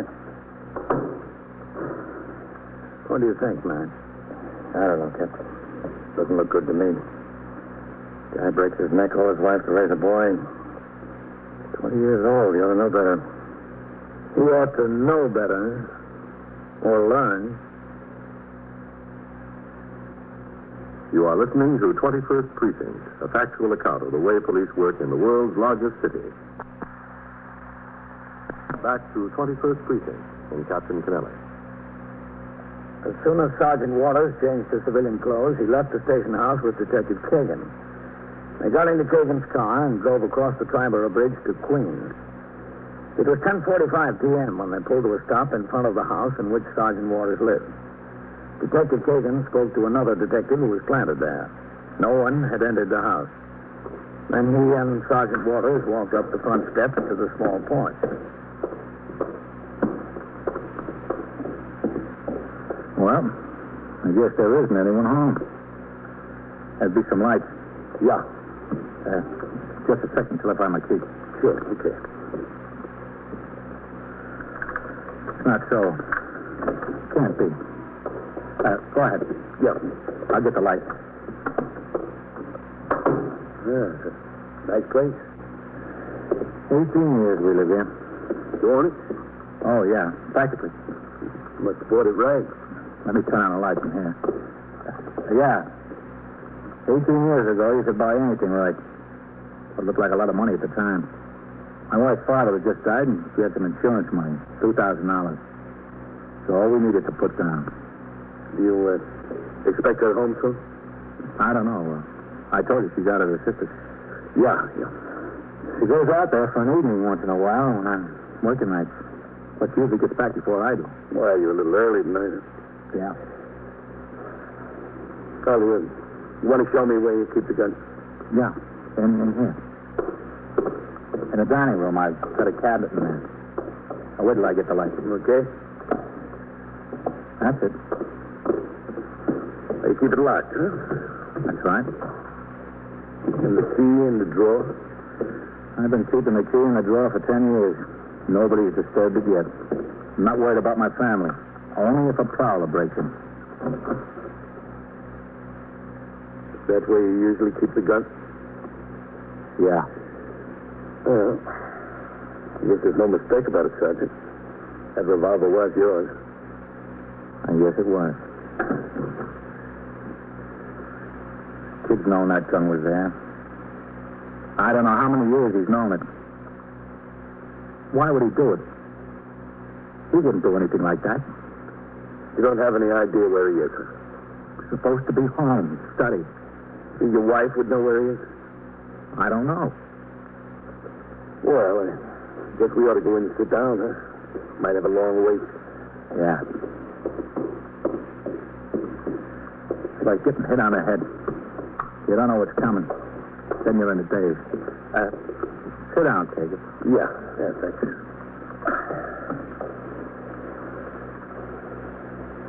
What do? You make some of this furniture yourself? No. Furniture? Yeah, some of it, like the tables. I got a few power tools downstairs. I fool around with them. That's nice, huh? Very nice work. Thanks. Would you like some coffee? No. I'll put some coffee. No, thanks. Won't be any trouble. That's all right. I make all the coffee around here. You don't have to bother, thanks. Okay.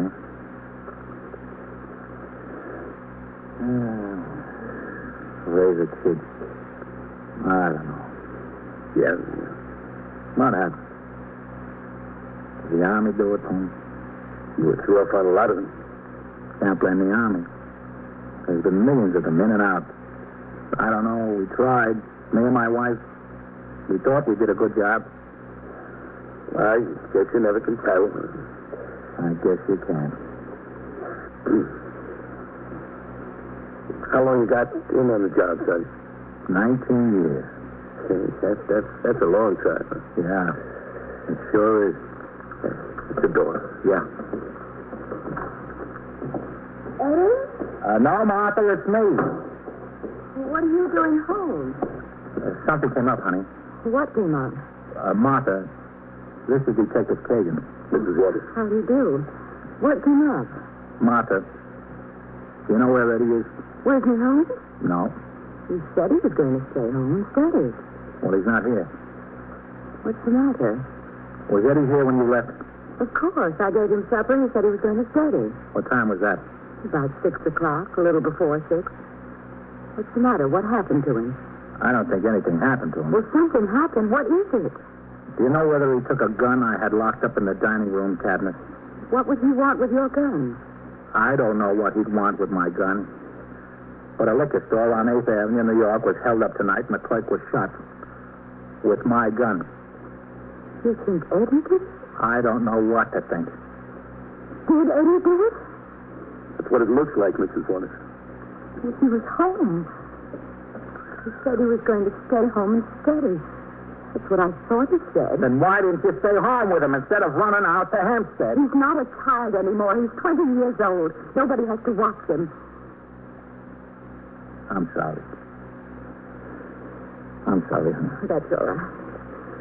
I can't believe it. I just can't believe Eddie would do something like that. Mrs. Waters, did he go to classes today? Yes, he went to classes. What time did he get home? About 4:30, 4:45, something like that. It's not possible. He took the gun. Was anyone with him when he came home? Yes, a friend of his. They came in together. Which friend, Martha? I don't know. I never saw him before. What's his name? Eddie introduced us, but I don't remember. When you left, were they here together? Yes. I asked the other young man if he'd like to have supper, but he said no, thank you. He sat in the kitchen with Eddie while he ate. About how old would you say the other boy was? About Eddie's age, about 20.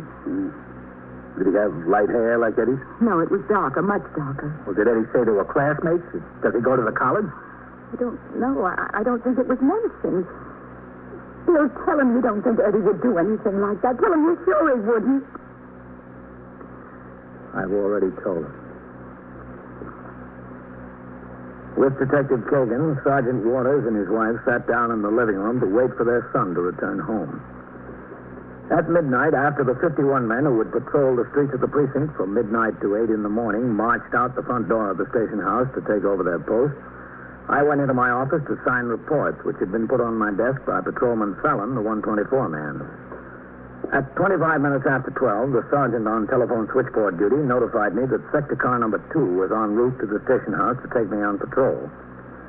I left my office, went into the muster room, and behind the desk to sign the blotter. Then I walked toward the door to the street to wait for the RMP car.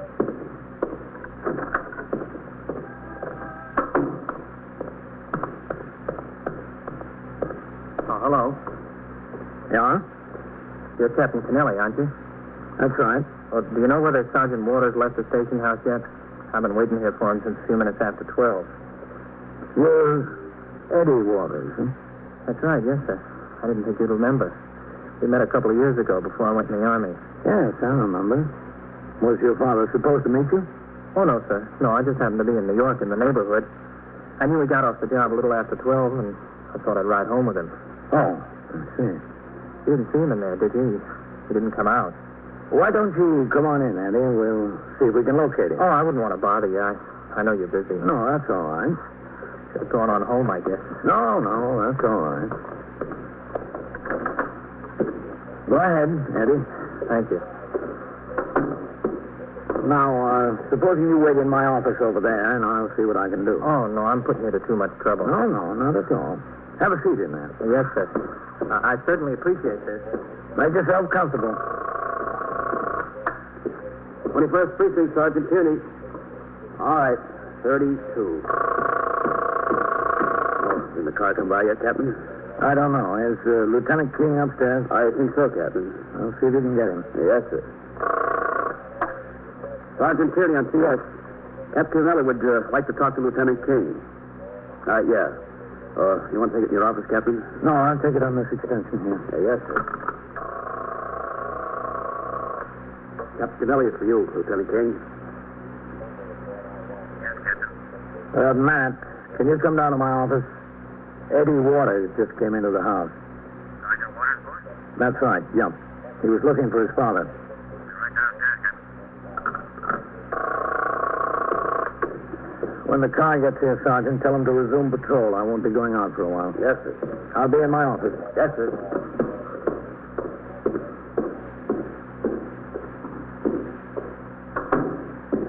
Oh, did you see him, Captain? No. Oh, well.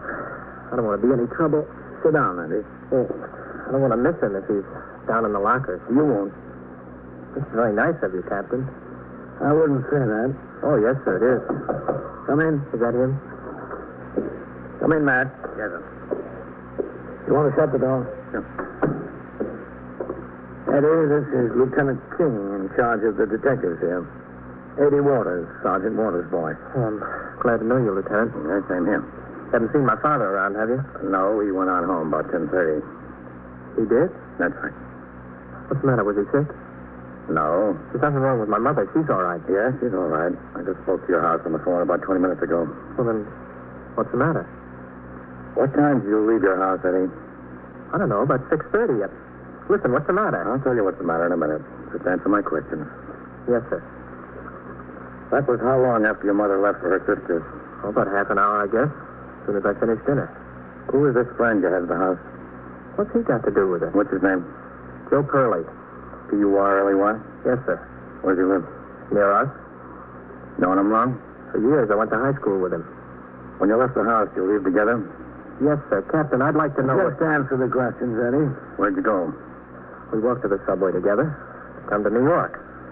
Eddie, why did you come to New York not a half hour after you told your mother you were going to stay home and study? I didn't tell her that. What'd you tell her? I didn't tell her anything. Why did you come to New York?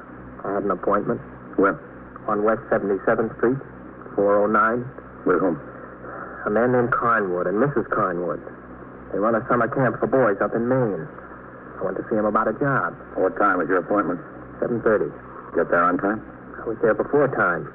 How long did you stay? Till almost 9 o'clock. Incidentally, I got the job. Got to go up there on June 16th to Maine. I'm going to be their swimming counselor. You were at 409 West 77th Street between 7:30 and 9 o'clock. That's right. Who else was there? Mr. and Mrs. Carnwood and their head counselor and their boy and a couple of more fellas. What's the telephone number of Mr. and Mrs. Carnwood? Oh, just a second. I got it in my pocket. Academy 24599. Listen, Lieutenant, it was hard getting this job. I want it. Eddie, these people will vouch that you were there between 7:30 and 9 o'clock? Well, of course. Why shouldn't they? Listen, Captain, what's going on? What's the matter? Eddie, how did you happen to bring this Joe Purley home to your house? I met him on the street. We started talking about some of the fellas we used to run with. And you just brought him home? No, he asked if he could come. He remembered I used to save stamps, and he said he was in that business now. If I wasn't interested anymore, he'd like to buy my collection. Well, I haven't thought about the stamps for years, so I thought I could pick up a few dollars, and I said, sure. He went home with you? Yeah, that's right. Had he ever been to your house before? Well, I haven't seen him in about 4 or 5 years.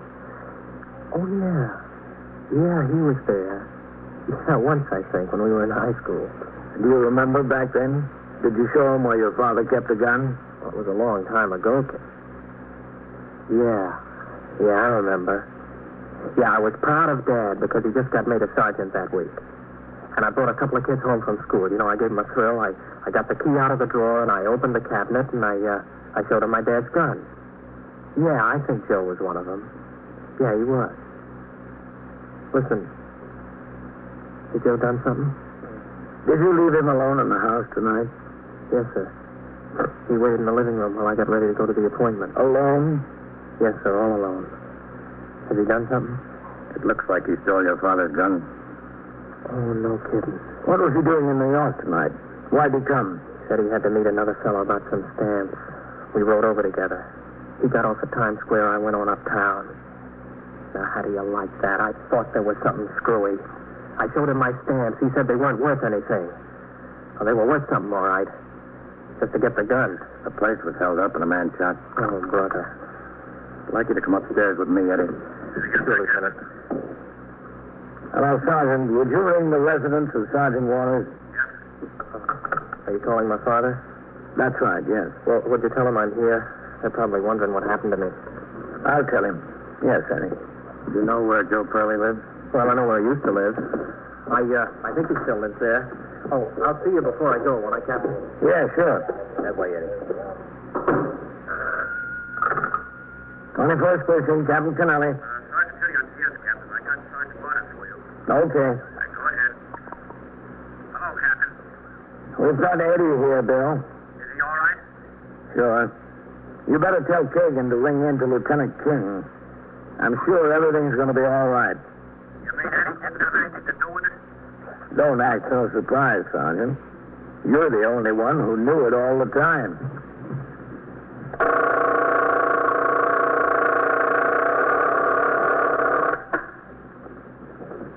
21st Precinct, Sergeant Kearney. Well, what do you need the emergency squad? Yeah. Well, what's the trouble up there? Locked behind what? Yeah. Has a what? What kind of a gun? Well, how many shots has he fired? Yeah? Well, where's that? The bar in the grill here?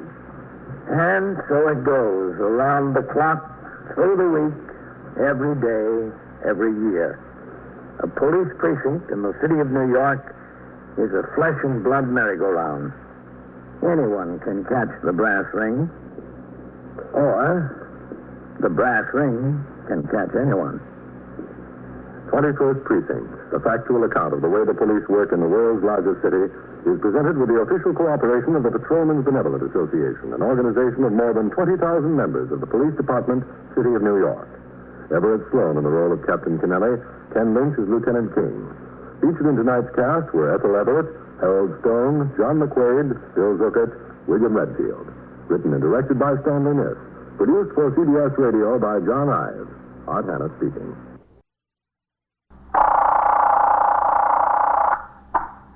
'21st Precinct, Sergeant Klein. He jumped or he's going to jump? Where is he, on a ledge? Where is it? E71? What floor?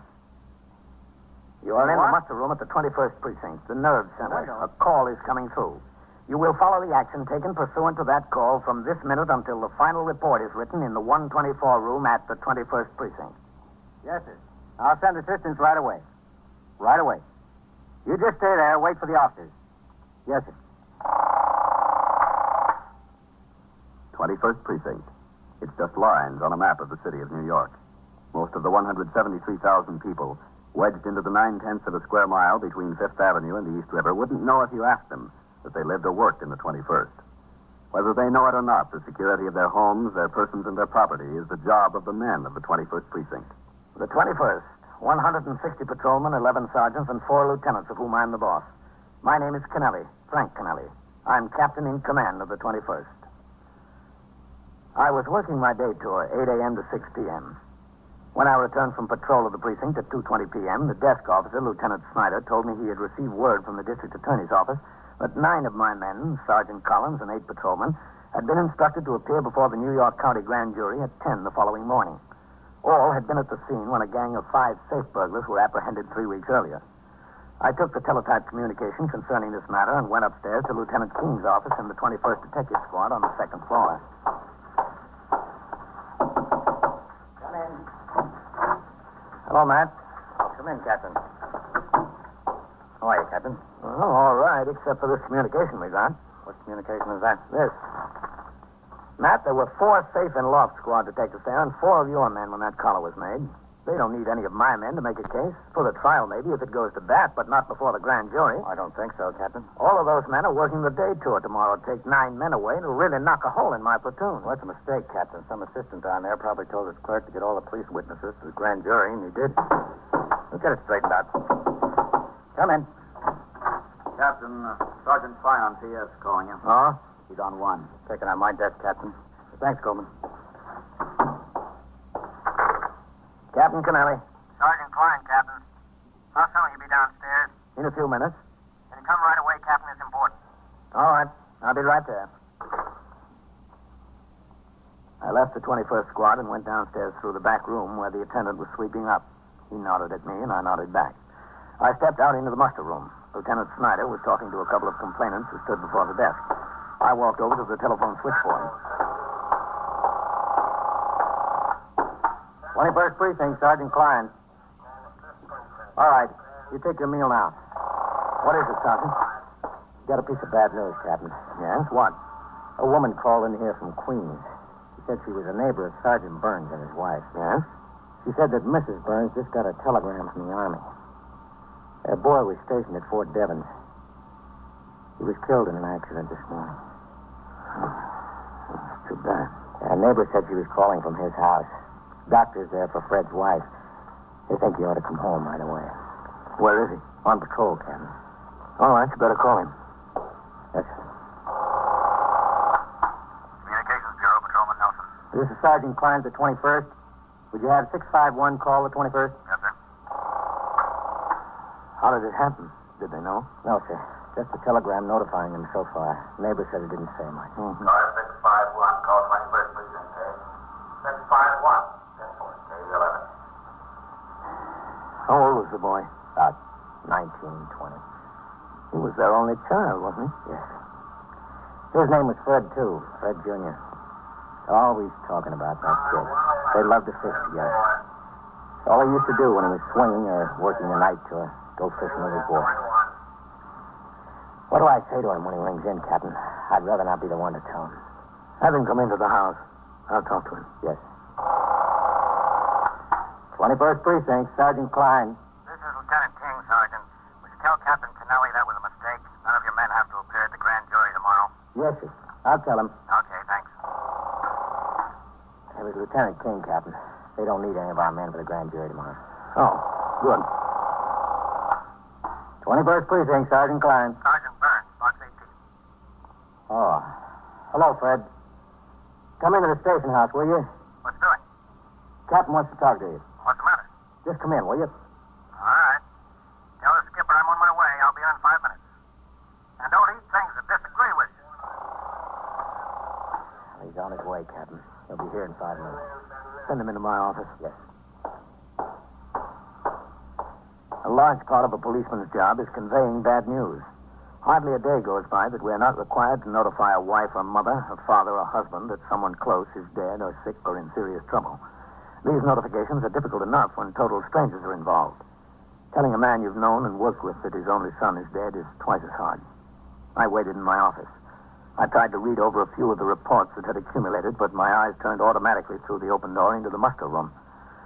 Finally, I saw Sergeant Burns walk in.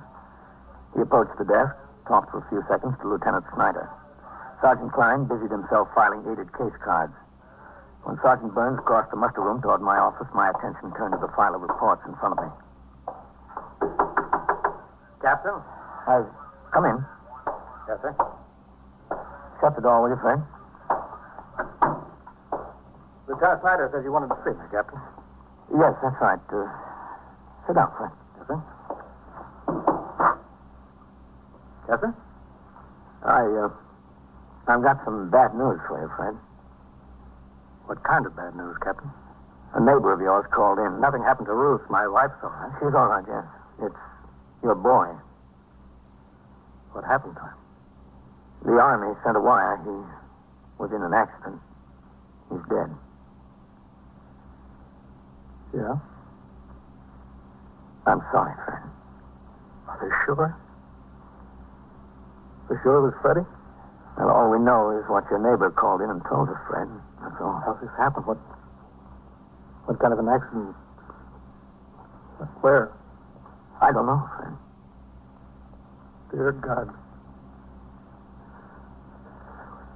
What am I going to do? How am I going to tell Ruth? She knows, Fred. The wire came to your home. Oh, yeah. Yeah. 19 years old, that's all. Just 19 years old.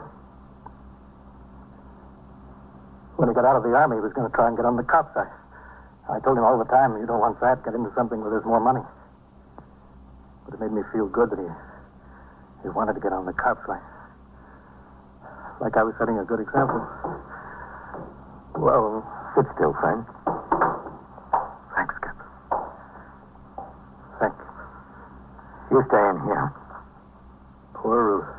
Oh, there's a doctor with her, Fred. She'll be all right. Oh, yeah, that's good. It's going to be kind of rough on her. She's got nobody else besides me and him. That's all she's got, Captain. Just me and him. Just me now. Just me. You stay in here, Fred, or if you want me to stay with you. No, sir. That's all right. You don't have to stay. All right, Fred. Whatever you want. What I want, I gotta have. I'll be outside. Yes, sir.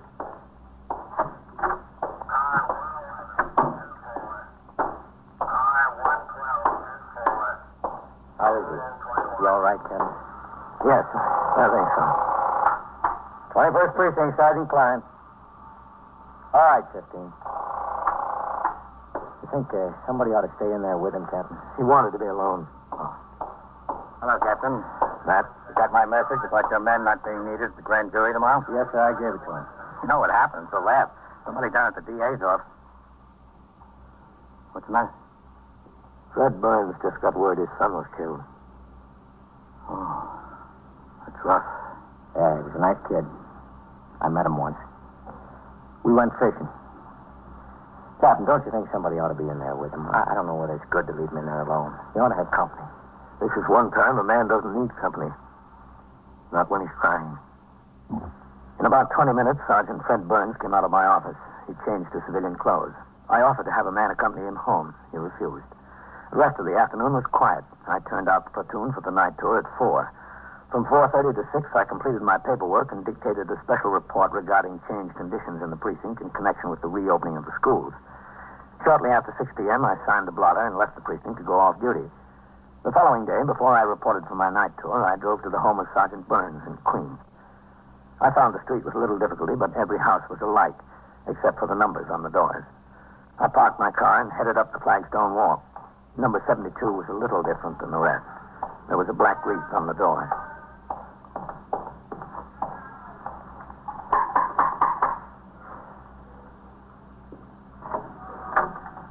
Hello, friend. Oh, Captain. Come in. Thanks. I hope you'll excuse the way things look around here. Oh, yeah, sure.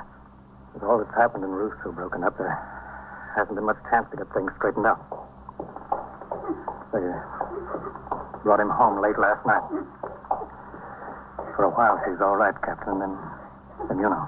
I can't blame her. I feel that way myself. I understand. Ruth, this is Captain Kennelly. You have my deepest sympathy, Miss Burns. It's awful. It's awful. Yes, ma'am. Captain. He was going to be 19 next month. Raise a boy and see him like this in your own living room. He just got made corporal just the day before. Rough. Army sent that flag along with him, having 2 soldiers come over for the funeral. Army's been very nice about the whole thing. CO called me up on the phone last night and told me how the whole thing happened. Would you like a cup of coffee, Captain? No, thanks. There's some on the fire in the kitchen. No, never mind. I think I'll have some myself. I haven't had a thing hardly since I first found out. Would you come in the kitchen with me? Sure. I'm just going in the kitchen, Ruth. I'll be right back. She's in bad shape. She's in terrible shape. I don't know how she'll be able to get through this, Right in here, Captain. You sure no coffee? No, I don't think so. 19 years old. That's all. Just 19. It was the hit-and-run driver that did it. Yes, I know. Lieutenant Gorman told me when I called the station house. Oh, yes, he was here last night. Well, sit down, Captain. Yes, he and everybody from my squad, everybody to a man. That makes you feel good. As good as you can feel. Did they get the driver? No, it was in town. You see, Freddie was made corporal, and the next night he got a pass, went into town to celebrate. You know how a kid is. Everything calls for a celebration. Yeah, I know. He had this other soldier with him, and they went out and celebrated. I guess they had a beer or two. I don't know. He wasn't much of a drinker, just a beer or two. That's all he'd ever touch. Anyway, they were walking back to get the bus for camp. I guess he stepped out into the street, and this car came along fast around the corner. The other boy got out of the way, all right, but Freddie didn't. Did the other boy get a look at the car? Yeah, he got a look at it. He said it was a black two-door. That's all he could see. The only thing he did say is he thought it was a soldier who was driving it. He couldn't even be sure of that. They're working on it, the MPs, the state police up there in Massachusetts. I hope they get the guy. You sure no coffee, Captain? No, thanks. I hope they get him. I raised that kid from nothing to 19 years old. I put about half of me into what's laid out there in that living room. Whoever it is, I want him to pay. I wouldn't want him to do it to another man's son. I want him to pay hard. I talked to Sergeant Burns a few minutes more. Finally, his wife came into the kitchen. She was a little better. He stayed out until Monday. When he reported back on the job for the night tour, I talked to him in my office for several minutes. He seemed fairly composed considering the circumstances and told me his wife had overcome the initial shock. After I turned out the platoon, I met with a committee of 3 Lexington Avenue merchants who complained of high-pressure solicitation of funds by little-known charitable organizations. I referred them to the Department of Welfare and phoned for an appointment for them to see the deputy commissioner the next day. At 5:30, I went on patrol and returned to the precinct house at 7:10 p.m. and walked over to TS. A couple of messages for you, Captain. Yeah? And there's someone waiting for you. Who's that? Well, he said he was with Take the call, Sergeant. Yes. 21st Precinct, Sergeant Klein. Where is that? Yes, ma'am. And we got a call on that from someone else a few minutes ago. The officers are on the way over. They should be there any second. You're welcome, ma'am. What's that, Sergeant? A family argument over on East 67. Oh. Who is it that's waiting for me? Lieutenant Nayland, Captain. He says he's with the 1st Army Military Police Apprehension Unit. Well, where is he? I asked him to wait in your office, and I told him you were due back in the house any minute. He's in there. Okay, thanks. Yes. I'll be in my office. 21st Precinct, Sergeant Klein. Lieutenant Nayland? Yes, sir. I'm Captain Kennelly. How do you do, Captain? Lieutenant Richard Nayland, 1st Army MP Apprehension Unit. I'm glad to know you. Sit down. Thank you, sir. Well, what can I do for you, Lieutenant? We got an arrest to make in your precinct, Captain. Oh? You need some assistance? Yes, sir, I think we will. But that's not the problem right now. What is? This feller's AWOL. We've had the house staked out since last night. His wife's apartment, that is. Mm-hmm. We're 90% sure he's up there, but nobody's shown their head out of the place since we've been watching. Yes? We thought either he or his wife would come out today. We'd like to wind it up, but we don't have a warrant. And being federal officers, we can't go in there without a warrant. We can't go in there either, Lieutenant. Not under these circumstances. We've got to have reason to believe that there's evidence of a crime or a fugitive from a crime inside. And by crime, I mean a felony, not AWOL. He also is a fugitive in connection with a felony. Is he? Yes, sir. The Massachusetts State Police have got a warrant out for him on manslaughter. He's suspected of driving a hit-and-run car that struck another soldier and killed him. What was the name of the victim? And we got the request to apprehend from the MPs at Fort Devens. I didn't notice whether it was mentioned in the report or not. Oh, yes, sir, here it is. Corporal Fred Burns, Jr. I think we can be of assistance to you, Lieutenant. Thanks, Captain. Anything you can do will be appreciated. We're glad to do it. The victim's father is a sergeant of police in this precinct. Yes? Yes. Well, that's a strange coincidence. It doesn't happen every day. It's funny. I'm sorry. I guess funny is not quite the word. I told the MP officer the case was properly in the province of the detectives, and I took him upstairs to Lieutenant King's office. There, he said the suspected soldier's name was John Escher, private, first class, age 22. He said that Escher had a 24-hour pass on the same night Corporal Burns was run down. Escher borrowed a car from a friend. He returned it early the next morning. There was a large dent in the front right fender, and the headlight was smashed. Escher failed to report for duty the following day and had been AWOL since. This information had been forwarded to the 1st Army Military Police by Fort Devens MPs with a request that Private Escher's listed residence be checked. The residence was a small flat on the 3rd floor of an old law tenement building on East 76th Street. Lieutenant King and I sought all the available information from the MP officer. How many men have you got planted over there now, Lieutenant? Well, Lieutenant, we got the request yesterday from Fort Devens. I sent 2 of my best men right to the address. We staked the place out. We haven't seen either her or him since we've been there. She hasn't come out. Well, maybe she's not there. She might have gone to meet him someplace. There's somebody there, sir. I got hold of the people who live downstairs from them. They've been hearing voices and people walking around in the Escher place. People? That's what they said. 2 people at least. Has Escher had any previous criminal records you know of, Lieutenant, before he went into the service? No, Lieutenant, no record at all. He had gone AWOL once before. That was limited to company punishment. He overstayed a leave 48 hours. Well, Captain, I suppose we go have a look.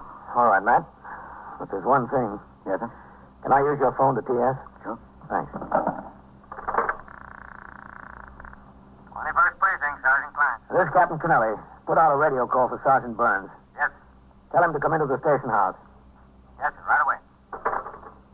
I think he'd like to go along. I'm sure he would, Captain. In 5 minutes, Sergeant Burns was in the station house. He appeared to accept his instructions as he would in connection with any other duty assigned. We left the precinct house for the East 76th Street address at 10 minutes to 8. It was just getting dark. Lieutenant Nayland spotted the 2 men he had planted watching the buildings. He signaled for them to join us. Lieutenant King gave his instructions. He, Lieutenant Nayland, Sergeant Burns, and myself would lead the way up the stairs to the 4th floor. An MP and a detective right behind us would proceed straight up the stairs to the roof of the building to block an escape that way. The other officers would remain on the 3rd floor landing. All right, you drop off here. Yes, sir.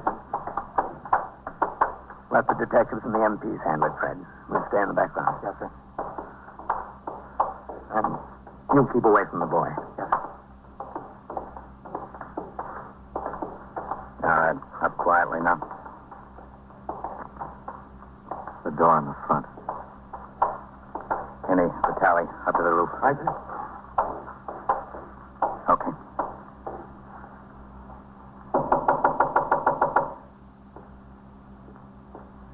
They're in there, I hear them. Yes? Who is it? I want to talk to John. John isn't here. And I want to talk to you. Open the door. I'm a police officer. What do you want? Open up or I'll kick it in. Open up. All right.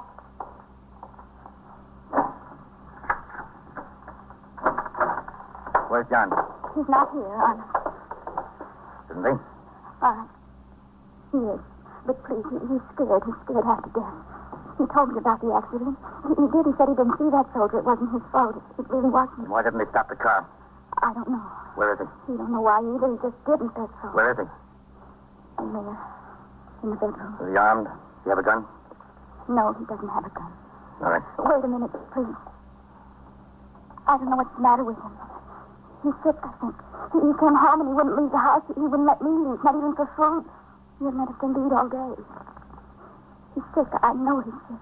All right, you stand there. You take care of him. All right. Let's get him. John, open up. No. Stay away from that. Open the door. Stay away, I'm telling you.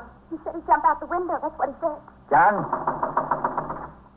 All right, let's push it in. Give me a hand. Okay, Lieutenant. Go on, friend. Yes, sir. Together. Now. Stay away. Again. Now. Warning you. Once more. Quick. Don't come any closer. Get out of that window, boy. What are you trying to prove? Don't come any closer. I'll jump. I swear I'll jump. That's 4 floors down to the street. I know what it is. Don't come any closer now. I'm warning you. Don't. Now, look, John. Stay where you are. Well, he really will. He told me he would. We can stay here all night, John. We've got all the time in the world. Stay there if you want. If you come any closer, I'll jump. I swear I will. Ring in for ESD and an ambulance. Tell them what we've got. Okay, Captain. Come out of that window, boy. Get some sense. No, I'm not. This isn't so bad. Not worth dying over. Isn't it? Can I talk to him, Captain? Matt? Sure, friend. Go ahead. Listen, son. I'm not listening. Don't try to calm me. All right, you're in a little trouble. Everybody's been in a little trouble. Stay where you are. I'll go out, I swear. That'd be a smart thing to do, wouldn't it? That's going to solve everybody's problems, huh? It'll solve mine. What about your wife? What about your folks? Look, don't try to con me.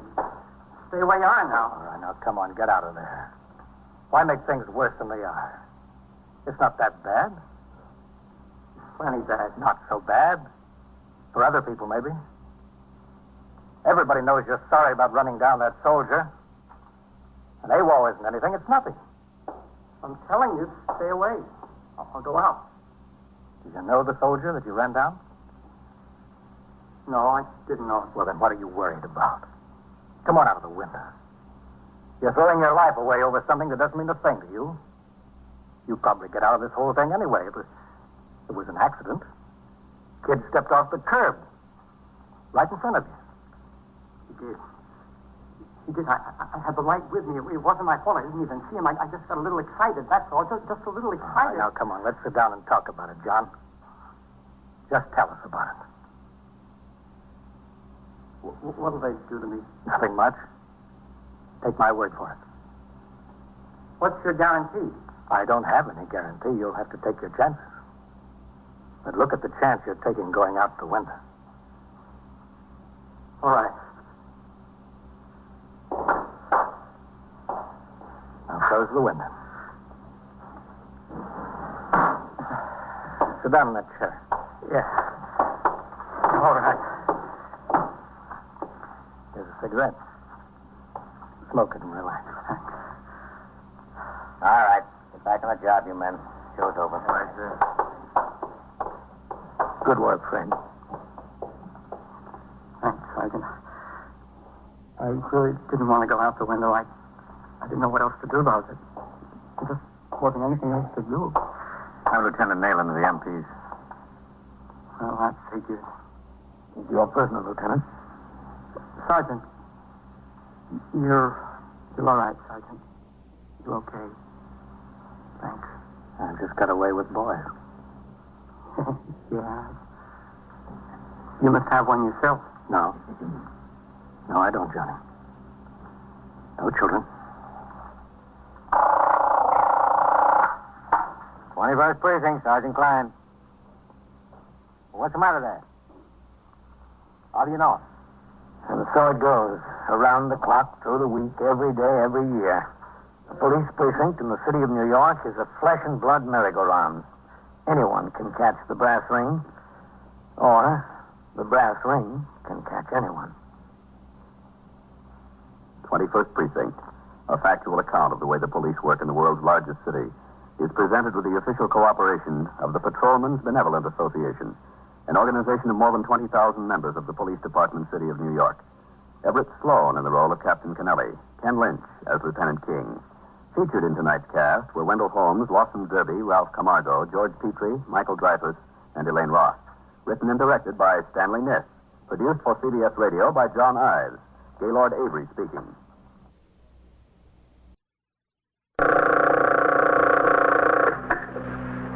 21st Precinct, Sergeant Tierney. Where's that?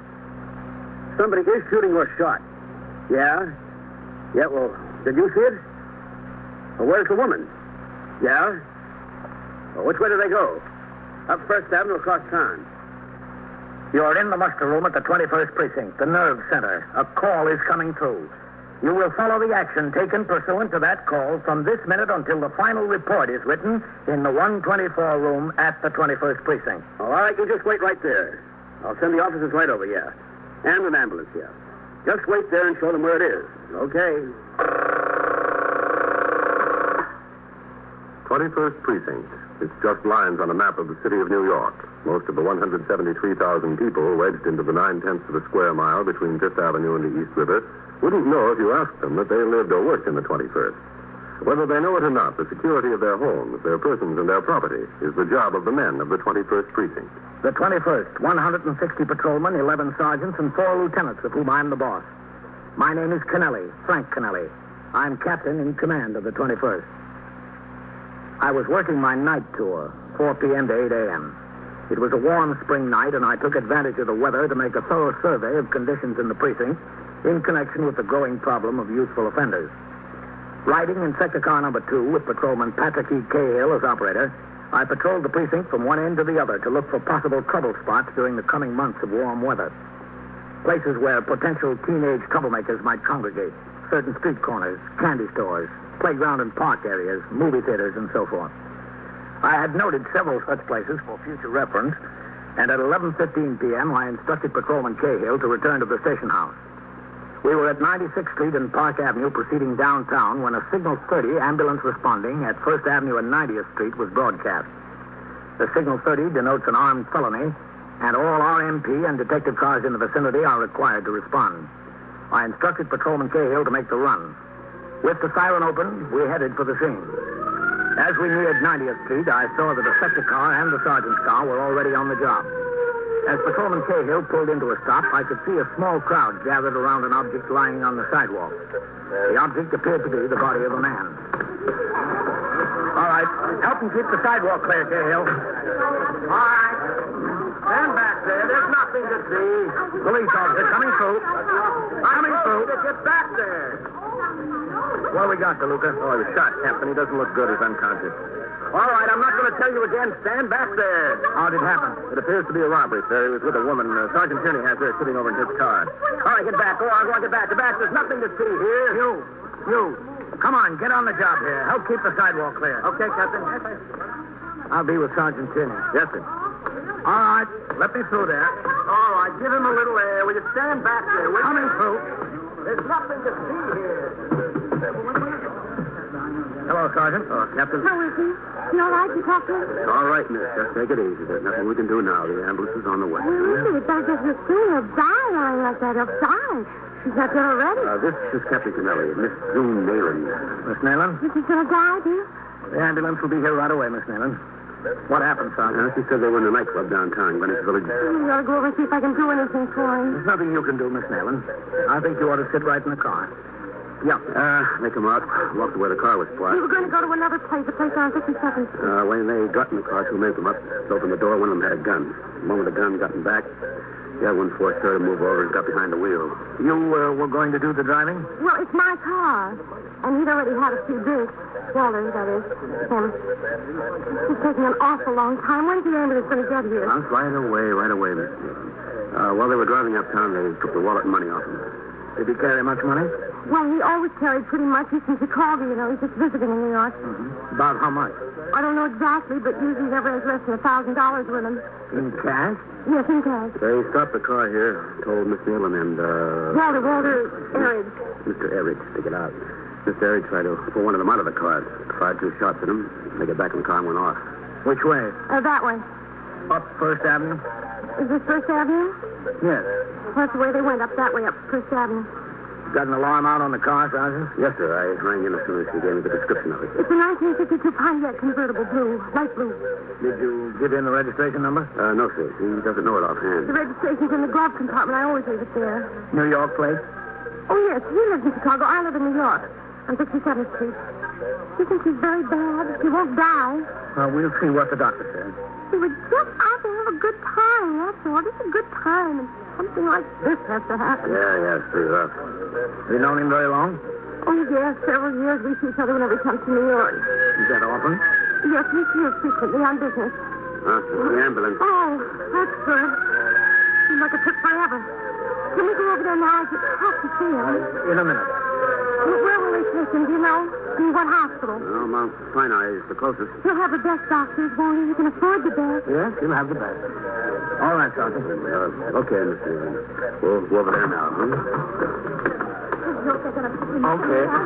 Can I go right to the hospital? Well, the detectives want to talk to you, Miss Naylor. About what? Yes?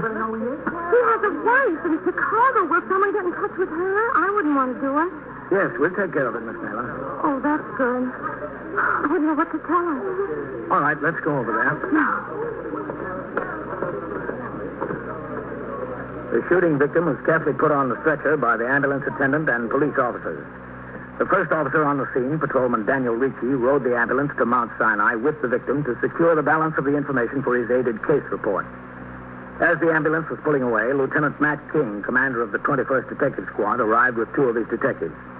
Sergeant Waters introduced them to Miss Nayland, gave them the names and addresses of other witnesses, and such information concerning the crime as had been gathered.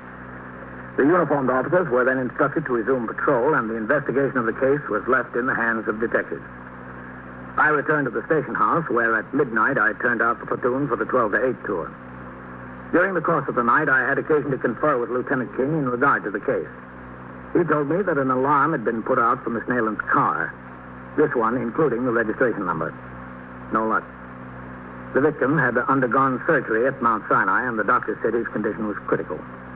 At 8 a.m., I turned out the platoon for the day tour and signed the blotter to go off duty. Shortly after noon, Detective Louis DeLuca was sent to Mount Sinai Hospital by Lieutenant King. He went to the 3rd floor orthopedic section and walked from the elevator to a pair of swinging doors behind which the floor nurse sat at her desk. Good morning. Oh, good morning, too. I'm Detective DeLuca. Are you the nurse I spoke to on the phone? Yes, that's right. Miss Nayland is waiting out in the solarium. Which way is that? Turn right there and through the French doors. Poor girl, she's been here every minute. I wanted to get her some coffee. She wouldn't have any. Mm-hmm. How is he this morning? Any better? Still unconscious. Does it look like he'll make it? Well, that's not for me to say. Oh, good morning there, Detective. Oh, hello, DeLuca. Oh, yes, I'm sorry. There's a lot of excitement when you were here during the night. There was? Yes.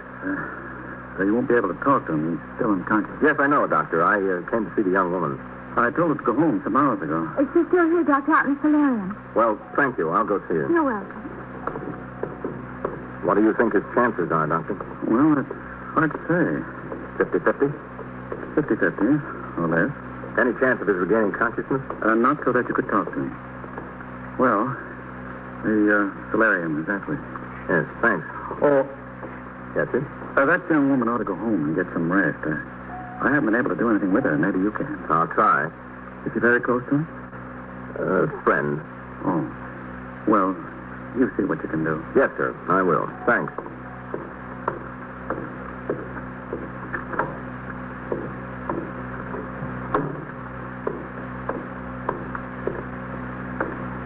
Good morning. Good morning. Doctor says you should have gone home a long time ago. I know. I can't. That's why I found out it was going to be all right. That was a tough break. Why did they have to shoot him? They didn't have to shoot him. They could have had the money without shooting him. Well, they could have, but they didn't. He's going to die, isn't he? The doctor says he's got a 50-50 chance. You know he's going to die. Why did they have to do it? The money was nothing to him. He would throw it away. Throw it away like that. They didn't have to shoot him. Why did they do it?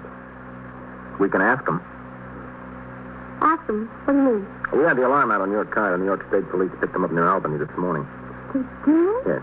Lieutenant King wants to see you. When? Right now. But I should wait here till I find out about the order. Maybe you can come back and wait after you talk to the lieutenant. What does he want to see me about? I told him everything I know. He wants to talk to you about the two that were arrested. Oh. He sent a couple of men up to Albany to get them. He wants you to see if you can identify them. What about my car? They get that too? Yeah, they went up on the train. They'll drive back in your car. Oh, that's good. Is this your coat? Yes. Thanks. They shouldn't have done it. That's the last thing they should have done, shooting. He got his money. What makes him so crazy? Don't ask me. I've been in this job 13 years. I haven't found out yet. It was 12:35 when Miss Nayland and Detective DeLuca left the hospital and headed for the station house. Although I was scheduled to be off duty, I had received a telephone call at my home to appear at the borough commander's office at 2 p.m. for a meeting of precinct commanders to discuss the assignment of men from the various commands to plain clothes work, which consists of enforcing the laws relating to gambling and public morals. In this connection, before going to the meeting, I stopped at the station house to pick up the personnel files of the men I plan to recommend for the job. Oh, Captain. Sergeant? Didn't expect you in today. Who's the clerical man on the job, Sergeant? Fallon, Captain. All right, ring him there and tell him I want to see him in my office right away. Oh, yes, sir. Oh, left some messages on your desk, Captain. Okay, good. Hello, Captain. Oh, Matt. Lieutenant King, Sergeant. Well, I understand we got those two who did the shooting on First Avenue last night. Yes, sir, that's right. The state police got them on the road up near Albany. Well, that's good. Yes, sir. Got them in the car, and they admit to shooting. I sent Fitzpatrick and Goldman up to bring them in the car back.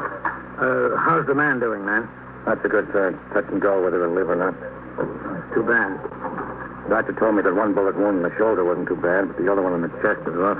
Okay, Miss Nayland. Straight on through. Hello, Lieutenant. DeLuca. Hello, Miss Nayland. Hello? You met Captain Kennelly last night? Yes. Miss Nayland? Will I be here long? I really should get back to the hospital. Well, you go upstairs with Detective DeLuca. I'll be right up. I really can't stay too long. Right. Yes. Come on, Miss Nayland. I really have to get back to the hospital. What about the wife, Mrs. Everett? Well, the Chicago police made the notification she's flying here. Oh. Was Miss Nayland at the hospital all night? Yes, sir. Hmm? She must have some feelings about it. Yeah, I'm sure she does, Captain, but I don't know what kind of feelings. Fitz called me from Albany. He said the two boys they've got up there told him the whole deal. The kidnapping, the robbery, even the shooting was all her idea. I talked to Lieutenant King about the case for a few minutes more until Patrolman Fallon, the clerical man, came out of the 124 room. I went into my office with Patrolman Fallon, and Lieutenant King walked through the back room and up the stairs to the second floor where the 21st Squad is located. He opened the door and was met by Detective DeLuca. Where's Miss Nayland? In your office, Lieutenant. Oh. The floor nurse over at the hospital just called. He didn't die? No, nothing. The wife showed up. She's been talking to the doctor. Nice thing. She got in by plane, took a cab straight to Mount Sinai. I told the nurse to ask her to come over here later. You want to talk to her. Good. Let's go see Miss Nayland. Yes, sir. You didn't say anything to her, did you, Liz? Oh, no, sir, not a word. Well, Miss Nayland? Hello? Sit down, Liz. Yes, sir. Sorry to get you back here. I know you didn't have much rest last night. I didn't have any. Have you really got them? Are you sure they're the right ones? They were in your car, Miss Nayland. We put out a teletype alarm last night, and the state police spotted the car on the road. Oh, that's good. I'm glad. I'm glad for Walter's sake. How long have you known Walter, Miss Nayland? Oh, for quite some time. See him very often? Every time he comes to New York, he lives in Chicago, you know. Yes, we know. Every time he comes to New York on business, we go out. Restaurants, theater, nightclubs. We have a good time. How often does he come to New York? Oh, I don't know. Every month or so, he has business here. How long does he stay? Usually, you mean? Yes, usually. 2 or 3 days, maybe sometimes a week. How'd you meet him? Do you remember? Yes, I remember. It was some friends. They had a party, and I was there, and Walter came. That's how we met. He's awfully nice. He has a big business in Chicago, and he's really a sweet guy, really. It's a shame something like this had to happen to him. How long have you lived in New York, Miss Nayland? Does it make any difference? We'd like to know. Just like to get things straight. I've lived in New York most of my life. You work? No, I don't work. How do you get along? I have my alimony. I thought it was Miss June Nayland. When I got my divorce, the judge said I could use my maiden name again. That's the way I wanted it. How much alimony do you get? Isn't that a little personal? Maybe it is, but I'd like to know how a young woman living alone with no job can dress so well, have such a nice apartment, such nice furniture. Well, don't see what that has to do with it. I don't see what that has to do with it at all. How much alimony do you get? $300 a month. Your former husband been regular in his payments? Of course he has been. $300 a month enough for you to live on? It's adequate.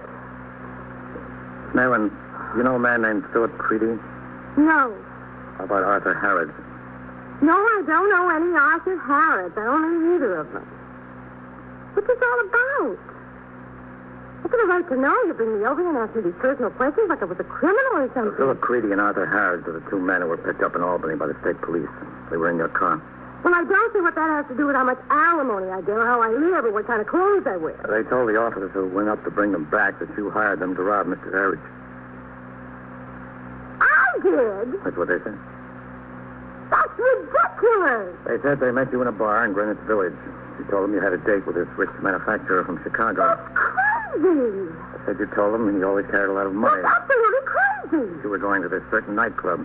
They said you told them where you parked your car, what time you'd be there, what time you'd be out. That's not so. They said you told them exactly what to do, where to be, where to go, even to wreck your car so you could collect the insurance on it. That's so ridiculous I don't even want to talk about it. No, it sounds ridiculous. That's what they I said. don't care what they said. Why would they want to put you into this thing if you had nothing to do with it? I don't know why, but I had nothing to do with it. Nothing at all. It's the silliest thing I ever heard of. It's crazy. It's a crazy lie. Well, we'll get it straightened out.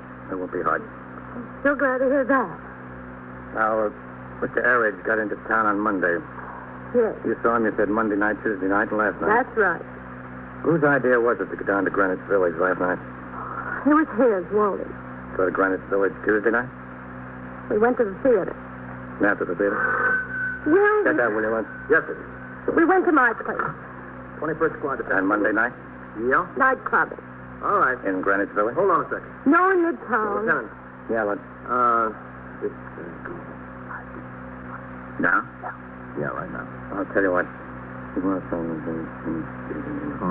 Yes, sir. Hello, Whitey. I'll be right out. Go ahead. Yes, sir, Lieutenant. Did you go to a club in Greenwich Village the last time Mr. Arridge was in New York? No. Has he ever taken you to the village? No. Then why'd you go last night? There was an act there we were interested in seeing. Well, who was interested? You or Mr. Arridge? Oh, this is so ridiculous. I don't even want to talk about it anymore. I refuse to talk about it. All right, we'll skip it for a while. Mrs. Arridge is outside. Oh, is she? You know her? No. She went right from LaGuardia to the hospital.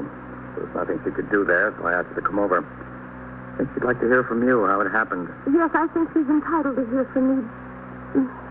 Does she know that I was with Walt at the time? Imagine she does.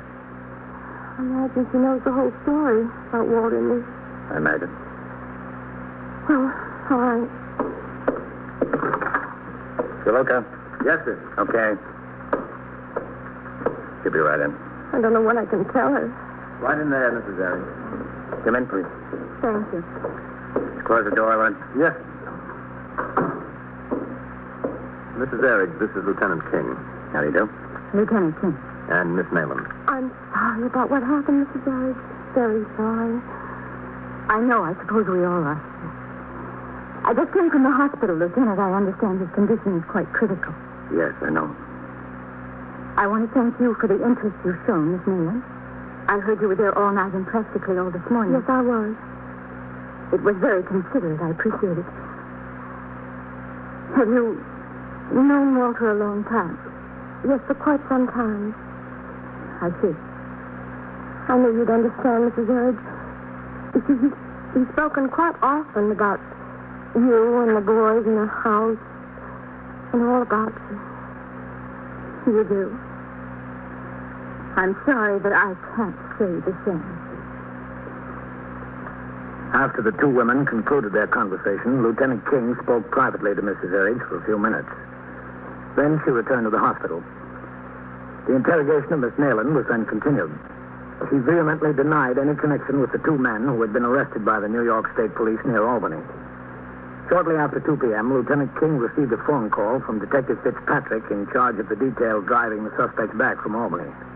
He was calling from a filling station on the Henry Hudson Drive in the Bronx and informed the lieutenant that they would be at the station house within a half hour. After a few more minutes of questioning, Lieutenant King reminded Miss Nayland that she had had nothing to eat all day. She agreed that she was hungry and was escorted to a restaurant on Lexington Avenue by Detective Whitey Howard. I was still at the meeting of the borough commander's office at 2:20 p.m. when the two suspects arrived at the station house. They were taken upstairs to the detective squad where they were immediately fingerprinted and their pedigrees taken. Then, together, they were taken to Lieutenant King's office. All right. Where are you taking us now? Right in here. Oh, what's in there? DeLuca, Lieutenant. The lieutenant, Art. All right, go on. Go on, Art. I'm going. Come over here and sit down. Where? Where do you want us to sit? Right there. Sit down. Sit down, Art.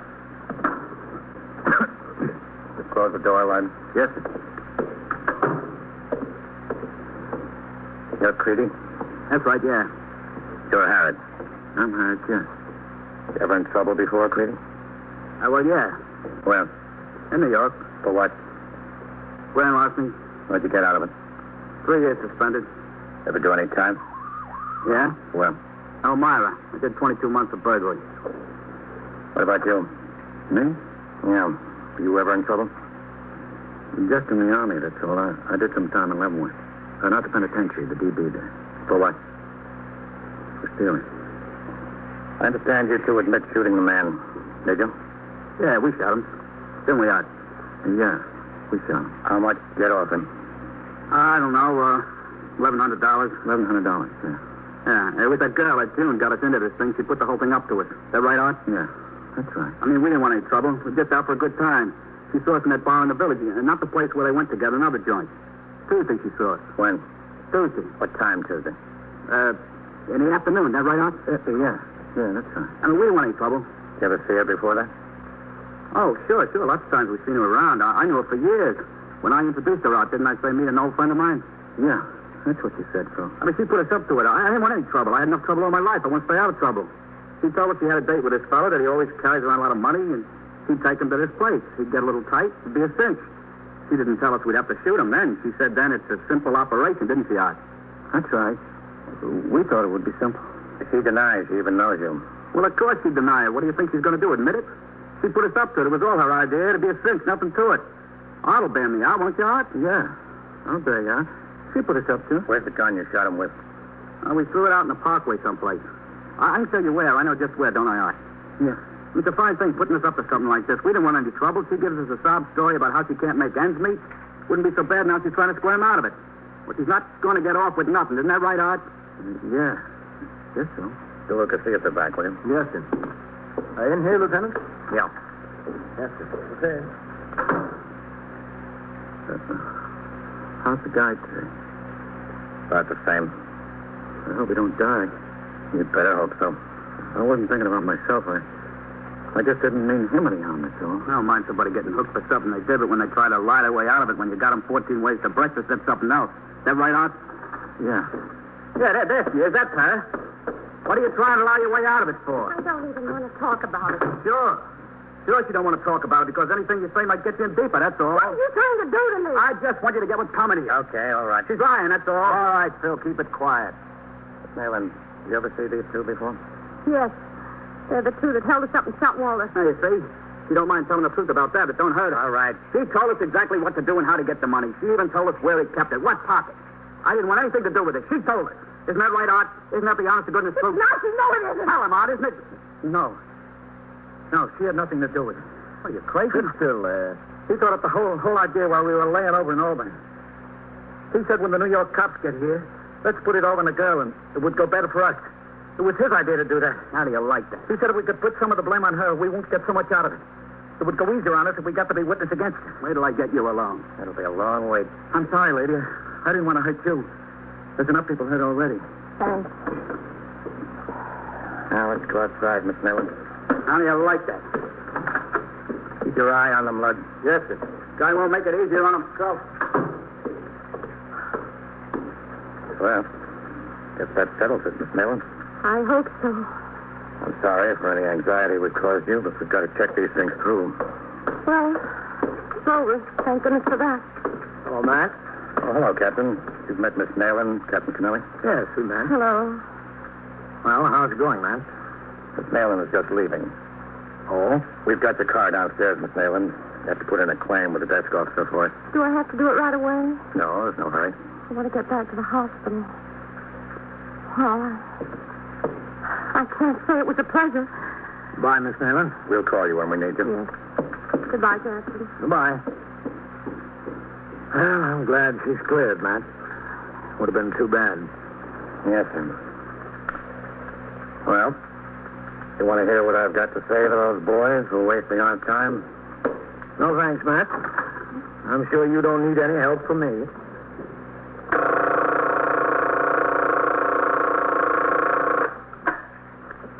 "21st Precinct, Sergeant Tierney." What do you mean, robbed? Held up? Oh, where is this?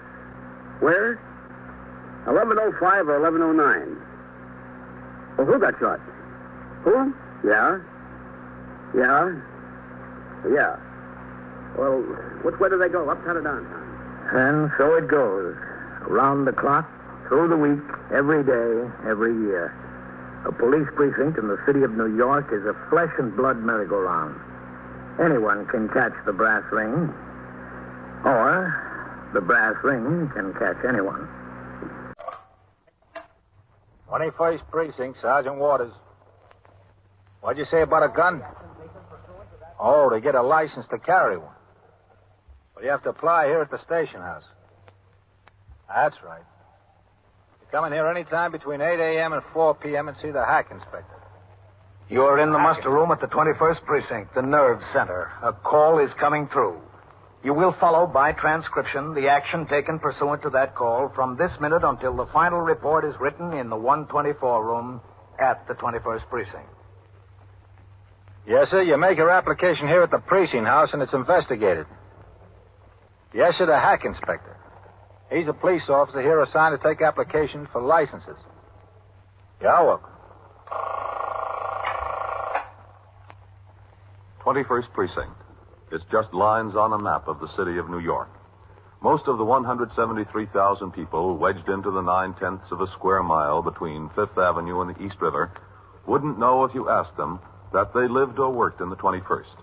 Whether they know it or not, the security of their jobs, their homes, and their property is the job of the men of the 21st Precinct. The 21st, 160 patrolmen, 11 sergeants, and 4 lieutenants, of whom I'm the boss. My name is Kennelly, Frank Kennelly. I'm captain in command of the 21st. I was working my day tour, 8 a.m. to 6 p.m. I returned from patrol of the precinct at 2:50 p.m. and went to my office to read and sign reports. Among them, I saw a note from Patrolman Nathan Jaffe, the precinct hack inspector, who handles in the 21st applications for licenses of business and other activities which by law are subject to police supervision. These include cabs and cab drivers, gunsmiths, towing cars, catering establishments, and so forth. Patrolman Jaffe wanted to see me. 21st Precinct, Sergeant Waters. Sergeant, would you ring into the hack inspector's office for me, please? Nobody's up there, Captain. Jaffe went out on a job. Oh. All right, Sergeant, thanks. Oh, Captain, Yes? you know who's out here? Lieutenant Klein. Which Lieutenant Klein? Sergeant Klein. Now, Lieutenant Klein. Oh, tell him I want to say hello. I'll be right out. Yes, sir.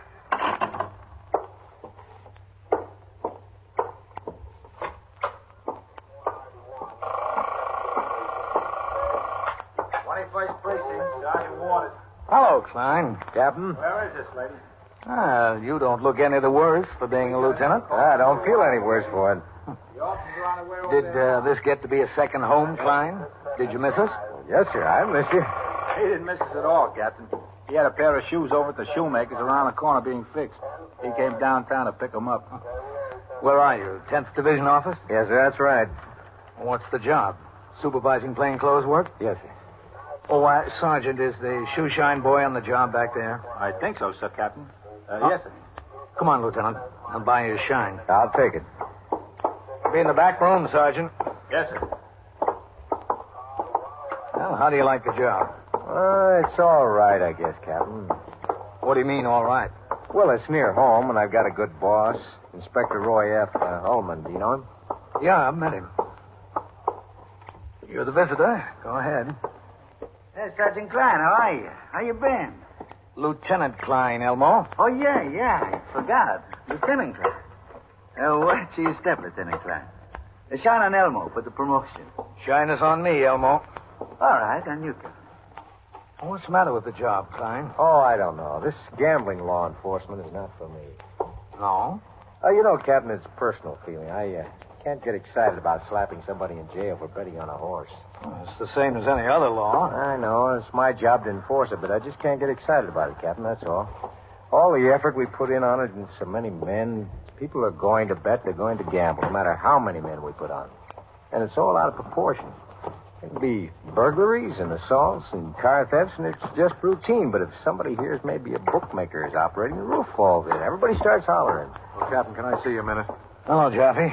Excuse me a second, Klein. Yeah, sure, Captain. Oh, Lieutenant Klein, how are you? I didn't notice it was you. Hello, Jaffe. I've got a pistol license renewal application on my desk, Captain. I took it yesterday. Yeah? You might want to think it over before you recommend approval. Why? Well, it's an awful tough spot, Captain. He's a nice old guy. If he doesn't get the renewal, he'll lose his job. It's a rough thing to do, I know. He's a retired cop, a sergeant. But maybe he just shouldn't have a license anymore. Why not? Well, he's going on 74 years old. His eyes are getting bad on him. His reflexes don't seem to be much good. He just shouldn't be carrying a gun. What's his name? Thayer, Bernard Thayer.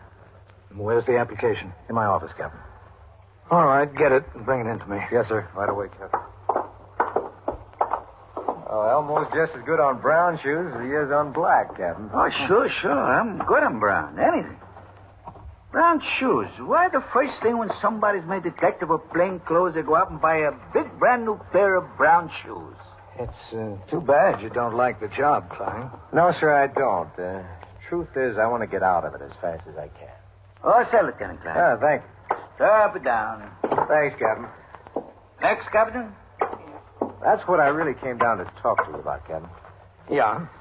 I'd like to get back to some precinct in this division if I can. Now, I was on the job for you for 2.5 years. You know what I can do and you know what I can't.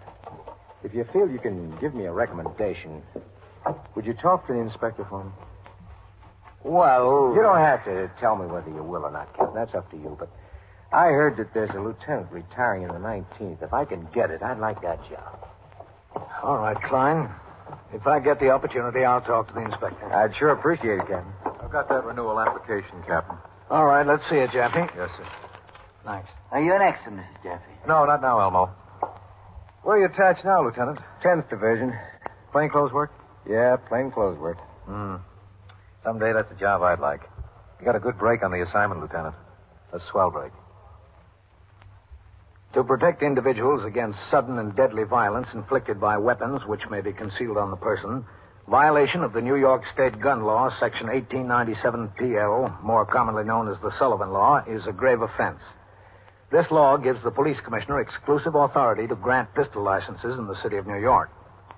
The issuance of such licenses is rigidly controlled. Each application must have the recommendation for approval of both the commanding officer and the detective squad commander of the precinct in which the applicant resides or is employed. In addition to ordering a thorough investigation of the applicant by a superior officer, the commanding officer must personally interview the applicant. Recommendations for approval by the commanders of the detective district and the patrol division concerned must be affixed before it is forwarded to the Division of Licenses for action. Each endorser of the application, either original or for annual renewal, is held accountable if it subsequently turns out that the applicant is not of good character or properly entitled to a pistol license. When the Shine Boy had finished with me, I said goodbye to Lieutenant Klein and went into my office with Patrolman Jaffe to discuss the application of retired Police Sergeant Bernard Thayer for renewal of his pistol license. Sit down, Jaffe. Yes, sir. When did Thayer bring his renewal application in? Yesterday afternoon, Captain. Mm-hmm. Who told you about his eyes? Well, I took his thumbprint. He could hardly find the place to sign the card. Did he wear glasses? Yes, sir, but they didn't help much. Did you ask him when he had his eyes examined last? Yes, sir. He said 2 or 3 months ago. 73 years old, huh? Yes, sir. Going on 74. Let's see that application again. Yes, sir. Appointed to the force April 13, 1903. Made sergeant June 11, 1916. Retired September 6, 1935. He's an awful nice old guy. He's just full of stories about the old days. He loved the job. He really loved it. What's this employment he's got now? J. Road Transportation Company. That's a taxi fleet up on the 25th. They've got 165 hacks. He's a guard in the cashier's office. Mm-hmm. How long has he been with them? Since 1937, December of 1937. Yeah, he stays with the job a long time, doesn't he? Yes, sir. It's just rough, that's all, Captain. Plain rough. Well, there's nothing we can do about it. If he's not physically qualified to have a pistol license, that's beyond our control. There's more than one man involved here, Jaffe. It's a matter of protection of the public. Yes, sir. Is he working days or nights? Nights, Captain. All right. See if he can come in here around 4 tomorrow afternoon. I'll talk to him. I asked him to come in today, Captain. Oh, did you? Yes, sir. I knew you were on. All right. It's too bad, but if he's no longer a proper person to hold a gun license, there's nothing we can do about it. Well, there he is, standing at the desk.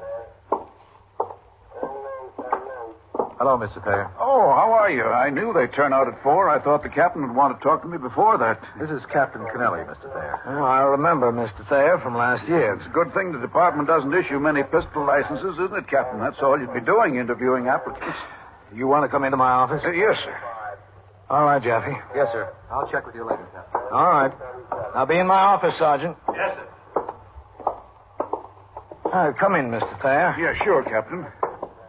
Seems like a waste of energy to investigate renewal applications every year now, doesn't it? All right. It's a lot of work. Go ahead. Thank you. Have a seat. But I was in the job 32 years. I learned that a lot of things seemed ridiculous and a waste of effort. There turned out to be a pretty good reason behind all of them. Yeah, there usually is. I knew a Kennelly down the old 2nd Precinct. John Kennelly. You any relation? No. This goes back many years. Right after I got on the job, he was a bicycle patrolman. He used to chase speeding automobiles on a bicycle and catch them, too. That's how many years ago it was.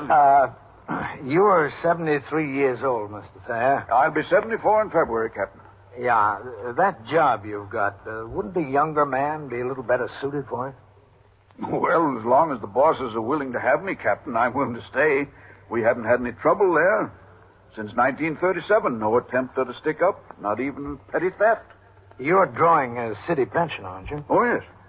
But my pension's based on a 1935 salary, and you'd be surprised at how little that amounts to. Uh-huh. But, of course, the sergeant's pay back when I retired was a lot more than most people were making. I got no complaints about that. How's your health? Well, what do you mean?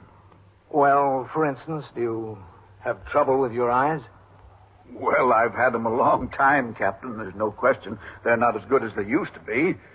Well, Captain, there isn't any doubt about the renewal of my pistol license, is there?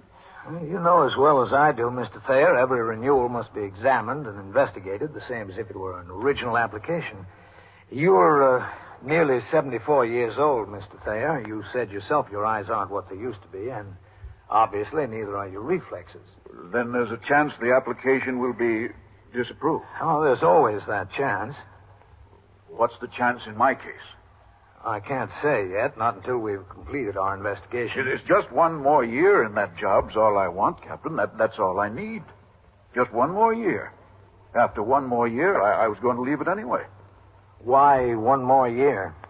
Well, for a very good reason, Captain, the money. No license, no job, no money. I need the money. You can look it up, Captain. I was 32 years in this job with a good record. Perfect record. An honorable mention and 3 commendations. Mm-hmm. In all those 32 years, I never asked anyone for a favor, never.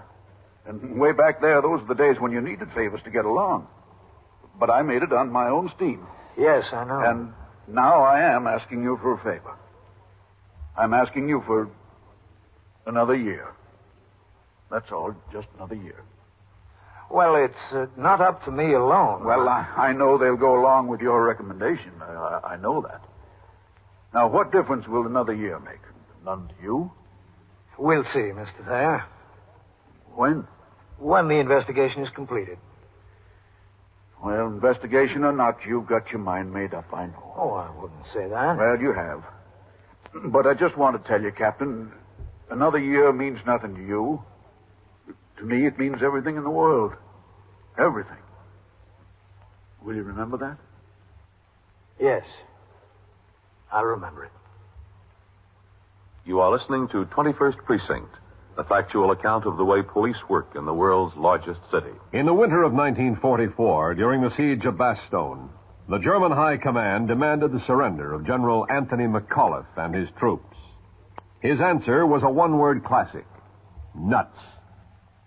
But even more inspiring to the men of the 101st Airborne Division was General McAuliffe's Christmas Eve message.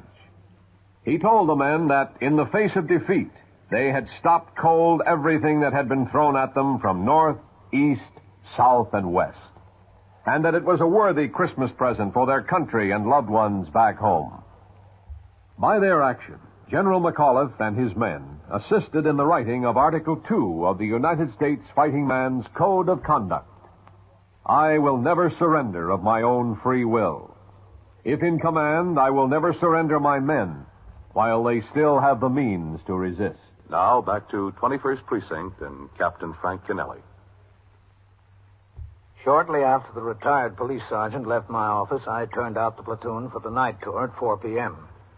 Before I signed the blotter at 6 p.m. to go off duty, I left instructions for Sergeant Waters, as required by the Manual of Procedure, to make an investigation of the application of Bernard Thayer for a renewal of his pistol license. In compliance, the next afternoon at 2 p.m., he called at apartment 3C, 379 East 65th Street, the listed residence of the applicant.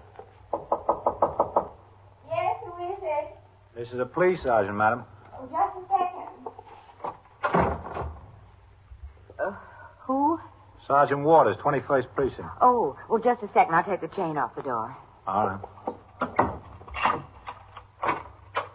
Well, nothing's the matter. No, everything's all right. This is the residence of Bernard Thayer, isn't it? Well, he's all right. Yeah, he's all right. I'm just checking on his application to renew a pistol license. Oh, well, come in. Thank you. Sergeant who? Waters. Oh, would you mind talking in the kitchen? I was just icing a cake. It's all right. I'm Mrs. Thayer. Oh? That's all. In there. Thanks, Mrs. Thayer. Oh, not his wife. I'm his daughter-in-law. I see. It happens all the time. I introduce myself as Mrs. Thayer, and people get that funny look on their face. They think I'm Dad's wife. Do you like devil's food cake? I do, but I gotta watch my weight. Oh, Dad loves it. He and Mike, that's my son. He and Mike can eat almost a whole cake in one sitting. It's like a contest. Who can get the most in him? You remember the pie-eating contest they used to have at picnics? That's what it's like. I hope I made enough icing. Who lives here? Your father-in-law, yourself, and your son? And my daughter, Jean. She's at Juilliard studying voice. Uh-huh. Oh, she has a beautiful lyric soprano voice. Her teacher says she ought to go a long way after she finishes her training. She's only 19. You ought to hear her. And your son? Well, he's in his last year at NYU Medical School. He'll be a doctor in June. Would you like some coffee, Sergeant? No, thanks. It wouldn't be any trouble. It'll only take a minute. Dad tells me how there's always a pot of coffee going at the station house. That's all right. What about your husband? Well, he's dead. I'm sorry. It was an auto accident. Dad's wife was killed, too. Oh, I didn't know that. I better let this soak. If I don't, the chocolate will stick to the pot. Then it's a real job to get it off. You see, Dad was retired. What did you say? I said Dad was retired. He retired in 1935, late in 1935. He and Mrs. Thayer went to Florida. They were going to build a small house and open up a little business down there at Kissimmee. Do you know where that is? No. Well, it's near Orlando. It's very nice. They got the house built all right, and they were looking around for a business. He was only 54 years old at the time, very young. Well, anyway, they used to come up to New York about twice a year to visit us. Joe was their only son, and to see the two children. They always drove. Well, this particular time, Mrs. Thayer wanted to go out to Brooklyn. Bay Ridge. She wanted to see a friend of hers. Dad didn't feel like going, so Joe drove his mother in Dad's car. Well, I don't know what happened. Something with the steering wheel, it turned out. Joe couldn't control the car, and it went over onto the wrong side of the street. Truck coming the other way hit them. That's too bad. Here I was with two small kids. Mike was 10 and Jean was 3. Dad didn't want to go back to Florida. He sold the house and moved in with us. Said the kids were going to have good educations and everything else. So he's got the job he's got now, and that, together with his pension and what little I could make once in a while, has been enough to support us and send the kids through school. Now he's almost finished. Mike graduates in June. He'll go into the Army, a first lieutenant, for 2 years.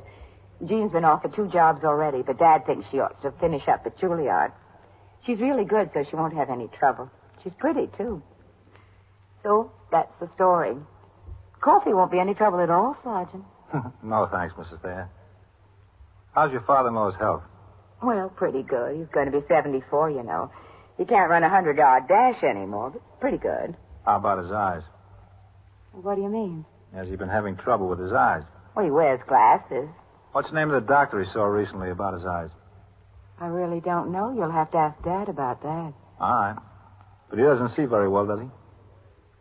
No, he doesn't. Poor Daddy wanted to retire to a house in Florida to take things easy. Instead, he's been working hard for the 16 years. Things never seem to work out the way you want them to happen. They never do. Well, I guess they don't, Mrs. Thayer. There's always something to change things around. I came into the station house at 3:30 the same afternoon for my night tour. After I signed the blotter, looked over reports and communications, and turned out the platoon, I went upstairs to the 3rd floor of the station house where the precinct youth patrolman, the safety officer, the civil defense officer, and the hack inspector had their offices. Captain, did you talk to Sergeant Waters? Yeah, he rang in when I first came into the house. Told me he saw Thayer's daughter-in-law. Yes, sir. That's rough. He's putting his 2 grandchildren through school. The boy's going to be a doctor. Yeah, I know. He's a great old fella. Yeah. I'd hate to have to be the one to knock him out of the box. Captain? Come in, Sergeant. Oh, Captain. Sergeant Waters. I saw you going up the stairs, Captain. I thought you'd like to know after I spoke to the daughter-in-law. I drove up to Thayer's place of employment, J. Rowe Transportation. Yeah? Mr. Jackson and Mr. Romano, they both were there. I talked to them. They like him and they want to keep him if we're willing to go along on a license renewal. Uh-huh. Mr. Romano told me that since Thayer's been on the job there, 16 years, he's only missed 3 or 4 days, outside of his vacation, that is. He was laid up once with the virus. You think they'd be willing to keep him on in any other capacity if he didn't get his license renewed? Well, I asked him that, Captain. There's nothing he can do there. He's no mechanic. He's just got a cashier and a bookkeeper in the office. They've both been with the company a long time. They couldn't. I can see there wouldn't be anything much for him to do. Well, they told me they got to have an armed guard. It's got something to do with making their insurance premiums less. I don't know. They've never had any trouble there, no robberies or attempts, but they've got to have an armed guard there anyway. Captain, after all, it's just 1 more year.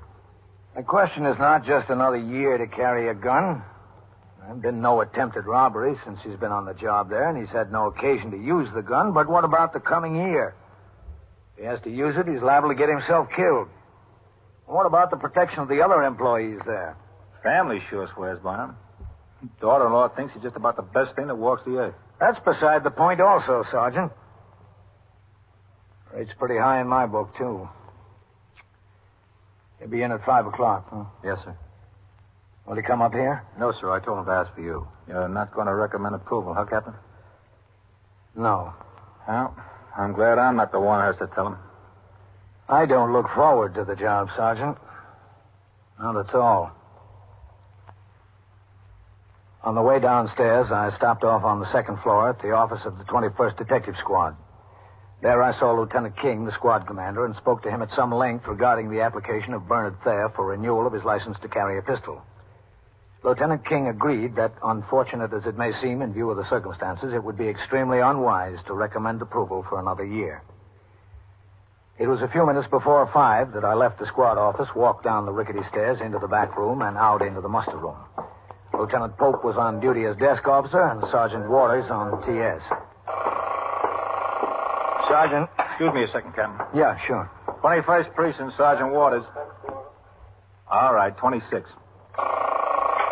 Yes, sir, Captain? I'll go on patrol at 5:30. Would you have a car around here for me then? Yes, sir. Captain. Yes? Mr. Thayer came in. I asked him to wait in your office. Oh. I got to talking to him for a few minutes. He was in a job with my father, down the old 2nd Precinct. Sure got a whirl of stories. Yeah, well, I'll go in and talk to him. Yes, sir. 21st Precinct, Sergeant Waters. Mr. Thayer? Oh, that's all right. Keep your seat. Yes, sir. Well, Yes, sir. we've given your LD-80 a great deal of consideration, Mr. Thayer. Yeah, I know you have. My daughter-in-law tells me one of the sergeants was over at the house, and I spoke to my boss on the telephone. I just want to say, Captain... Oh, excuse me. Yes, sir. 21st Precinct, Captain Kennelly. Captain, Inspector McBride is ringing in from division for you. All right, Sergeant. Just 1 second, Mr. Thayer. I got lots of time now. Go ahead, sir. Frank? Yes, Inspector. You've got the division tonight, isn't that right? Yes, sir. There's a movie company going to shoot some film on the 47th Street station of the 3rd Avenue L. Yes, sir. I think they'll be on the job there from midnight until about 3 a.m. Mm-hmm. We got word in the secretary's office to give them all the assistance we can. I have 4 men from the 17th assigned there. Could you drop down sometime during that time and see that everything's going all right? Yes, sir, sure. The 47th Street station. That's right. All right, Frank. Oh, Inspector McBride. Yes, Frank. You remember Norman Klein, a sergeant here? He was made a lieutenant about a month ago. Oh, yeah, sure. Yeah, well, I saw him today. He's up in the 10th Division supervising plain clothes work. He heard there's a lieutenant retiring in the 19th. He'd like to put in for it. Well, you found him a good man, didn't you? Oh, yes, very good. It's an idea, Frank. I'll think about it. I'll talk to the chief. Yes, sir. So long, Frank. Inspector Edward McBride, Captain? Yes. He was a rook in my squad, fresh out of the academy. Is that so? Oh, that's 21, 22 years ago. I was in the 44th up in the Bronx. I thought he'd get someplace. He made a good pinch his first night on the job. He walked up to a parked car and... Mr. Thayer. I'm sorry, Captain. Seems the older I get, the more I like to talk. I'm sorry. No, that's all right. I've got some news for you in regard to your renewal application. Well, I didn't come to get any news, Captain. I came to save you the trouble. What do you mean? I want to withdraw the application. Oh? I thought about it. I know there's only one thing you can do, and that's recommend disapproval. You can't do anything else. Well, I was in the job 32 years, and I've held a gun license 16 years. In all that time, I never had a spot on my record. I don't want to start now. Mr. Thayer. I quit the job. I went down today and applied for Social Security. That plus the pension will let us squeak by. No luxury, but we'll manage. I see. Captain, one thing. Yes? You were going to recommend disapproval, weren't you? I was, yes. Yeah. Well, you had to. Well, thanks for all your trouble, Captain. I appreciate it. I really do appreciate it. Well, bye, Captain. It was nice to have known you, Sergeant Thayer. Maybe I'll get to spend a little time in Florida after all. Maybe after all.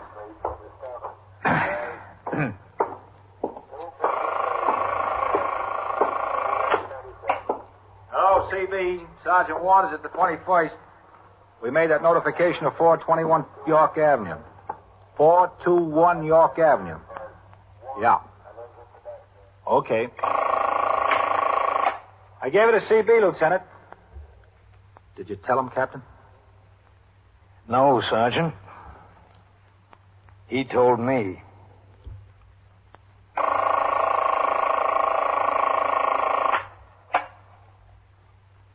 "21st Precinct, Sergeant Waters."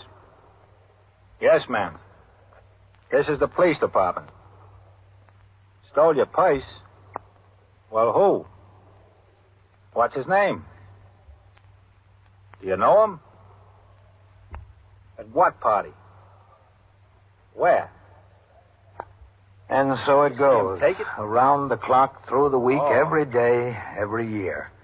A police precinct in the city of New York is a flesh and blood merry-go-round. Anyone can catch the brass ring, or the brass ring can catch anyone. 21st Precinct transcribed a factual account of the way the police work in the world's largest city is presented with the official cooperation of the Patrolmen's Benevolent Association, an organization of more than 20,000 members of the police department, City of New York. Everett Sloane in the role of Captain Kennelly. Featured in tonight's cast were Harold Stone, George Petrie, Lawson Zerby, Santos Ortega, Ethel Everett, and Bill Smith. Written and directed by Stanley Niss. George.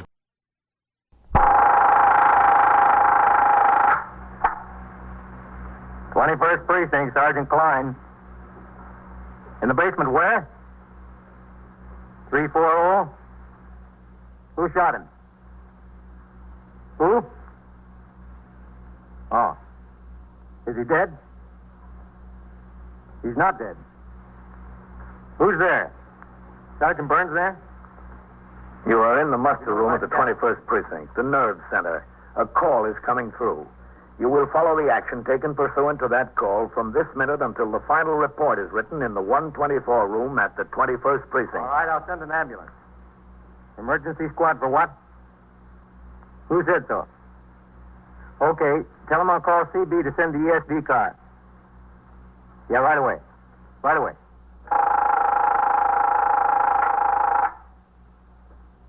21st Precinct. It's just lines on a map of the city of New York.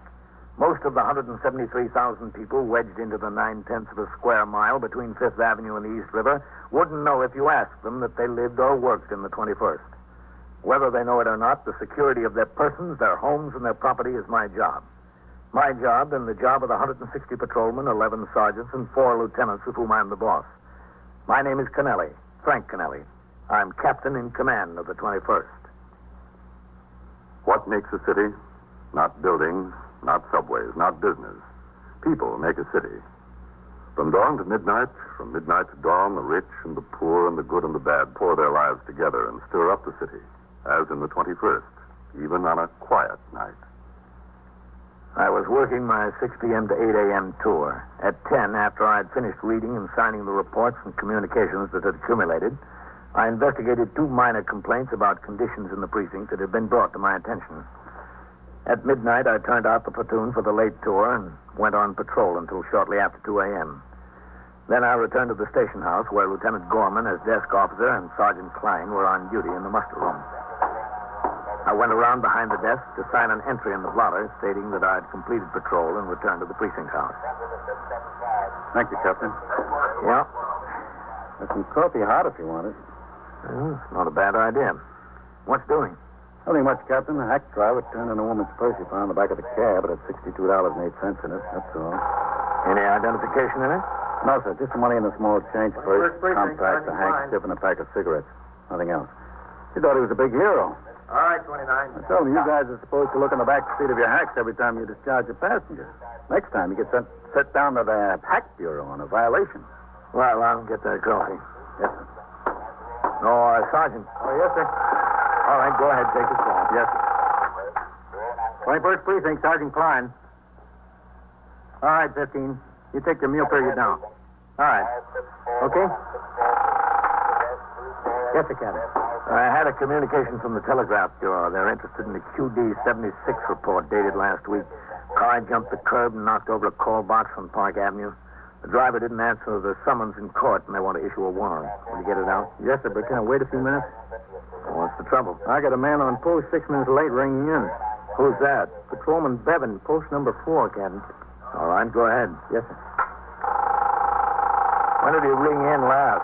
142, Captain, from box number 23, on time to the minute. Communications Bureau, Patrolman Thomas. This is Sergeant Klein, 21st Precinct. Yes, sir. Have 604 to call the 21st. 604, yes, sir. He's not taking his meal, is he? No, sir, he's not due for his meal until 3:30. 3:30 to 4. He's 7 minutes late now. What's the trouble? Patrolman Bevan, post number 4. He's 7 minutes late ringing in. No kidding. He's been a good man, Captain. One of the best hooks we got in here in that last bunch. Yes, I know. Did he ring in on time earlier? Right on time. 21st Precinct, Sergeant Klein. Box 31, Sergeant Burns. Oh, hello. It's Sergeant Burns. Listen, right over to post number 4 and see if you can locate Bevan. He's 8 minutes late ringing in. Bevan? Yeah. I rode by there about 20, 25 minutes ago. I saw him on post. Did you stop and talk to him? Yeah? You didn't give him any calls, did you? No, not a thing from here. Okay, I'll get back to you. Well, he said he rode by there about 20 or 25 minutes ago and saw him. Is he riding over there now? Yes, He's a good kid, that Bevan. Father was a lieutenant in Brooklyn East Borough headquarters. Retired a year or so ago. Did you know him, Captain? No. You get out that QD-76, Sergeant. Yes, sir, right away. He should have in the drawer, Captain. 21st Precinct, Sergeant Klein. For what? Well, who is it that stabbed? Who? Speak into the phone. I went into the 124 room and had a What's cup of the coffee. address? Patrolman Ryan, the clerical man, Where? called to my attention an MV-104A report concerning an accident on Franklin D. Roosevelt Drive along the East River, which had occurred during the day tour. A passenger in one of the cars involved had died of injuries in Mount Sinai Hospital at 1:50 a.m. I instructed him to have the desk officer notify the Communications Bureau and the Manhattan East Motor Vehicle Homicide Squad. I went back to my office to read and sign more reports to be sent to the 6th Division Headquarters, 160 East 35th Street. At 2:35 a.m., Sergeant Klein walked across the muster room and stuck his head in the open door of my office. Captain. Come in. Sergeant Burns just rang in. Yes? He's been over every inch of post number 4. He can't find any sign of Bevan. Where'd he look? Just on the street? So far, Captain, that's all he had time for. All right, come on. Call the sector car from over there. Yes. Have him drop his recorder on post number 4 and bring the car by here for me. Yes. It's beginning not to make sense, Captain. No sense at all. Communications Bureau, Patrolman Thomas. Sergeant Klein, 21st Precinct. Have 608 call the 21st, will you? Yes, sir, 608, right away. All right, let's take a look at the map, Sergeant. That's a pretty quiet post normally, Captain. Yeah. There's not much open around there this time of night. 3 or 4 bars and grills, maybe. An all-night luncheonette here. There's another luncheonette here. It's open all night. That's real crazy, the whole thing. What time was Bevan due to ring in last? 2:12, Captain. He's almost a half hour late. I stood behind the desk for a few minutes and watched as 2 robbery, assault, and Section 1897 suspects were brought down by Lieutenant Matt King, commander of the 21st Detective Squad, for booking. The sector car came and Patrolman Farrell drove me to post number 4. We located Sergeant Burns. He already had his operator, Patrolman Mercado, and Patrolman Eisman on the job, making a building-by-building search for Patrolman Bevan. Post number 4 consists of 3 square blocks between 1st and 2nd Avenues. As in many parts of New York, the complexion of the streets change from building to building. An old law tenement might be flanked by a fine apartment house on one side and a garage on the other. We shook every door, went in every basement, inspected every courtyard, and climbed to every roof. In this, we had assistance from the men on adjacent posts, from the men on the ESD car patrolling the district, and from Lieutenant King and 2 of his detectives of the 21st Squad. By 3:18 a.m., there was still no sign of Patrolman Bevan. Beats me, Captain. Just beats the living daylights out of me. Yeah? Bevan was the kind of a guy that... Wait a minute. There's somebody walking. Where, Captain? That's Oh, it. yeah. Hey, mister. Mister, wait a minute. We want to talk to you. Oh, no. Have you been around here for the last hour? Look, officer, all I had was 2 beers. That's all. Just 2 beers. You can't kill a man over 2 beers, can you? What's your name? My name is Joseph Lance Baldwin Jr. Junior because I was named after my father who had the same name, only senior. 2 beers, and that's all. Look, have you seen a policeman around here tonight? A policeman? Yeah, I've seen a cop around here. When? Right now, him. He's a cop. And, oh, look, the sergeants, too. 2 beers, Sergeant. You got my word of honor. My scout's honor. Where do you live? Joseph Lance Baldwin Jr.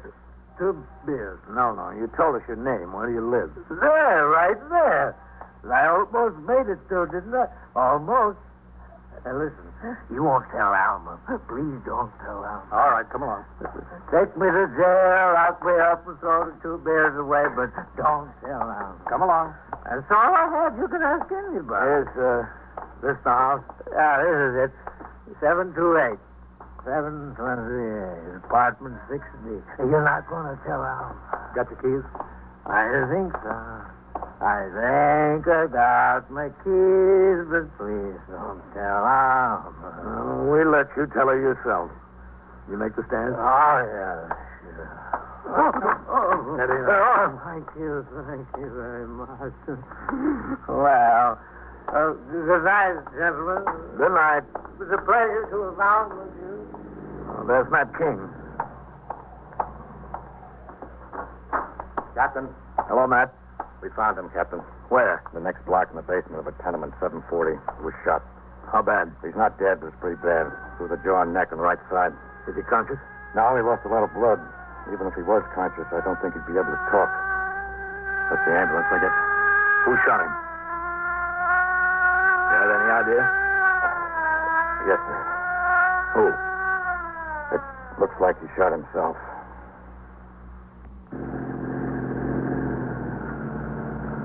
Lieutenant King drove us around to the house. It was an old law tenement building.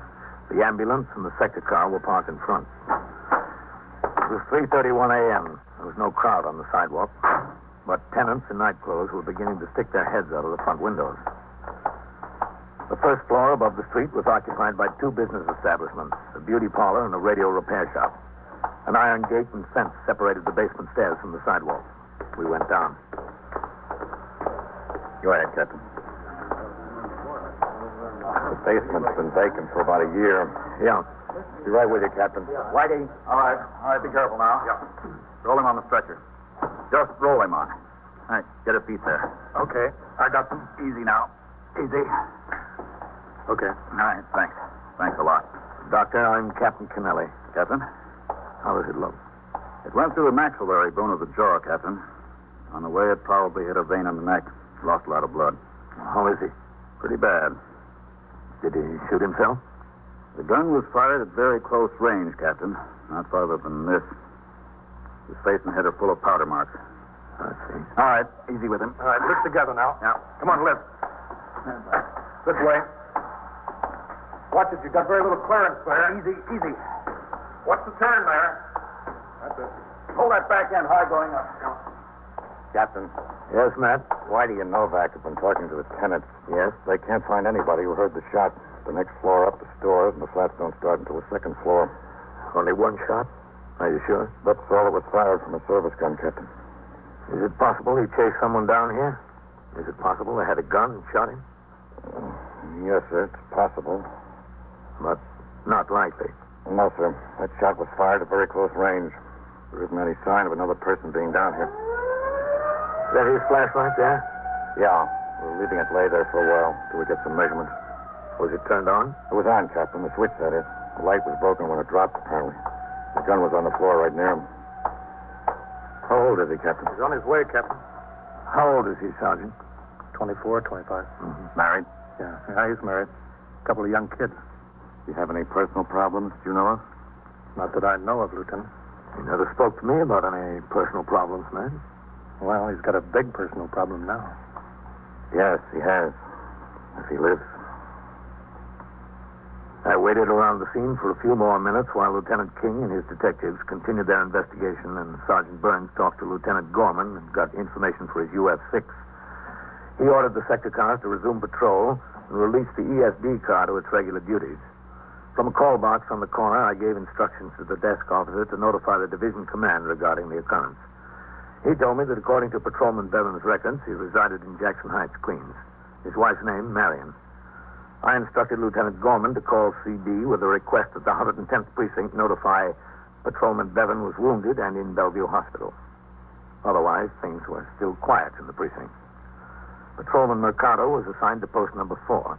Patrolman Farrell drove me downtown to Bellevue. I waited in the doctor's lounge for the surgeon. Dr. Lofield? Yes, I'm Dr. Lofield. Captain Kennelly, 21st Precinct. We met. Oh, yes, Captain. Well, what kind of a chance do you think he has? Fair, Captain, just fair. No better than that? Well, we tried to probe around in there when he came into emergency. We couldn't reach the slug. It's pretty deep. There's no telling where it went after it penetrated or what organs it hit. I sent him up to be x-rayed. That'll locate the slug, and I'll go in after it. Well, does it have to come out now? The sooner the better, Captain. What does surgery do to his chances, Doctor? Well, he's apparently a very healthy young man, physically. Under the circumstances, his pulse and respiration are both better than can be expected. I see. Does it appear to you that he shot himself?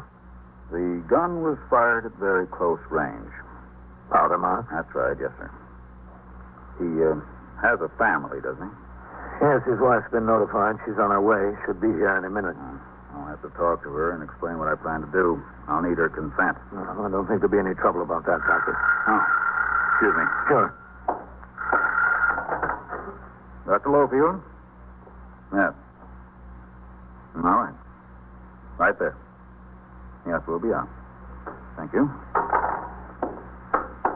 Mrs. Bevan. She's waiting out at the reception desk. All right. That way, Captain. Thank you.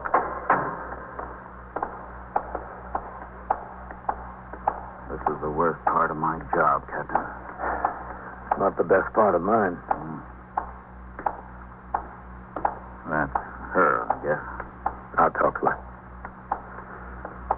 Mrs. Bevan? Yes. I'm Captain Kennelly. How's Joe? Where is he? Well, this is Dr. Lowfield. He's dead, isn't he? That's what you're going to tell me. No, he's not dead. You sure? You're positive? I just left him. You'd better sit down, Mrs. Bevan. That's all right. Please, sit down. Yes, all right. It's awful. Really the worst thing in the world. We're going to have to operate. Right away? Yes, right away. If it's got to be done. I suppose it's all right, isn't it, Captain?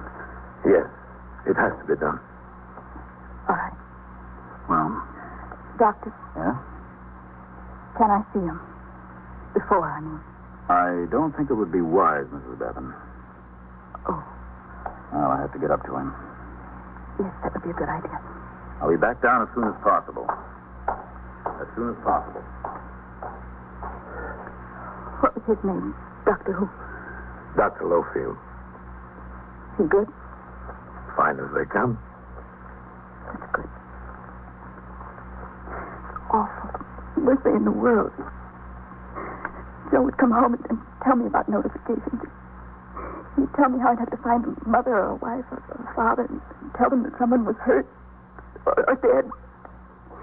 He'd tell me how I'd always get a neighbor who knew the person he had to notify. And then the doorbell rang and there was Mrs. Petey from next door and then Mr. Patrolman. I screamed. I really screamed.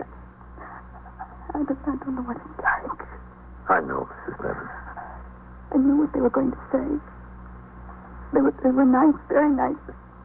But he didn't know anything. Just that he was shot and that he was here. He didn't know how or why or how bad or anything. Make it worse, the kids woke up. Or one of them, Jackie, I think. Mrs. Creedy's staying with them. Said she's glad her husband isn't a cop. He's a salesman or something. Very nice people. I'm sure they are. Captain, you've got to tell me how bad is Joe. He's going to die. I don't know what I'd do. He's in serious condition, Mrs. Bevan. Serious? Dear God.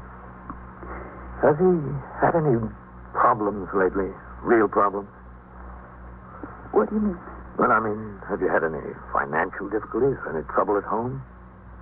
Why? Have you? Well, we managed. How about you and Joe? What do you mean? Well, is it getting along all right? It's been fine. We're very happy. We have a nice home, 2 very beautiful children. We couldn't be happier. I'm glad to hear that. What do you want to know for? Oh, we just have to know everything. How did he get shot, Captain? Who did it, do you know? Well, not exactly, Mrs. Bevan. We have an idea. We're trying to make sure. I waited with Mrs. Bevan for another 15 or 20 minutes until her mother arrived from Brooklyn. The operation had not yet been completed. I arrived back at the precinct house at 5:14 a.m. Muster room was quiet. Hello, Ken. How is it, Captain? Not too good. They hadn't brought him downstairs yet when I left. That can be a rough operation, I guess. Yeah. What's doing around here? Nothing new, Captain. All right, 31. Hello, Captain. Any messages, Sergeant? Just division headquarters. The division captain wants you to call if there's any change in Bevan's condition. You needn't bother unless there's a change. Okay. Hasn't been a change, has there? No. Still critical. Beats me. Sure beats me. There's some hot coffee, Captain. No, thanks. 21st Precinct, Sergeant Klein. Is Captain Kennelly there? Who is this calling, please? Dr. Lowfield at Bellevue. It's important. Hold on, please. Captain, Dr. Lowfield at Bellevue. All right, I'll take it here. Captain Kennelly. Dr. Lowfield, Captain. Yes, Doctor. I finished the operation. I think he's going to be all right. Good. That's good news. The bullet was lodged in the buccinator muscle on the contralateral side of the mouth. I got it out. He has a fractured jawbone, which I set, and he lost a lot of blood. So I think he'll pull out of it all right. Mm-hmm. He's not conscious, is he, Doctor? No, he isn't. Listen, Captain. Yes? Do all your men carry a standard service revolver? What do you mean? Well, do you all carry 38s? In uniform, the men are required to carry a 38 special. Why? Is that what Patrolman Bevan had? Yes. What's your point? Well, the slug I took out of him was a little beat up, but it doesn't look like a 38 to me. Doesn't it? I'm no expert on guns, but, well, I used to fool around with him a little bit in the Army. It looks more like a 32 than a 38, Captain. Where is this slug? Well, I'm holding it, Captain. A detective from your precinct asked me to. Lieutenant King? Yes, I think Lieutenant King. Well, hang on to it, Doctor. Just hang on to it. I will. I intend to. And thanks. Thanks a lot. All right. Bye, Doctor.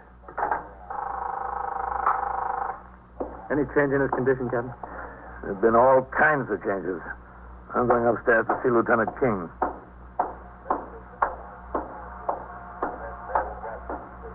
I went through the back room and upstairs to see Lieutenant Matt King. He telephoned to Dr. Lowfield.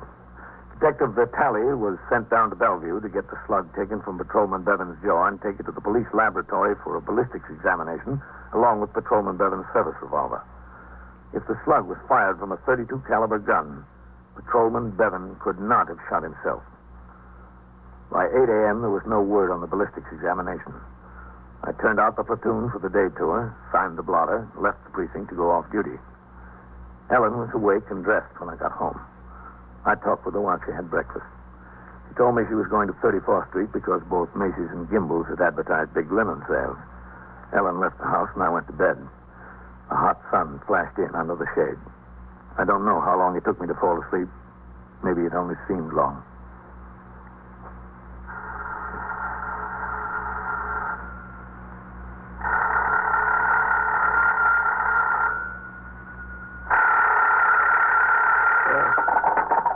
Hello.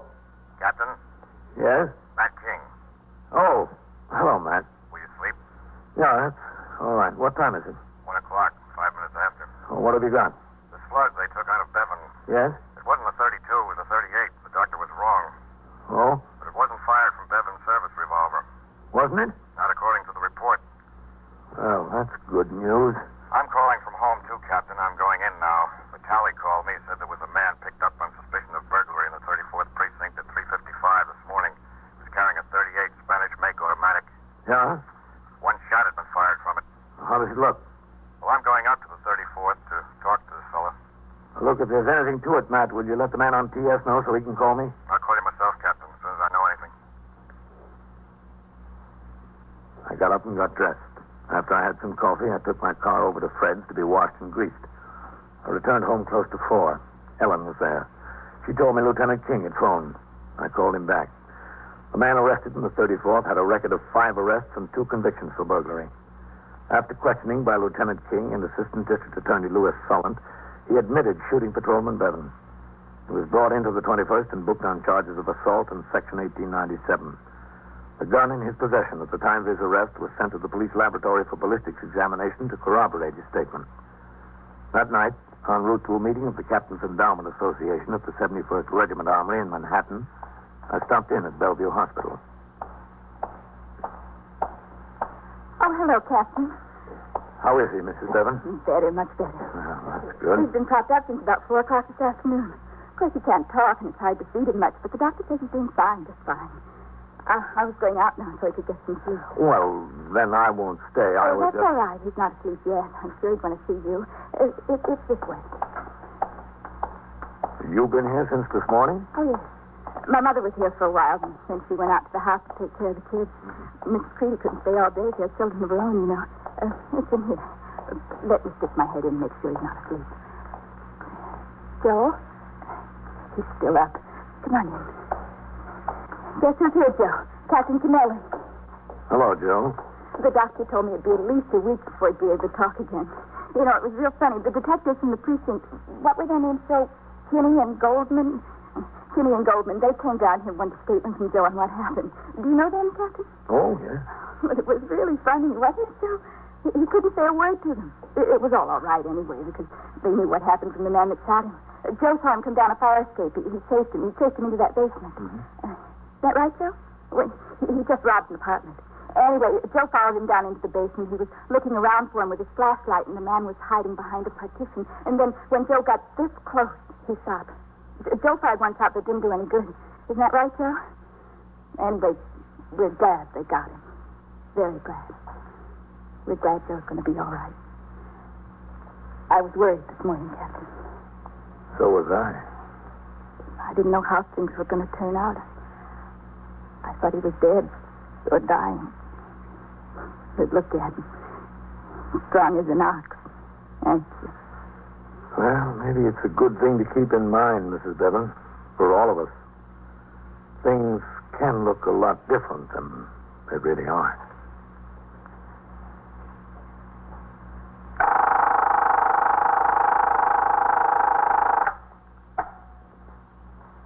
"21st Precinct, Sergeant Klein.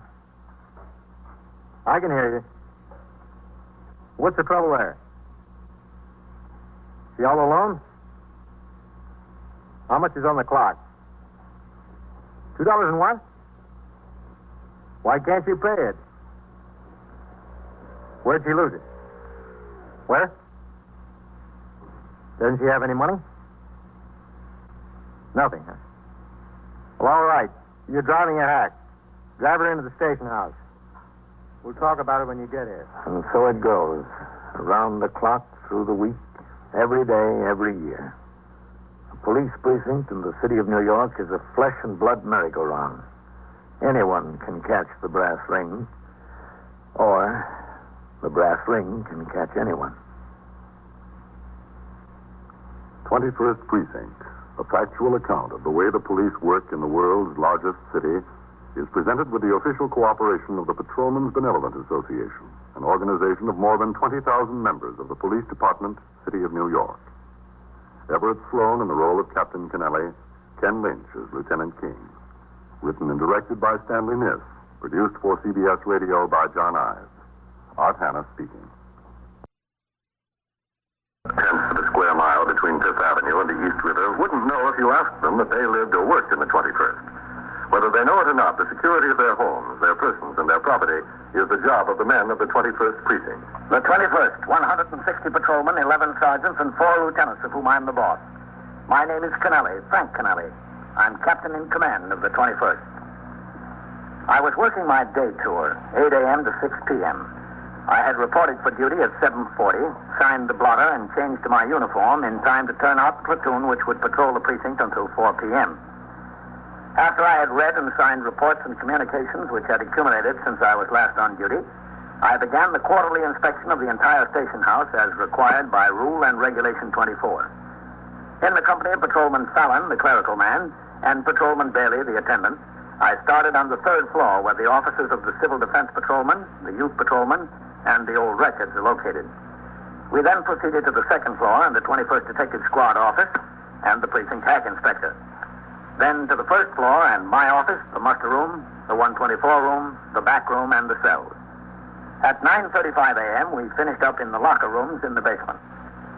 After the inspection was completed and I gave instructions to Patrolman Fallon in regard to preparation of the report, I walked out into the muster room where Lieutenant Gorman was desk officer and Sergeant Waters was on telephone switchboard duty. Oh, what's doing, Red? Nothing much here, Captain. Teletype order eliminating the 11th Precinct. Oh? patrol force in the 11th divided between the 9th and the 13th. Well, what about the captain? Didn't say. Lieutenant. Yes. A call he's bringing in. He still hasn't been able to make that notification on 83rd Street. Well, tell him. I'll talk to him myself. Yes, sir. Oh, Captain. Yeah? Father Bernard Creedy of St. Barbara's is waiting in your office. Father Creedy? Young assistant, Father O'Ban. Oh, yes. 21st Precinct, Lieutenant Gorman. I'll be in my office, Sergeant. Yes, sir. Well, how many times did you charge? Yeah? Well, keep at it until you find someone home. Hello, Father. How are you, Captain? Just fine. What can I do for you, Father? Well, Father O'Ban thought you might be able to help me. Well, I will if I can. I'm about to go in the Navy, in the chaplain's course. Oh, yes. I'm supposed to get my fingerprints made and send them in on this card. Well, the detectives can do that. Oh, good. I'll take you upstairs. Well, I certainly appreciate your trouble, Captain. No trouble. That way. Upstairs to the detectives, Lieutenant. Yes, sir. That saves me a trip downtown. We're happy to do it, Father. Oh, when do you report? Well, I don't have my orders yet. July 1st, I think. Up the stairs, Father. Thank you. Well, are you looking forward to it? Well, yes, very much. Of course, I would have liked to have spent a little more time at St. Barbara's. Learned a lot from Father O'Ban. In there. Go ahead, Father. Oh, thank you. 21st Squad, Detective McCullough. That way, yes. Well, he's down at the grand jury this morning. I ought to be hearing from him, though. Hold on a second. Yes, sir, Captain. Is Lieutenant King in his office? Yes, sir. He and Scanlon and DeLuca are talking to a robbery suspect. He'll have a minute. Yes, sir. I'm sure he will. All right, Father. Hello? Can I have him call you? Well, I'm not upsetting any routine, am I? Oh, no. Yeah? Yeah, I got it. Yes. Captain Kennelly. All right, I'll give him the message. Yes, sir, Captain? Oh, Matt, this is Father Bernard Creedy, assistant to Father O'Ban at St. Barbara's. This is Lieutenant King. Father, I'm glad to meet you, Lieutenant. Excuse me. I'll be back in a minute, Scanlon. Now, what can I do for you? Oh, Matt, Father Creedy is going into the Navy chaplain's corps. Oh, yes? He's got to have his fingerprints made. Sure. I'll be glad to do it.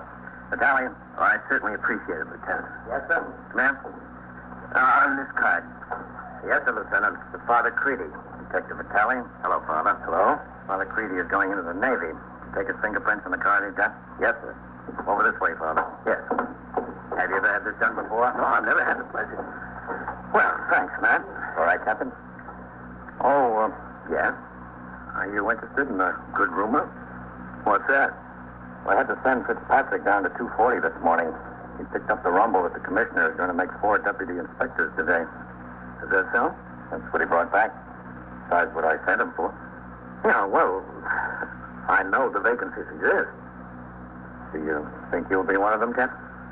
If I am, I haven't heard anything about it. How much more money is it? $900. Not bad. No, it's not. I wish you luck. Oh, we got the boy inside who's been robbing us blind. Have you? Yes, sir. Scanlon picked up some information on him during the night. Got his address and waited on a plant at his house. Oh, it's good. Boy came home at 7:30 this morning. He admits to mugging 3 women on the street and stealing their pocketbooks. He's right in that delicatessen stick-up last week, too.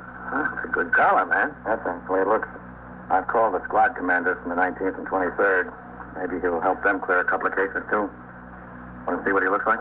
Yeah, I'd like to. Come in, Captain. Hello, Scanlon, DeLuca. I want you to take a look at a real miserable character, Captain. He beats up ladies on the street and robs them. He holds up delicatessens. He's 24 years old. He's never done a day's work in his life. That's not so. What's not so, Bud? That I never done a day's work. I worked a lot. Who'll give you a job? I got an uncle. I worked for my uncle. Why'd he fire you? Who said he fired me? He did, didn't he? Yeah, he fired me. He made my mother sore. She hasn't spoke to him since. What'd you do, steal from him, too? Well, not much. You didn't hit him over the head, too, like you did the ladies? No, he's my uncle. Wonder you didn't kill him. As long as it's in the family. Listen, what am I going to do? Sit here all day? What's your hurry, Bud? You've got time. You're lousy with time. How do you want to tell us about anything else besides those 3 ladies and the delicatessen? That's all there was, I swear to you. My word of honor. You know what your word of honor is worth, don't you? Come on, Bud, on your feet. Where am I going? Get up. All right, I'm here. Let's go. Look, I didn't mean to hurt anybody much. I just wanted the money. Makes it all right, huh? Just wanted the money. Go ahead. How do they grow them like that, Captain? Beats me. All right, but Tally. Yes? Don't fold that thing up when you get through. I want you to print this boy. Yes? Go on, Bud, over there. Captain. Right with you, man. Listen, I want to tell you I had my fingerprint before. Well, we want to do it again. All right, Father. Now, give me the whole hand, please. I just want to save you the effort. That's it. Now, let me do the work. Just relax. I'm certainly obliged for all this, Captain. We're happy to do it, Father. All right, Father. You can wash your hands over there. Well, thank you very much. Okay, Bud. Step right up there. Does the ink come off easy? Yeah, a little soap, Father. All right, you.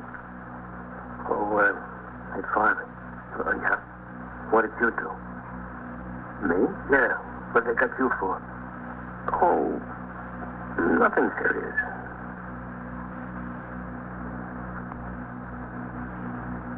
I returned to my office where I received a telephone call from Captain Lawrence Cade, commanding officer of the 12th Precinct. He wanted to know if I had heard anything of the rumor that the commissioner would make 4 deputy inspectors sometime during the day. I told him I'd heard the rumor, but nothing further. Neither had he. The rank of captain is the highest under civil service, and all above, including the 54 deputy inspectors, are made by appointment of the police commissioner from among the 250-odd men holding the civil service rank of captain. At 10:50 a.m., I instructed the desk officer to have a car come by the house to take me on patrol of the precinct. In the course of that patrol, I made 3 stops to check on various complaints and conditions. At 11:55, I told Patrolman Eisman, the operator of sector car number 2, in which I was riding, to return to the station house. En route, a call was broadcast reporting an automobile accident, ambulance responding, on the East River Drive near 92nd Street. I instructed him to make the run. We entered the drive at 96th Street and drove downtown with the siren open. As we neared the scene, I could see that one car was turned over on its side. Another, badly damaged, straddled the island between the lanes. Traffic, fortunately light at this time of day, was confined to one lane in either direction. We still had difficulty getting through. Broken glass nearly covered the roadway. Beside the overturned car, I saw the still figure of a man. All right. Help and keep the traffic moving, Meister.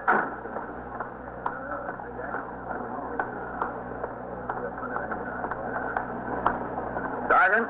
All right. Get back there. He looks in pretty bad shape. Yes, sir. I think he's had it. No response when we pulled him out of the car. Was he in this lane, coming in this direction? Yes, sir. The woman was heading uptown the other lane. She lost control and a car jumped over the island. Is she hurt? She seems to be shaken up a lot, Captain. I thought it best to leave her sit in her car until the ambulance gets here. All right, come on. Keep it moving. How did it happen? We didn't get the full story yet, Captain. But from the best I can make out, another car cut in front of her. She jumped the island and hit him head on. Meister, Underwood, keep that traffic moving, will you? Get on the job. Right, sir. Did you look for identification on him, Sergeant? No, sir, not yet. The only thing is I had the first man on the job call in with the registration numbers of his car. That's all. Well, I guess we better talk to her. Yes, sir. Turner, Ryan, post yourselves over here. She's not hurt very bad? No, sir, I don't think so. What's that glass, Captain? She's lucky.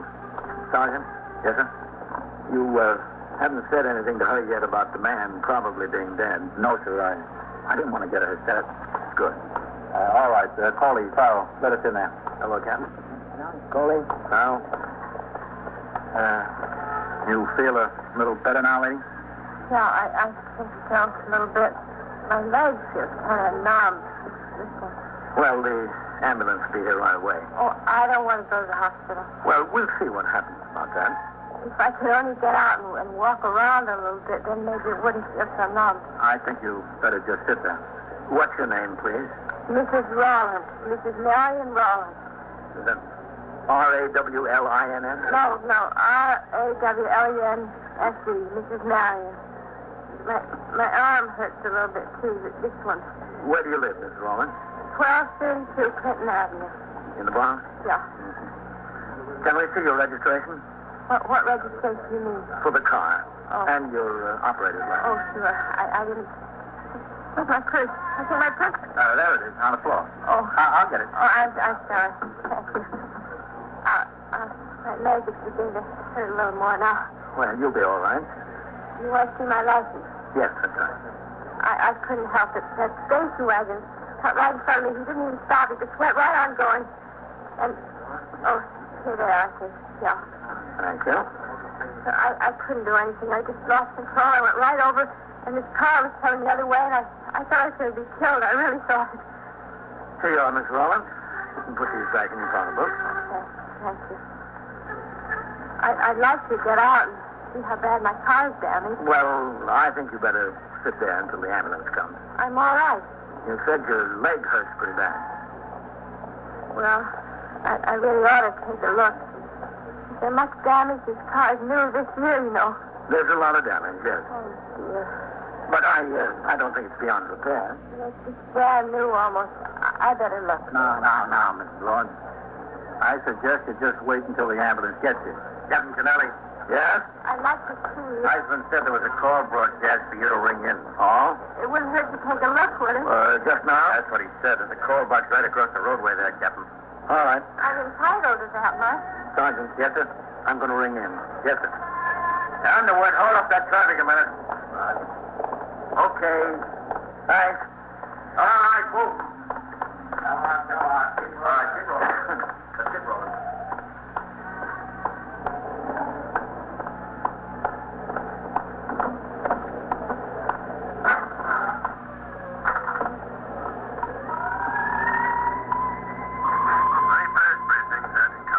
This is Captain Kennelly. Did you put out a call for me? Lieutenant Gorman did, Captain. Hold on a second. All right. Captain Kennelly ringing in. Go on, Captain. 21st Precinct, Lieutenant Gorman. Captain Kennelly, Red. Where are you, Captain? I'm at the scene of that auto wreck on the drive. Looks like there's one man dead and a woman injured slightly. Yes, sir. Listen, Captain. Wait a minute. Hold on. The ambulance is just coming up here. I can't hear anything you say. Yes, sir.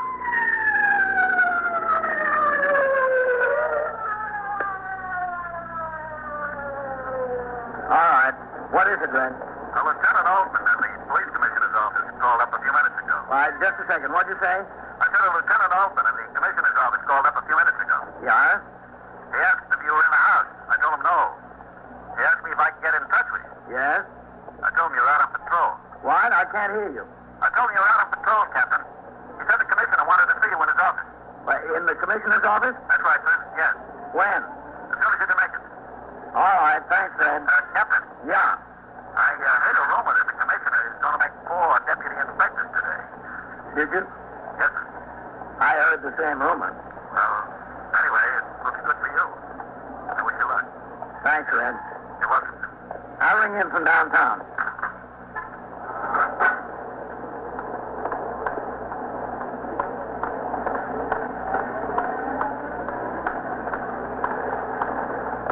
All right, hold the traffic up there. Hold it up. Okay, Captain, come on across. Come on. All right, start him up. Thanks, Vitaly. You're welcome.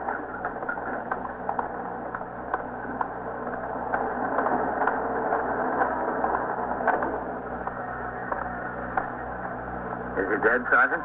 So the ambulance attendant says. I put out a radio call for the morgue wagon. What about identification? Underwood is making a search of the body now, Captain. Okay. Now, the ambulance can take her to Metropolitan. What about getting the roadway cleared here? Yes, sir. One of you. Yes, sir. Ring into the desk officer. Tell him we need 2 wreckers to clear the roadway. Tell him there was a death. Yes. Well, I guess we ought to tell her. Yes, sir.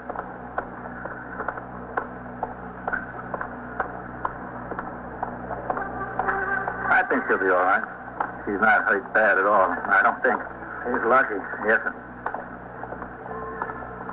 Miss Rollins. I wish you'd let me get out and take a look at my car. We're going to send you to the hospital. I'm all right, I think. Is the front end of my car all smashed up? I'm afraid it is, Mrs. Rollins. Oh, no, that's terrible. Miss Rollins, the man in the other car is dead. Awful. taking him to Bellevue I Morgue. don't know what I'm going to do. What am I going to say to him? You say he's dead? Yes. But you claim you were cut off and lost control. If that's the case, it wasn't your fault that the man was killed. How am I going to explain it? What am I going to say? My husband will murder me. He'll just murder me. That car was brand new this year. Mrs. Rawlins, still in a state of shock, was put into the ambulance and driven to Metropolitan Hospital to be treated. In the meantime, detectives from the 21st Squad and the Manhattan East Homicide Squad, which investigates all deaths and serious injuries resulting from motor vehicular accidents, began to arrive on the scene. So did the tow trucks. At 12:15, I got into sector car number 2 and instructed Patrolman Eisman to drive me to police headquarters at 240 Center Street. We drove straight down the East River Drive to Houston Street, over to Lafayette, and down to the headquarters building. I reported to the police commissioner's office and found him not in. I sat down to wait. Meanwhile, back in the 21st, where Lieutenant Gorman was on duty as desk officer and Sergeant Waters was back on TS, the robbery suspect had been booked and taken to felony court. The victim of the automobile accident had been identified and his family notified. The business of the precinct went on. 21st Precinct, Sergeant Waters. Yeah, okay, 17. Walk around the 40th floor there. Super called in and said there's a drunk sleeping in the hallway.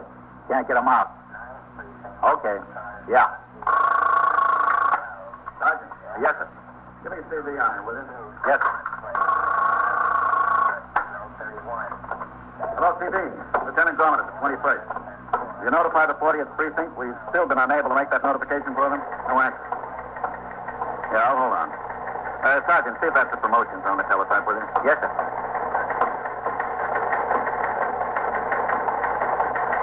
All right. Let's try.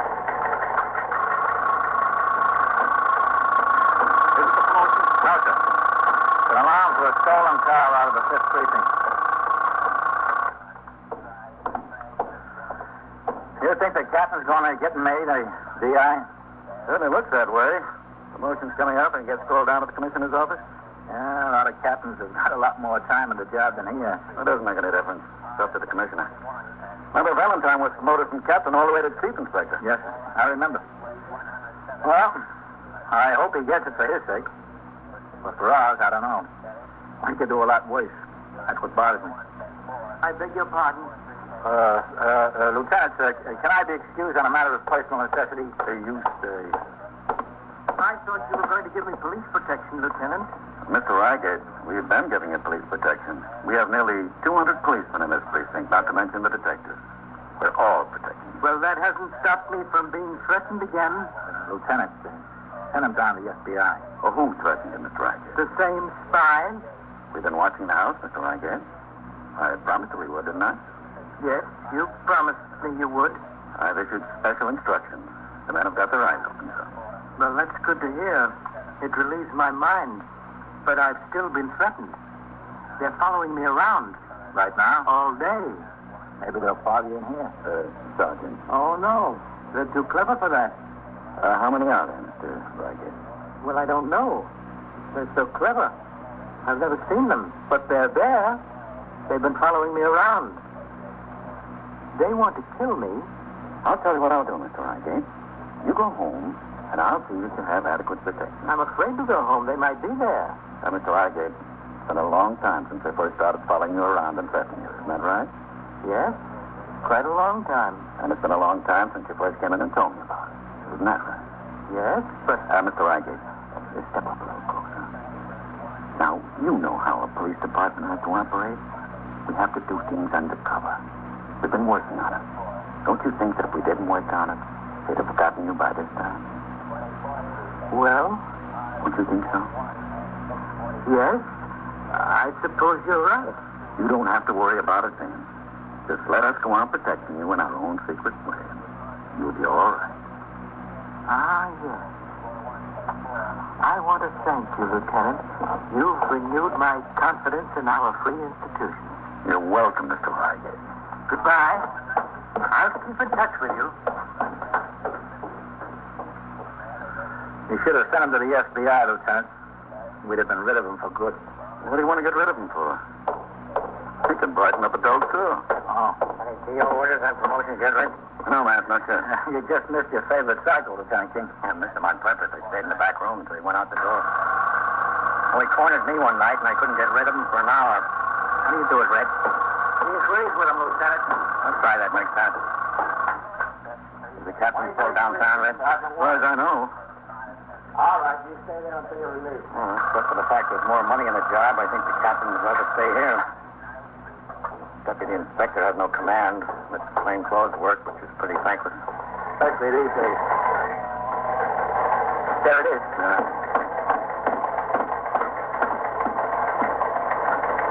That's it, all right. The following captain, having been promoted to the rank of deputy inspector, are transferred and assigned as indicated, to take effect at the time and date specified. Fine. Hey, you know him, man? Yeah, 12th Precinct.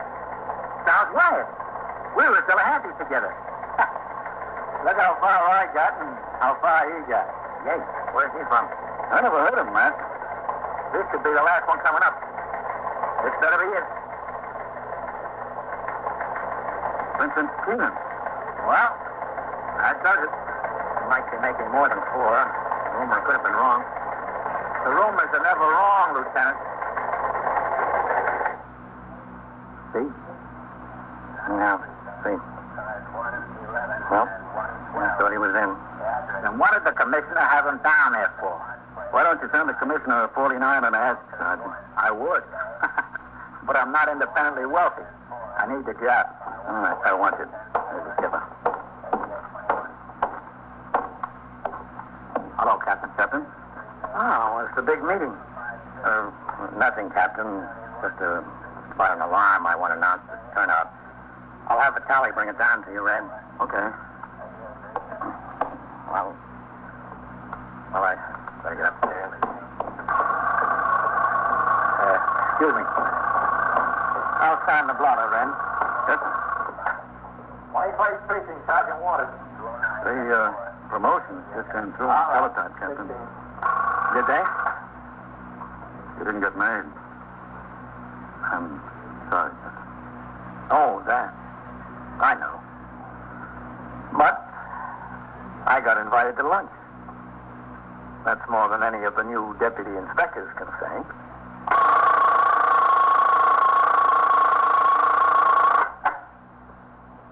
First Precinct, Sergeant Waters. Wait a minute, lady. Talk slower. I can't understand you. A man in the hallway? Well, what's he doing there? Yeah? Yeah? Yeah? And so it goes, around the clock, through the week, every day, every year. The police precinct in the city of New York is a flesh and blood merry-go-round. Anyone can catch the brass ring, or the brass ring can catch anyone. 21st Precinct, a factual account of the way the police work in the world's largest city, is presented with the official cooperation of the Patrolmen's Benevolent Association, an organization of more than 20,000 members of the Police Department, City of New York. Everett Sloane in the role of Captain Kennelly, Ken Lynch as Lieutenant King. Featured in tonight's cast were Catherine Bard, Harold Stone, Eric Dressler, Larry Haynes, Santos Ortega, and Bill Lipton. Directed by Stanley Niss. Produced for CBS Radio by John Ives. Art Hannah speaking. 21st Precinct, Sergeant Tierney. Yes? What kind of bomb? Wait a minute, just a second. Take it easy. In the art gallery where? Yeah. You are in the muster room at the 21st Precinct, the nerve center. A call is coming through. You will follow the action taken pursuant to that call from this minute until the final report is written in the 124 room at the 21st Precinct. No, don't do that.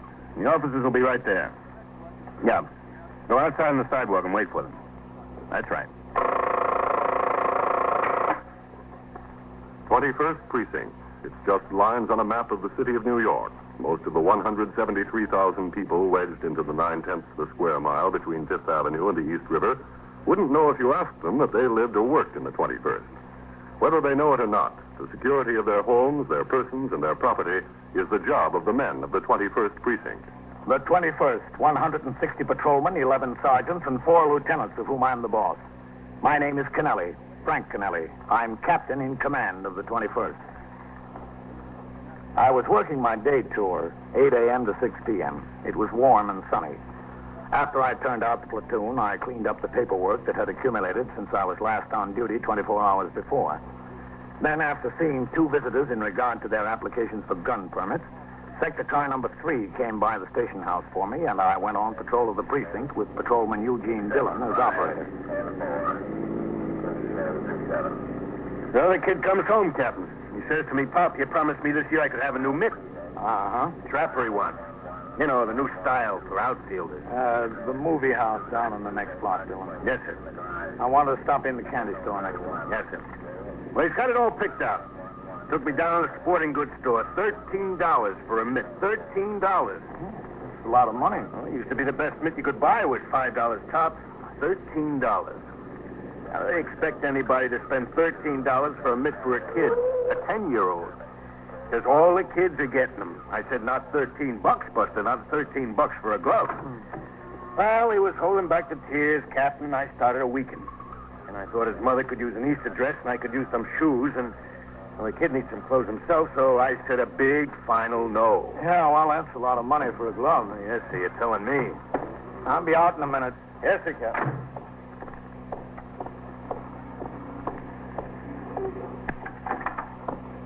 Captain, hello. Hello, Mr. Wolfschmidt. So it was a pleasure, Captain. I stopped by to tell you that we're going to have to do something about that element that's beginning to hang out here at night, Mr. Wolfschmidt. What can you do? A soda, Captain? No, thanks. Not even a small chocolate? Nothing, no thanks. You think I want those kids in here, Captain? I don't want them. I try to discourage them. I don't let them read the magazines or the newspapers, but they come in here anyway. I don't want them. You tell me how to get rid of them. I'll be the first one to agree. Well, the manager of the movie is complaining they're annoying the people on the way to and from the theater. Captain, believe me, they annoy my regular customers. They annoy me. Who needs them for a 10-cent soda here and a nickel candy bar there? I don't need them. But every night, there they are. And to tell you the truth, I'm a little bit scared of them myself. These 14, 15-year-olds. Bullies. Tough talkers. You show me what to do, and I'll do it. Keep them away from here. Yes, Dillon. Call came over. I think you want to roll on. Yeah? Broadstone Gallery on Madison Avenue. They got a phone call a bomb was left in the place. A bomb? All right, let's go. I'll be back later, Mr. Wolfschmidt. Bomb? That sounds like my element in here. Go ahead, Captain. Any other information? No, sir. The dispatcher gave the call to sector cars 1 and 2. No other details. Okay. You better go across and down Park. Yes, sir. $13. What'd you say, Dillon? I said $13, Captain. $13 for a glove.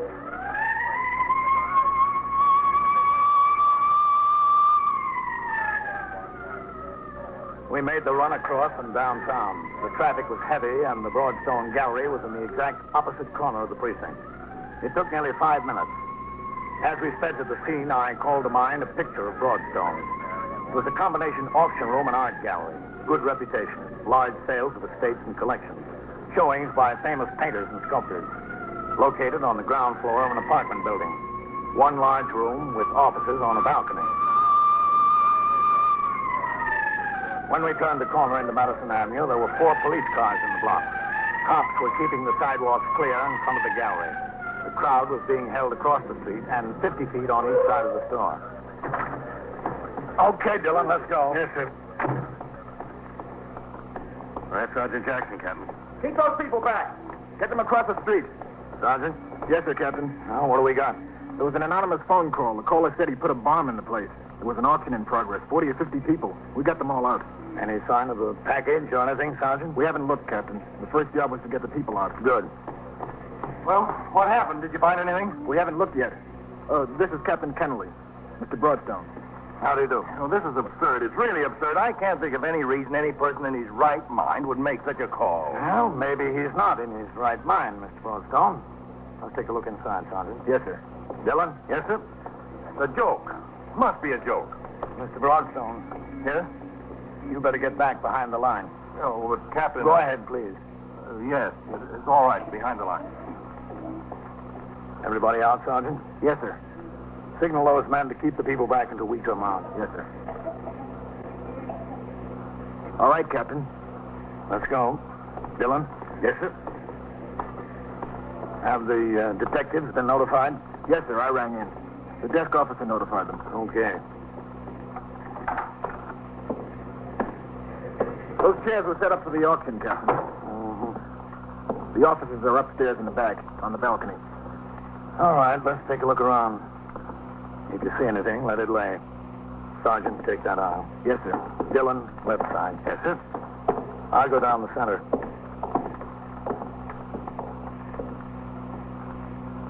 Go ahead. There's a room on the side there, Captain. All right, we'll look at that last. Yes, sir.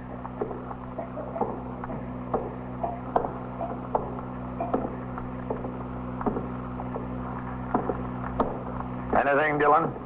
No, sir.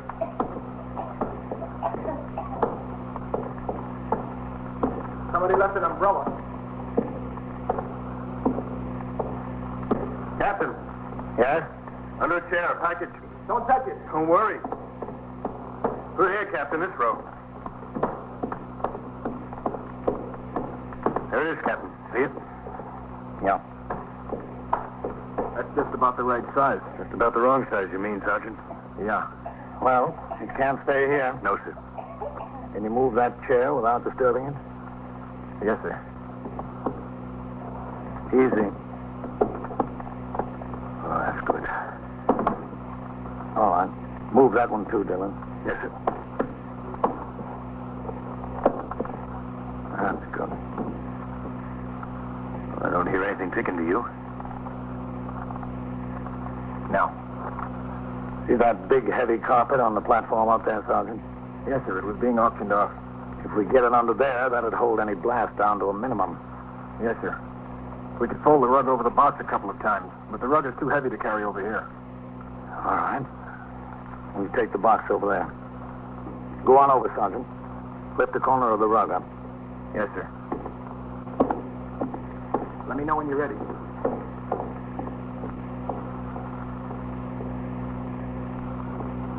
I'll carry it over, Captain.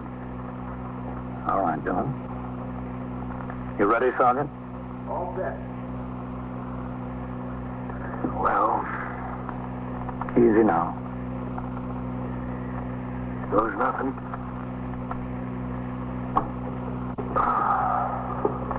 Oh, brother. What's the matter? Nothing's the matter, Captain. Everything's great. It doesn't weigh 2 ounces. Everything all right, Captain? Relax.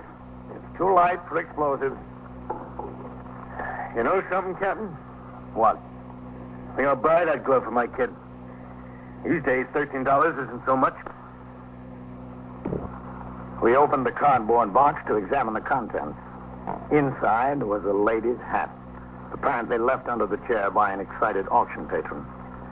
By that time, Lieutenant Matt King, commander of the 21st Squad, had arrived on the scene with 2 of his detectives. Together, we conducted a thorough search of the premises. No trace of a bomb was found. The people were readmitted to the gallery, and upstairs in the office, Lieutenant King, Detective William Novak, and I began to talk to Mr. Ernest Broadstone, the owner of the gallery, and his secretary, Miss Helen McLeese. Yes, sir. I was up here all alone. The auction was going on downstairs. I see. And you, Mr. Broadstone? Well, I was on the floor downstairs watching the auctioneer conduct the sale. This was what time? 10:30, 10:35. Isn't that right, Helen? Yes, sir, about. The phone rang. Yes, sir. And you answered. Yes, Where were you when you answered, Mr. McLeese? sir. Right outside at my desk there. Can you remember exactly what the man said? Well, not exactly, but pretty close. What? Well, I said, Broadstone Galleries, good morning, and he said he'd like to talk to Mr. Broadstone. What tone of voice did he use, Miss McLeese? What do you mean? Well, was it high-pitched or low? Was he trying to disguise it? Oh, no, I don't think so. He was using a normal voice. He was very polite. Really very polite. And what did you say after he told you he'd like to talk to Mr. Broadstone? Well, I said Mr. Broadstone was very busy at the moment. He was downstairs on the auction floor. I wanted to take a message, and he said he had to talk to Mr. Broadstone right away. I told him that was impossible. Uh-huh. And he said it was very important. It's a matter of life and death. I didn't know what to do. So I told him to hold the wire, and I'd see if I could find Mr. Broadstone. And that was the extent of your conversation with the man? Yes. Did it sound like anyone you know or had spoken to before? Oh, no. It sounded familiar in no degree. No, sir. Do you think you'd be able to recognize the voice if you heard it again? Well, I couldn't say. I might be able to. But when you went downstairs, Miss McLeese, did you leave the phone off the hook? Lay it on the desk? Oh, no, sir. You see, we have 3 lines. There's a button on the phone for each of the lines. Also, one for local. That's into office calls. And one for hold. I pressed the hold button and put the receiver back on the phone. You went downstairs to find Mr. Broadstone? Yes, I went downstairs to find Mr. Broadstone. Where were you, Mr. Broadstone, when she found you? Well, I was standing on the right-hand side of the gallery, observing a bidding on the particular item that was up for auction. The right-hand side as you faced the door, or as you faced the rear of the room? No, as you faced the rear of the room. That's on the same side as the stairs leading down from the auction. Yes, that's right. What did Miss McLeese say to you when she found you? Well, essentially, the same thing she told you, that the man said it was a matter of life and death. You decided to take the call. Well, Lieutenant, I have a wife and children, a lot of friends. A matter of life and death can take in a lot of territory. So I went to the phone. Did you come up here, upstairs, to take the call? No, Captain. I stayed downstairs. I went to a little anteroom off the main gallery. We have an extension in there. The salesman's phone. I see. What was the conversation you had on the phone? Well, I picked up the phone. I said hello. And he asked, is this Mr. Broadstone? I said yes. And I asked who it was calling. He said something like, never mind. And he told me there was a bomb in the place. Well, I thought somebody was kidding me. Well, that's hardly something to kid about. Yes, sir. That's what I told him. But he said he wasn't kidding. It might go off any minute. Well, I started to ask him some questions, but he wouldn't talk to me. He hung up. What did you do? Well, I stood there for a minute. I didn't know exactly what to do. Whether to call the police first or get the people out. There were 50 or 60 people out there in the gallery at the auction. I decided to call the police first and not to tell the people. Let the police handle that. Because if I got up there and said there was a bomb in the place, there might be a mad rush for the door and someone would be sure to get hurt or killed. But I couldn't believe, really, there was a bomb in the place. I thought somebody might be pulling a joke. So I called the police and went out to the sidewalk to wait for them. Well, that was the wisest thing to do. Oh, thank you.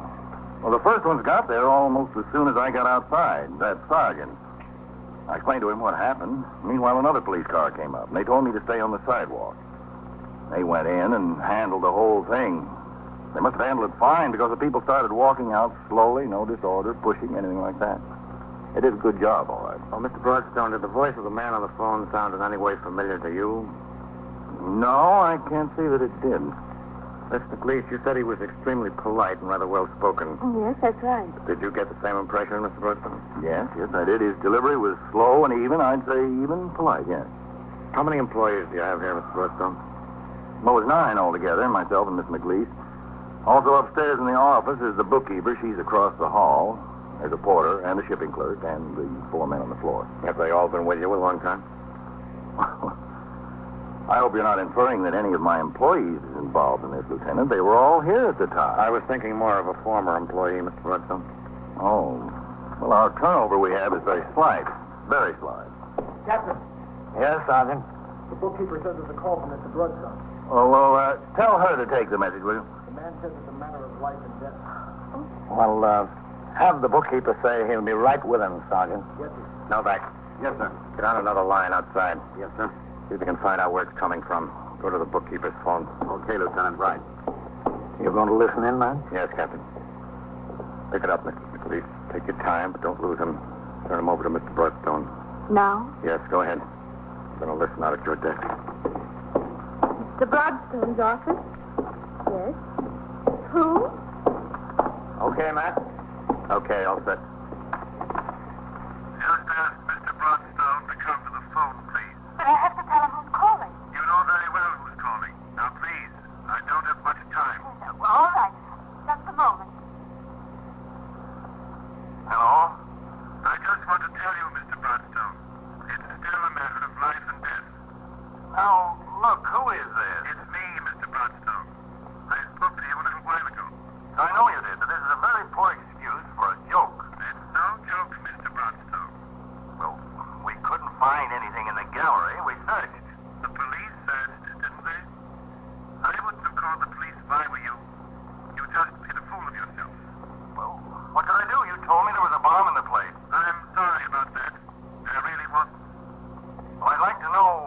you did such a thing. Oh? Because I want something from you. And what? I want $5,000. $5,000? Please. Why? So I don't really put a bomb in your gallery. And next time, I will. If I don't get the money. Goodbye, Mr. Bronstone. Wait. I'm sorry. Goodbye. Hello. Hello.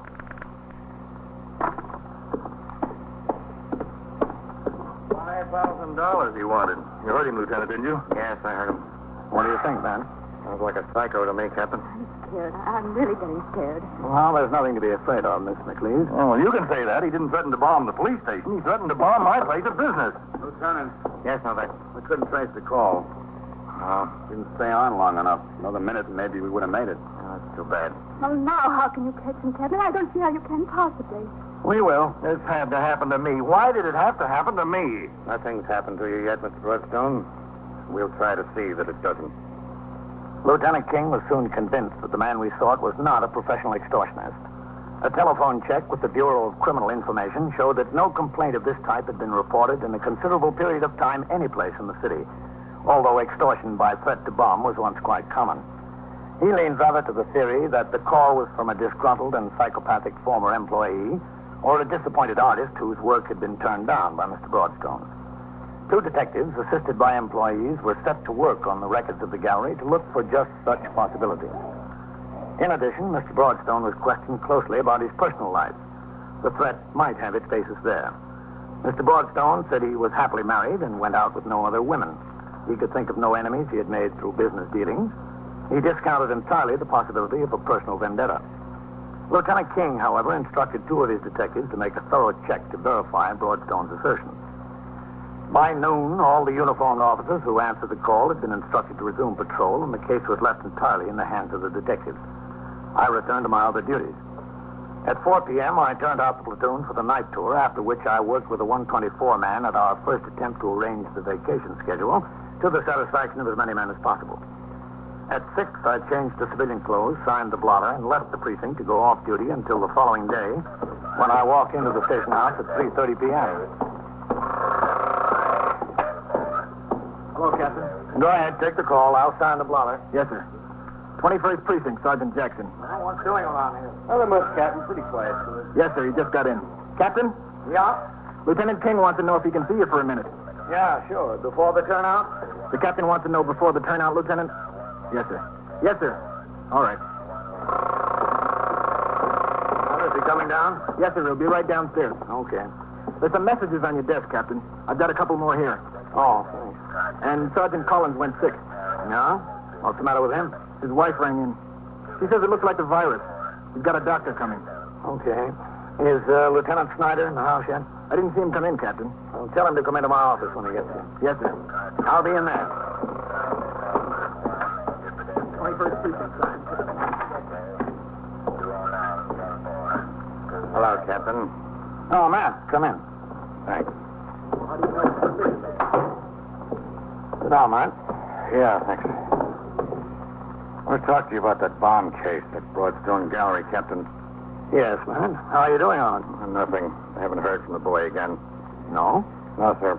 I've had 2 men planted over there around the clock. Got a man planted at Broadstone's apartment building. Well, how does his story check out? Oh, he's all right. No women. Pretty square dealer in business. No enemies that we could find. Good reputation all around. Mm-hmm. Well, how can I help you, man? Well, the squeals are piling up on me, Captain. I've had almost a whole squad tied up in this thing since yesterday morning. I've got 2 men planted over at the gallery now. They closed at 6 o'clock. Last night I had men sitting outside in the car all night. I want to pull them off. Yeah? This guy's a psycho for sure. If he's going to put a bomb in there, he won't do it at night. I don't think. But just in case, what I'd like is for you to instruct your men on post over there and the sector men to take a look as often as they can. Yeah, sure, man. But what are you going to do when they open up tomorrow? Well, I'll send a couple of my best hawkshaws over there when they open up in the morning. All right, man. I'll give the instructions. Excuse me. 21st Precinct, Captain Kennelly. Sergeant Jackson on TS, Captain. Novak is ringing in for Lieutenant King. All right. No bag for you, man. No, thanks. He's one of them over there. Lieutenant King. Just a second, Lieutenant. Go ahead. Lieutenant King. Novak, Lieutenant. Yeah, what is it, Novak? Mr. Broadstone got a letter from the bombardier. Just now? Well, he was out this afternoon. He just got back. When the letter came, the secretary put it on his desk unopened. It was marked personal. What's it say? Just a second, Lieutenant. No, that's all right. I can see it. It's made up of words cut out of a newspaper and pasted down.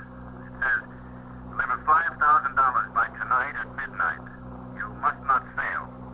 As I said, this is a matter of life and death. That's all? Yes, sir, that's all. Well, how do we know where the money's supposed to be delivered? Oh, that's no problem, Lieutenant. He signed his name and address. After getting further details over the phone, Lieutenant King instructed Novak to bring Mr. Broadstone and the letter into the station house. In the meantime, I turned out the platoon for the night tour at 4 p.m., giving special instructions to the men concerned to keep a close watch on the Broadstone galleries during the night. Lieutenant King told me the letter was signed Carlton Adbury. The address given was a pleasant apartment house on Madison Avenue, not too far from the Broadstone galleries. When Detective Novak and Miss Broadstone arrived at the station house, they were directed to my office where Lieutenant King was waiting. Come in. Thank you. You remember Captain Snelly and Mr. Broadstone? Yes, of course. Sit down, Mr. Broadstone. Yeah. Where's the letter? I got it, Lieutenant. Captain. Oh, thanks, man. Broadstone, do you know anyone named Carlton Adbury? No. You ever heard of him? No, I can't say I have. Does it sound familiar? No, not at all, Lieutenant. If there is such a person, how could he be so foolish as to sign his name? That's the first question I'm going to ask him. But I'm grateful to him. Don't misunderstand me. Then you really think he's the right one? The story was in all the newspapers. Couldn't it be some crank, another person entirely? There are people like that. I've read about them. I've handled them, Mr. Broadstone. I read all the newspaper stories. Not one of them mentioned the fact that the man consistently referred to this as a matter of life and death. Oh. I think this is the right man. With Lieutenant King, Detective Novak, and Detective Whitey Howard, I left the precinct house a few minutes later. We drove to the Madison Avenue address given in the letter received by Mr. Broadstone. On arrival there, we asked for the manager of the apartment building. He was out. The elevator operator told us that a Mr. Carlton Adbury did in fact live in the building. He said that Mr. Adbury was a man of about 40, perhaps a little older. He had a reputation of being rather eccentric in his habits. He would stay in his apartment for days, or he would leave without luggage and not return for days. As far as the doorman knew, Mr. Adbury was in no financial difficulty. It was rumored he had an independent income. We had the doorman get the pass key and take us up. There it is. That one. Al.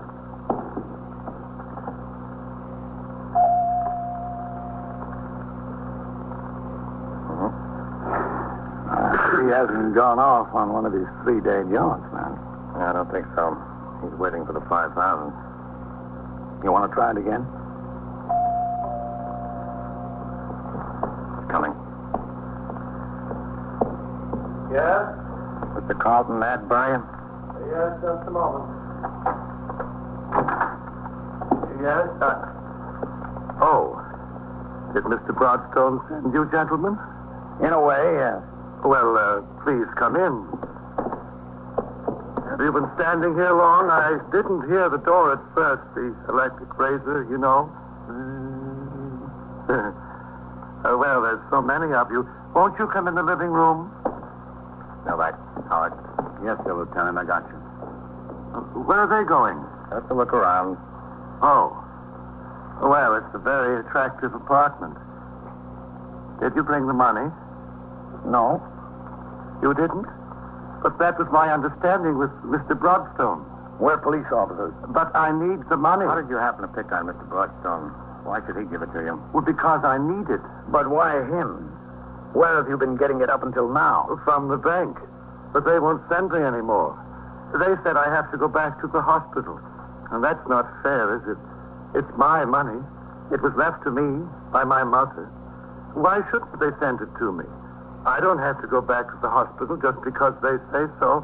I don't like it there. What made you think Mr. Broadstone should give it to you? Because I walk past his gallery every day. And every day there were different paintings in the window. Never the same. Always different. I don't want to go back to the hospital. Why did you threaten to leave a bomb in the place? If I didn't, why else would he give me the money? Had to be a reason. Has to be a reason for everything. Nothing back there, Lieutenant. Okay. I don't want to go back to the hospital. Do I have to? Is that where you're going to take me? Where's the stuff you were going to make the bomb out of? Oh, I wasn't going to make a bomb. I really wasn't. I knew I wouldn't need to if I frightened him enough. Did you think of what would happen to you if you didn't frighten him at all? Yes. But what difference did that make? I was going back to the hospital anyway. Well, I guess you will. After a few stops on the way. 21st Precinct, Sergeant Tierney. Yeah? What is it you lost? Briefcase, huh? Yeah. Well, where'd you get out of the taxi? Yeah. Yeah. And so it goes, around the clock, through the week, every day, every year. The police precinct in the city of New York is a flesh and blood merry-go-round. Anyone can catch the brass ring, or the brass ring can catch anyone. 21st Precinct, a factual account of the way the police work in the world's largest city, is presented with the official cooperation of the Patrolmen's Benevolent Association, an organization of more than 20,000 members of the Police Department, City of New York. Everett Sloane in the role of Captain Kennelly, Ken Lynch as Lieutenant King. Featured in tonight's cast were Jan Owen, Terry Cotter, Bill Lipton, Don McLaughlin, Ken Delmar, and Ivor Francis. Written and directed by Stanley Niss. Produced for CBS Radio by John Ives. Art Hanna speaking.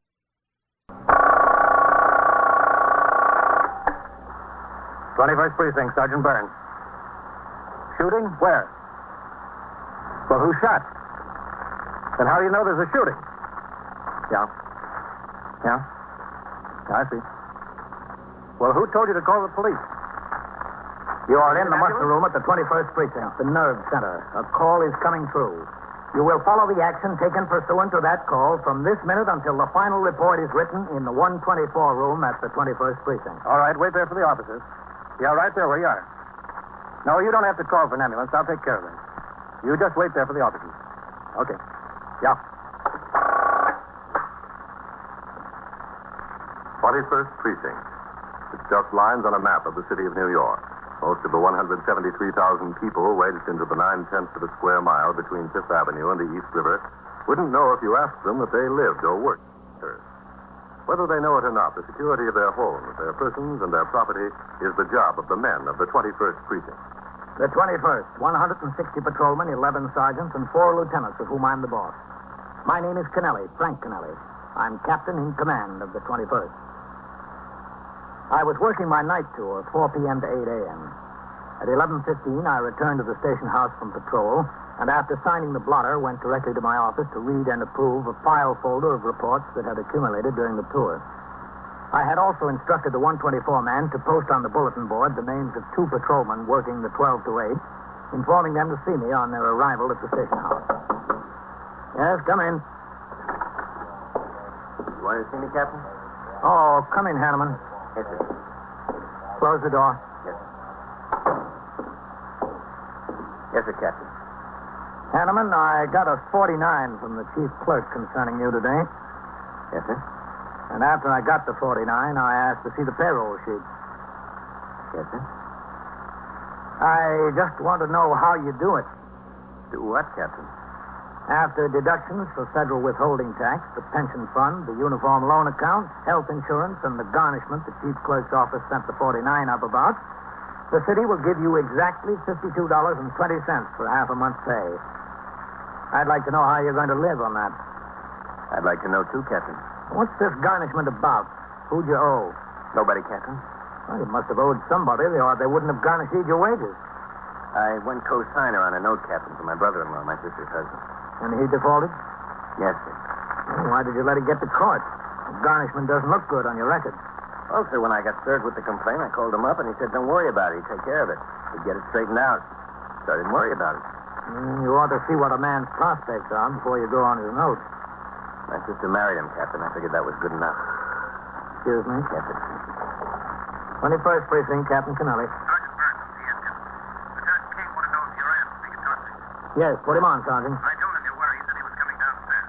Oh, all right. Tell him to come right in. A $52.20 paycheck. You'll have to do better than that, Hanneman. Yes, sir, but don't worry about me, Captain. You see, I'm single and living at home with my folks, so I'm not in too bad shape. You still have to do better. I expect to, Captain. This is my last month as a probationer, so I get more money there. Plus the fact I lost 2 days when I went sick in the seat, and my brother-in-law says he'll get the whole thing straightened out by next week. Well, at least I'm glad you're optimistic. There's nothing else I can be, Captain. The check couldn't get any lower, only higher. Well, see that it does. Get rid of that garnishment. Yes, sir. All right, get on the job. We've got to talk to the detective commander. Yes, sir. Thank you, Captain. Hello, Lieutenant King. Hanneman. Go ahead, Russ. Oh, yeah, thanks. Oh, come in, Matt. Shut the door, Hanneman. Yes, sir. Captain, you know acting Captain Russell Larkin of the Safe and Law Squad. Oh, yeah, sure, Matt. How are you, Larkin? Fine, Captain. Sit down. Pull that chair over, man. Yes, sir. Well, what have you got, man? We think we've got a deal on 84th Street, Captain. You give us about 6 men. Right now? I hope soon, Captain. What is it, man? It's a Safe and Law Squad case, Captain. We just got in on it ourselves. Russ? Well, we've had these 3 boxmen under surveillance for more than 2 weeks, Captain.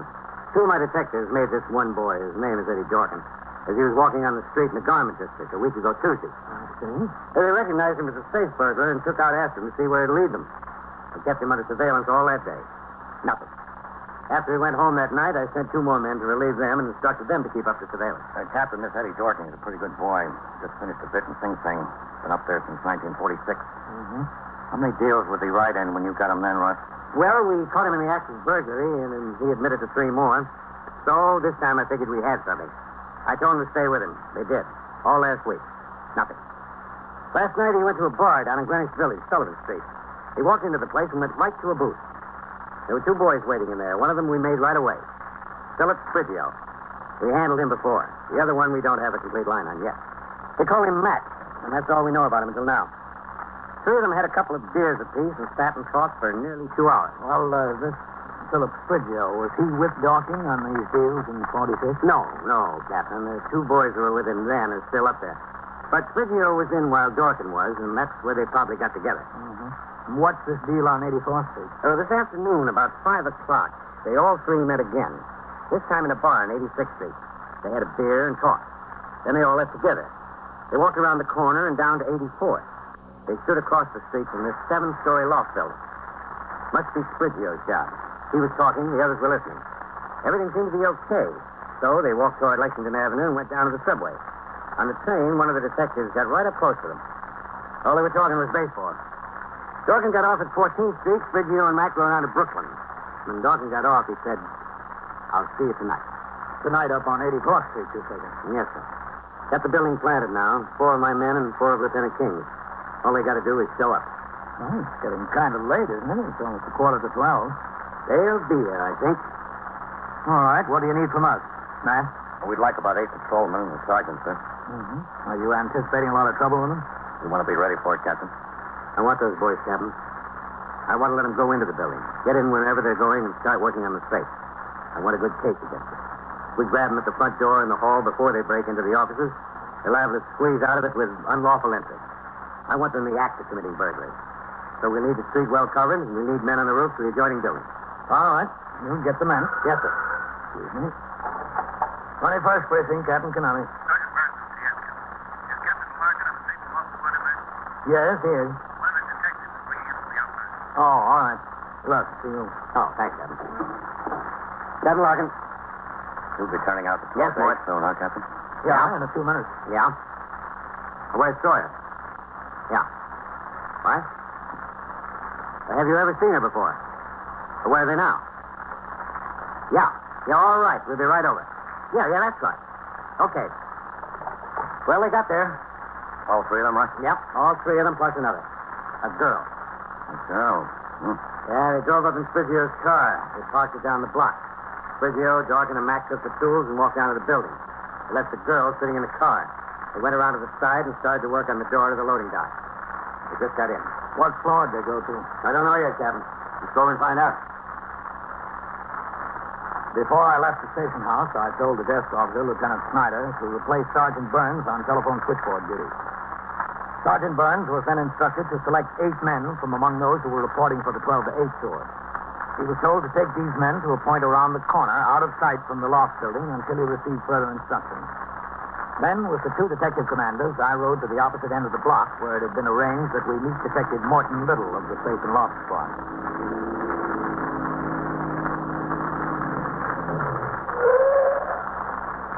There he is. Go ahead, Captain.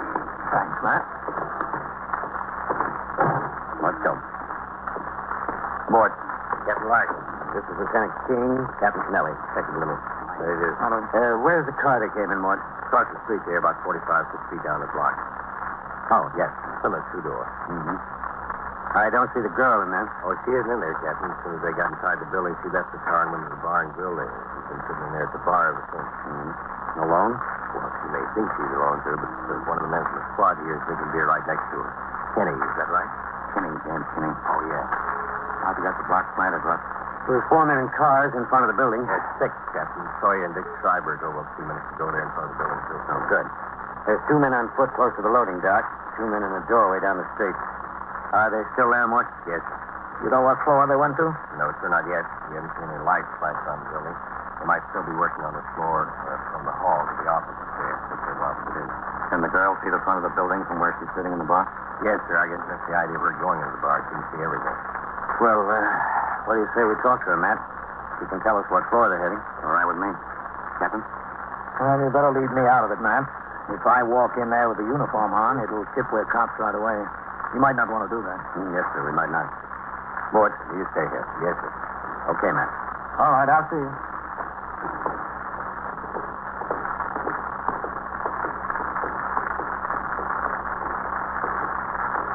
You've got a good skipper in this precinct, Matt. He knows what the score is. Well, he came up through the detective division. Yeah? He was a squad commander before the war. Oh. Now, let's see what we can get out of this girl before we tip over the law. We're the law, huh? Okay? Okay with me. Well, there's the 2 men planted at the loading platform. Yeah. Those boys come out, they won't know what hit them. Don't expect them to come out for a while yet, do you? Not if they're at the safe. Your man, Kinney, in the bar, he won't tip anything when we walk. Walk in, will he? He won't even know it. Good. Well, we got a string of about 11 safe jobs. I hope this clears. Hope so, too.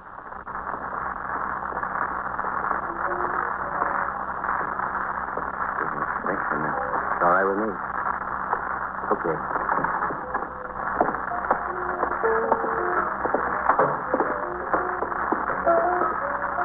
That's her, I guess. Yeah. Maybe the lady would move over once so we could sit together. Would you, lady? Would I what? Would you move over a stool so my friend and I could sit together? Yeah, okay. Plenty of room down at that end. Well, thanks. I'd just like to be near the door. I've got a phobia about these things. Yeah. What'll it be, gentlemen? Got any beer on draft? Just some bottles. Okay. What kind? Any kind. 2. Okay, any kind. I didn't mean to be a nuisance and put you out, lady. That's all. So I told him I don't care if it's triple time. I don't want to work Saturdays. 5 days is enough for me. Yes. Want the overtime during the week? Oh, yes. A second. There with me. Miss. Miss? Yes, you're not waiting for anyone, are you? What's it to you? Well, I just figured if you've got nothing to do, neither have we. I got something to do. No harm in asking. Guess not. Well, how's this? All right? That's fine. 60 out. Well, how about a little conversation until your something to do shows up? Listen, what do you think I am? What do you have to do for conversation? I'm busy, I told you. I realize that. If I told you I'm busy, just let me alone. Hey, that kind of stuff don't go in here, fellas. What kind of stuff? You don't know the lady, don't talk to her. You'll talk to her. We're detectives. Cop, you mean?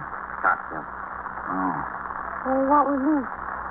What floor are Eddie Dorkin and them on across the street? What do you mean? What floor are they on? I don't know anybody across the street. Look, we're not kidding you. So why don't you get up? What floor are they on over there? Listen, let me see that badge again, will you? Yeah, mister. Real. Go stand over at that end of the bar and be quiet. Yes, sir. I'll be quiet. Where are they? What floor? I don't know what floor. They talked something about a printing shop. That's all I know. There are two printing shops. One on the 5th, one on the 7th. Which one? I don't know, honest. This girl, are you ready? Yeah, Eddie. I don't know anything to do with me now, will he? Well, put it this way. Let's say he won't have much time for you. You are listening to 21st Precinct, a factual account of the way police work in the world's largest city. The young woman friend of the safe burglar, Eddie Dorking, identified herself as June Keesham. She gave her address as 334 Perry Street, Greenwich Village. While acting, Captain Russell Larkin of the Safe and Loft Squad moved her to a booth in the bar and grill for further questioning. Lieutenant Matt King, commander of the 21st Squad, instructed Detective Kinney, who had been in the place, to inform me and the Safe and Loft Detective Mort Biddle that the girl was in custody. The detectives and uniformed officers on the job were to move in closer as planned while all the information available was obtained from the girl. All right. Sit down there in the booth. Where? Which side? Either side. Take a picture. Now, you're not going to waste any of our time, are you, June? No, I don't want to waste any time. What are you doing here? Why'd you come along? Because Eddie asked me. He asked you to commit burglary and you're just doing it? You must like him a lot. I didn't know anything, man. Now, look, come off it, will you? You know why they're here, and you know why you're here. You're not Sadie. I'm not committing burglary. Am I? What are you getting out of it? I don't know. He didn't promise me anything. What'd you get last time? How'd you know I did it before? I guess. Okay, Russ. Kinney's on his way. Don't get set. Good. Did Eddie tell you to wait in the car or in here? In here. Listen, how'd that thing start up? I put a nickel in it. Pull out the plug. Yeah? Why in here? He thought if I was sitting in the car, a cop or somebody might pass by and start asking questions. If I was in here having a drink, nobody would ask me questions. You could see the front of the building across the street in the loading dock, couldn't you? Yeah, I could see. You were supposed to watch them, weren't you? Yeah? What were you supposed to do if you saw the cops come up? Nothing. Now, look. Told you to stop kidding around. Had no time to play. What were you supposed to do? I was supposed to sit in the car while they were working on the door. Behind the wheel. If I saw a cop car down the street, I was supposed to turn on the headlights and start the motor. If I saw a cop walking down the street. Yeah? Then what? After they got inside, I was supposed to get out of the car and come in here and sit at the bar and have a drink. I'd watch the building. And watch the building. The cops. For anything that didn't go right. Somebody going inside, for instance, not cops. What were you supposed to do? Well, fellows, you got your beer sitting there. Want me to bring it over? No, just get over there behind the bar, will you? Hey, whose place of business is this, anyway? Keenan, we appreciate the favor.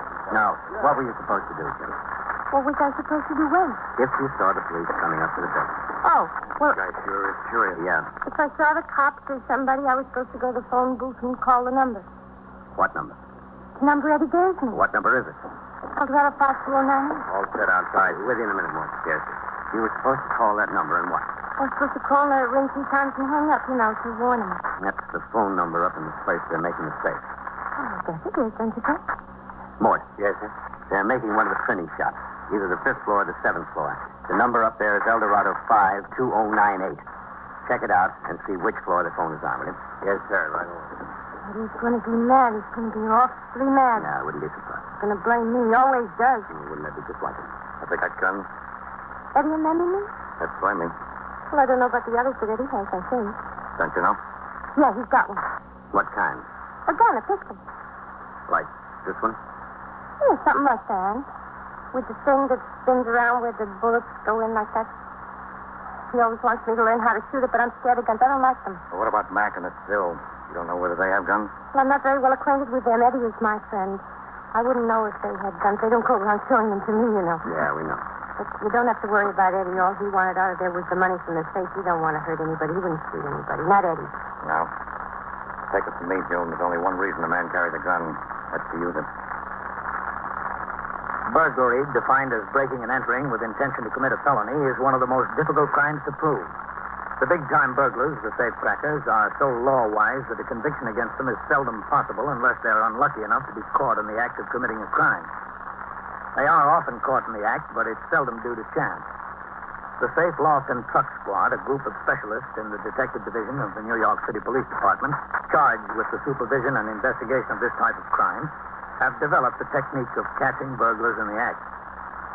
The girl, June Keesham, already in custody, was taken to the station house. The telephone number was checked, and it turned out to be that of the concern on the 7th floor. Officers were posted on the roofs of the two adjoining buildings, both only 4 stories high. All doors and exits from the loft building were covered. We waited until 12:30, then 1 o'clock, 1:15. At 1:20 a.m., Acting Captain Russell Larkin of the Safe and Loft Squad, Lieutenant Matt King, commander of the 21st Squad, and I held a conference in a doorway across the street from the loft building. Well, what do you think, man? I don't know. Either they're having an awful time getting that safe ripped, or they spotted the activity on the street. They're not going to come out if they know we're down here waiting for them. Captain? Well, they could be taking this long with the safe, couldn't they, Russ? Yes, sir, they could. These boys know their business. They wouldn't tackle anything and be too tough to pocket. They want something they can rip it fast and get out. Well, you think we ought to go get them? Yes, sir, I think it's about time we did. Okay. There's no elevator. You gotta walk up. If we turn on the power for the elevator, they'll know we're coming. If they don't know it already. If they don't know, there's no sense in telling them that. Agreed. Now, we've got to cover the inside fire stairs. If they hear us coming up the main stairs, they're liable to head down the others. Yeah. We'll detail 4 men to start up the fire stairs at the same time we start up the main stairs. Fire stair doors are locked on the stair side, all up and down the building. So are the main stairs. Well, how do we know we're going to be able to get on the 7th floor from the stairs? And that's the way they went up. They jimmy the door. If they know we're down here, they might have left the 7th floor and gone to some other. Yeah, possible, Captain.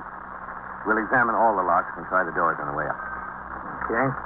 Matt, you lead the detail up the firewall. All right? Well, okay. You take one of my men, one of yours, and 2 uniformed officers. You'll instruct somebody to open up and let us on the floor the first thing, as soon as we get up. Okay. I'll take 2 of my men, 2 of yours, Matt, and 2 patrolmen up the main stairs. What about me, Russ? Do I go with you? Well, sure, Captain, if you want to. I want to. That's the building manager just got here, Captain Larkin. Oh, good. What does he say about the layout? Pretty much as we understand it? Yes, sir, except the 6th floor. It's unoccupied, all right, but there are a lot of shipping crates on the floor. Okay. Has he got the keys to the doors all up and down on the main stairs? Yes, sir. He's got a master key. Good. Tell him I'll be with him in a minute, huh? Yes, sir. I'll tell him. All right. I guess that's it. Except what? Oh, one of us ought to stay in charge down on the street. Who do you suggest, Russ? Well, I know what's on your mind. If there's any fireworks up there, you don't want the ranking officer to get hit. Well, if there's any fireworks, the ranking officer would look awfully silly waiting down on the street, wouldn't he? I'm sorry, Captain. Forget it. I would have tried the same thing if there were an inspector on the job. And it wouldn't have worked either. The men were given their assignments and told of their duties. At 1:28 a.m., we crossed the street and entered the building via the main door. Lieutenant King and his detail went to the rear and started up the firewell. Acting Captain Larkin, Detectives Mort Little and Richard Schreiber of the Safe and Loft Squad, Detectives James Kinney and Daniel Goldman of the 21st Squad, Patrolman Hanneman, Sergeant Burns, and I started up the main stairs toward the 7th floor. En route, we examined the doors and locks on each floor. The 2nd and 3rd floor doors had not been tampered with. Neither had the 4th. Nor the 5th. With guns drawn, we continued up to the 6th.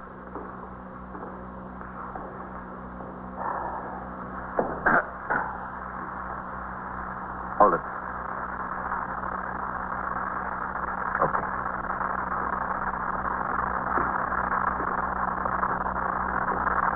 Now, let's explore. Quiet.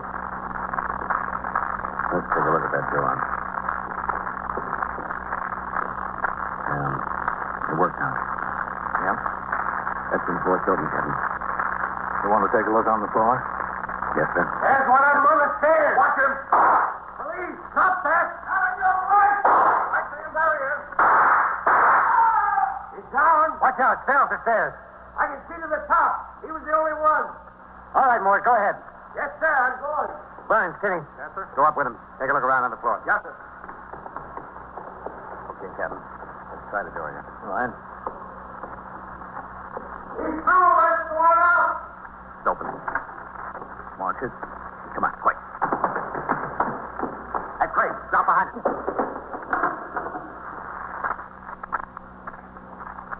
You think they're here? Beats me. Look, Sam, I want to get behind that pillar. You cover me from here, huh? Okay. Here goes. That's why I'm shoot!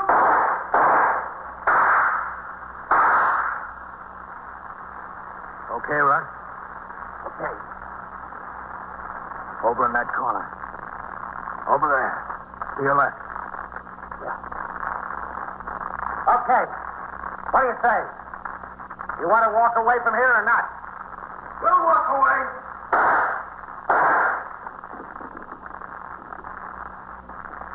Russ. Yeah? I can't get a shot at him from here. Cover me. I'm coming over. Okay. Ready? Yeah. Come here.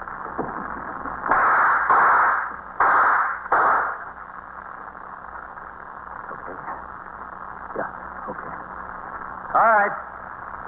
Now what do you say? That's what we say. You hit one of them. That's all right. Stop calling. He's not going to answer you. Listen, I don't know. Don't shoot anymore. All right. Stand up where we can see you. Yeah, okay. Just don't shoot anymore. I'm standing, see? Throw that gun out here. Where? Over here, over this way. Here it comes. All right. Get those hands way up over your head. Yeah. See? Step over there in front of that window. Yes. That's right. Now lean up against the window. Come on. Both hands against the window. They are. They're up there. Here's the other one. He's not going to bother us, Captain. There's his gun. Get it. All right. Now just stay like that. I got nothing else. All right. Sit on the floor. Against the wall. Yes, sir. Now sit there. Everything okay here, Captain? Yeah. Give Captain Larkin a hand with him. Yes, sir. All right, sit still there. That's Matt King at the fire door. I'll better let him in. Yes, sir. Be a good idea. Now, look, I'm not going to tell you again. All right, just a minute. Everything all right, Captain? Yeah, I think we've got a couple of dead burglars, Matt. Oh. All right, come on down this way. Well, I sure wound up on the wrong side of the door, didn't I? Have patience, Matt. You're moving up higher on the captain's list all the time. When you get made, you can be on whichever side of the door you want. 21st Precinct, Sergeant Burns. Beating up a girl? Where? On the street? Between 82nd And so it goes, around the clock, through the week, every day, every year. A police precinct in the city of New York is a flesh and blood merry-go-round. Anyone can catch the brass ring, or the brass ring can catch anyone.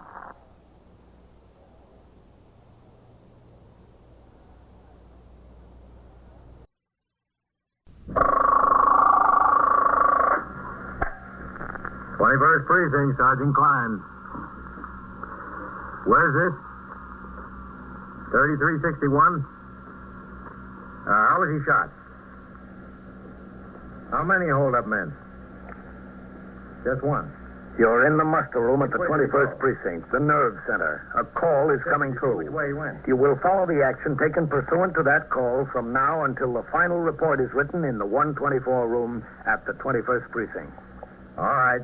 You just stay there. Yes, sir, that's right. Just stay there. You'll have assistance immediately. Yes, sir, right away.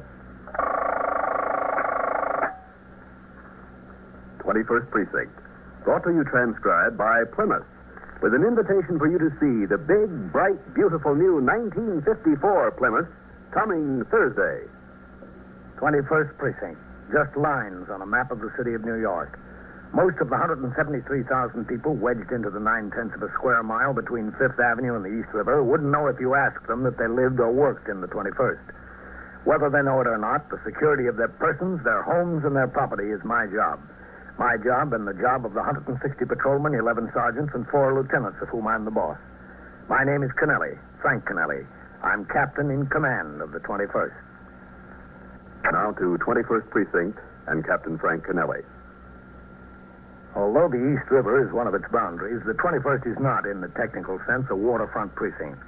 Most of our waterfront is park and parkway. The few docks are confined to the unloading of fuel intended for various power plants and the loading of garbage scows by the Department of Sanitation. But a waterfront emergency is a citywide emergency, and although I was scheduled to be off duty, I came directly from a meeting of all commanding officers in the lineup room at Police Headquarters, 240 Center Street, to the 21st. It was 10:45 p.m. when I walked into the muster room. Sergeant Klein was on duty on the telephone switchboard. Lieutenant Gorman was desk officer. Oh, hello, Captain. Sergeant. How was doing, Lieutenant? Pretty quiet tour, Captain. Keep your fingers crossed for me, will you, Captain? Why, Sergeant?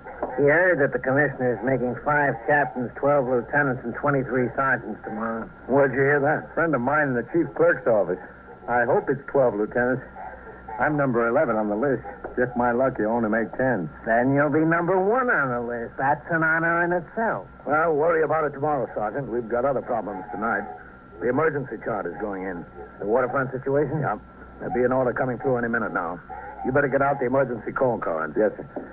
We'll be going on 2 platoons, 12 on and 12 off. That could be it. That is it.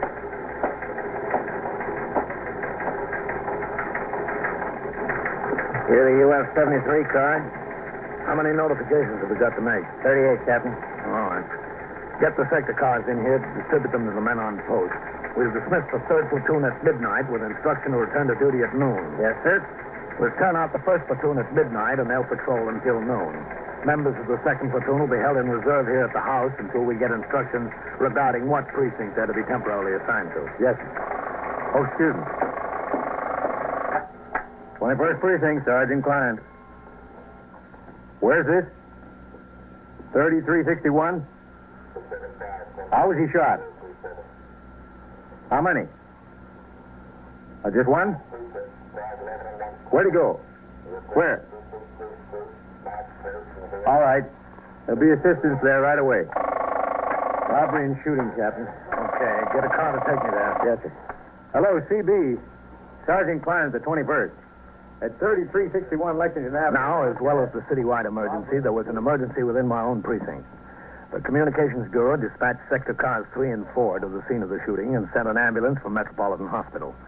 Sergeant Klein on TS, as he was required in such cases, notified the 21st Detective Squad. He was told that Lieutenant Matt King, commander of the 21st Squad, was on patrol with 2 detectives and had undoubtedly responded to the radio signal. While I waited for sector car number 1 to come by the station house for me, I gave my instructions regarding the distribution of the UF-73s to the 38 members of the force residing in the 21st. These notification to report cards would be given to the sector men and men on post for delivery to the homes of members of the force attached to other commands. The car came by and drove me to the scene of the robbery and shooting, a small all-night luncheonette. Despite the lateness of the hour, a considerable crowd had been attracted by the presence of 3 police cars and an ambulance. Come in, Captain. What have we got, Sergeant? A stick-up. 1 man. He shot and killed the counterman. Mm-hmm. The victim's name is Vantella, Louis A. The hold-up man went around behind the counter to get the money. Vantella started to fight with him. 2 shots, and he fell. He was dead when the ambulance got here. I notified the ME he's on his way. After he shot him, the stick-up man threw the gun down, ran out. There it lays.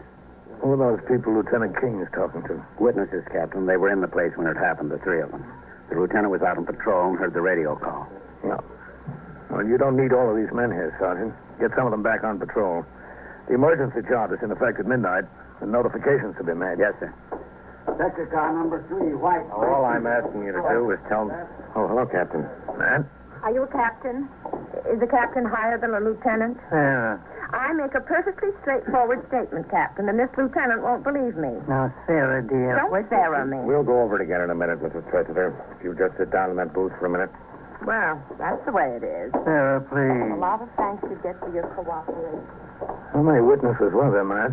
That's Mr. and Mrs. Tressiter and that fellow there. Mm-hmm. Did you talk to him?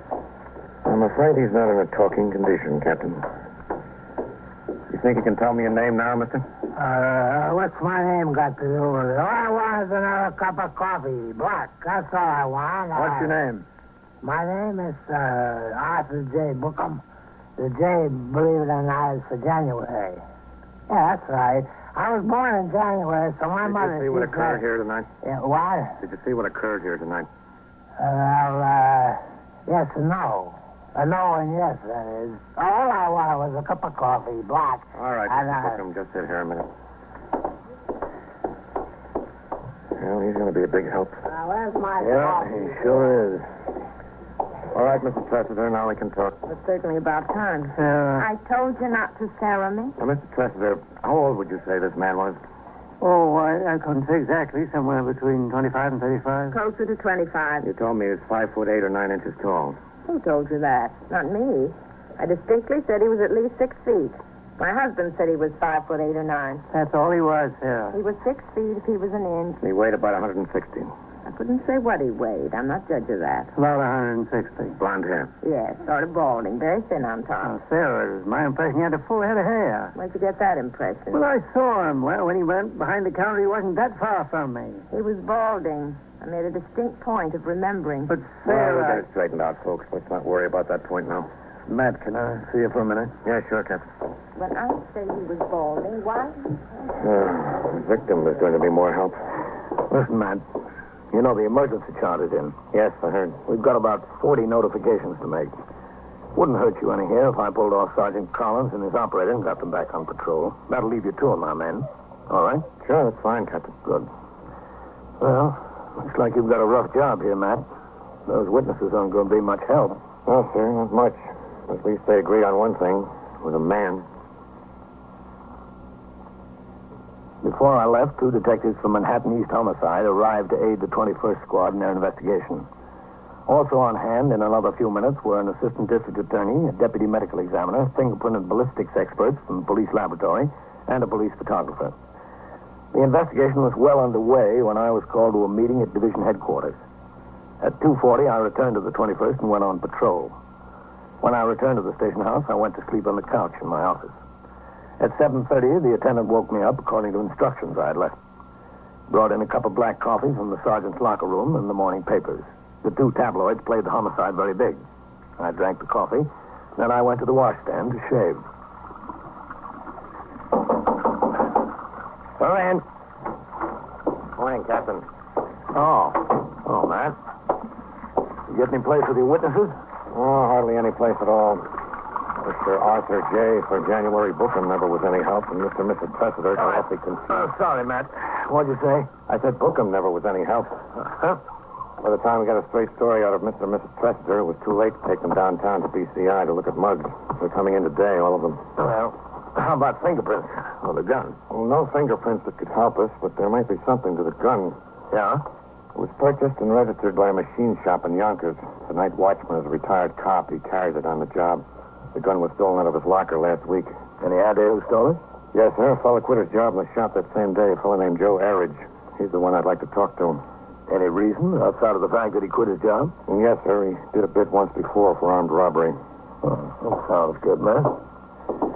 You got an address on him? We've got an address, Captain, but he's not there. Hasn't been for a week. Excuse me. 21st Precinct, Captain Kennelly. Sergeant Klein on TS, Captain. Yes, Sergeant. There's a man calling in who insists on talking to you. Says it's very important, but he won't give his name. Well, what's it about? Would he say that? No, sir, just that it's very important. And he won't talk to anyone else. All right, Sergeant, put him on. Yes. Go ahead. This is Captain Kennelly. Are you captain of the precinct? That's right. Are you sure? I told you I was. What is it you want? I want to give myself up. I killed that restaurant man last night. What's your name? Oh, no, you let me do the talking. All right, you do the talking. Matt, get on it. Okay, Captain. Where are you now, mister? Never mind where I am now. You said you wanted to give yourself up. You go to Central Park and sit on the bench that faces 64th Street, outside the walls. Where? On Central Park West or on Fifth Avenue? On Fifth Avenue. You sit on the bench that looks down 64th Street. And? And I'll meet you there in an hour. Give myself up. Yes, but listen. No, I won't listen. If you want me to give myself up, you be there.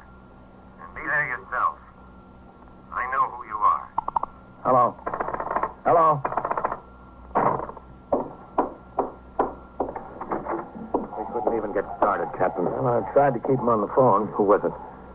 The man says he's the killer. Wants to give himself up. I have to meet him in an hour. Well, that's the way it goes.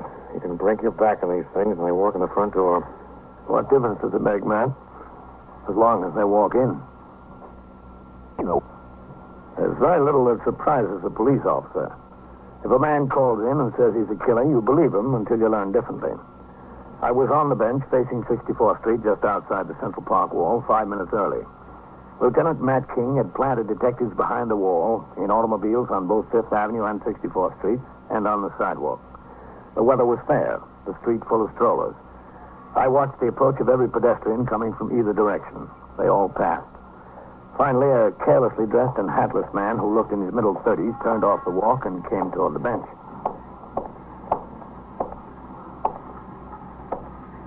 Excuse me. Yes? Do you mind if I share this bench? Well... If you're that captain, I'm the man you're waiting for. Oh? May I? Yes, go right ahead. Thank you. Beautiful day.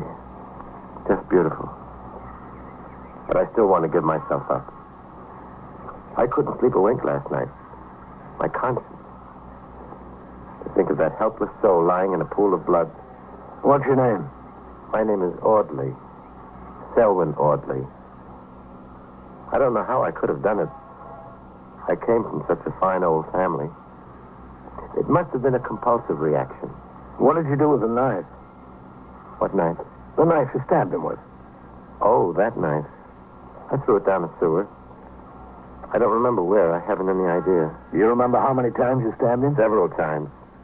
Again and again and again and again. I don't know. You should remember. Who are you waving to, please? Oh, just some friends of mine. I stabbed him again and again and again. I was covered with blood from head to foot.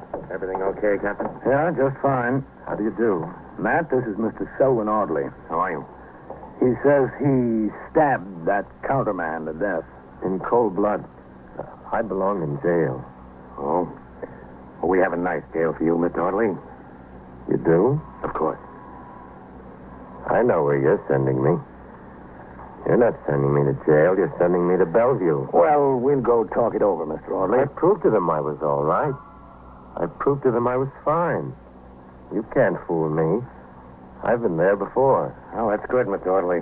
You know your way around.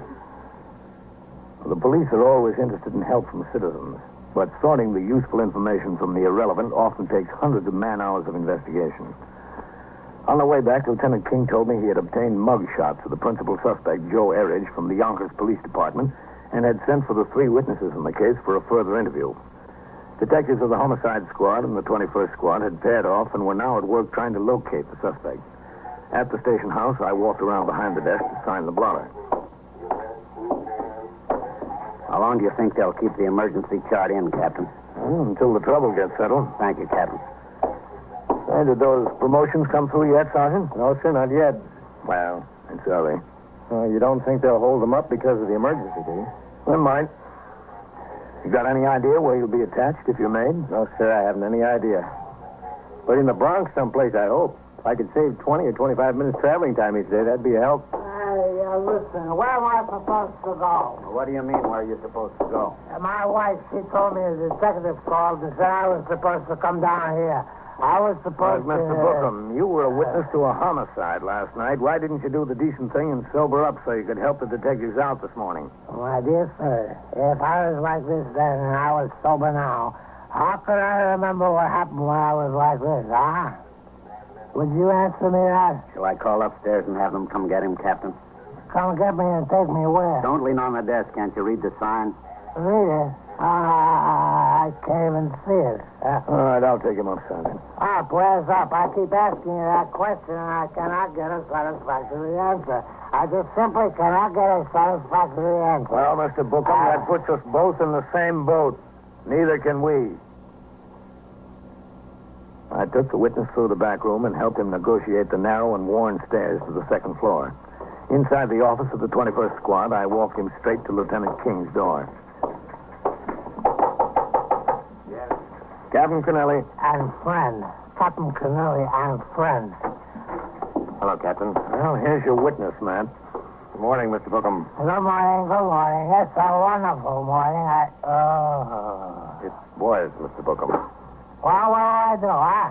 Tell me what I have to do, and I'll pitch right in. I'll just pitch right in. I think you ought to go home and pitch right in bed. Hey, I just got up. Howard, Novak. Yes, Lieutenant. See that Mr. Bookham finds a comfortable place to wait until we need him. Go sit over there, Mr. Bookham. Over here? This way, that way. Everybody's pushing it. Too bad, man. I've got Mr. and Mrs. Tressiter inside, Captain. I think they'll be helpful. You got time to come in? Yeah, sure. Mr. and Mrs. Tressiter, you remember Captain Kennelly from last night? Yes, of course. Good morning, Captain. Good morning. Captain, I've told Mr. and Mrs. Tressiter that we have a suspect in mind in connection with what happened last night. You've got him in mind, or you've got him in jail. So far, just in mind. That's two different things. I know. Now, I have a half dozen photographs here. I'd like you to look at them and see if you can identify the man who held up the restaurant and shot Mr. Van Teller. If you have his picture there, I'll identify him. All right? Richard? Oh, Sarah. You know what you said. All right. Lieutenant, you remember that last night there was some question between Sarah and myself. I thought the man had a full head of hair, and she said he was balding. Yes, I remember. You remember, too, Captain? Yes, I remember. Well, after we got home, we had some discussion on the subject, and I came to the conclusion that Sarah was right. He was balding. Well, we'll see about that. Now, Mrs. Trester, I'm going to ask you to look through these pictures and see if you can identify the man. Would you please? Yes. No, not this one. This is not at all like him. No. Well, this one has a full head of hair. That couldn't be him. Well? This one. As sure as I'm sitting here, this is the one. Richard. We'll get to him. You're positive, Mrs. Tressiter? I told you. I'm sure as I'm sitting here, yes. All right, thank you. I have the pictures, please. Yes. Thank you. Now, Mr. Trester, I'm going to shuffle these. Yeah. Richard, now don't make a fool out of me. Mr. Trester, would you please look through these pictures and see if you can identify the man who shot Mr. Van Teller? Yeah. There you are. Well, it's not this one. He wasn't even sure he got a good look. Yes, I was. No. Have you been in the police department very long, Captain? Yes, ma'am. Quite a long time. No. Do you enjoy your work? This is him. This is the man. Which one? Let's see, Mr. Trester. This one. Thank you. Well, I see we agree, Richard. At last, we agree on something. I just picked out the man that did it, that's all. Well, I thank you both. You've been very helpful. Helpful? A murder's solved. It's all over. Not quite, Mrs. Trester. We've still got to find the man. After the identification of the suspect's photograph by two witnesses, Lieutenant King assigned 4 additional detectives to the job of tracing Joe Herridge. He told me that with the help of Yonkers detectives, his men were checking on all the known friends and acquaintances of the suspect in that community just beyond the New York City limits. A few minutes later, I returned to the muster room. The teletype was clattering away. Both Sergeant Klein and Sergeant Collins were reading the communication as it found it out. The promotions are coming through, Captain. Oh? What'd they make? 5 captains and so far 6 lieutenants. Calm down, you're in. I'll believe it when I see it. Pope, that's a friend of mine. We were partners in the 10th for a while. What do the orders say? Code Signal 19. The following sergeants have been promoted to the rank of lieutenant. Are transferred and assigned as indicated to take effect immediately. All are instructed to report to the office of the chief clerk at 9 a.m. for the issuance of lieutenant's shields and swearing-in ceremonies. Collins? I'll take it, sir. It's like waiting for a baby. 21st Precinct, Sergeant Collins. That's 1, 2, 3, 4, 5, 6, 7, 8. All right, you take your minute. Sawyer. That's another friend of mine. He got what he wanted. The squad. Did they get to you yet? No, not yet. This is number 10 coming. Oh, there you are. Congratulations, Lieutenant. Oh, thanks. Let's see what the job is. Signed to 11th Division headquarters. That's plain clothes work. Oh, I don't know whether I wanted that. You've got it, though. Well, at least the job's near home. Congratulations, Lieutenant. Thanks, Captain. I'm, sorry to leave this job. Really sorry. The teletype machine continued to pound out promotions and went through a list of 23 patrolmen made sergeants. One patrolman from the 21st, Glass, was made and transferred to the 44th. As is customary, both men were relieved of their duties for the rest of the day in order to secure the uniforms and insignia of their new rank in time for the swearing-in ceremonies. Late that afternoon, Lieutenant King told me they had located a girlfriend of the homicide suspect and were questioning her in the hope of learning the whereabouts of Joe Erridge. She insisted she had not seen him, but she gave the detectives the name of another friend, a man. A man was found at his work in Long Island City. He admitted knowing Joe Erridge and told the detectives the suspect had recently taken a room on East 63rd Street in the 21st Precinct. Detectives located the house. It was 10 p.m., not 24 hours after the homicide, when I met Lieutenant King on the street nearby in response to a call from him for assistance from the patrol force. Hello, Matt. Captain. Thanks for the men, Captain. We know this boy is in. The neighbors have heard him. I don't know what he's got up there. He lost a gun last night, but he might have another one. So we better get the street covered before we go up. Yeah, sure. You set? Okay. I've got men around and back, and 2 went up to the roof of this building. They'll have the street covered. All right, let's go. Yes. Okay, Lieutenant. Captain. Thanks. Second floor front, Captain. Klein got made a lieutenant. Yes, sir, I heard. I hate to lose him. He's a good man. This is it.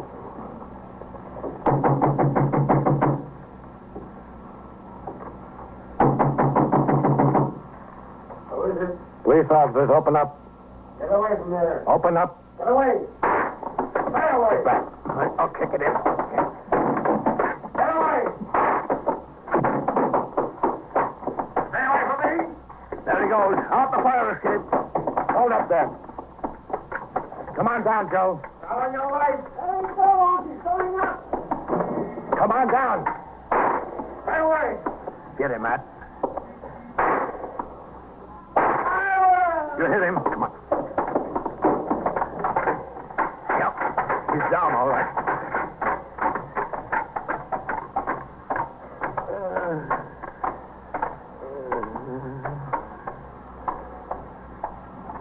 Joe? What do you want? What do you want from me? Where are you hit, boy? Inside. Right inside. What a deal, huh? How'd I ever get in such a deal? Sergeant Collins? Yes, sir. Bring in for an ambulance. Yes, sir. Don't pay. Just don't pay. Yeah, you're right. The only trouble is, you found it out a little late.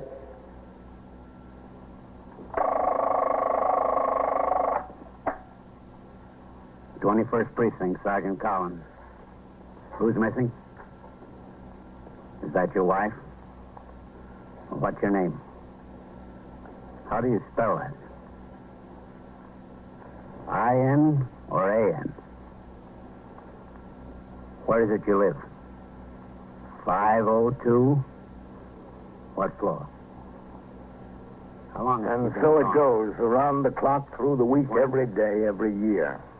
A police precinct in the city of New York is a flesh and blood merry-go-round. Anyone can catch the brass ring, or the brass ring can catch anyone. First Precinct, transcribed in New York. A factual account of the way the police work in the world's largest city is presented with the official cooperation of the Patrolmen's Benevolent Association, an organization of more than 20,000 members of the Police Department, City of New York. Everett Sloane in the role of Captain Kennelly, Ken Lynch as Lieutenant King. Featured in tonight's cast were Lawson Zerbe, Jack Orison, Edgar Staley, Bob Dryden, Joe DeSantis, and Barbara Weeks. Written and directed by Stanley Niss. Produced by John Ives. Gaylord Avery speaking. 21st Precinct, Sergeant Waters. Oh, where's this? Yeah? Yeah? Well, do you need an ambulance there? Well, which car is involved and who's hurt? You are in the muster room at the Oh, which way is 21st he going, Precinct, up the or nerve down? center. A call is coming through. You will follow the action taken pursuant to that call from this minute until the final report is written in the 124 room at the 21st Precinct. All right, there's an ambulance on the way. I heard the radio call. That's right. It's all taken care of. Okay, I'll make the notifications. 21st Precinct. It's just lines on a map of the city of New York. Most of the 173,000 people wedged into the 9/10 of a square mile between Fifth Avenue and the East River wouldn't know if you asked them that they lived or worked in the 21st. Whether they know it or not, the security of their homes, their persons, and their property is the job of the men of the 21st Precinct. The 21st, 160 patrolmen, 11 sergeants, and 4 lieutenants, of whom I'm the boss. My name is Kennelly, Frank Kennelly. I'm captain in command of the 21st. I was working my night tour. When I came into the station house at 3:25 p.m., I signed the blotter and went directly into my office where I changed to uniform. Then I sat down at my desk to sift through the volume of reports and communications that had accumulated since I was last on duty nearly 24 hours earlier. At 2 minutes before 4, I walked out into the muster room where I went behind the desk and turned out the platoon for the 4 to 12 tour. After the 63 men who would patrol the streets of the precinct on foot and in sector cars marched out the front door of the station house to take over their posts, I returned to my office for a conference with the precinct youth patrolman in regard to the problems he would face with the reopening of the schools a couple of weeks hence. He outlined his program for the fall, and I gave my approval to his plans. At 5:30 p.m., I went on patrol of the precinct in sector car number 2, with patrolman Paul Egan as operator and myself as recorder. During the course of this patrol, I had occasion to make a stop at a movie house on Lexington Avenue in regard to several complaints we had received. I found the manager in the back of the theater and spoke to him there while the newsreel was playing on the screen. Captain, believe me, I don't want rowdies in here. I wish they wouldn't show up. Well, they're certainly beginning to scare your regular patrons away. You're telling me. Here's the part of the newsreel I was telling you about. A flat look from Paris.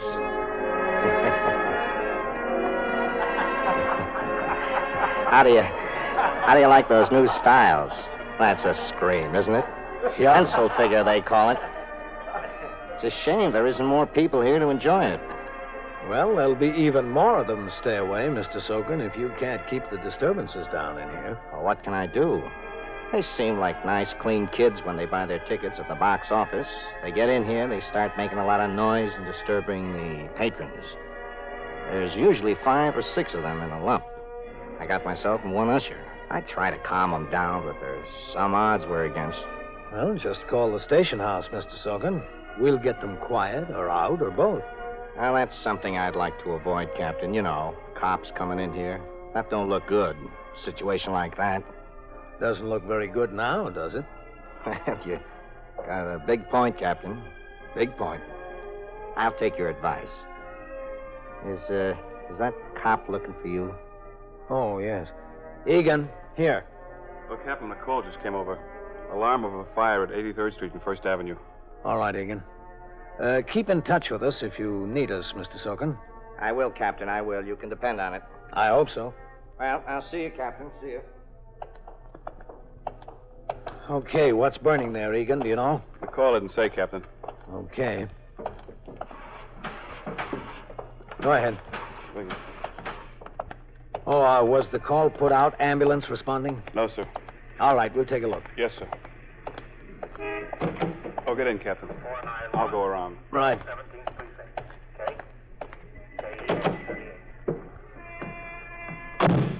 I hope it's not a dwelling there. Well, if it's bad, they'll hit the second alarm. Okay, go ahead. You're clear.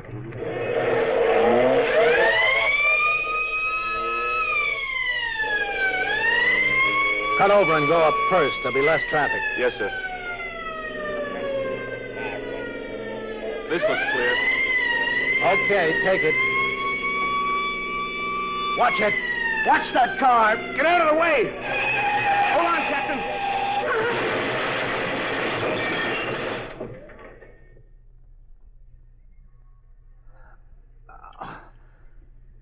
Oh. 4-9, Egan. Egan. Officer! Are you all right in there, officer? Egan. Officer! Look, can you open that door, lady? This one's jammed. I'm trying to. I'll push from the inside, and we'll try together. All right. All right. Together. It won't work. There it goes. Are you all right? Egan. Oh, my goodness. Hey, is anybody hurt? You all right? All right, you folks better stay back. Oh, that poor man. All right, just stand back a little. You weren't driving that car, were you? No, he's in there. He's still sitting in there. How is he? I don't know. All right, stand back, folks. Is he going to be all right, do you think? Just give us a little room here, huh? Heard what he said. Come on there. Give him a little room. Car 681 to Central. K. Proceed, car 681K. Car 681 at 78th Street and Lexington Avenue. We were struck by another car while responding to the alarm of a fire. K. Anyone injured, car 681K. The operator was injured and possibly the driver of the other car. K. 10-4, 628, AEA 394. Are you all right? You don't look so good. Oh, I'll be all right. You want to get out? Yeah, I'll get out. Just a second. Egan. Look, will one of you people grab hold of my hand? I've got to climb over it. Some of you men help him. Don't stand there. Okay, lady. Come on, sir. I got you. Come on. Easy. Easy now. Are you all right? Yeah, I'm okay. But you're sure now? I'm all right. Egan. Oh, my goodness. Can I do something for him? What can I do? Well, the ambulance will be here right away. You better just let him stay there. Such a nice-looking young man. If he comes around, will you let me know? I want to talk to the driver of the other car. Yeah. But you're sure you're all right now? You don't look so good. Yes, I'm all right.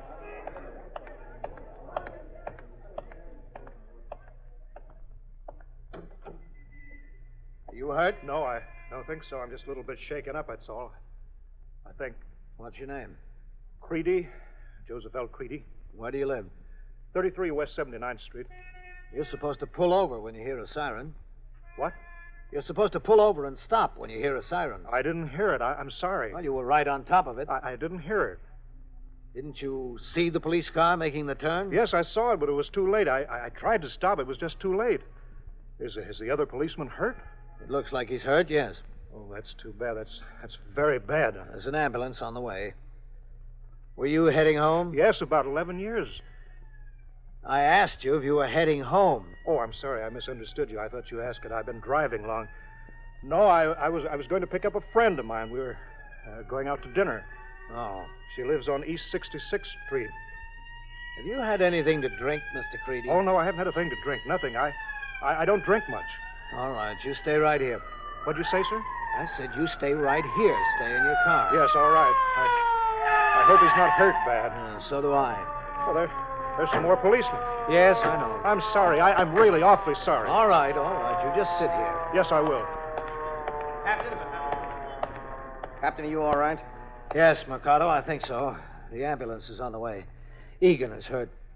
Sergeant, did you take a look at Egan? Okay. I think he's hurt pretty bad. Must have hit up against the wheel. What happened, sir?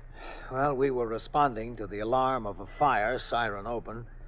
Egan was making a turn into this street. This fellow didn't stop. He hit us broadside, knocked us against the light pole.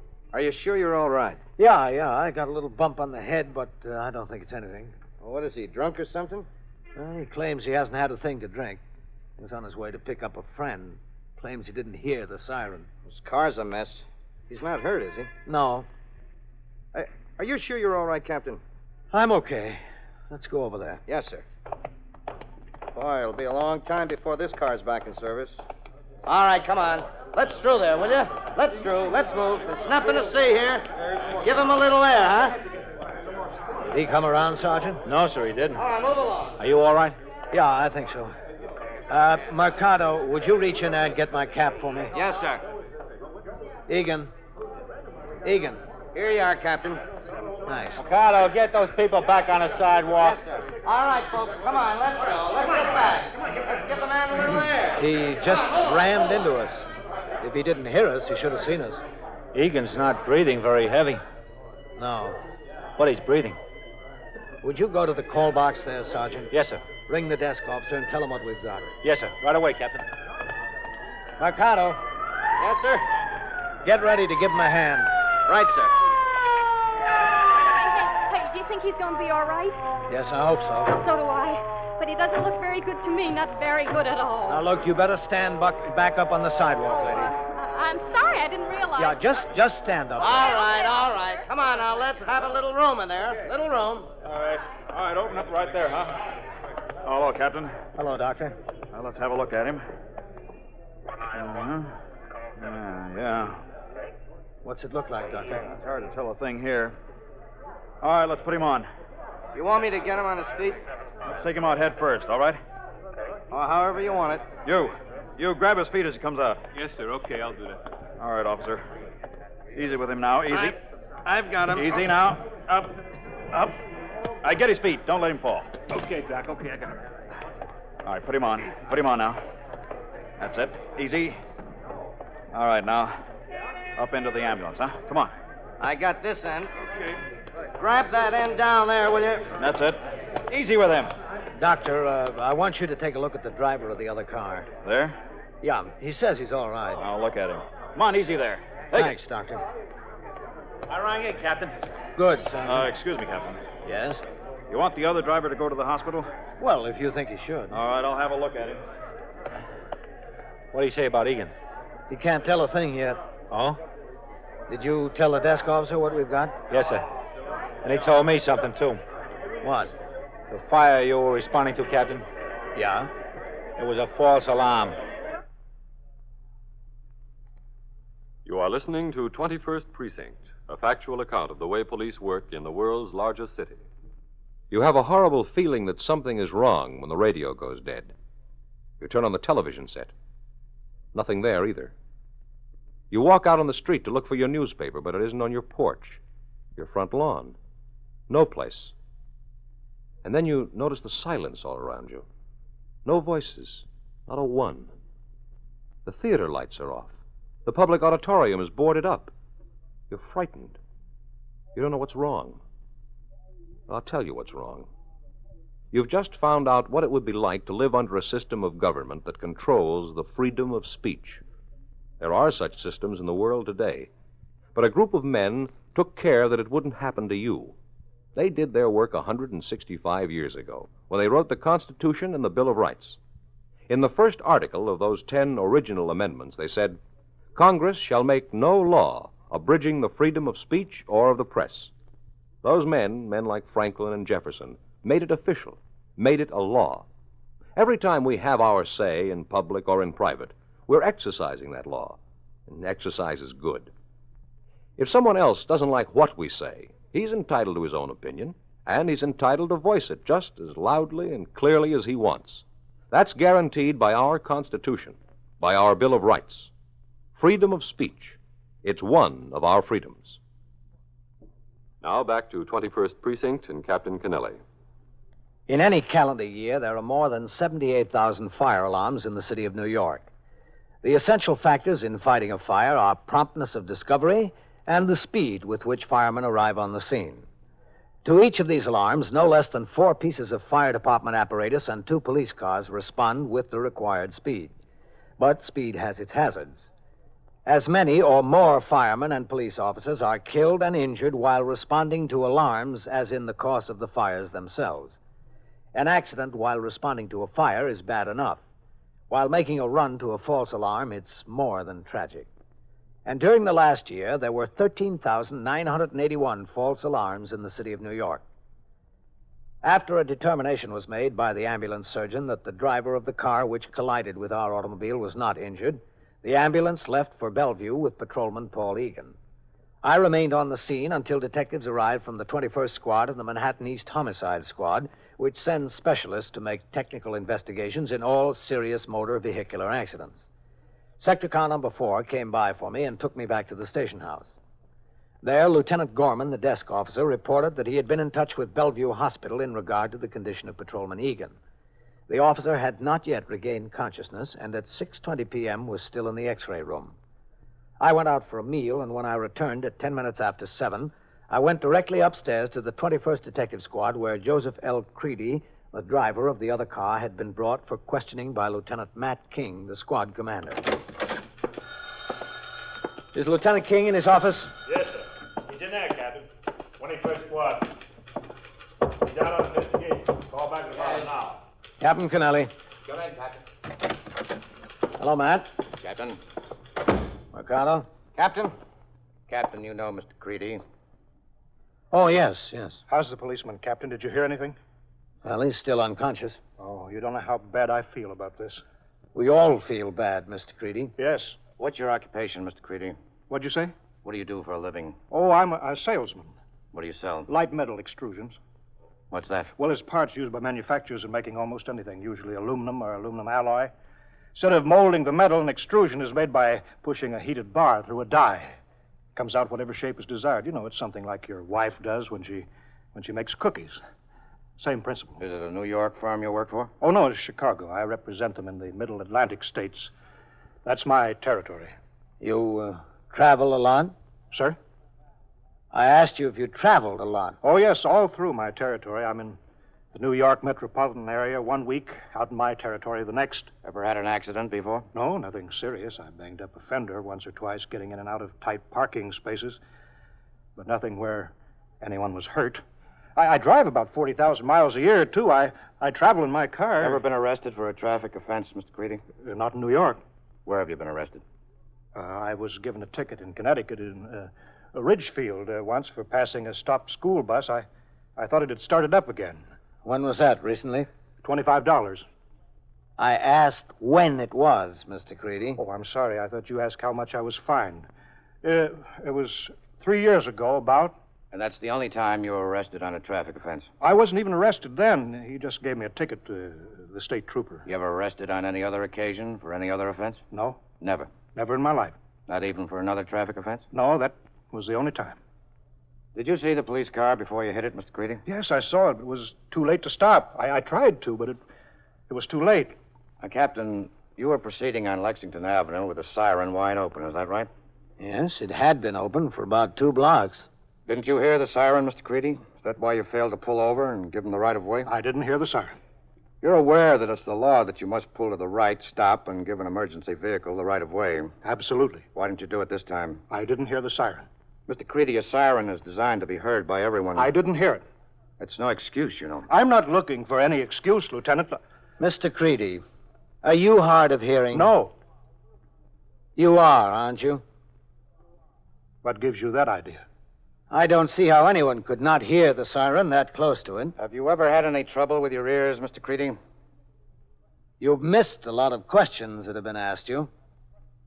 Yeah, I have some trouble sometimes. How were you able to get an operator's license? Well, I had the license before I had any trouble. I just kept on getting renewals. Aren't you aware of the fact that the renewal application inquires if you have any trouble hearing, any new physical disability? Yes, I'm aware of it. You failed to tell the truth when you filed your renewal application, is that right? I hear all right. Most of the time, it's just on occasion that I have any trouble or I miss something. It was a pretty big occasion when you missed hearing that siren, wasn't it, Mr. Creedy? Yes, I suppose it was. You don't have to suppose, Mr. Creedy. Were you talking to me, sir?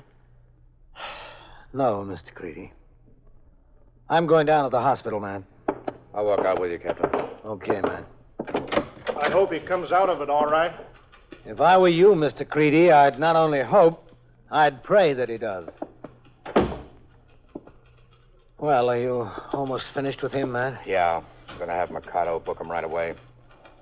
The man really bought himself some trouble, didn't he? Well, I don't feel sorry for him. He's physically incapable of driving a car. He shouldn't be driving one without wearing a hearing aid. Yes, sir, you're right. How do you feel? Oh, all right. You were lucky to come out of it okay. Little bump on the head, that's all. Did it bother you? Oh, I had a headache when I got back to the station house. I took a couple of aspirin. Maybe you ought to have it looked at, Captain. No, it's okay. Yes. You going down to the hospital? Yeah, right now. I want to be back by 10. The borough chief said he might visit the precinct tonight. If there's any change in Egan's condition, will you call me direct, Captain? Yeah, Matt. I sure will. I went downstairs to the muster room where Lieutenant Gorman, the desk officer, told me that the 34th Precinct, in which Patrolman Egan resided, had been unable to reach his wife to notify her of the accident. A babysitter told the notifying officer that she had gone to the home of a friend in the Bronx and was not expected home until shortly before midnight. The babysitter gave the notifying patrolman the address of the friend, and the 44th Precinct was asked to make the notification. Sector car number 3 came by the house to drive me to Bellevue. Ordinarily, when a police officer is injured on the job, the commanding officer is required to make a complete investigation of the facts involved to determine if the injury was in the line of duty. In this case, I was aware of the facts of my own knowledge, and I entered them into the blotter. At the hospital, it was my intention to see the injured member of my command to make sure he got proper care and to wait for his wife. Patrolman Meister drove the RMP car into the hospital grounds at 30th Street and Franklin D. Roosevelt Drive. He parked the car adjacent to K Building, and I instructed him to wait. I walked into the emergency ward in I Building and through the corridor where I saw Sergeant Waters waiting. Sergeant? Oh, hello, Captain. How's Egan? Did you hear? Yes, sir. The district surgeon is here. He told me he saw the x-ray pictures. He's got 3 broken ribs from where he hit the steering wheel. Oh, what about his head? It's a bad cut. No fracture. Possible concussion. That's why he hasn't come around yet, the way I understand it. Well, what are you doing down here? Well, I was over at the division, officer. I thought I'd check on Egan as long as I was nearby. Good. Well, get rolling as soon as you can. Yes, sir. How do you feel? All right.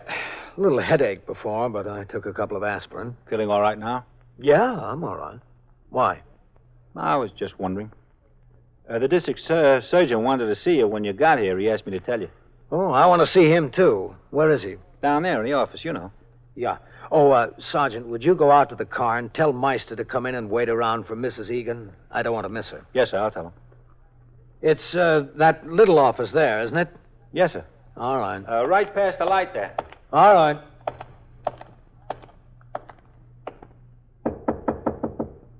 Yes? Captain Kennelly. Come in. Hello, Doctor. Oh, Captain. How's Egan doing? He'll be all right, I think. He's beginning to stir around some. That's good. 3 fractured ribs. The head injury is a possible concussion, but I think he'll be okay. Sit down. Well, I don't want to miss Egan's wife, Doctor. You won't miss her. Sit down. Well, all right. How do you feel? All right. Pretty good. Which? All right or pretty good? All right. Mm-hmm. Well, let's see that bump on your head. Oh, it's nothing. No, then it won't hurt to look, will it? Watch it. Oh. Tender, huh? Yeah, a little bit. Mm-hmm. Hmm. Well, it's not bad. No. Wait a minute. What's that for? Nothing. I just want to shine this flashlight in your eye. Look over my right shoulder. And keep looking there even after I take the light away, okay? Why? Captain, do I tell you how to catch a thief? Okay. Uh-huh. Yeah. What's the matter? Nothing. Now, let's try the other eye. What are you looking for? Just look over my left shoulder. All right. Go ahead. Mm-hmm. Okay. Stand up. Well, what's the idea? Well, we've got to wait anyway, don't we? Come on, stand up, Captain. All right. All right, put both hands out in front of you, palms down. That's it. Now spread your fingers. Turn your hands over. Palms up. That's it. All right, now back. Well, what are you looking for? You can't find anything until you look, can you? No. All right. Put your feet together. Toes together, too. All right, now your hands down at your sides. Close your eyes. That's it. Now hold it there for a second. Hold it there. All right, you can look now. It's just a little bump on the head. Yeah. Sit down, Frank. Look, I'm all right. I know. Cross your left leg over your right. That's it. What are you doing? Testing my reflexes? Something like that. You see, I've still got a lot of bounce. But you don't know whether it's good or bad, do you? Cross your legs the other way. That's it. I'm okay. There's nothing wrong with me. Okay, now open your mouth and very deeply breathe in and out until I tell you to stop. Now, look, Doctor. Go ahead.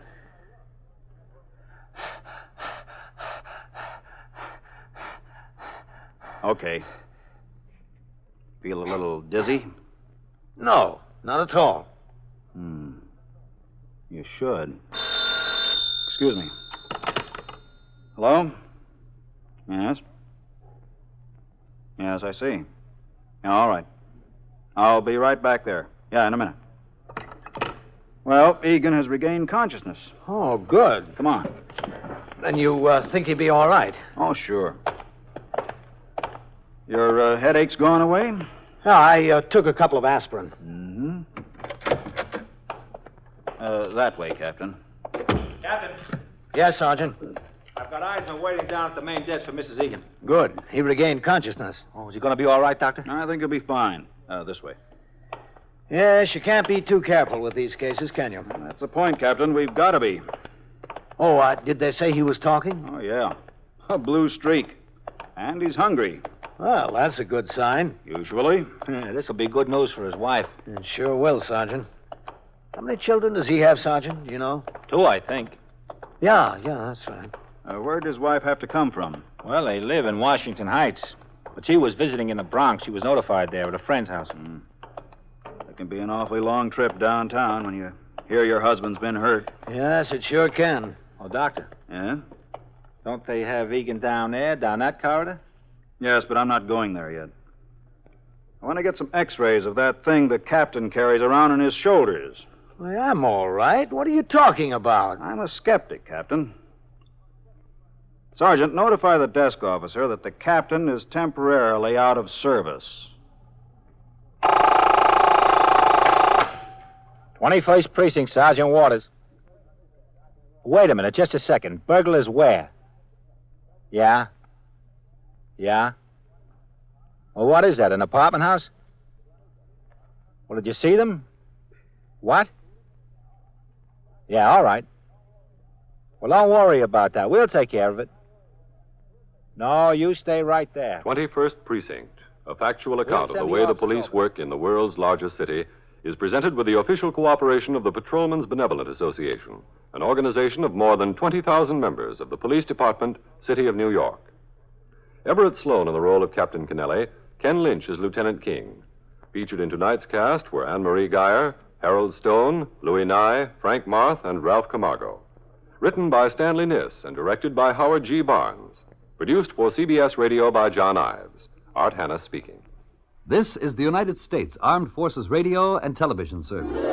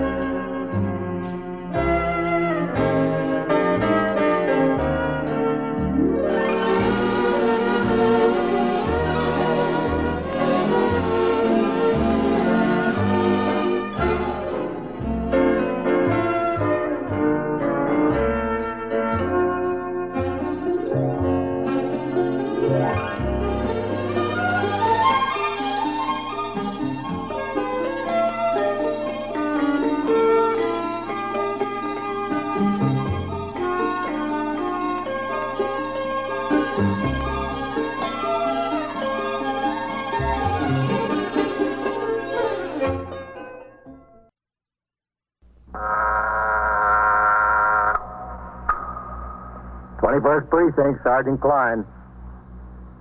A what? How do you know something's wrong? How many days haven't you seen him? How do you know he's been in the apartment all that time? You are in the muster room at the 21st Precinct, the nerve center. A call is coming through. You will follow the action taken pursuant to that call from this minute until the final report is written in the 124 room at the 21st Precinct. Do you have a key to get in? What makes you sure it's been bolted from the inside? All right. I'll send the officers around to have a look. Where can they find you? All right. Just stay there. I'll send them right over.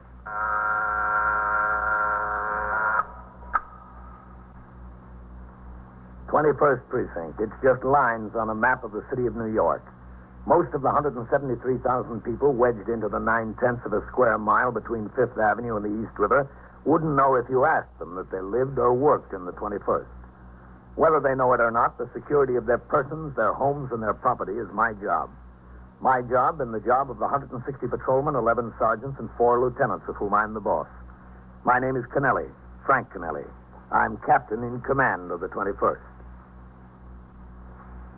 What makes a city? Not buildings, not subways, not business. People make a city.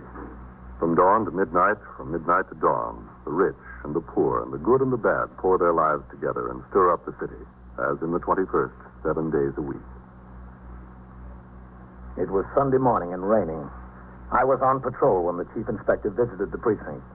In response to a radio signal, I returned to the house and conferred with the chief inspector, the commander of the uniformed force, for 35 minutes regarding conditions in the precinct. When the chief rose to leave, I walked outside with him to his car. It had stopped raining. Then I returned to the muster room and went around behind the desk to read the entry made in the blotter by Lieutenant Kenneth Gorman concerning the visit to the precinct by the chief inspector. But all right, Captain? Yeah? You walked in here big as life. Well, you've got to expect it, Ken. He's not going to call and tell you he's coming. Yeah, but not the day after I come back from my vacation, Captain. Could have waited until the night. Where'd you go, Ken? Maine.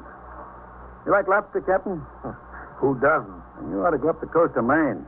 You never had such lobster. Hey, listen, I heard they never heard of a broiled lobster in Maine. The only way they fix them is boiled. Is that right? Yeah, all these places have this great big kettle.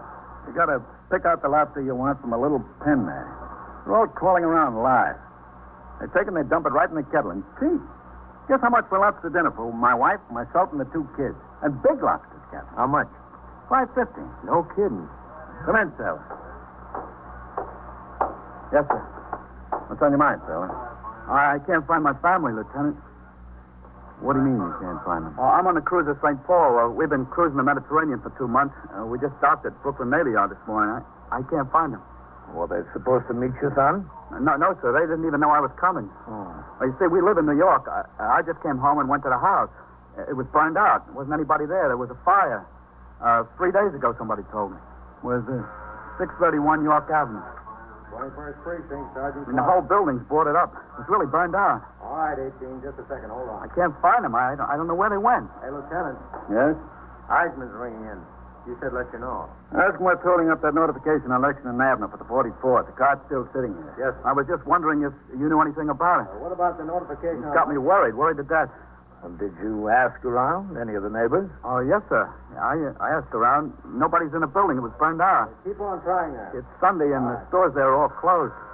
What do you mean, your family? Your parents? No, sir. My wife and my baby. Oh. Did you ask any of the neighbors in the other buildings? Well, there isn't anybody living in the houses on either side anymore. They're getting ready to make a housing project there. And besides us, there were only 5 or 6 families left in our house. Hey, listen, do you remember the fire? A man over there told me there were some people killed. Do you remember that? Yes, there were some people killed. What's your name, sailor? Rawlins, Joe Rawlins. You run the cruiser St. Paul? Yes, sir. Gunner's mate second class. Hey, listen, who was killed? Not my wife and baby. I don't remember the name Rawlins. I don't think so. Well, could you check? We're going to right now. I'll tell you what you do. Listen, how many people? 5. 5? Oh, God. Well, one of them was the city fireman, the other's lieutenant. I gotta know. How soon could I know? Well, I'll tell you what you do, son. I'm Captain Kennelly. Yes, sir. And that's my office right across the room there. It'll take a little while to look up the reports. Why don't you just have a seat in my office until we find Oh, them? that's all right. I don't mind. Well, it'll take a few minutes, Joe. You go ahead and sit in there. I'll be right in. Yes, sir. All right. I asked Sergeant Klein to get out the aided case cards and the unusual occurrence report for the fire at 3:30 in the morning 2 days before. It took a few seconds, not a few minutes, but I wanted the chance to read over the reports before I spoke to the sailor again. I read them and gave Sergeant Klein and Lieutenant Gorman instructions to call the Missing Persons Bureau and the Office of the Chief Medical Examiner to get more information concerning their subsequent investigations. Then I walked across the muster room to my office.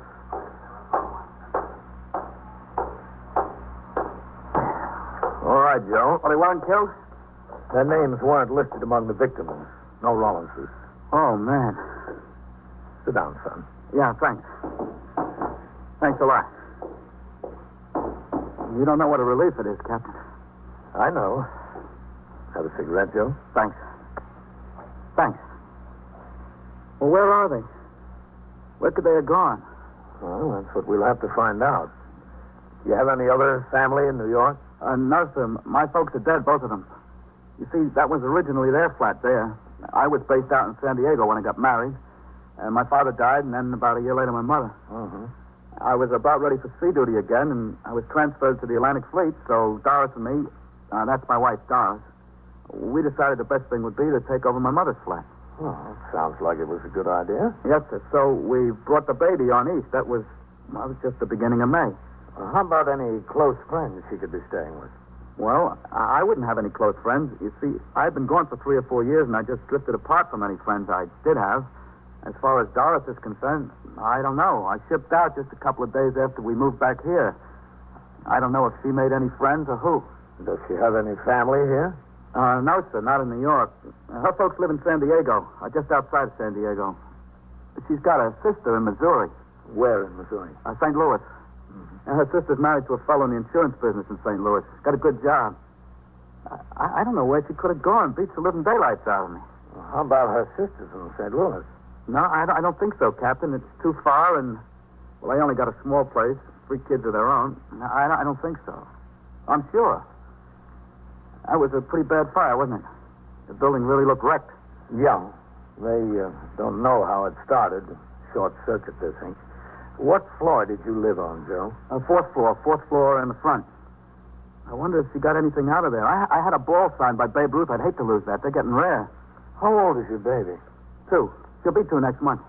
You want to see a picture? Yeah, sure. She's the cutest little thing. Yeah. Josie. That's after me. Josephine's her real name.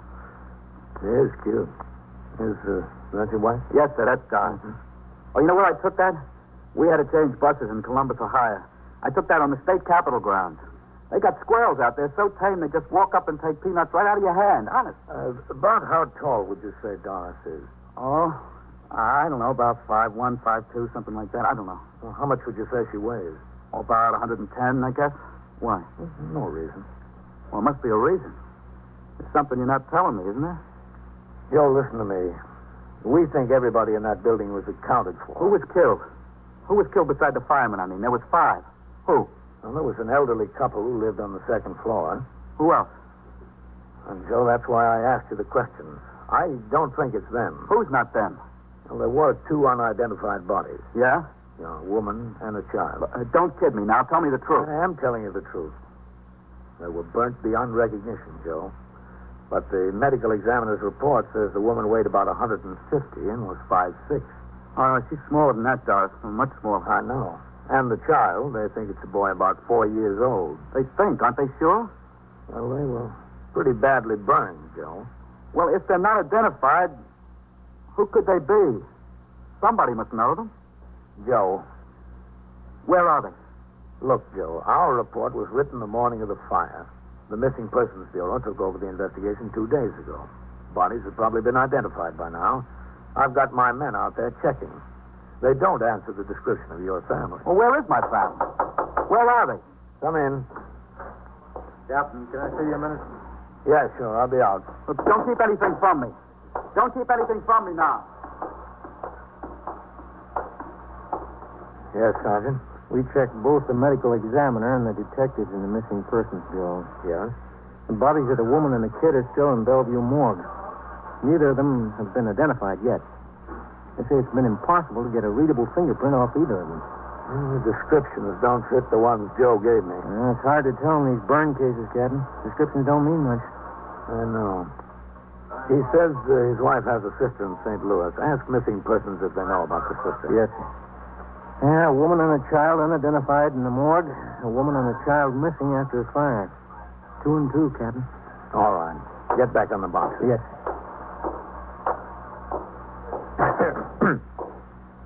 It's them, isn't it? That's what he told you? No, that's not what he told me. Well, then where are they? What happened to them? We haven't any idea, Joe. But we're sure going to find out. A little before noon that Sunday, I put out a call for the patrol sergeant, Timothy Waters. He was instructed to come by the station and pick up the sailor. Together, they drove over to the burned house and sought out the patrolman on post. Inquiries were made among residents in all the nearby buildings to determine whether they had any knowledge of the whereabouts of the woman and child. Meanwhile, at the precinct house, the desk officer, Lieutenant Gorman, the man on the boxes, Sergeant Klein, and Patrolman Ryan, the 124 man, were making telephone inquiries to the homes of all neighborhood merchants who might have done business with the woman. You don't remember her? Mrs. Rollins, yeah. Sorry. She never came in your store, huh? All right, thank you. Now, not there either, Captain. You know what I think we ought to try, Ken? Yes, sir? Mrs. Rollins and the child were both Navy dependents. If they got out of the building, and if either of them were injured to any degree, she might have hopped in a cab and gone right to the Brooklyn Naval Hospital or St. Albans. That's possible, Captain. That's where Navy people would head. Shall I call them? No, you better call CB instead of direct. They might want to make the inquiry through the shore patrol. I don't know. Yes, sir. Sergeant. Yes, sir? Listen, Sergeant, I want you to Excuse call... me, Captain. Oh, yes, sir. Hello, Miss Cruz. This is Sergeant Klein of the 21st Precinct. You own the grocery store at 619 York Avenue? No, it's all right. Nothing's wrong. We just want a little information. You remember that fire in the building at 631 York? Lieutenant Gorman at the 21st. Yeah, that's right. We're looking for a woman and a child who've been missing since then. a little while ago, and a woman and a child, Rollins. The name is Rawlins. Rawlins. Rawlense. Mrs. Doris Rawlins. Yeah, that's the one. Does she do business in your store? They made at St. Albans. Yeah, I see. Naval Hospital. In case either the woman or the child was admitted as a... About 5'2" or 3, 110 pounds. 22 years old, very pretty. You get back to it. No, blonde. She has a little girl, 2 years old. You don't know her? Never saw her. All right. Thanks, Mr. Cruz. I'm sorry to have disturbed you. Goodbye. Nothing, Captain. I called CB, Captain. I'll make inquiries. All right. Who'd you talk to upstairs, Sergeant? Whitey Howard, Captain. Said you'd try to locate Lieutenant King and have him call you. Okay. When did CB say they'd get back to us, Ken? Right away, Captain. Is this where I report something? Yes, ma'am. Can I help you? My car's gone. Where'd you park it, ma'am? On 64th Street, right near Park Avenue. I've just gone for a few minutes to take some flowers up to my friend. Was it locked? Well, of course it was locked. I got the keys. See? The doors and windows, too? Oh, everything. I was just gone a few minutes. You're sure you didn't park it someplace else? Of course not. I parked it right in front of a building, right in front. It was gone. Sergeant, who's catching upstairs? They're all out, Lieutenant. They're busy with the safe and lock squad on a couple of burglaries we had last night. You see that door back there? Yes. The detectives are all out, ma'am. You go through that door and talk to the officer. He'll take a report on it. Can I give you the report? No, ma'am. He'll take it. He's got the proper form. Through the door. That's all. Thank you very much. 21st Precinct, Sergeant Klein. Hey, Captain Kennelly. Who is it, Lieutenant King? No, sir, the division captain. Oh, all right. I'll take it right here. Go ahead, Ken. Captain Kennelly. Hello, Ben. Yeah. Tomorrow night? Yes, I'm working my night tour. All right, sure. What? 21st Precinct, Sergeant Klein. The chief will be back at 10? Yes, he's here, sir, but he's on the phone. Okay, Ben. I'll see you. Bye. Hold on, Lieutenant. Lieutenant King calling in, Captain. Sergeant, leave a note on my desk. I'm to cover division between 7 and 10 tomorrow night for the deputy chief. He's got a PAL meeting at the Waldorf. Yes. All right, I'll take Lieutenant King. Captain Kennelly. Hello, Matt. Did Whitey Howard tell you what we've got about the sailor? Yeah. Well, the poor kid's about half crazy over it. No, neither can I. Listen, it's better than even money that those two bodies down in the morgue are his wife and baby, but there's two things you can do for me. You've got the connection. Well, it just involves a couple of phone calls. Yeah. One is I'd like you to get hold of the postal inspectors and have them get us into the Lenox Hill post office on East 70th. We're interested in knowing if she left a change of address card. Yeah, okay. No, that's fine, Matt. Yeah. And the other is to check your source at Con Ed and see if she ordered electric service at another address before or after the fire. Thanks, Matt. I certainly appreciate it. Yeah, I'm sorry to bother you at home. Okay. We'll wait for your call. So long. Will you be able to manage it, Captain? Yeah, I can. He'll get right on it. Well, I hope I'm wrong. But I think we're all just wasting a lot of time. In another half hour, Sergeant Shea returned to the station house with Joe Rollins. The sailor stood by dejectedly as Sergeant Waters reported to me that he and the patrolman on post had interviewed tenants, neighbors, and merchants. They all knew Mrs. Rollins and the child on sight. Some had recalled seeing them on the afternoon and morning before the fire. Not one remembered seeing them on the street during the fire. More important, not one remembered seeing Mrs. Rollins the afternoon following the fire, when most of the tenants gathered at the scene in the hope of salvaging some of their belongings. Sergeant Waters resumed patrol and left Joe Rollins sitting in my office. I read accumulated reports and approved the list of cabarets to be inspected by the patrol sergeant that night. Ellen called, and I made arrangements to meet her in Midtown for dinner. Then I went back to reading and signing reports. Finally, the sailor raised his head. Captain. Yes, Joe? Where they got them? And where have they got what? The bodies. Oh. At the morgue, Bellevue. I want to look at them. They're burned beyond recognition, Joe. I want to see them. I want to see if they're mine. Wouldn't do you any good. I want to see them. I can tell. Missing Persons Bureau says there's only one possibility. That's to send to San Diego to her old dentist and get a chart of the work she's had done. They'll wire the dentist the first thing in the morning. No, but I can't wait that long. I want to see them now. All right, Joe. I'll take you to see them. I went out into the muster room and told Sergeant Klein to radio for Patrolman Farrell to drop his recorder on post and drive the car to the precinct house. Lieutenant Gorman told me that CB had called back to report that neither Mrs. Rollins nor the child had been admitted to St. Albans or Brooklyn Naval Hospitals. There was no word yet on the two important lines sought after by Lieutenant King, commander of the 21st Detective Squad. When the car arrived, Patrolman Farrell drove us down to the Bellevue morgue. On the way in, we were met by Detective Anthony Trinker of the Missing Persons Bureau. Detective Trinker had handled the investigation of this case along with the office of the chief medical examiner. He took us inside the mortuary. Joe's face was firm and expressionless.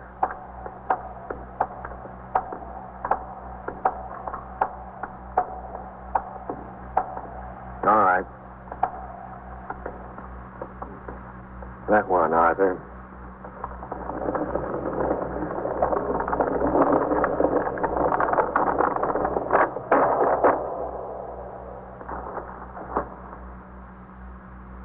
Okay, Arthur.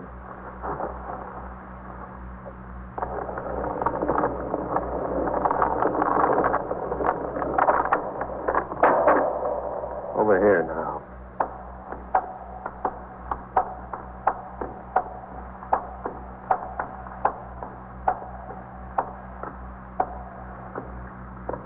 All right.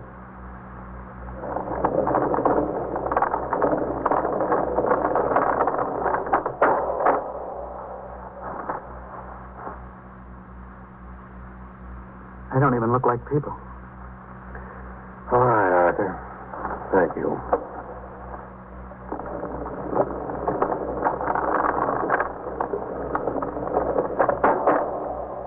Let's go this way, huh? Not even like people. This was your idea, Joe.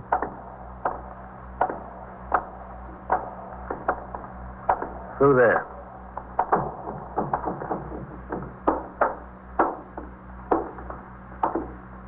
Have a seat over there. Captain. Thanks, Tony. Joe? Oh, it's all right. I told you identification would be impossible. I don't even know if we can identify the woman through dental charts or x-rays. As far as the child's concerned, we can't even tell for sure whether it's a boy or girl. That's how bad things are. Tony, you estimated the weight of the woman at 150 or so and the height 5'6". The child you said was about 4 years old, probably a boy. Those descriptions don't match up with Joe's family. I know they don't. Burn cases can have peculiar results. Some of the victims appear larger, some smaller, some the same size. It depends on a lot of factors. Look, I don't care about factors. Give me facts. That's all, facts.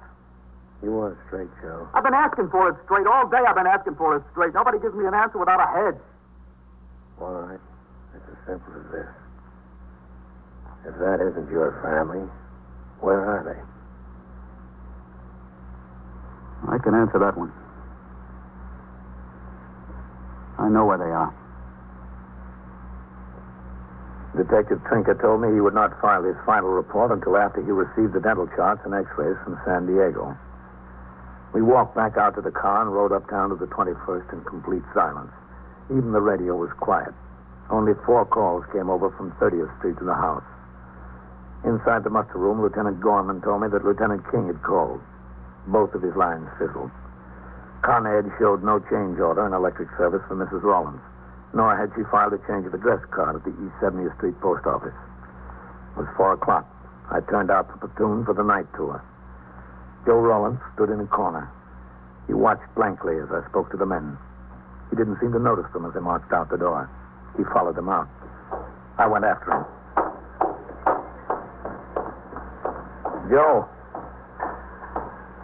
Where are you going, Joe? I don't know. Back to my ship, I guess. I won't bother you anymore, Captain.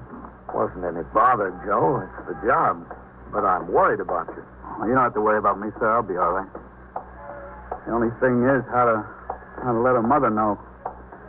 How can I break the news to them? It's got to be done. Now, they're such nice folks. It's just a shame, Yeah.